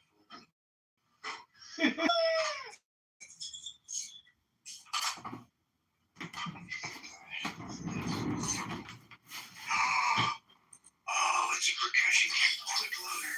Oh, wow, that is cool. What's happening? Oh, sorry. I got a black powder gun firing kit from a buddy of mine for free. It's got some badass stuff in it. It's got a whole thing of percussion caps and a percussion cap speed loader. Oh wow, that's cool. And it's all in like a handmade leather bag. It's like a more over your strap it on. It's got the powder horn in it, a bunch of patches, percussion caps, nibs for the percussion caps, bunch of lead balls, a little pouch to hold all the lead balls in. You every time you gasp like that, you sound like a little boy on Christmas Eve. Hey, this is cool. I have one of those. I do like have one of these and I have no idea what the fuck this is. Whoa, oh. I know what that is. That's cool. I have one of these, but this one's better than mine.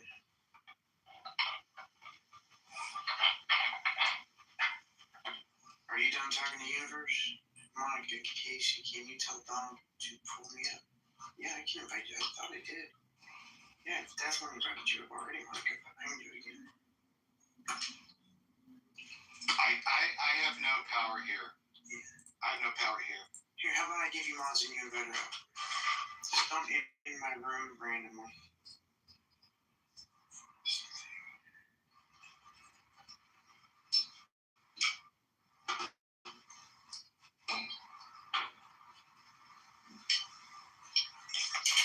That is cool. That is just cool.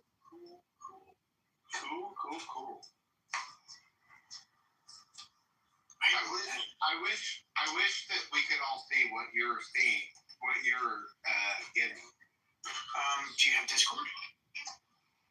Well, I do, but I also have not much. Okay, it's complicated. I do have Discord, but I don't have much power in my phone, and right now I don't have a great way to charge my phone. Alrighty. I was just gonna say I have a Discord. You can come there and I can show you what this crush because the powder horn is even full. It's like almost completely full. That's just cool.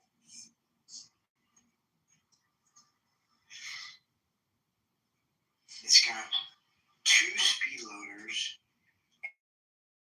a nib tool, a round remover tool, a powder measurer, a whole box of percussion caps, a big old bag. Why do you... Please don't take it as antagonistic, but like, why do you need all that shit? Like, what I have a black powder gun. I have an 1858 Remington, 44 Navy. Have you ever written? I can't remember what the whole book was. Have you ever written?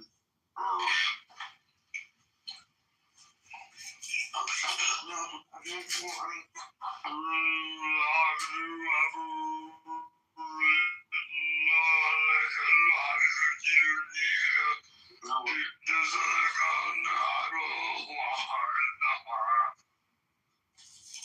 I'm sure I was going to say, but thanks.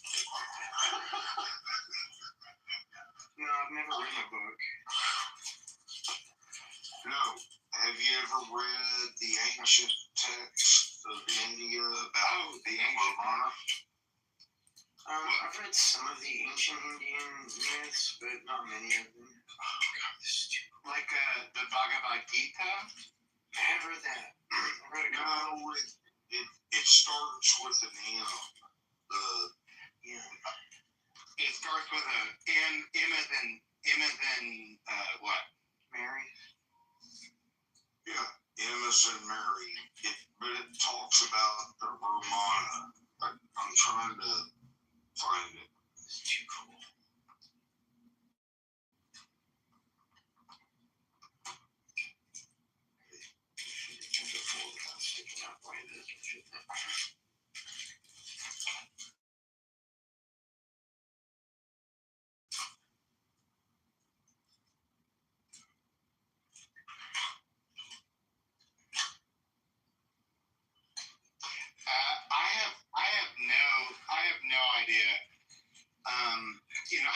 I'm actually like a little. I'm no expert at all in Hindu scripture, but I don't know of any great Hindu scripture that starts with the word with the letter N. Well, I mean, if you look up It's an evolution. Are you talking about the evolution or something like that? yeah, just look up Vermana. Vermana? It'd be a V, not an M, but sure. Well, that's, yeah, Vermana is where the V.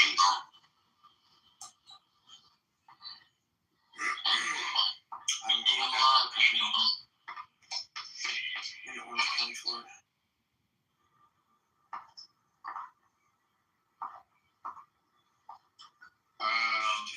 Are we thinking of like What it actually it's Vermana. VIMANA. Vermana. Vans, often divine flying chariots. Yeah, I've heard of this, and I've seen all of the accounts too. There's nothing there, so it's all purpose. And you're welcome. Feel free to come on stage.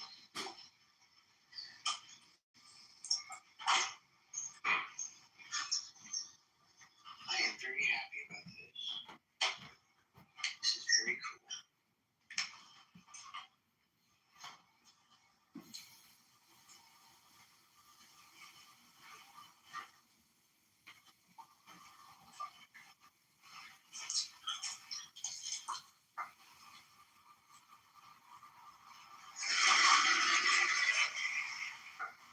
Gonna have to alter it slightly. what's happening? We're gonna have to alter it slightly because I have a pistol and rifle, so I don't get all of the patches. But I'm very happy about this little kit. Well, that's good. There's a ton of balls in it, of blood balls. And I think they're 44s. Just what I need. 44s. Yeah, that's the caliber of my gun.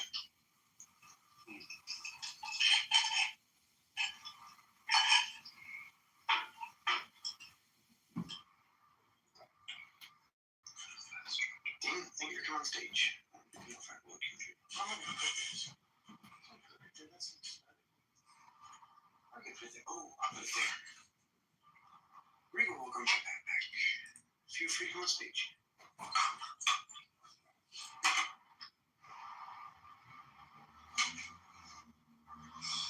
How's it going, everyone? Daniel, Regal. Welcome, Regal. Thank you for coming on stage. I got a shooting bag.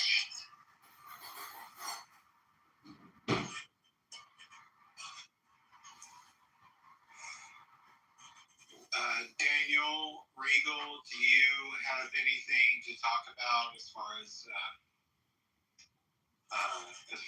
convincing a person that God exists? Richard, Daniel is an atheist. I don't remember about Regal. Well, so am I, you know. Yeah. I'm wondering if Regal does. Regal, I can't tell. Oh, yeah, definitely atheist.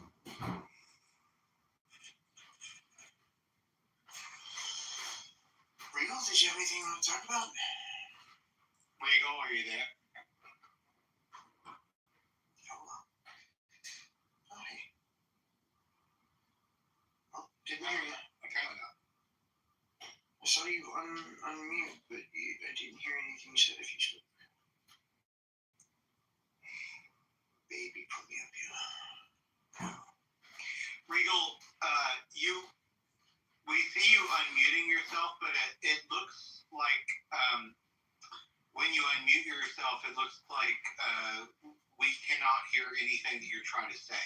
Just to let you know. Sometimes you have to leave and then come back. I'll fix it. That's disgusting. Regal? Try again.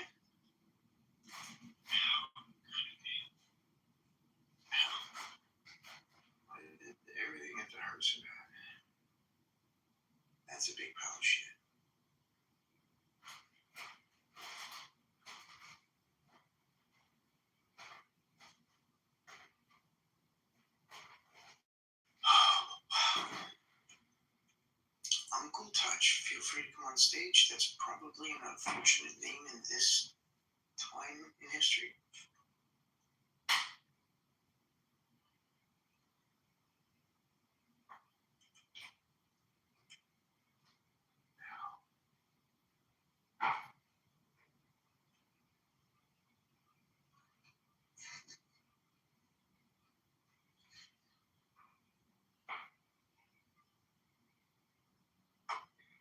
Sorry, Donald. I think I had my mic turned off. It sounded like you said that you appreciated something when Regal was showing like this giant pile of dinosaur shit. It sounded like you said you appreciated something, and I was trying to understand what you said you appreciated. No, I was just thinking Uncle Touch for coming by, even though it's an unfortunate name for this time in history. Yeah. Is there lots of uncles that touch inappropriately? Oh goodness. Oh, I wasn't taking it that way. Okay. I know. I wasn't either. It's an unfortunate name in this time in history. This is all of the Epstein shit. Well, can we hey, let's join together and say that probably this is the best time in history. Oh, sure. In terms of family members molesting or taking advantage of younger people in their families, this is probably the best time in history that we've ever lived in history. Like that's probably been worse throughout history, all leading back to this time. It's probably better now than it ever has been. So especially in reporting and video capturing. And kids are taught to like tell people that they trust, And then finally, kids are taught privacy is important. They're taught that privacy is I'm just feeling a little bit anxious, if you know what I mean. Nope. Donald, What's up? are you familiar with Dr. Seuss's, Sam I Am? I have never read a Dr. Seuss book, but I have heard it recited before. I'm familiar with Sam I Am. Well, what I'm trying to say is, I do not like green eggs in ham.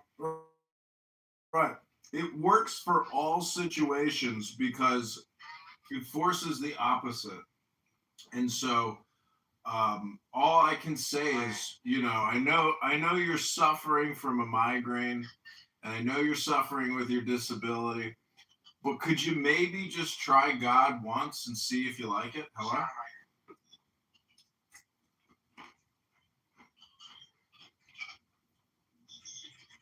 I did. I trained for 20 years. Hey, universe. Why don't you tell me like what is it? What is it? What is God, universe?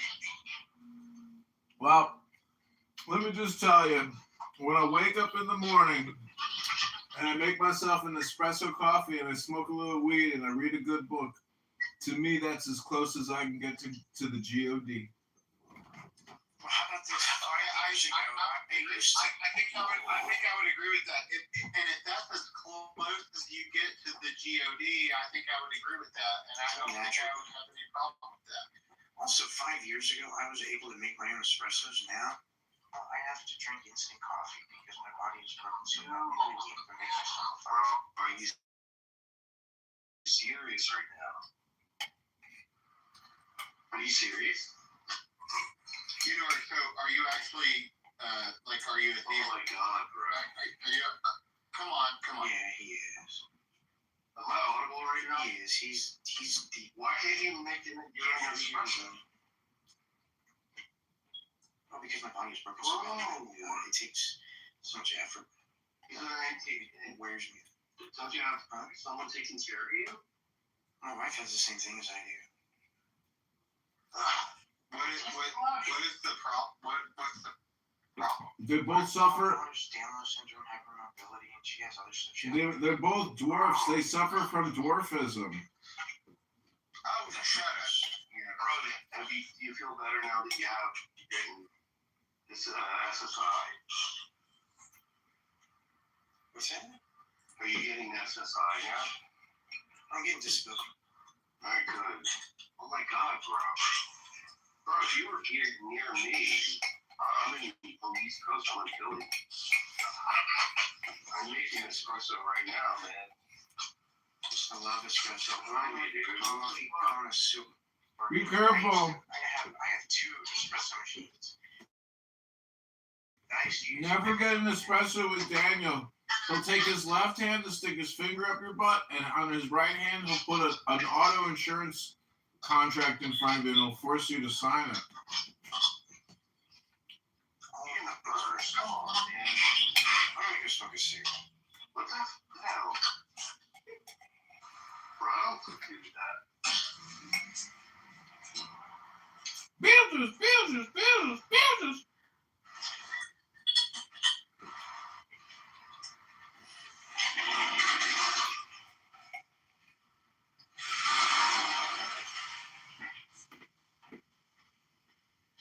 Casey, what the fuck are you doing?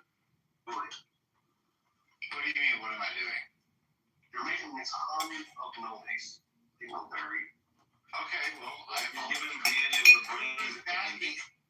Who's asking me? I'm asking you, Daniel.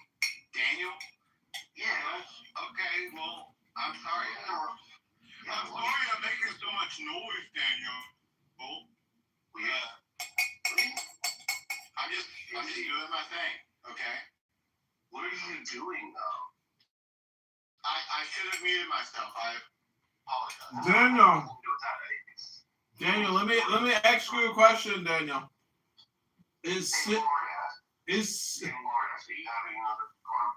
No, but I just had some incredible ice cream. Lardass would like to ask you a question. Is cinnamon a pepper or is cinnamon a sugar?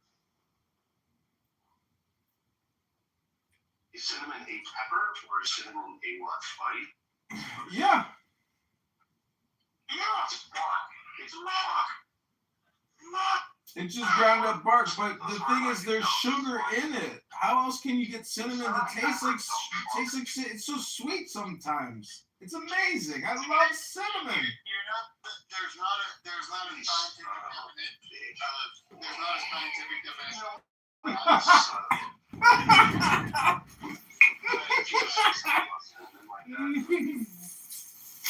Cinnamon would almost certainly, in my mind, cinnamon would almost certainly be a spice. Casey. Cinnamon is bark. It's a spice. From a tree. Well, barks can be spices. Barks can be spices. Yeah, I said it was a spice. He said, is it a pepper? And no, it's not a capsaicin. Well, it's just not part of it. It's not part of the. But the definition of capsaicin is not peppers. It's a genus. I'll look it up. I'll look it up so that, I mean, this doesn't have to be a mystery. We can just load up our question and we'll get it. Let's do it. Let's see right here. Is cinnamon capsaicin? No, it's not. No, it's not. I don't think it is either.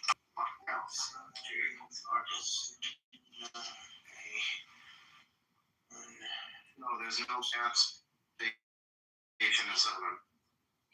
It's a C. Case you would be making like very good extract with that. Is cinnamon capsaicin? No, natural cinnamon does not contain capsaicin. Well, and think about mint, right? Mint has to be kind of similar to. Honey Badger, feel free to come on stage. Thank you for coming to the room, both of you. Mint has to be similar to mint capsaicin. See, I have a question for you. I know this right off the top. Are you able to feel the question? Casey? Who? I'm sorry, me? Yeah, I have a question. You have a question for me? Well, yeah. Okay, sure. Go ahead. All right. You know, by the way, all right, do you think that mint is not ultra-thin condoms help you to feel your lover's rectum? Does it help you to, does it increase sensitivity? on your penis when you're having sex with your lover. One second, anybody who has a mod, invite And Lucky. his asshole. And his asshole. I've never used a condom. I'm confused why you're asking me this. Because they want to know what your response.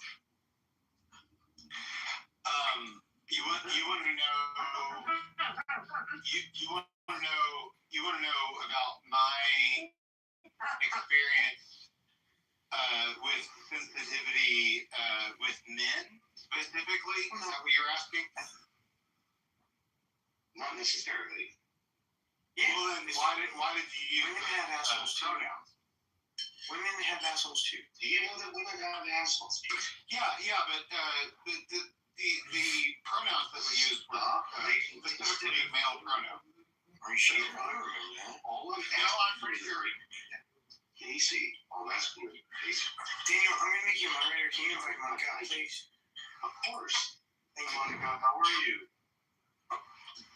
Well, all right. What do you want to know? Tell me what you Monica, how are you? I think he wants to know if you use condoms for anal.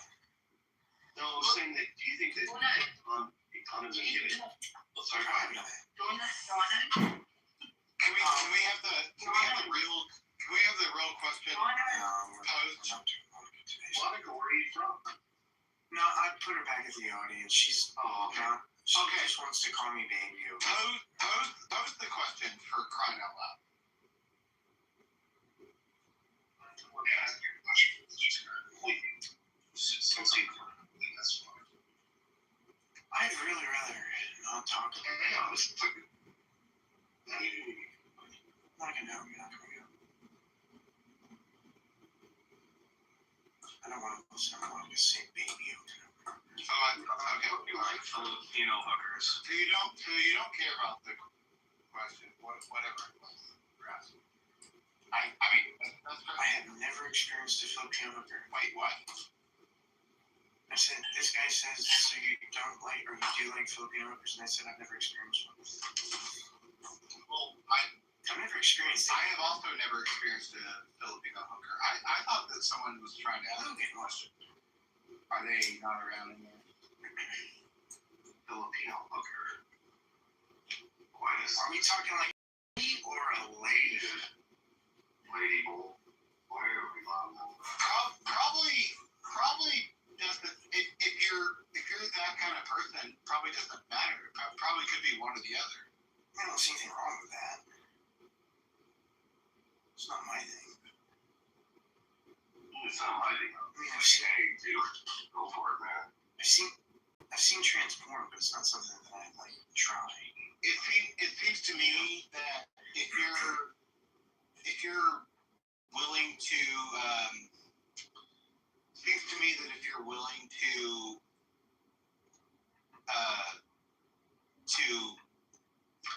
pursue prostitution in There's nothing wrong with prostitution. hang on, I didn't say there was. It seems to me that if you're willing to pursue prostitution in a country that is extremely destitute, that you should not be surprised if some of the prostitutes happen to be male. There's nothing wrong with that either. Yeah. No, I'm not saying there is. Casey, why is that a problem for you? It's not a problem for me. Okay. I can guarantee you it's not a problem for you. Casey, do you masturbate to porn? What? Casey, do you masturbate to porn? Yeah, you understand I'm gay, right? I'm gay. Oh, I didn't know that. I am a gay man. I did not know that. See, I thought you were more about, to me, you seem like more of a masculine, traditionally masculine, assertive, chat. Well, that's fantastic. I guess that means that I can hold up some kind of like traditional masculine whatever. But yeah, I am a gay man. Casey, I'm not actually broadcasting on YouTube right now, so would it be okay if I asked you a couple of questions that are personal? You said you are not Yeah, I'm not actually broadcasting me? Yeah, we're not broadcasting right now. Would it be okay if I asked you a personal question or two? I mean, sure, I guess. How old were you when you realized that you liked the same sex? That's a complicated question. That's why I asked for permission. So like, it kind of like, how old was I when I started to suspect that I started? How old was I when I started to suspect that I like was attracted? That would have been like back when I was like, I don't know, like 13, 14, 15. Okay. When was I convinced that I was exclusively attracted to men? That would have been maybe like a year or two after that, like 15, 16.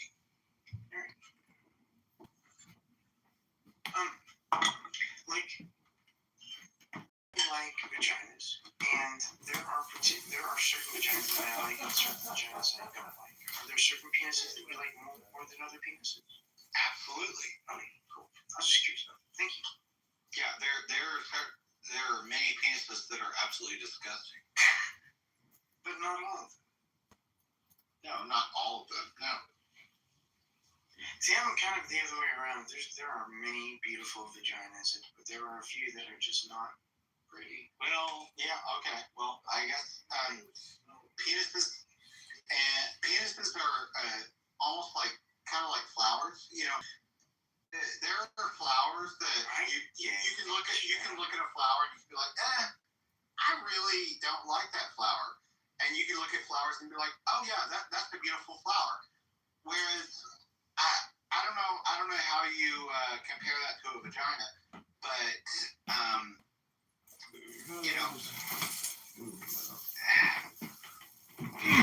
there are ways to express, you know, displeasure towards a penis and also pleasure towards it. No, I shouldn't say displeasure and pleasure, but can I ask you one more very personal question?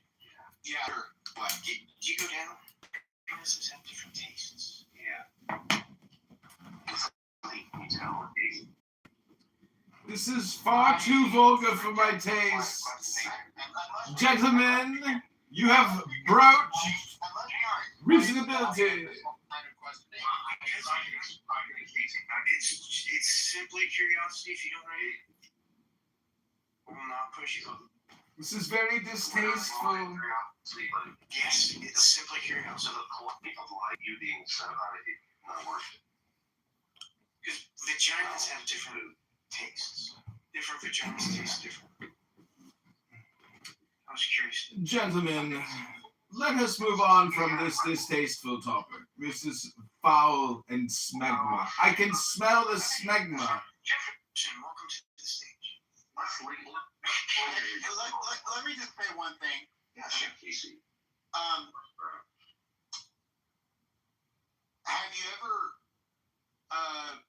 Have you ever imagined the taste of your own finger, or have you ever like sucked something like honey or syrup or anything else off your own finger, right? Yeah. Okay. Maple It syrup. just tastes like skin, right? Yeah. Okay. Okay, there you go. That is what one would expect. Okay. Anything more foul than that is, not acceptable. Okay. Absolutely. And that's the only thing. That's the only thing that I will say about that. Are you just talking about cleanliness now? Yeah, of course. Oh my God, Casey. But that's the only thing I'm gonna do. You're making my anus. I appreciate you doing that much. I'm just honestly just curious. Yeah, Casey, I have a quick question for you. Look, I'm gonna make a confession to you, Casey. I have bisexual leanings. Okay, good for you.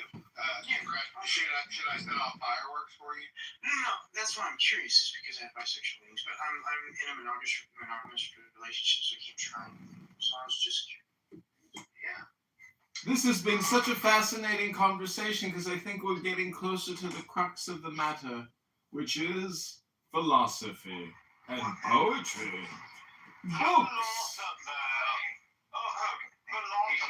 For God exists in a book, but not in your gay conversation. Hello?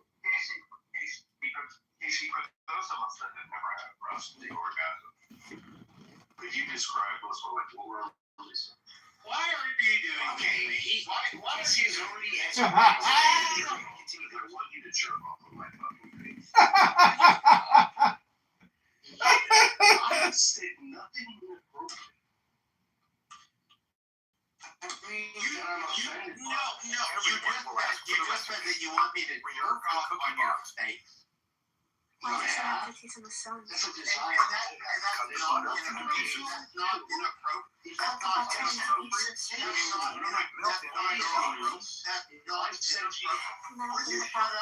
And then I said that I wanted to pour in liquid whipping cream. A desire I had. Crush the cookies with a rolling pin and shape a crust. Go on. If I've offended you, I'm sorry. please use a mixer. One of my girlfriends say the same thing. I started smashing the cookies while watching Toy Story 1, and I was still smashing the cookies when I was going to Could we go back to a conversation that is about Pour egg yolks and sugar into the saucepan. Alright, sugar into a fried pan. Pour in milk. If you want us to move on to someone else and talk about God, that's fine. I don't want to. I tried to get him to stop a minute ago. So Boil the cream I don't support what Daniel's doing. I tried to get him to stop. Until it thickens. You said that you didn't want to talk about this a minute ago, and I would like to see that. Pour the cream over the cookie crust. Cover the cream with a layer of cookies. Pour the cream over the cookie crust and cover the cream I with was talking about what cookies. Daniel was talking about. Mix egg yolks with sugar in the saucepan. There's this idea. Mix egg yolks with sugar in a fried pan. Red love, feel free to come and Pour in see the your milk. Problem is like Pour in milk. Add starch. Add starch. Cocoa. Yeah, that's a pretty problem with philosophy where Boil the cream, stirring continuously until it thickens. when you think of Pour the cream until it thickens. would you sacrifice one person Pour the cocoa to save cream over the That's kind of cookies. what the trolley problem is about. It's about action. It's about action and Add the inaction. dark chocolate into pieces. Cut the dark chocolate into pieces. Pour in liquid whipping cream. Melt it. the idea is that Pour in the cream and microwave for 2 minutes. Pour the melted chocolate into the box. I can already hear people typing diabetes in the comment section. Besides working phenomenal, a chilled cake is easy to prepare. Besides being phenomenal, this chill cake took 8 hours to prepare. Sex for a while. Daniel just seems to be obsessed with sex. I can only please her for 2 hours. This does seem like a bit of an obsession. I just looked at the title of the thing and it was something. Which means I wasted 10 hours in total. I asked one person to type one personal questions and I went and gone. But Daniel just went off with all I'm sorry, you know that. That's the spirit of lust. It's not. I wasn't planning for so long. I don't really think that's the name. This is all actual That's Yes. You're as beautiful as you Everyone are. will ask for the recipe. Alright, so the question I wanted to ask Casey was that in order to save, would you masturbate? Okay.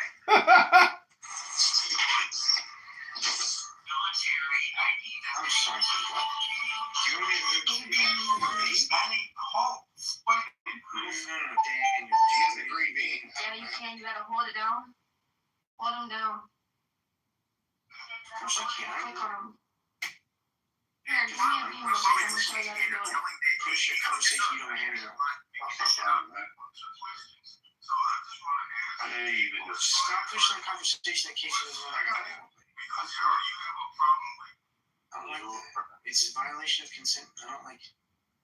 Whoa, whoa. I don't mind answering it. I just feel like it's just off topic, and it's just what is the point of the question? I cannot understand you. I'm sorry. I say, what's the point of the question? How's it going to benefit this conversation? It doesn't. It was just a tangent that was supposed to end 10 minutes ago.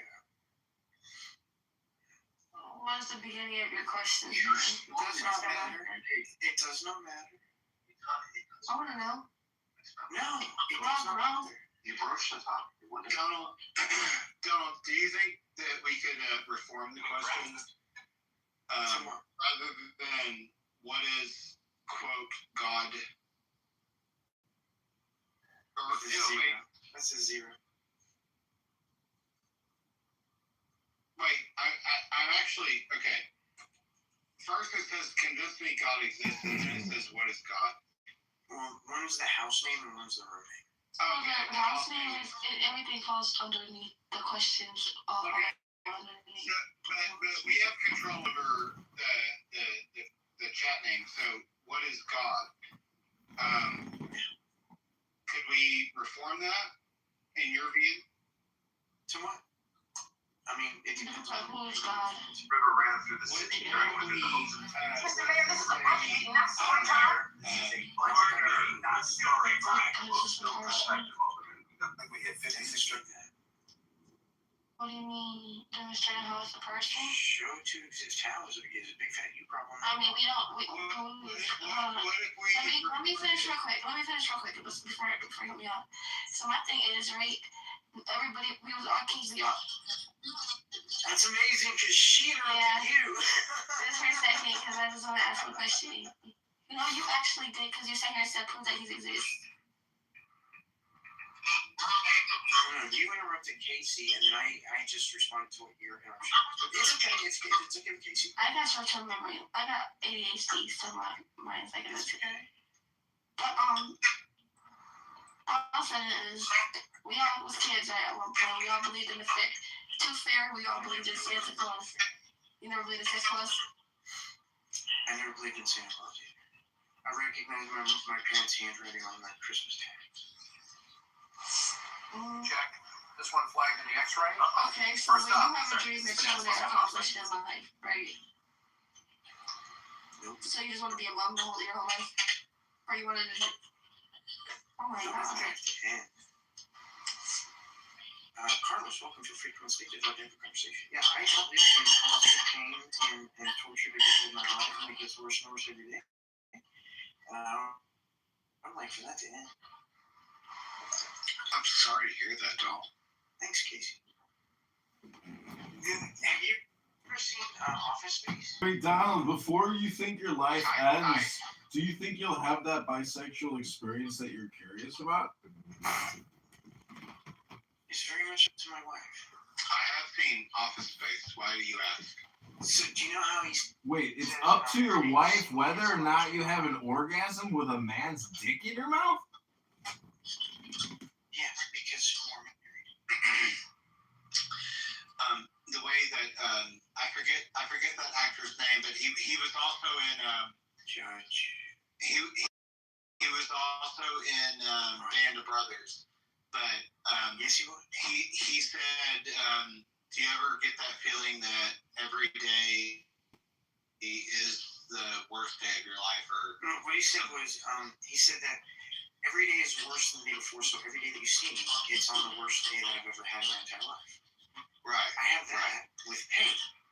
So every day, the pain is worse than it was the day before. So every time you talk to me, you're talking to me in the most pain I've ever been in my entire life. Oh, I'm so sorry, Donald. Okay, so Donald, I had no idea. I honestly, I had no idea. Can you tell me, and forget all these other people, can you tell me what you're suffering from? Like what? Don't forget us, Donald. Keep us in your prayers.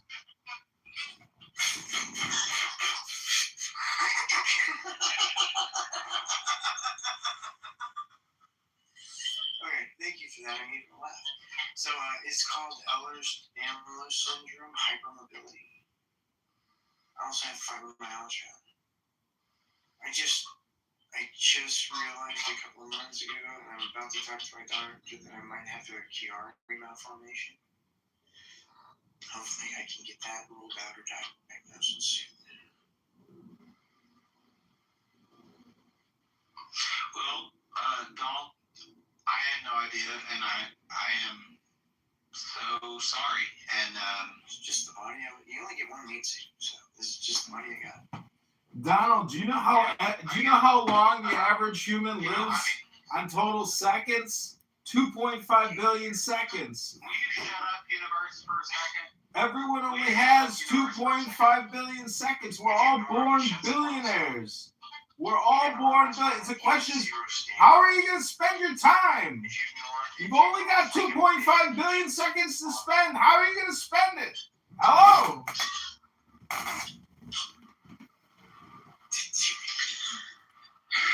All right. Well, Donald, I really feel bad. You know, it's okay, man. I appreciate it. I'm sorry. I'm going to Switzerland as soon as I can. Well, that's great. That's great. Well, Switzerland is a place where you can end your life. Oh, you're going there for, like... Euthanasia! Oh, my God. Oh, God. I have to wait, though, because... I'm still sorry. Oh, well, thanks. Oh. Donald, do you think you and your wife are going to euthanize yourselves together in Switzerland? No. The whole reason I'm waiting is to get an inheritance that I'm going to give to her before I go. So it would be very silly of us to go together. No, she's going to live. She doesn't want to die. I want to die. Michael, thank you for coming by. Feel free to come on stage. Oh, do you ever talk about how you about your wife? Because it's always been a curiosity. We met as children at church. A Christian drove around through the city carrying with it the hopes of its people. Mr. Mayor, this is a budget You want to meeting. talk a little bit about that? Okay, we met as children at church. We grew up in church together, and then we Really? graduated. We started dating, and then we... Really? That's really beautiful. Do you remember that if you ever concluded something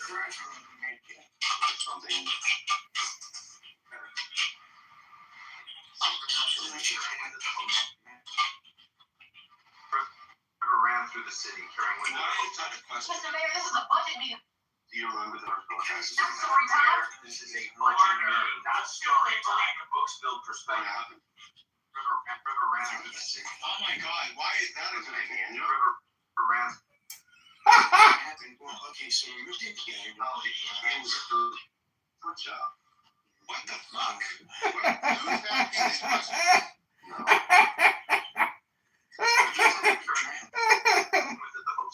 Mr. Mayor. Okay, so dry humping is whenever you have your clothes on, but you're up against each other until you come. That was my first orgasm. Valentine's. It was on Valentine's Day. The first time. My God. Yeah, we were camping at the lake, and we were in the tent. Did you dry up her weird, like her thigh or her butt? What was it? Oh, between legs, right on top of. She came to. Oh my God. You're taking a little splooge like within in your pants. Yeah. I had a Sounds spirit. a little messy. It was, but I had a spirit. I knew it was happening, so I packed. So that was the first time. Wow, Donald, thanks for sharing that on my YouTube Live. Before you euthanize yourself in Switzerland, I hope you'll come on my YouTube Live for one last broadcast. Thanks, Donald. I mean, it's going to be a while, probably. My mom's going to live for years. Oh, you're just going to wait until you can get that money. How much money do you think you're going to inherit? Is your mom late? Just like when you already died. That's not what it is. Okay. I just can't die before her. You want her? Yes, sort of. Sort of. Was she? Yes, sort of. I mean, I have feelings Consider her abusive mom. I have feelings about the time she raped me, so there's that. Your mother? Your mother raped you? Yeah. Oh, God. before then too, but I don't remember. You were 3? What did you do? No. You can't say that kind of stuff on YouTube Live. That's illegal. I feel like this is not appropriate for. Did you call? A Filipino censor just told me that this is being flagged. This is being flagged. You're being reported to the FBI Child Endangerment Services. Good Lord, 43. Oh my God. Could we not discuss, like, this is not the appropriate place to talk about. Oh, okay, so let's bring up a new topic. Are you aware that the Supreme Court... How would you remember such a thing, though? You can make memories when you're 3. You can make long-term memories when you're 3. It's hard. Well, I mean, it's... Daniel. Your life has been like a genetic already.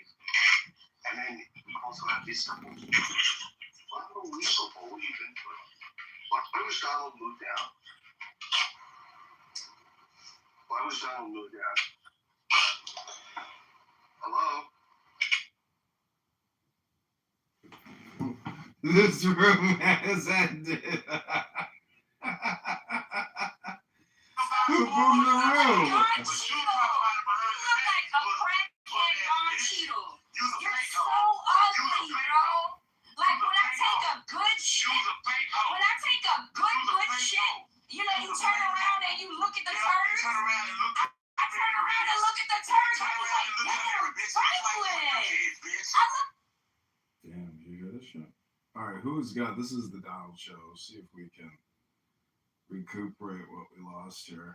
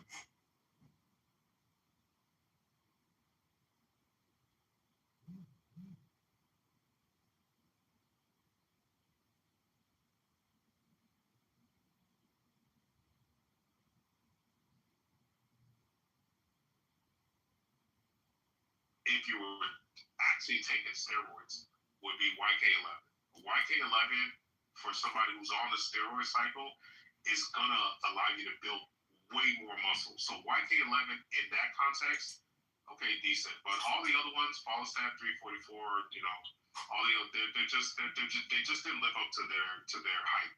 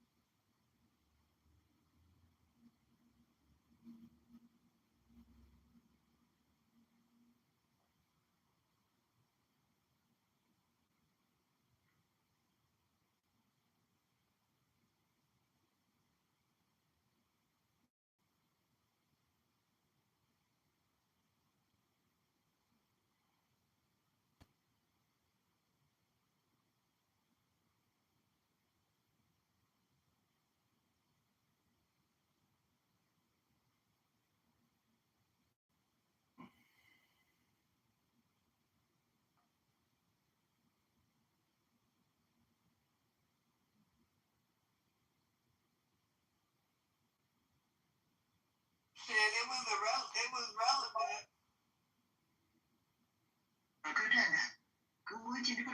People call because when you look at Kalisa, so Kalisa is going to want to cut.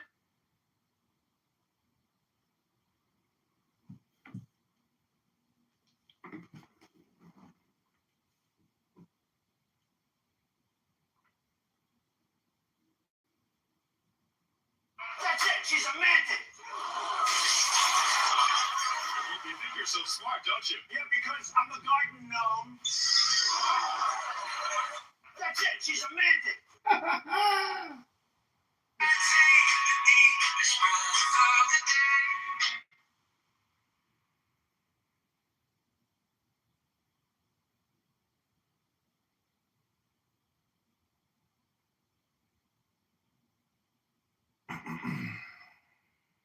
Thaddeus, what do you want to tell the Democrats? I'm going to help you, King Thaddeus. I'm running for office for you. I'm going to get you a single room occupancy. All right, God bless. Hey, miss, do you want some food? Yeah, oh my gosh, yay. Yeah, how many? For him? Yeah. So my question, Mr. Trump. Did you join the Mile High Club with a gray and a mantis the other day? Hit yourself first.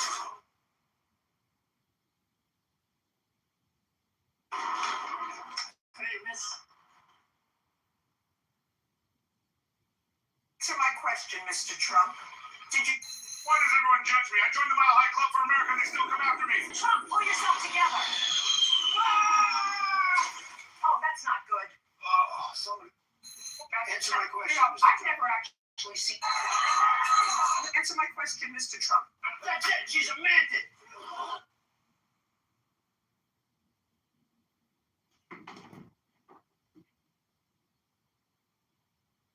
Before we get any further, I keep hearing about aliens. What's going on with that? Speaking of aliens, you're probably an alien since there isn't a nasty than you in this universe.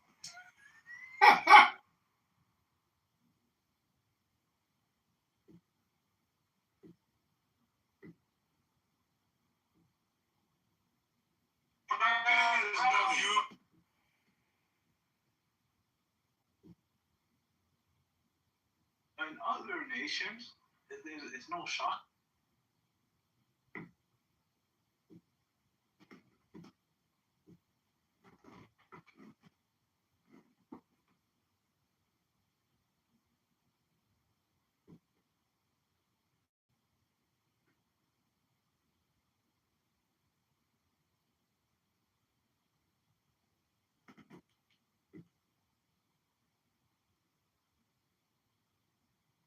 You said it's in the books on the top shelf,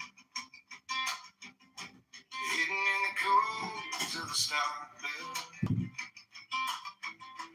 I chased every trip, every shortcut, still felt like I was stuck in the mud. And then my granddad laughed, said, "Boy, lean in. You keep asking what, but not who you've been. Secret wisdom of success ain't a mansion, ain't a jet.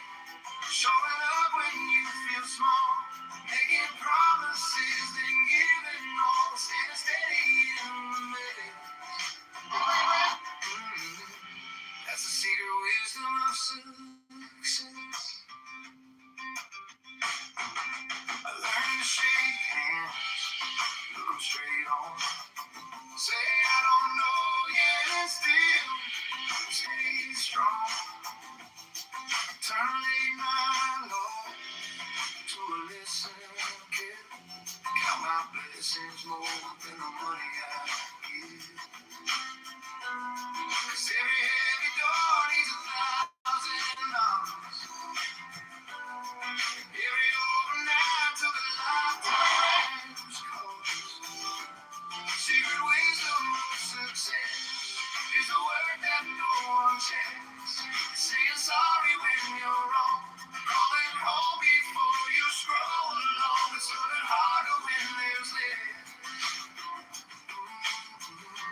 That's the secret wisdom of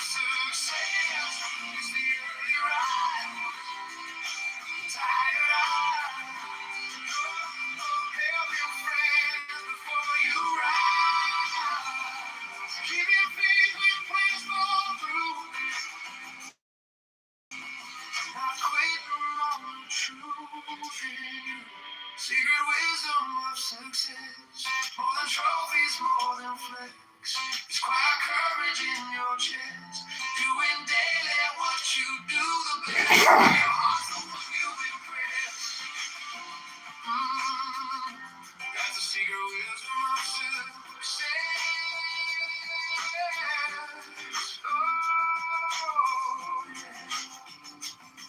People can see it.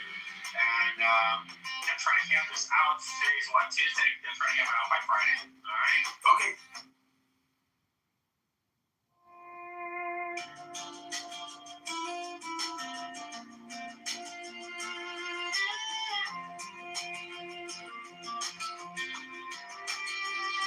It's in the books on the top shelf, hidden in the cold of the stock bill. I chased every trick, every shortcut, still felt like I was stuck in the mud. Then my granddad laughed, said, boy, you keep asking what, but not who you've been. Secret wisdom of success, ain't no mansion, ain't a check.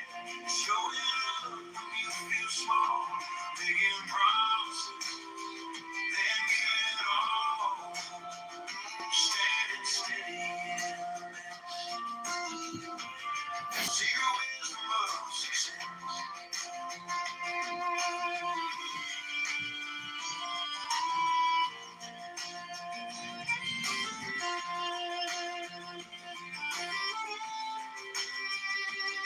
I learned to shake hands, looking straight on. Say I don't know yet, and still stay strong.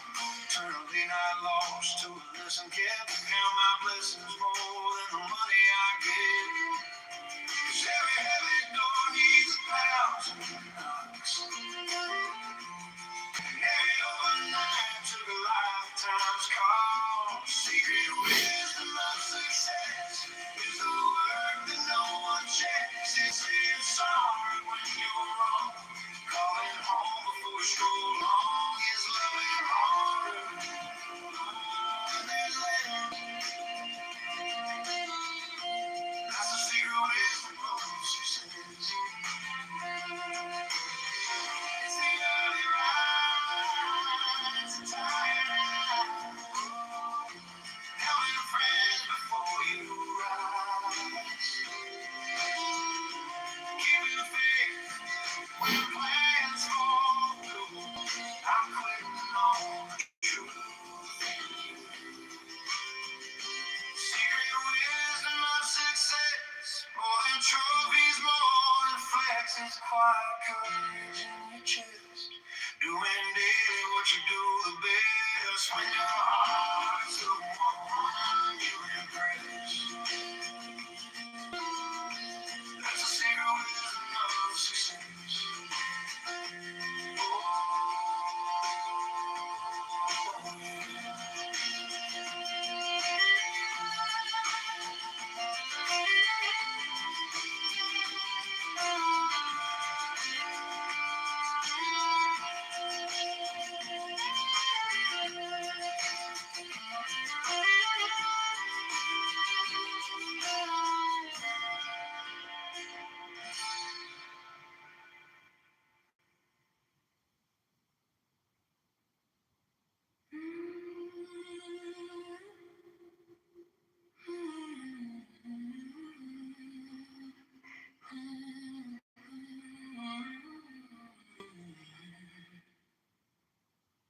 You said, know yourself, but I kept looking in other people's eyes.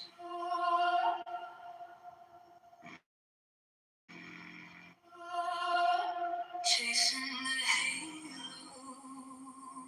wearing their masks, till my own reflection felt like a lie. Then silence grew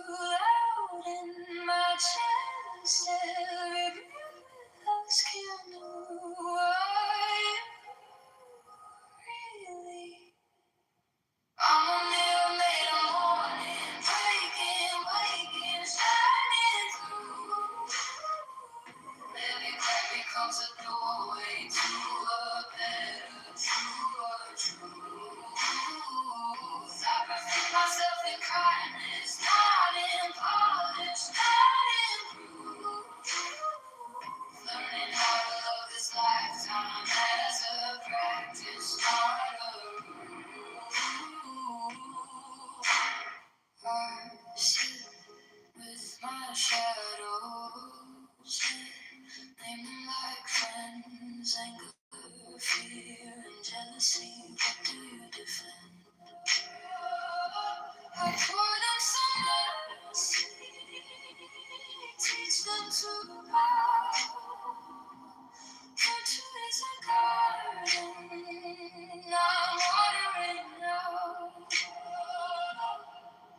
Each thought is a stone in the path I choose, which ones I step on slowly. I'm a mirror made of morning, breaking, waking, shining through. Every crack becomes a doorway to a better, truer truth. I perfect myself in kindness, not in polish, not in proof. Learning how to love this lifetime as a practice, not a rule. Breathing, old stories fall like ice. New courage in the grave. I am not my fears, I am rise. Wisdom is a world fire, burning all the lies. I'm a mirror made of morning, breaking, waking, shining through. Every story writes a story into something bright and new. I perfect myself in kindness, let compassion be my proof. Learning how to live this lifetime as a practice, not a rule. Still growing because of alien invasions in 2024.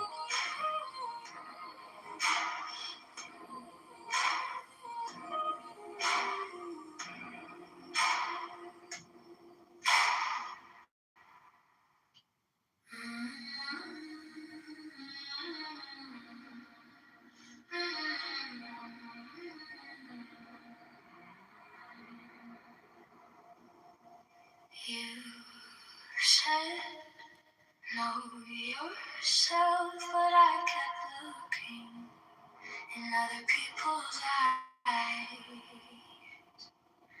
chasing the halos, wearing their masks till my own reflection felt like a lie.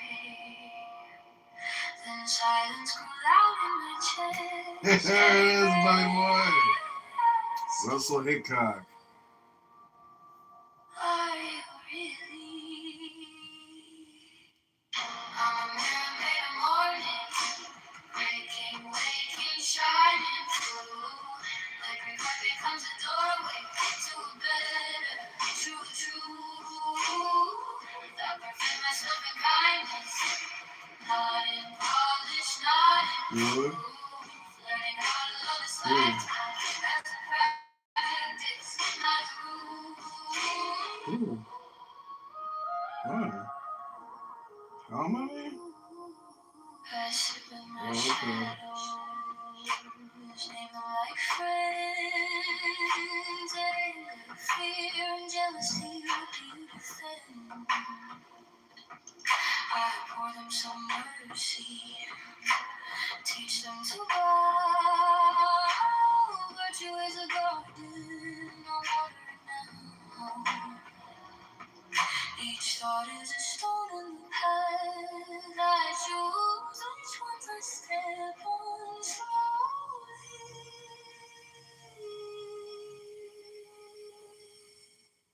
I'm a mirror made of morning, breaking, waking, shining through.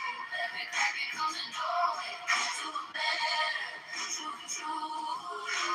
I perfect myself in kindness, not in polish, not in proof. Learning how to love this lifetime as a practice, not a rule. Old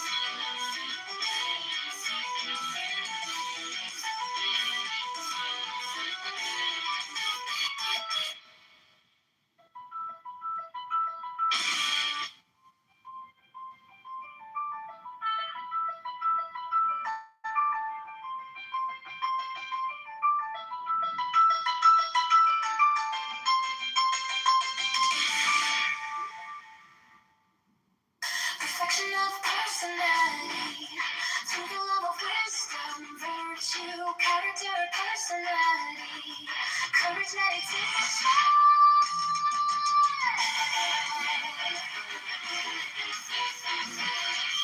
Courage and personality.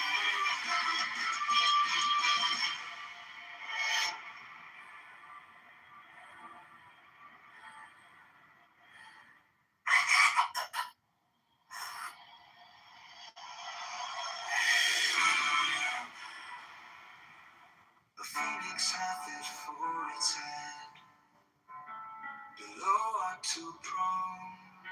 They spear the wicked. I will spear thee, O thou little grey god, unless thou beware. From the grey to the gold, from the gold to that which is beyond the gold of all fear.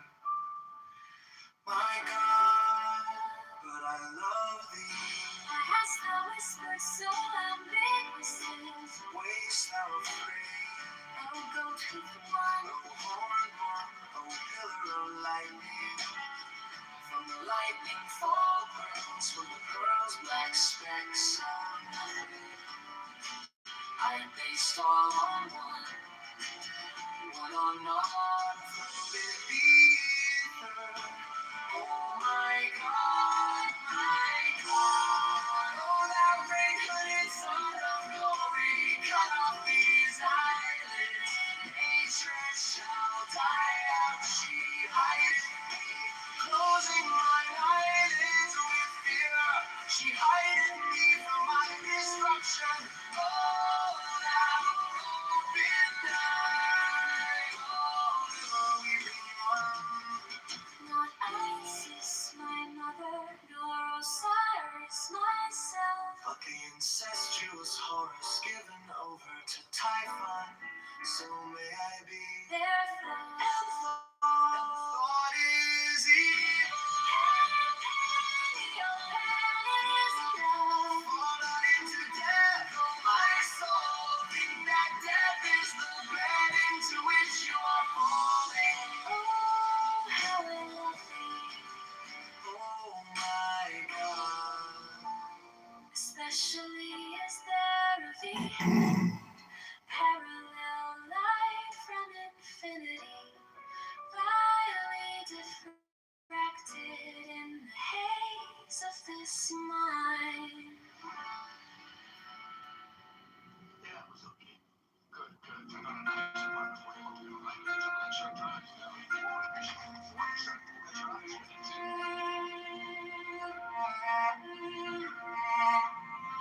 The phoenix hath it for its head. Below her two prongs, they spear the wicked. I will spear thee, O thou hungry God, unless thou beware from the grey to the gold, from the gold to that which is beyond the gold of Ophir. My God, but I love thee.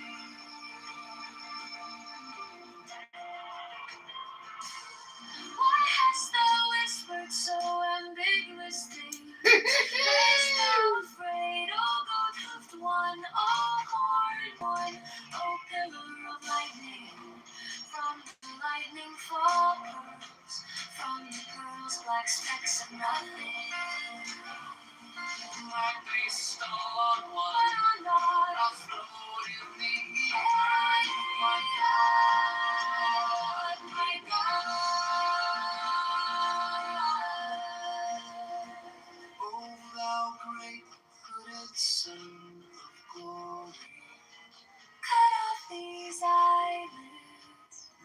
shall die out.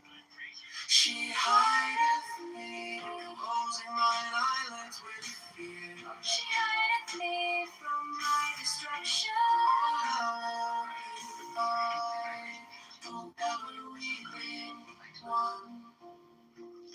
Not Isis, my mother, nor Osiris, my son, but the incestuous Horus given over to Typhon. So may I be their thought, and thought is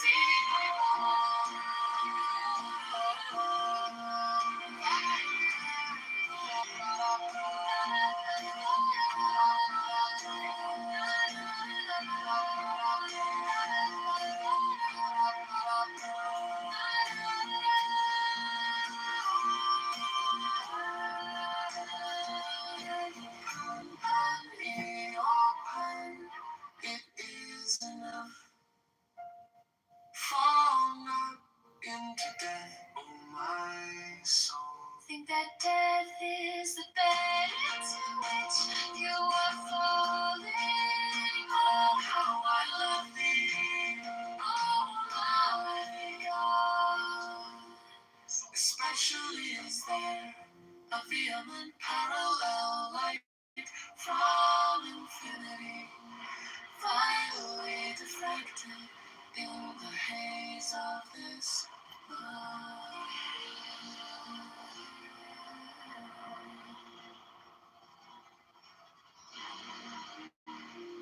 With the spell of blood quench, thy blood thirst, oh my God, thou art a little white rabbit in the burning night. I am greater. Fox and the hole. Kiss me thy kisses, oh my God. The lightning king and licked up and from that sheet. There is a tongue in the flame. I see the trident walking over the sea. Phoenix has before its head the to bronze they spear the wicked. I will spear thee, O thou little grey dawn, unless thou beware. From the grave to the dawn, and we stand beyond the cold of the sea. My God, but I love thee. Why hast thou whispered so ambiguously? Waste no afraid, or go through the world.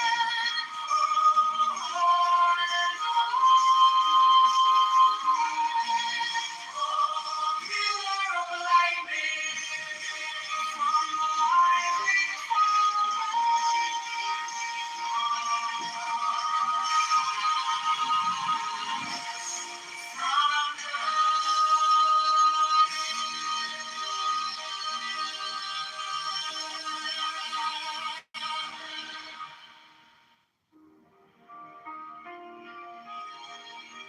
the sport of blood quench, thy blood thirst, oh my God.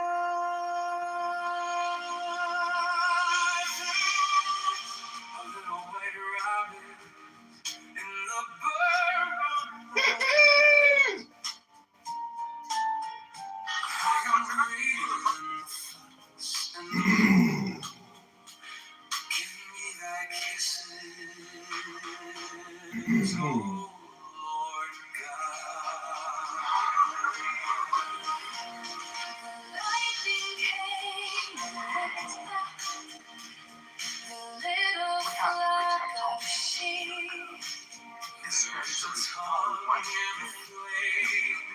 see them try and walking over the sea. America is built on a phoenix having for its head. Below are two prongs, they speak all again. I am free to be unless thou beware. From the grave to the goal, from the goal to that which is beyond the goal. Feel like never be. These flowers whispering in your stay.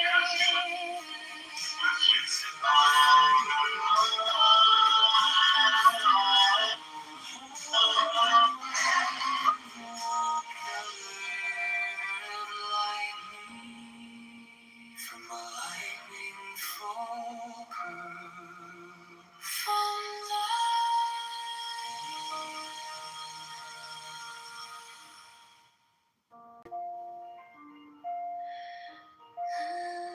Here's the mid-shop. my God, how I love thee. With the vehement appetite of a beast, I hunt thee through the universe.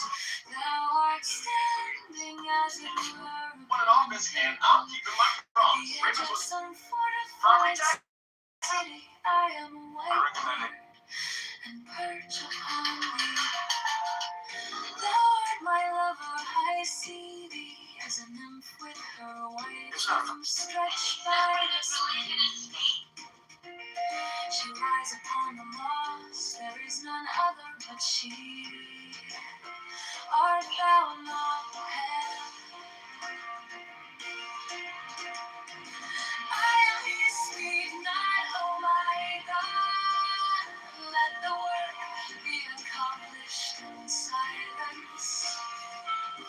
Let my cry of pain be crystallized into a little white fawn to run away into the forest. Thou art a centaur, oh my God, from the violet blossoms that crown thee to the hoofs of the horse. Thou art harder than tempered steel. There is no diamond beside thee. Did I not heal this body and soul? I will be with a dagger drawn across my throat. Let the spout of blood quench thy bloodthirst, oh my God.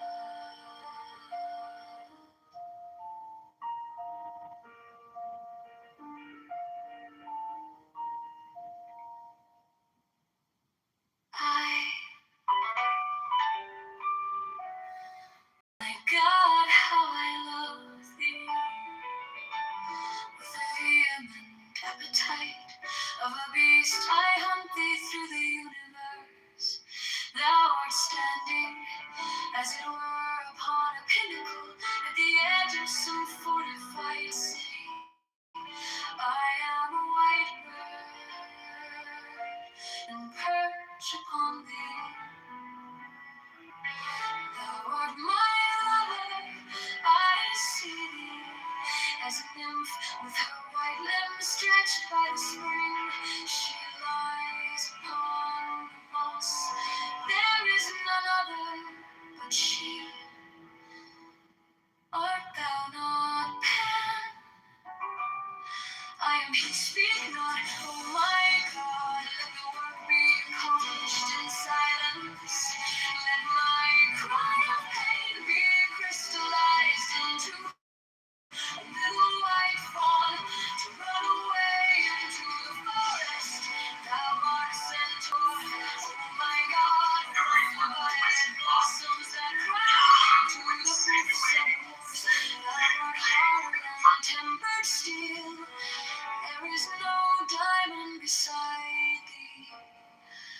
Did I not yield this body and soul? I woo thee with a dagger drawn across my throat. Let the spout of blood quench thy bloodthirst, oh my God.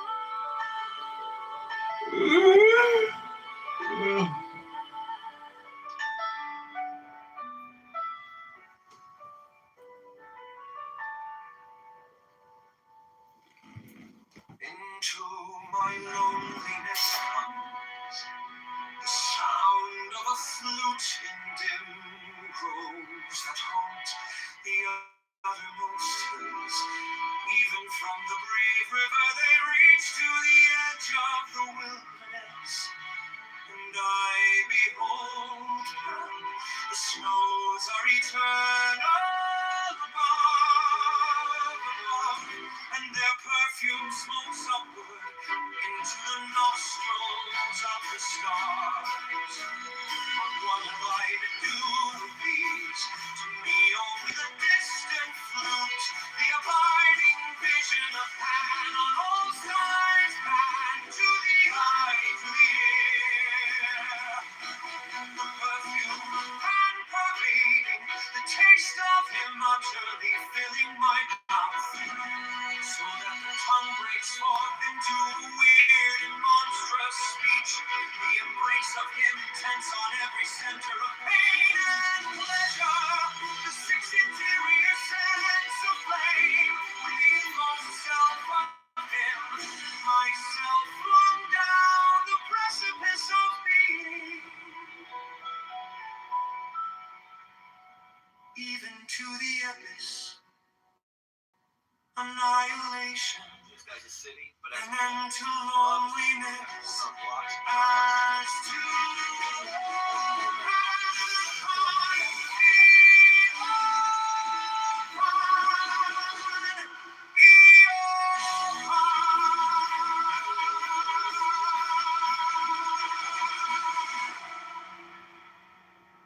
into my loneliness comes the sound of a flute in dim groves that haunt the uttermost hills. Even from the brave river they reach to the edge of the wilderness. And I behold Pan. The snows are eternal above, and their perfume smokes upward into the nostrils of the stars. But what have I to do with these? To me only the distant flute, the abiding vision of God. On all sides, to the eye, to the ear, the perfume of Pan pervading, the taste of him utterly filling my mouth, so that the tongue breaks forth into a weird and monstrous speech. The embrace of him intense on every center of pain and pleasure. The six interior sense of flame, the inmost self of him, myself flung down the precipice of being, even to the abyss, annihilation, an end to loneliness, as to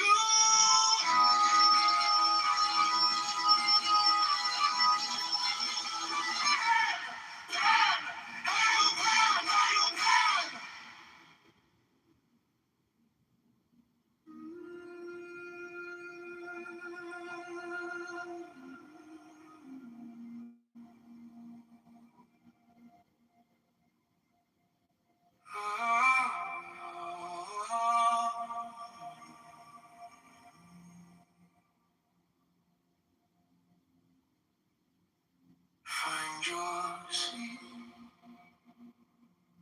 feet on the ground, spine rising like a calm.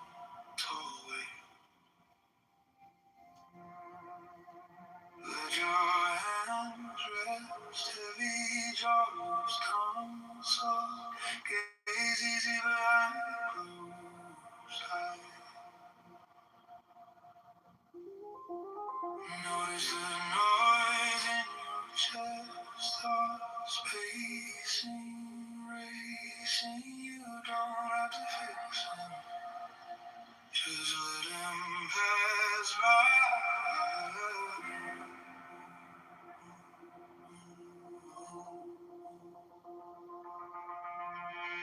Breathing through the nose slow, like you're sipping time. Hold that beat, feel the rhythm draw. Breathe out through the mouth, long like a quiet tide. Empty till the bottom feels kind. You are the storm and the stillness inside. Ride the wind. Now count with me. One, two, three, four. Oh, 2, 3, 4. Out, 2, 3, 4, 5, 6.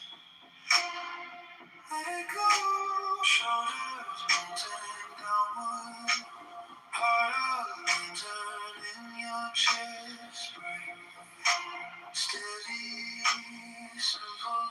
Guiding you back to center. Breathing through the nose slowly. Sipping time. Hold the beat. Feel the rhythm draw. Breathe out through the mouth. Long like a quiet tide. Empty till the bottom feels kind. You are the storm and the stillness inside. Ride the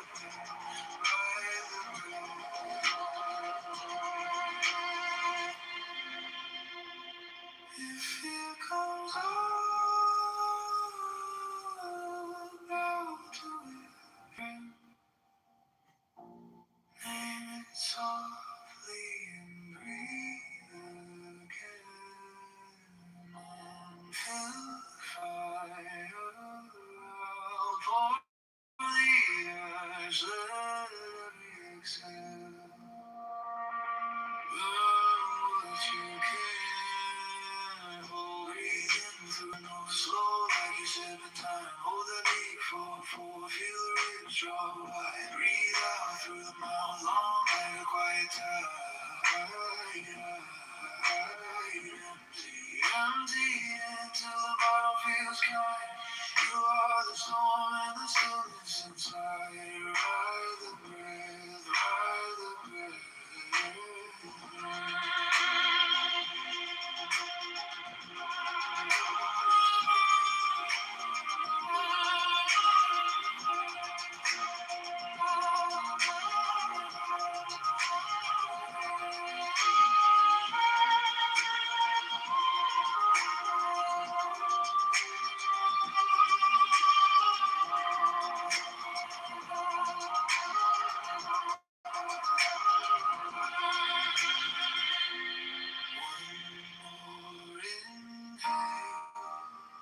Gentle deep, one long exhale.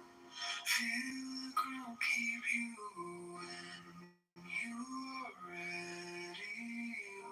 Open your eyes when know this calm is yours on demand. Morning, Chicago. Today, morning, Chicago.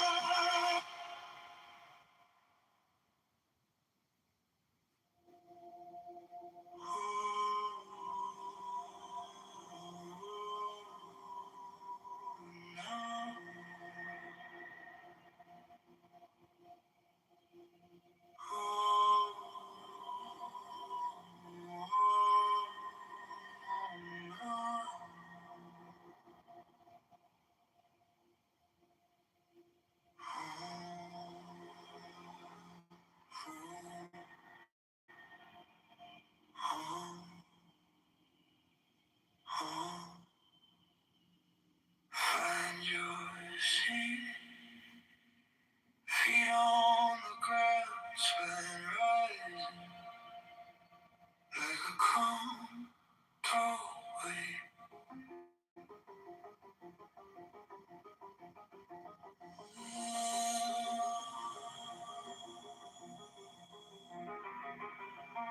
Let your hands rest heavy, jaw loose, tongue soft, gaze easy behind closed eyes. Notice the noise in your chest, thoughts pacing, racing. You don't have to fix them. Pass by. Breathe in through the nose, so like you're sipping time. Hold that beat for four. Feel the ribs draw wide. Breathe out through the mouth, long like a quiet tide. Empty, empty, empty, till the bottom feels kind. You're the storm that stillness inside. Ride the breath, ride the breath. Now count with me. 2, 3, 4, hold 2, 3, 4, out, 2, 3, 4, 5, 6. Let it go, shoulders melting downward, heart a lantern in your chest. Bright, steady, simple, guiding you back to center. Breathe in through the nose, slow like you're sipping time. Hold that beat. Feel the ribs draw wide. Breathe out through the mouth, long like a quiet tide. Empty, empty, empty, till the bottom feels kind. You are the storm and the stillness inside.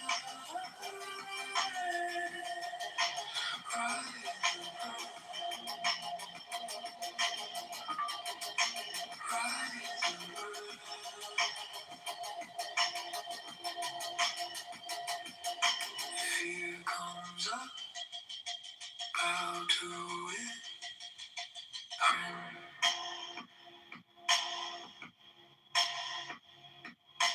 Name it softly, breathe again.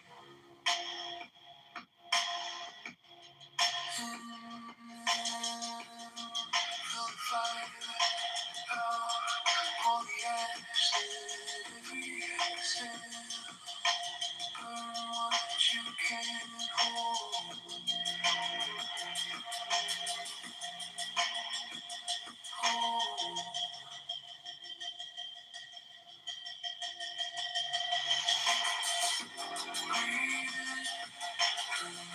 Slow like a sipping time. Hold that peak for 4. Feel the ribs draw wide. Breathe out through the moon, long like a quiet tide.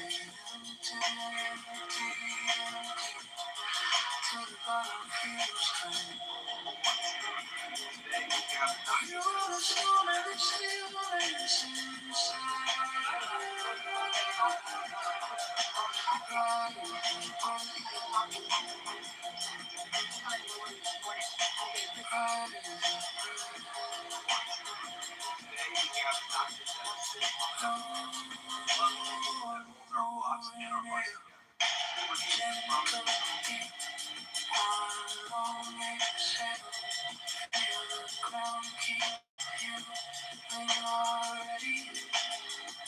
Open your eyes, know this cold is yours on demand.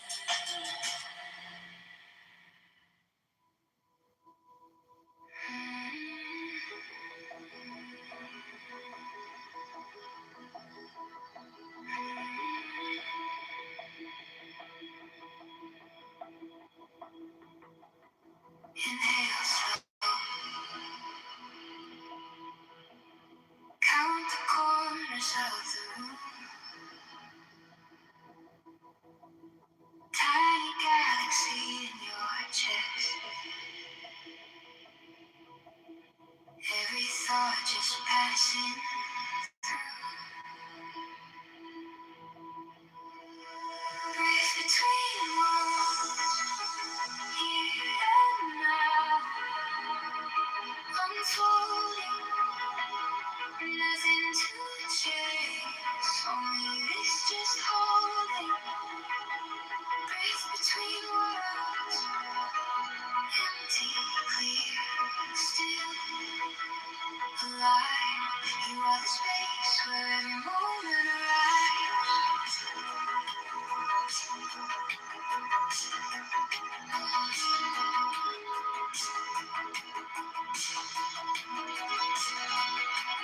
Close your eyes. Watch the quiet rearrange.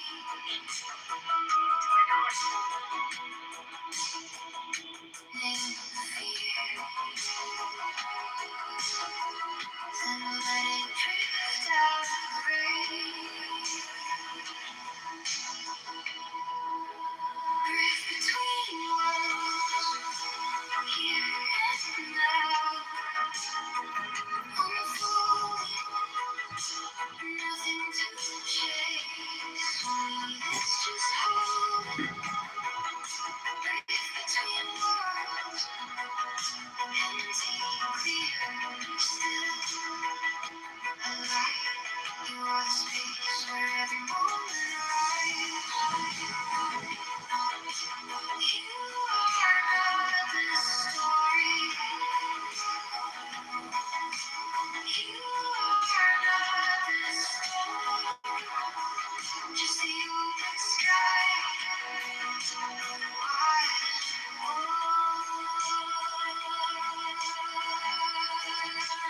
breathe between worlds, here and now. Unfolding, nothing to chase. Only this just holding. Breathe between worlds, empty, clear, still alive.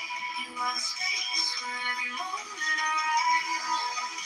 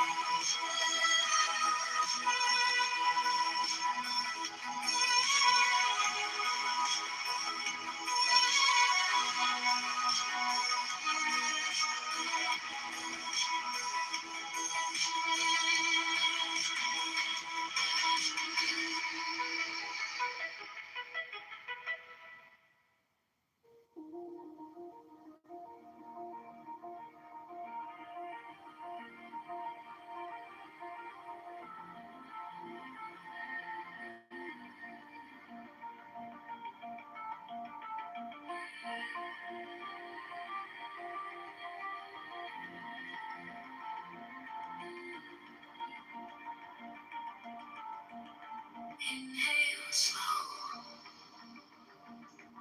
I'm not used to seeing this kind of shit. And I don't want my country to turn into a country where this is a normal shit. Every thought just passing. The terror attacks that have been happening to our religious institutes across the country. I mean, this new generation of children, I'm going to say going up to probably the last 15 years, I'm trying to gauge the age, only know to go into a temple with several armed guards, some dressed like SWAT, in front with metal detectors. They don't know they've never entered a religious institution any other way. I mean, it's just kind of strange to think about it that they just don't know what it's like to just be able to freely walk in the building. They've never done it. You know what, Abby? I'm going to recommend another video if I will. It's the Dad Saves America YouTube channel, and the specific video says we don't know the meaning of this error for 50 years. He's interviewing Arthur Brooks, and one of the stats he brings up, which people forget. I think it was the late 60s, 70s. There were over 700 domestic terrorist incidents in the States. I think in a year, it might be for the error. I have to watch it again to remember. But even if it's over, 5 years, that's still a huge amount. And guess who committed the majority of those? It was the left. So his main point is that these things go in cycles. And what we're seeing is now the pendulum swinging back from the hard left progressive stance. Sadly, I think we're not done with all of this left-wing political violence, which has outpaced right-wing political violence for the first time in a number of years. But yeah, it sucks that this is happening. And Coco, I get it. You don't want to live like this. No one should have to live like this. But these periods of this kind of unrest is not unprecedented, not only in the United States, I think, but throughout the world. And it's something we got to go through. I think what's different now is, actually, I was going to say I think it's different because we have our era of social media. I mean, the visibility of these incidences is greater. I think that's true to some degree. On the other hand, back when before television, families sat down and listened to the radio.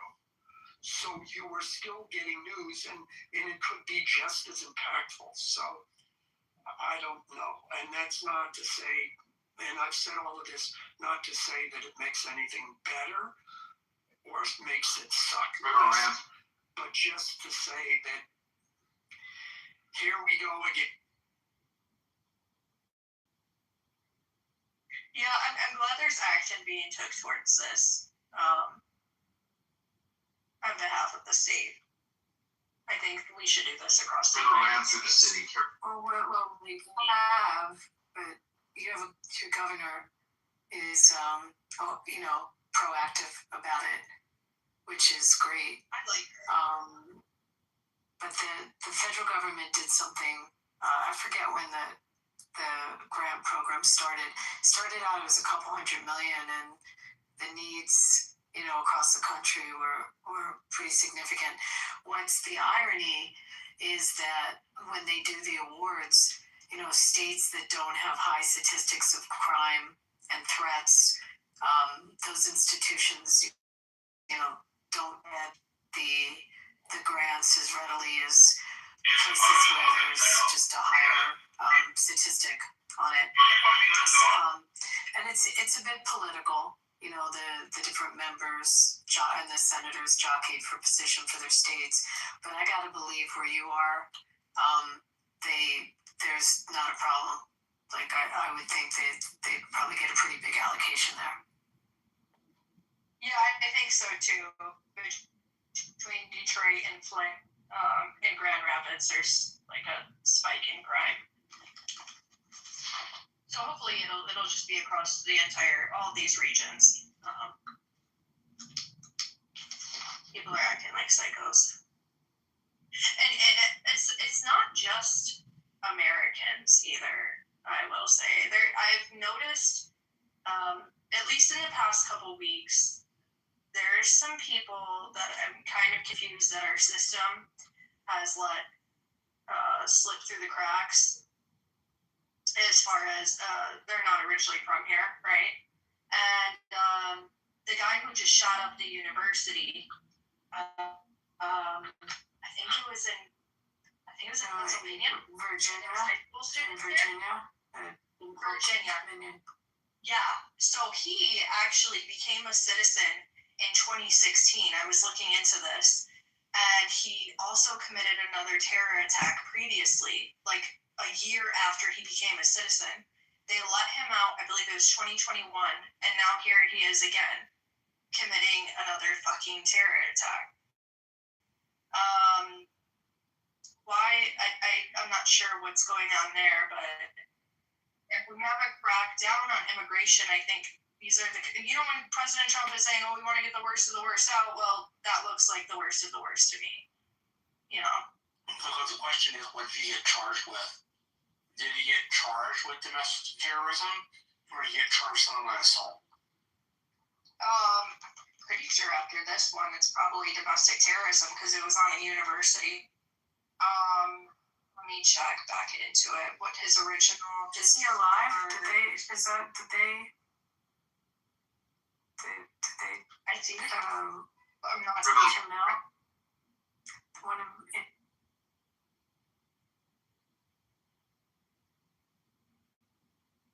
I'm not sure. I grab it. I truly can't believe that they let millions of people in without any kind of scanning, and then you have to pay 100,000 for an H1 visa per year. Like an AI expert can't get in the country, but you can get somebody off the street without even any verification whatsoever. It's called left-wing logic, Sam. They actually let them in. No, it's called progressive endorsed foreign policy. You're even sure by the parties. Like the Republican, the reason the Trump wing rose up in part was because the establishment Republicans had failed to enforce immigration law. Right? Like I've been a thing, a beat, a drum for all of my lifetime, if not longer. I have to disagree. Trump, we clearly, and here's why. And then I'm going to call you a poo-poo face at the end of this, just for good measure. No, because Trump, you remember, Trump had the asylum seekers wait at the border, on the other side of the border, which was an effective deterrent to people coming, who wanted to come, cross over, and say, oh, I'm being threatened in my country and getting lost in the system. Correct. Day one, Joe Biden rescinds it, and everyone got the message. Republicans are harder on immigrants. He tried to use it and got told by the U.S. Supreme Court. Say that. Say what? Who? I didn't hear. It was, the thing you're referring to is something called Title 42. Title 42 was in place under the Trump administration. Biden tried to keep it in place under his administration, and the appellate court said, no, you can't keep Title 42 going, it's not going to do anything. Why couldn't they keep it going when Trump had it going? Because it wasn't an emergency any longer. That's what the court judge gave me. Would you like me to look up again? So you're saying it wasn't Biden's fault, it was the court's fault? Yes, there was a judgment made by the court. And which court was this? Which we were longer under. Yeah, I think you're trying to pin it on one court ruling. Which it is one court ruling, Alan. Yeah, no it isn't. Yeah, it is. That's the court ruling. So you don't think the Biden administration willfully wanted these people to come in? You're missing my.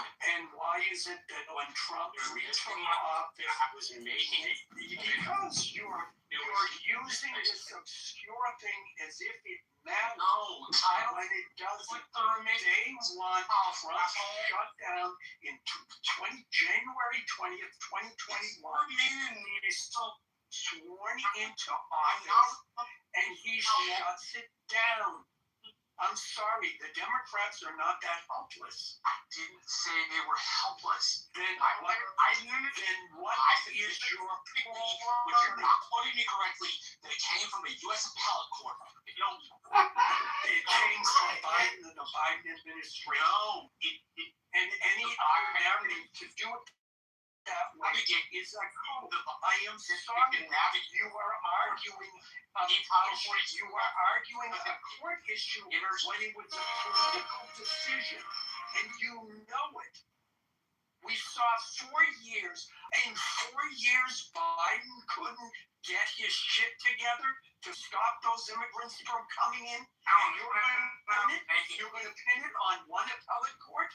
Yes, Trump has been sued 60 times at least, and he's still getting this shit done.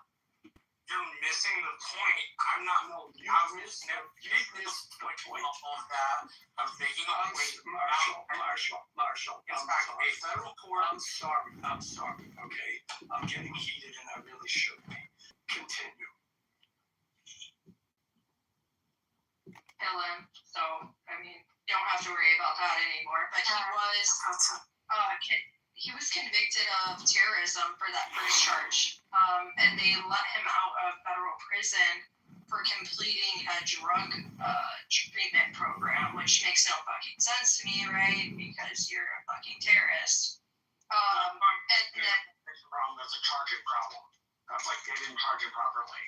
Not like the immigration system let him in and he committed this crime, and now because he committed this crime, we can revoke his immigration status. He became a citizen. Like Timothy McVeigh was charged and then put in a U.S. prison, which has, like, depending on the state you're in, they have definite times you can be in jail for. Like Texas, if we say life, it's life. Other states in America, if they say life, they mean to 25 years.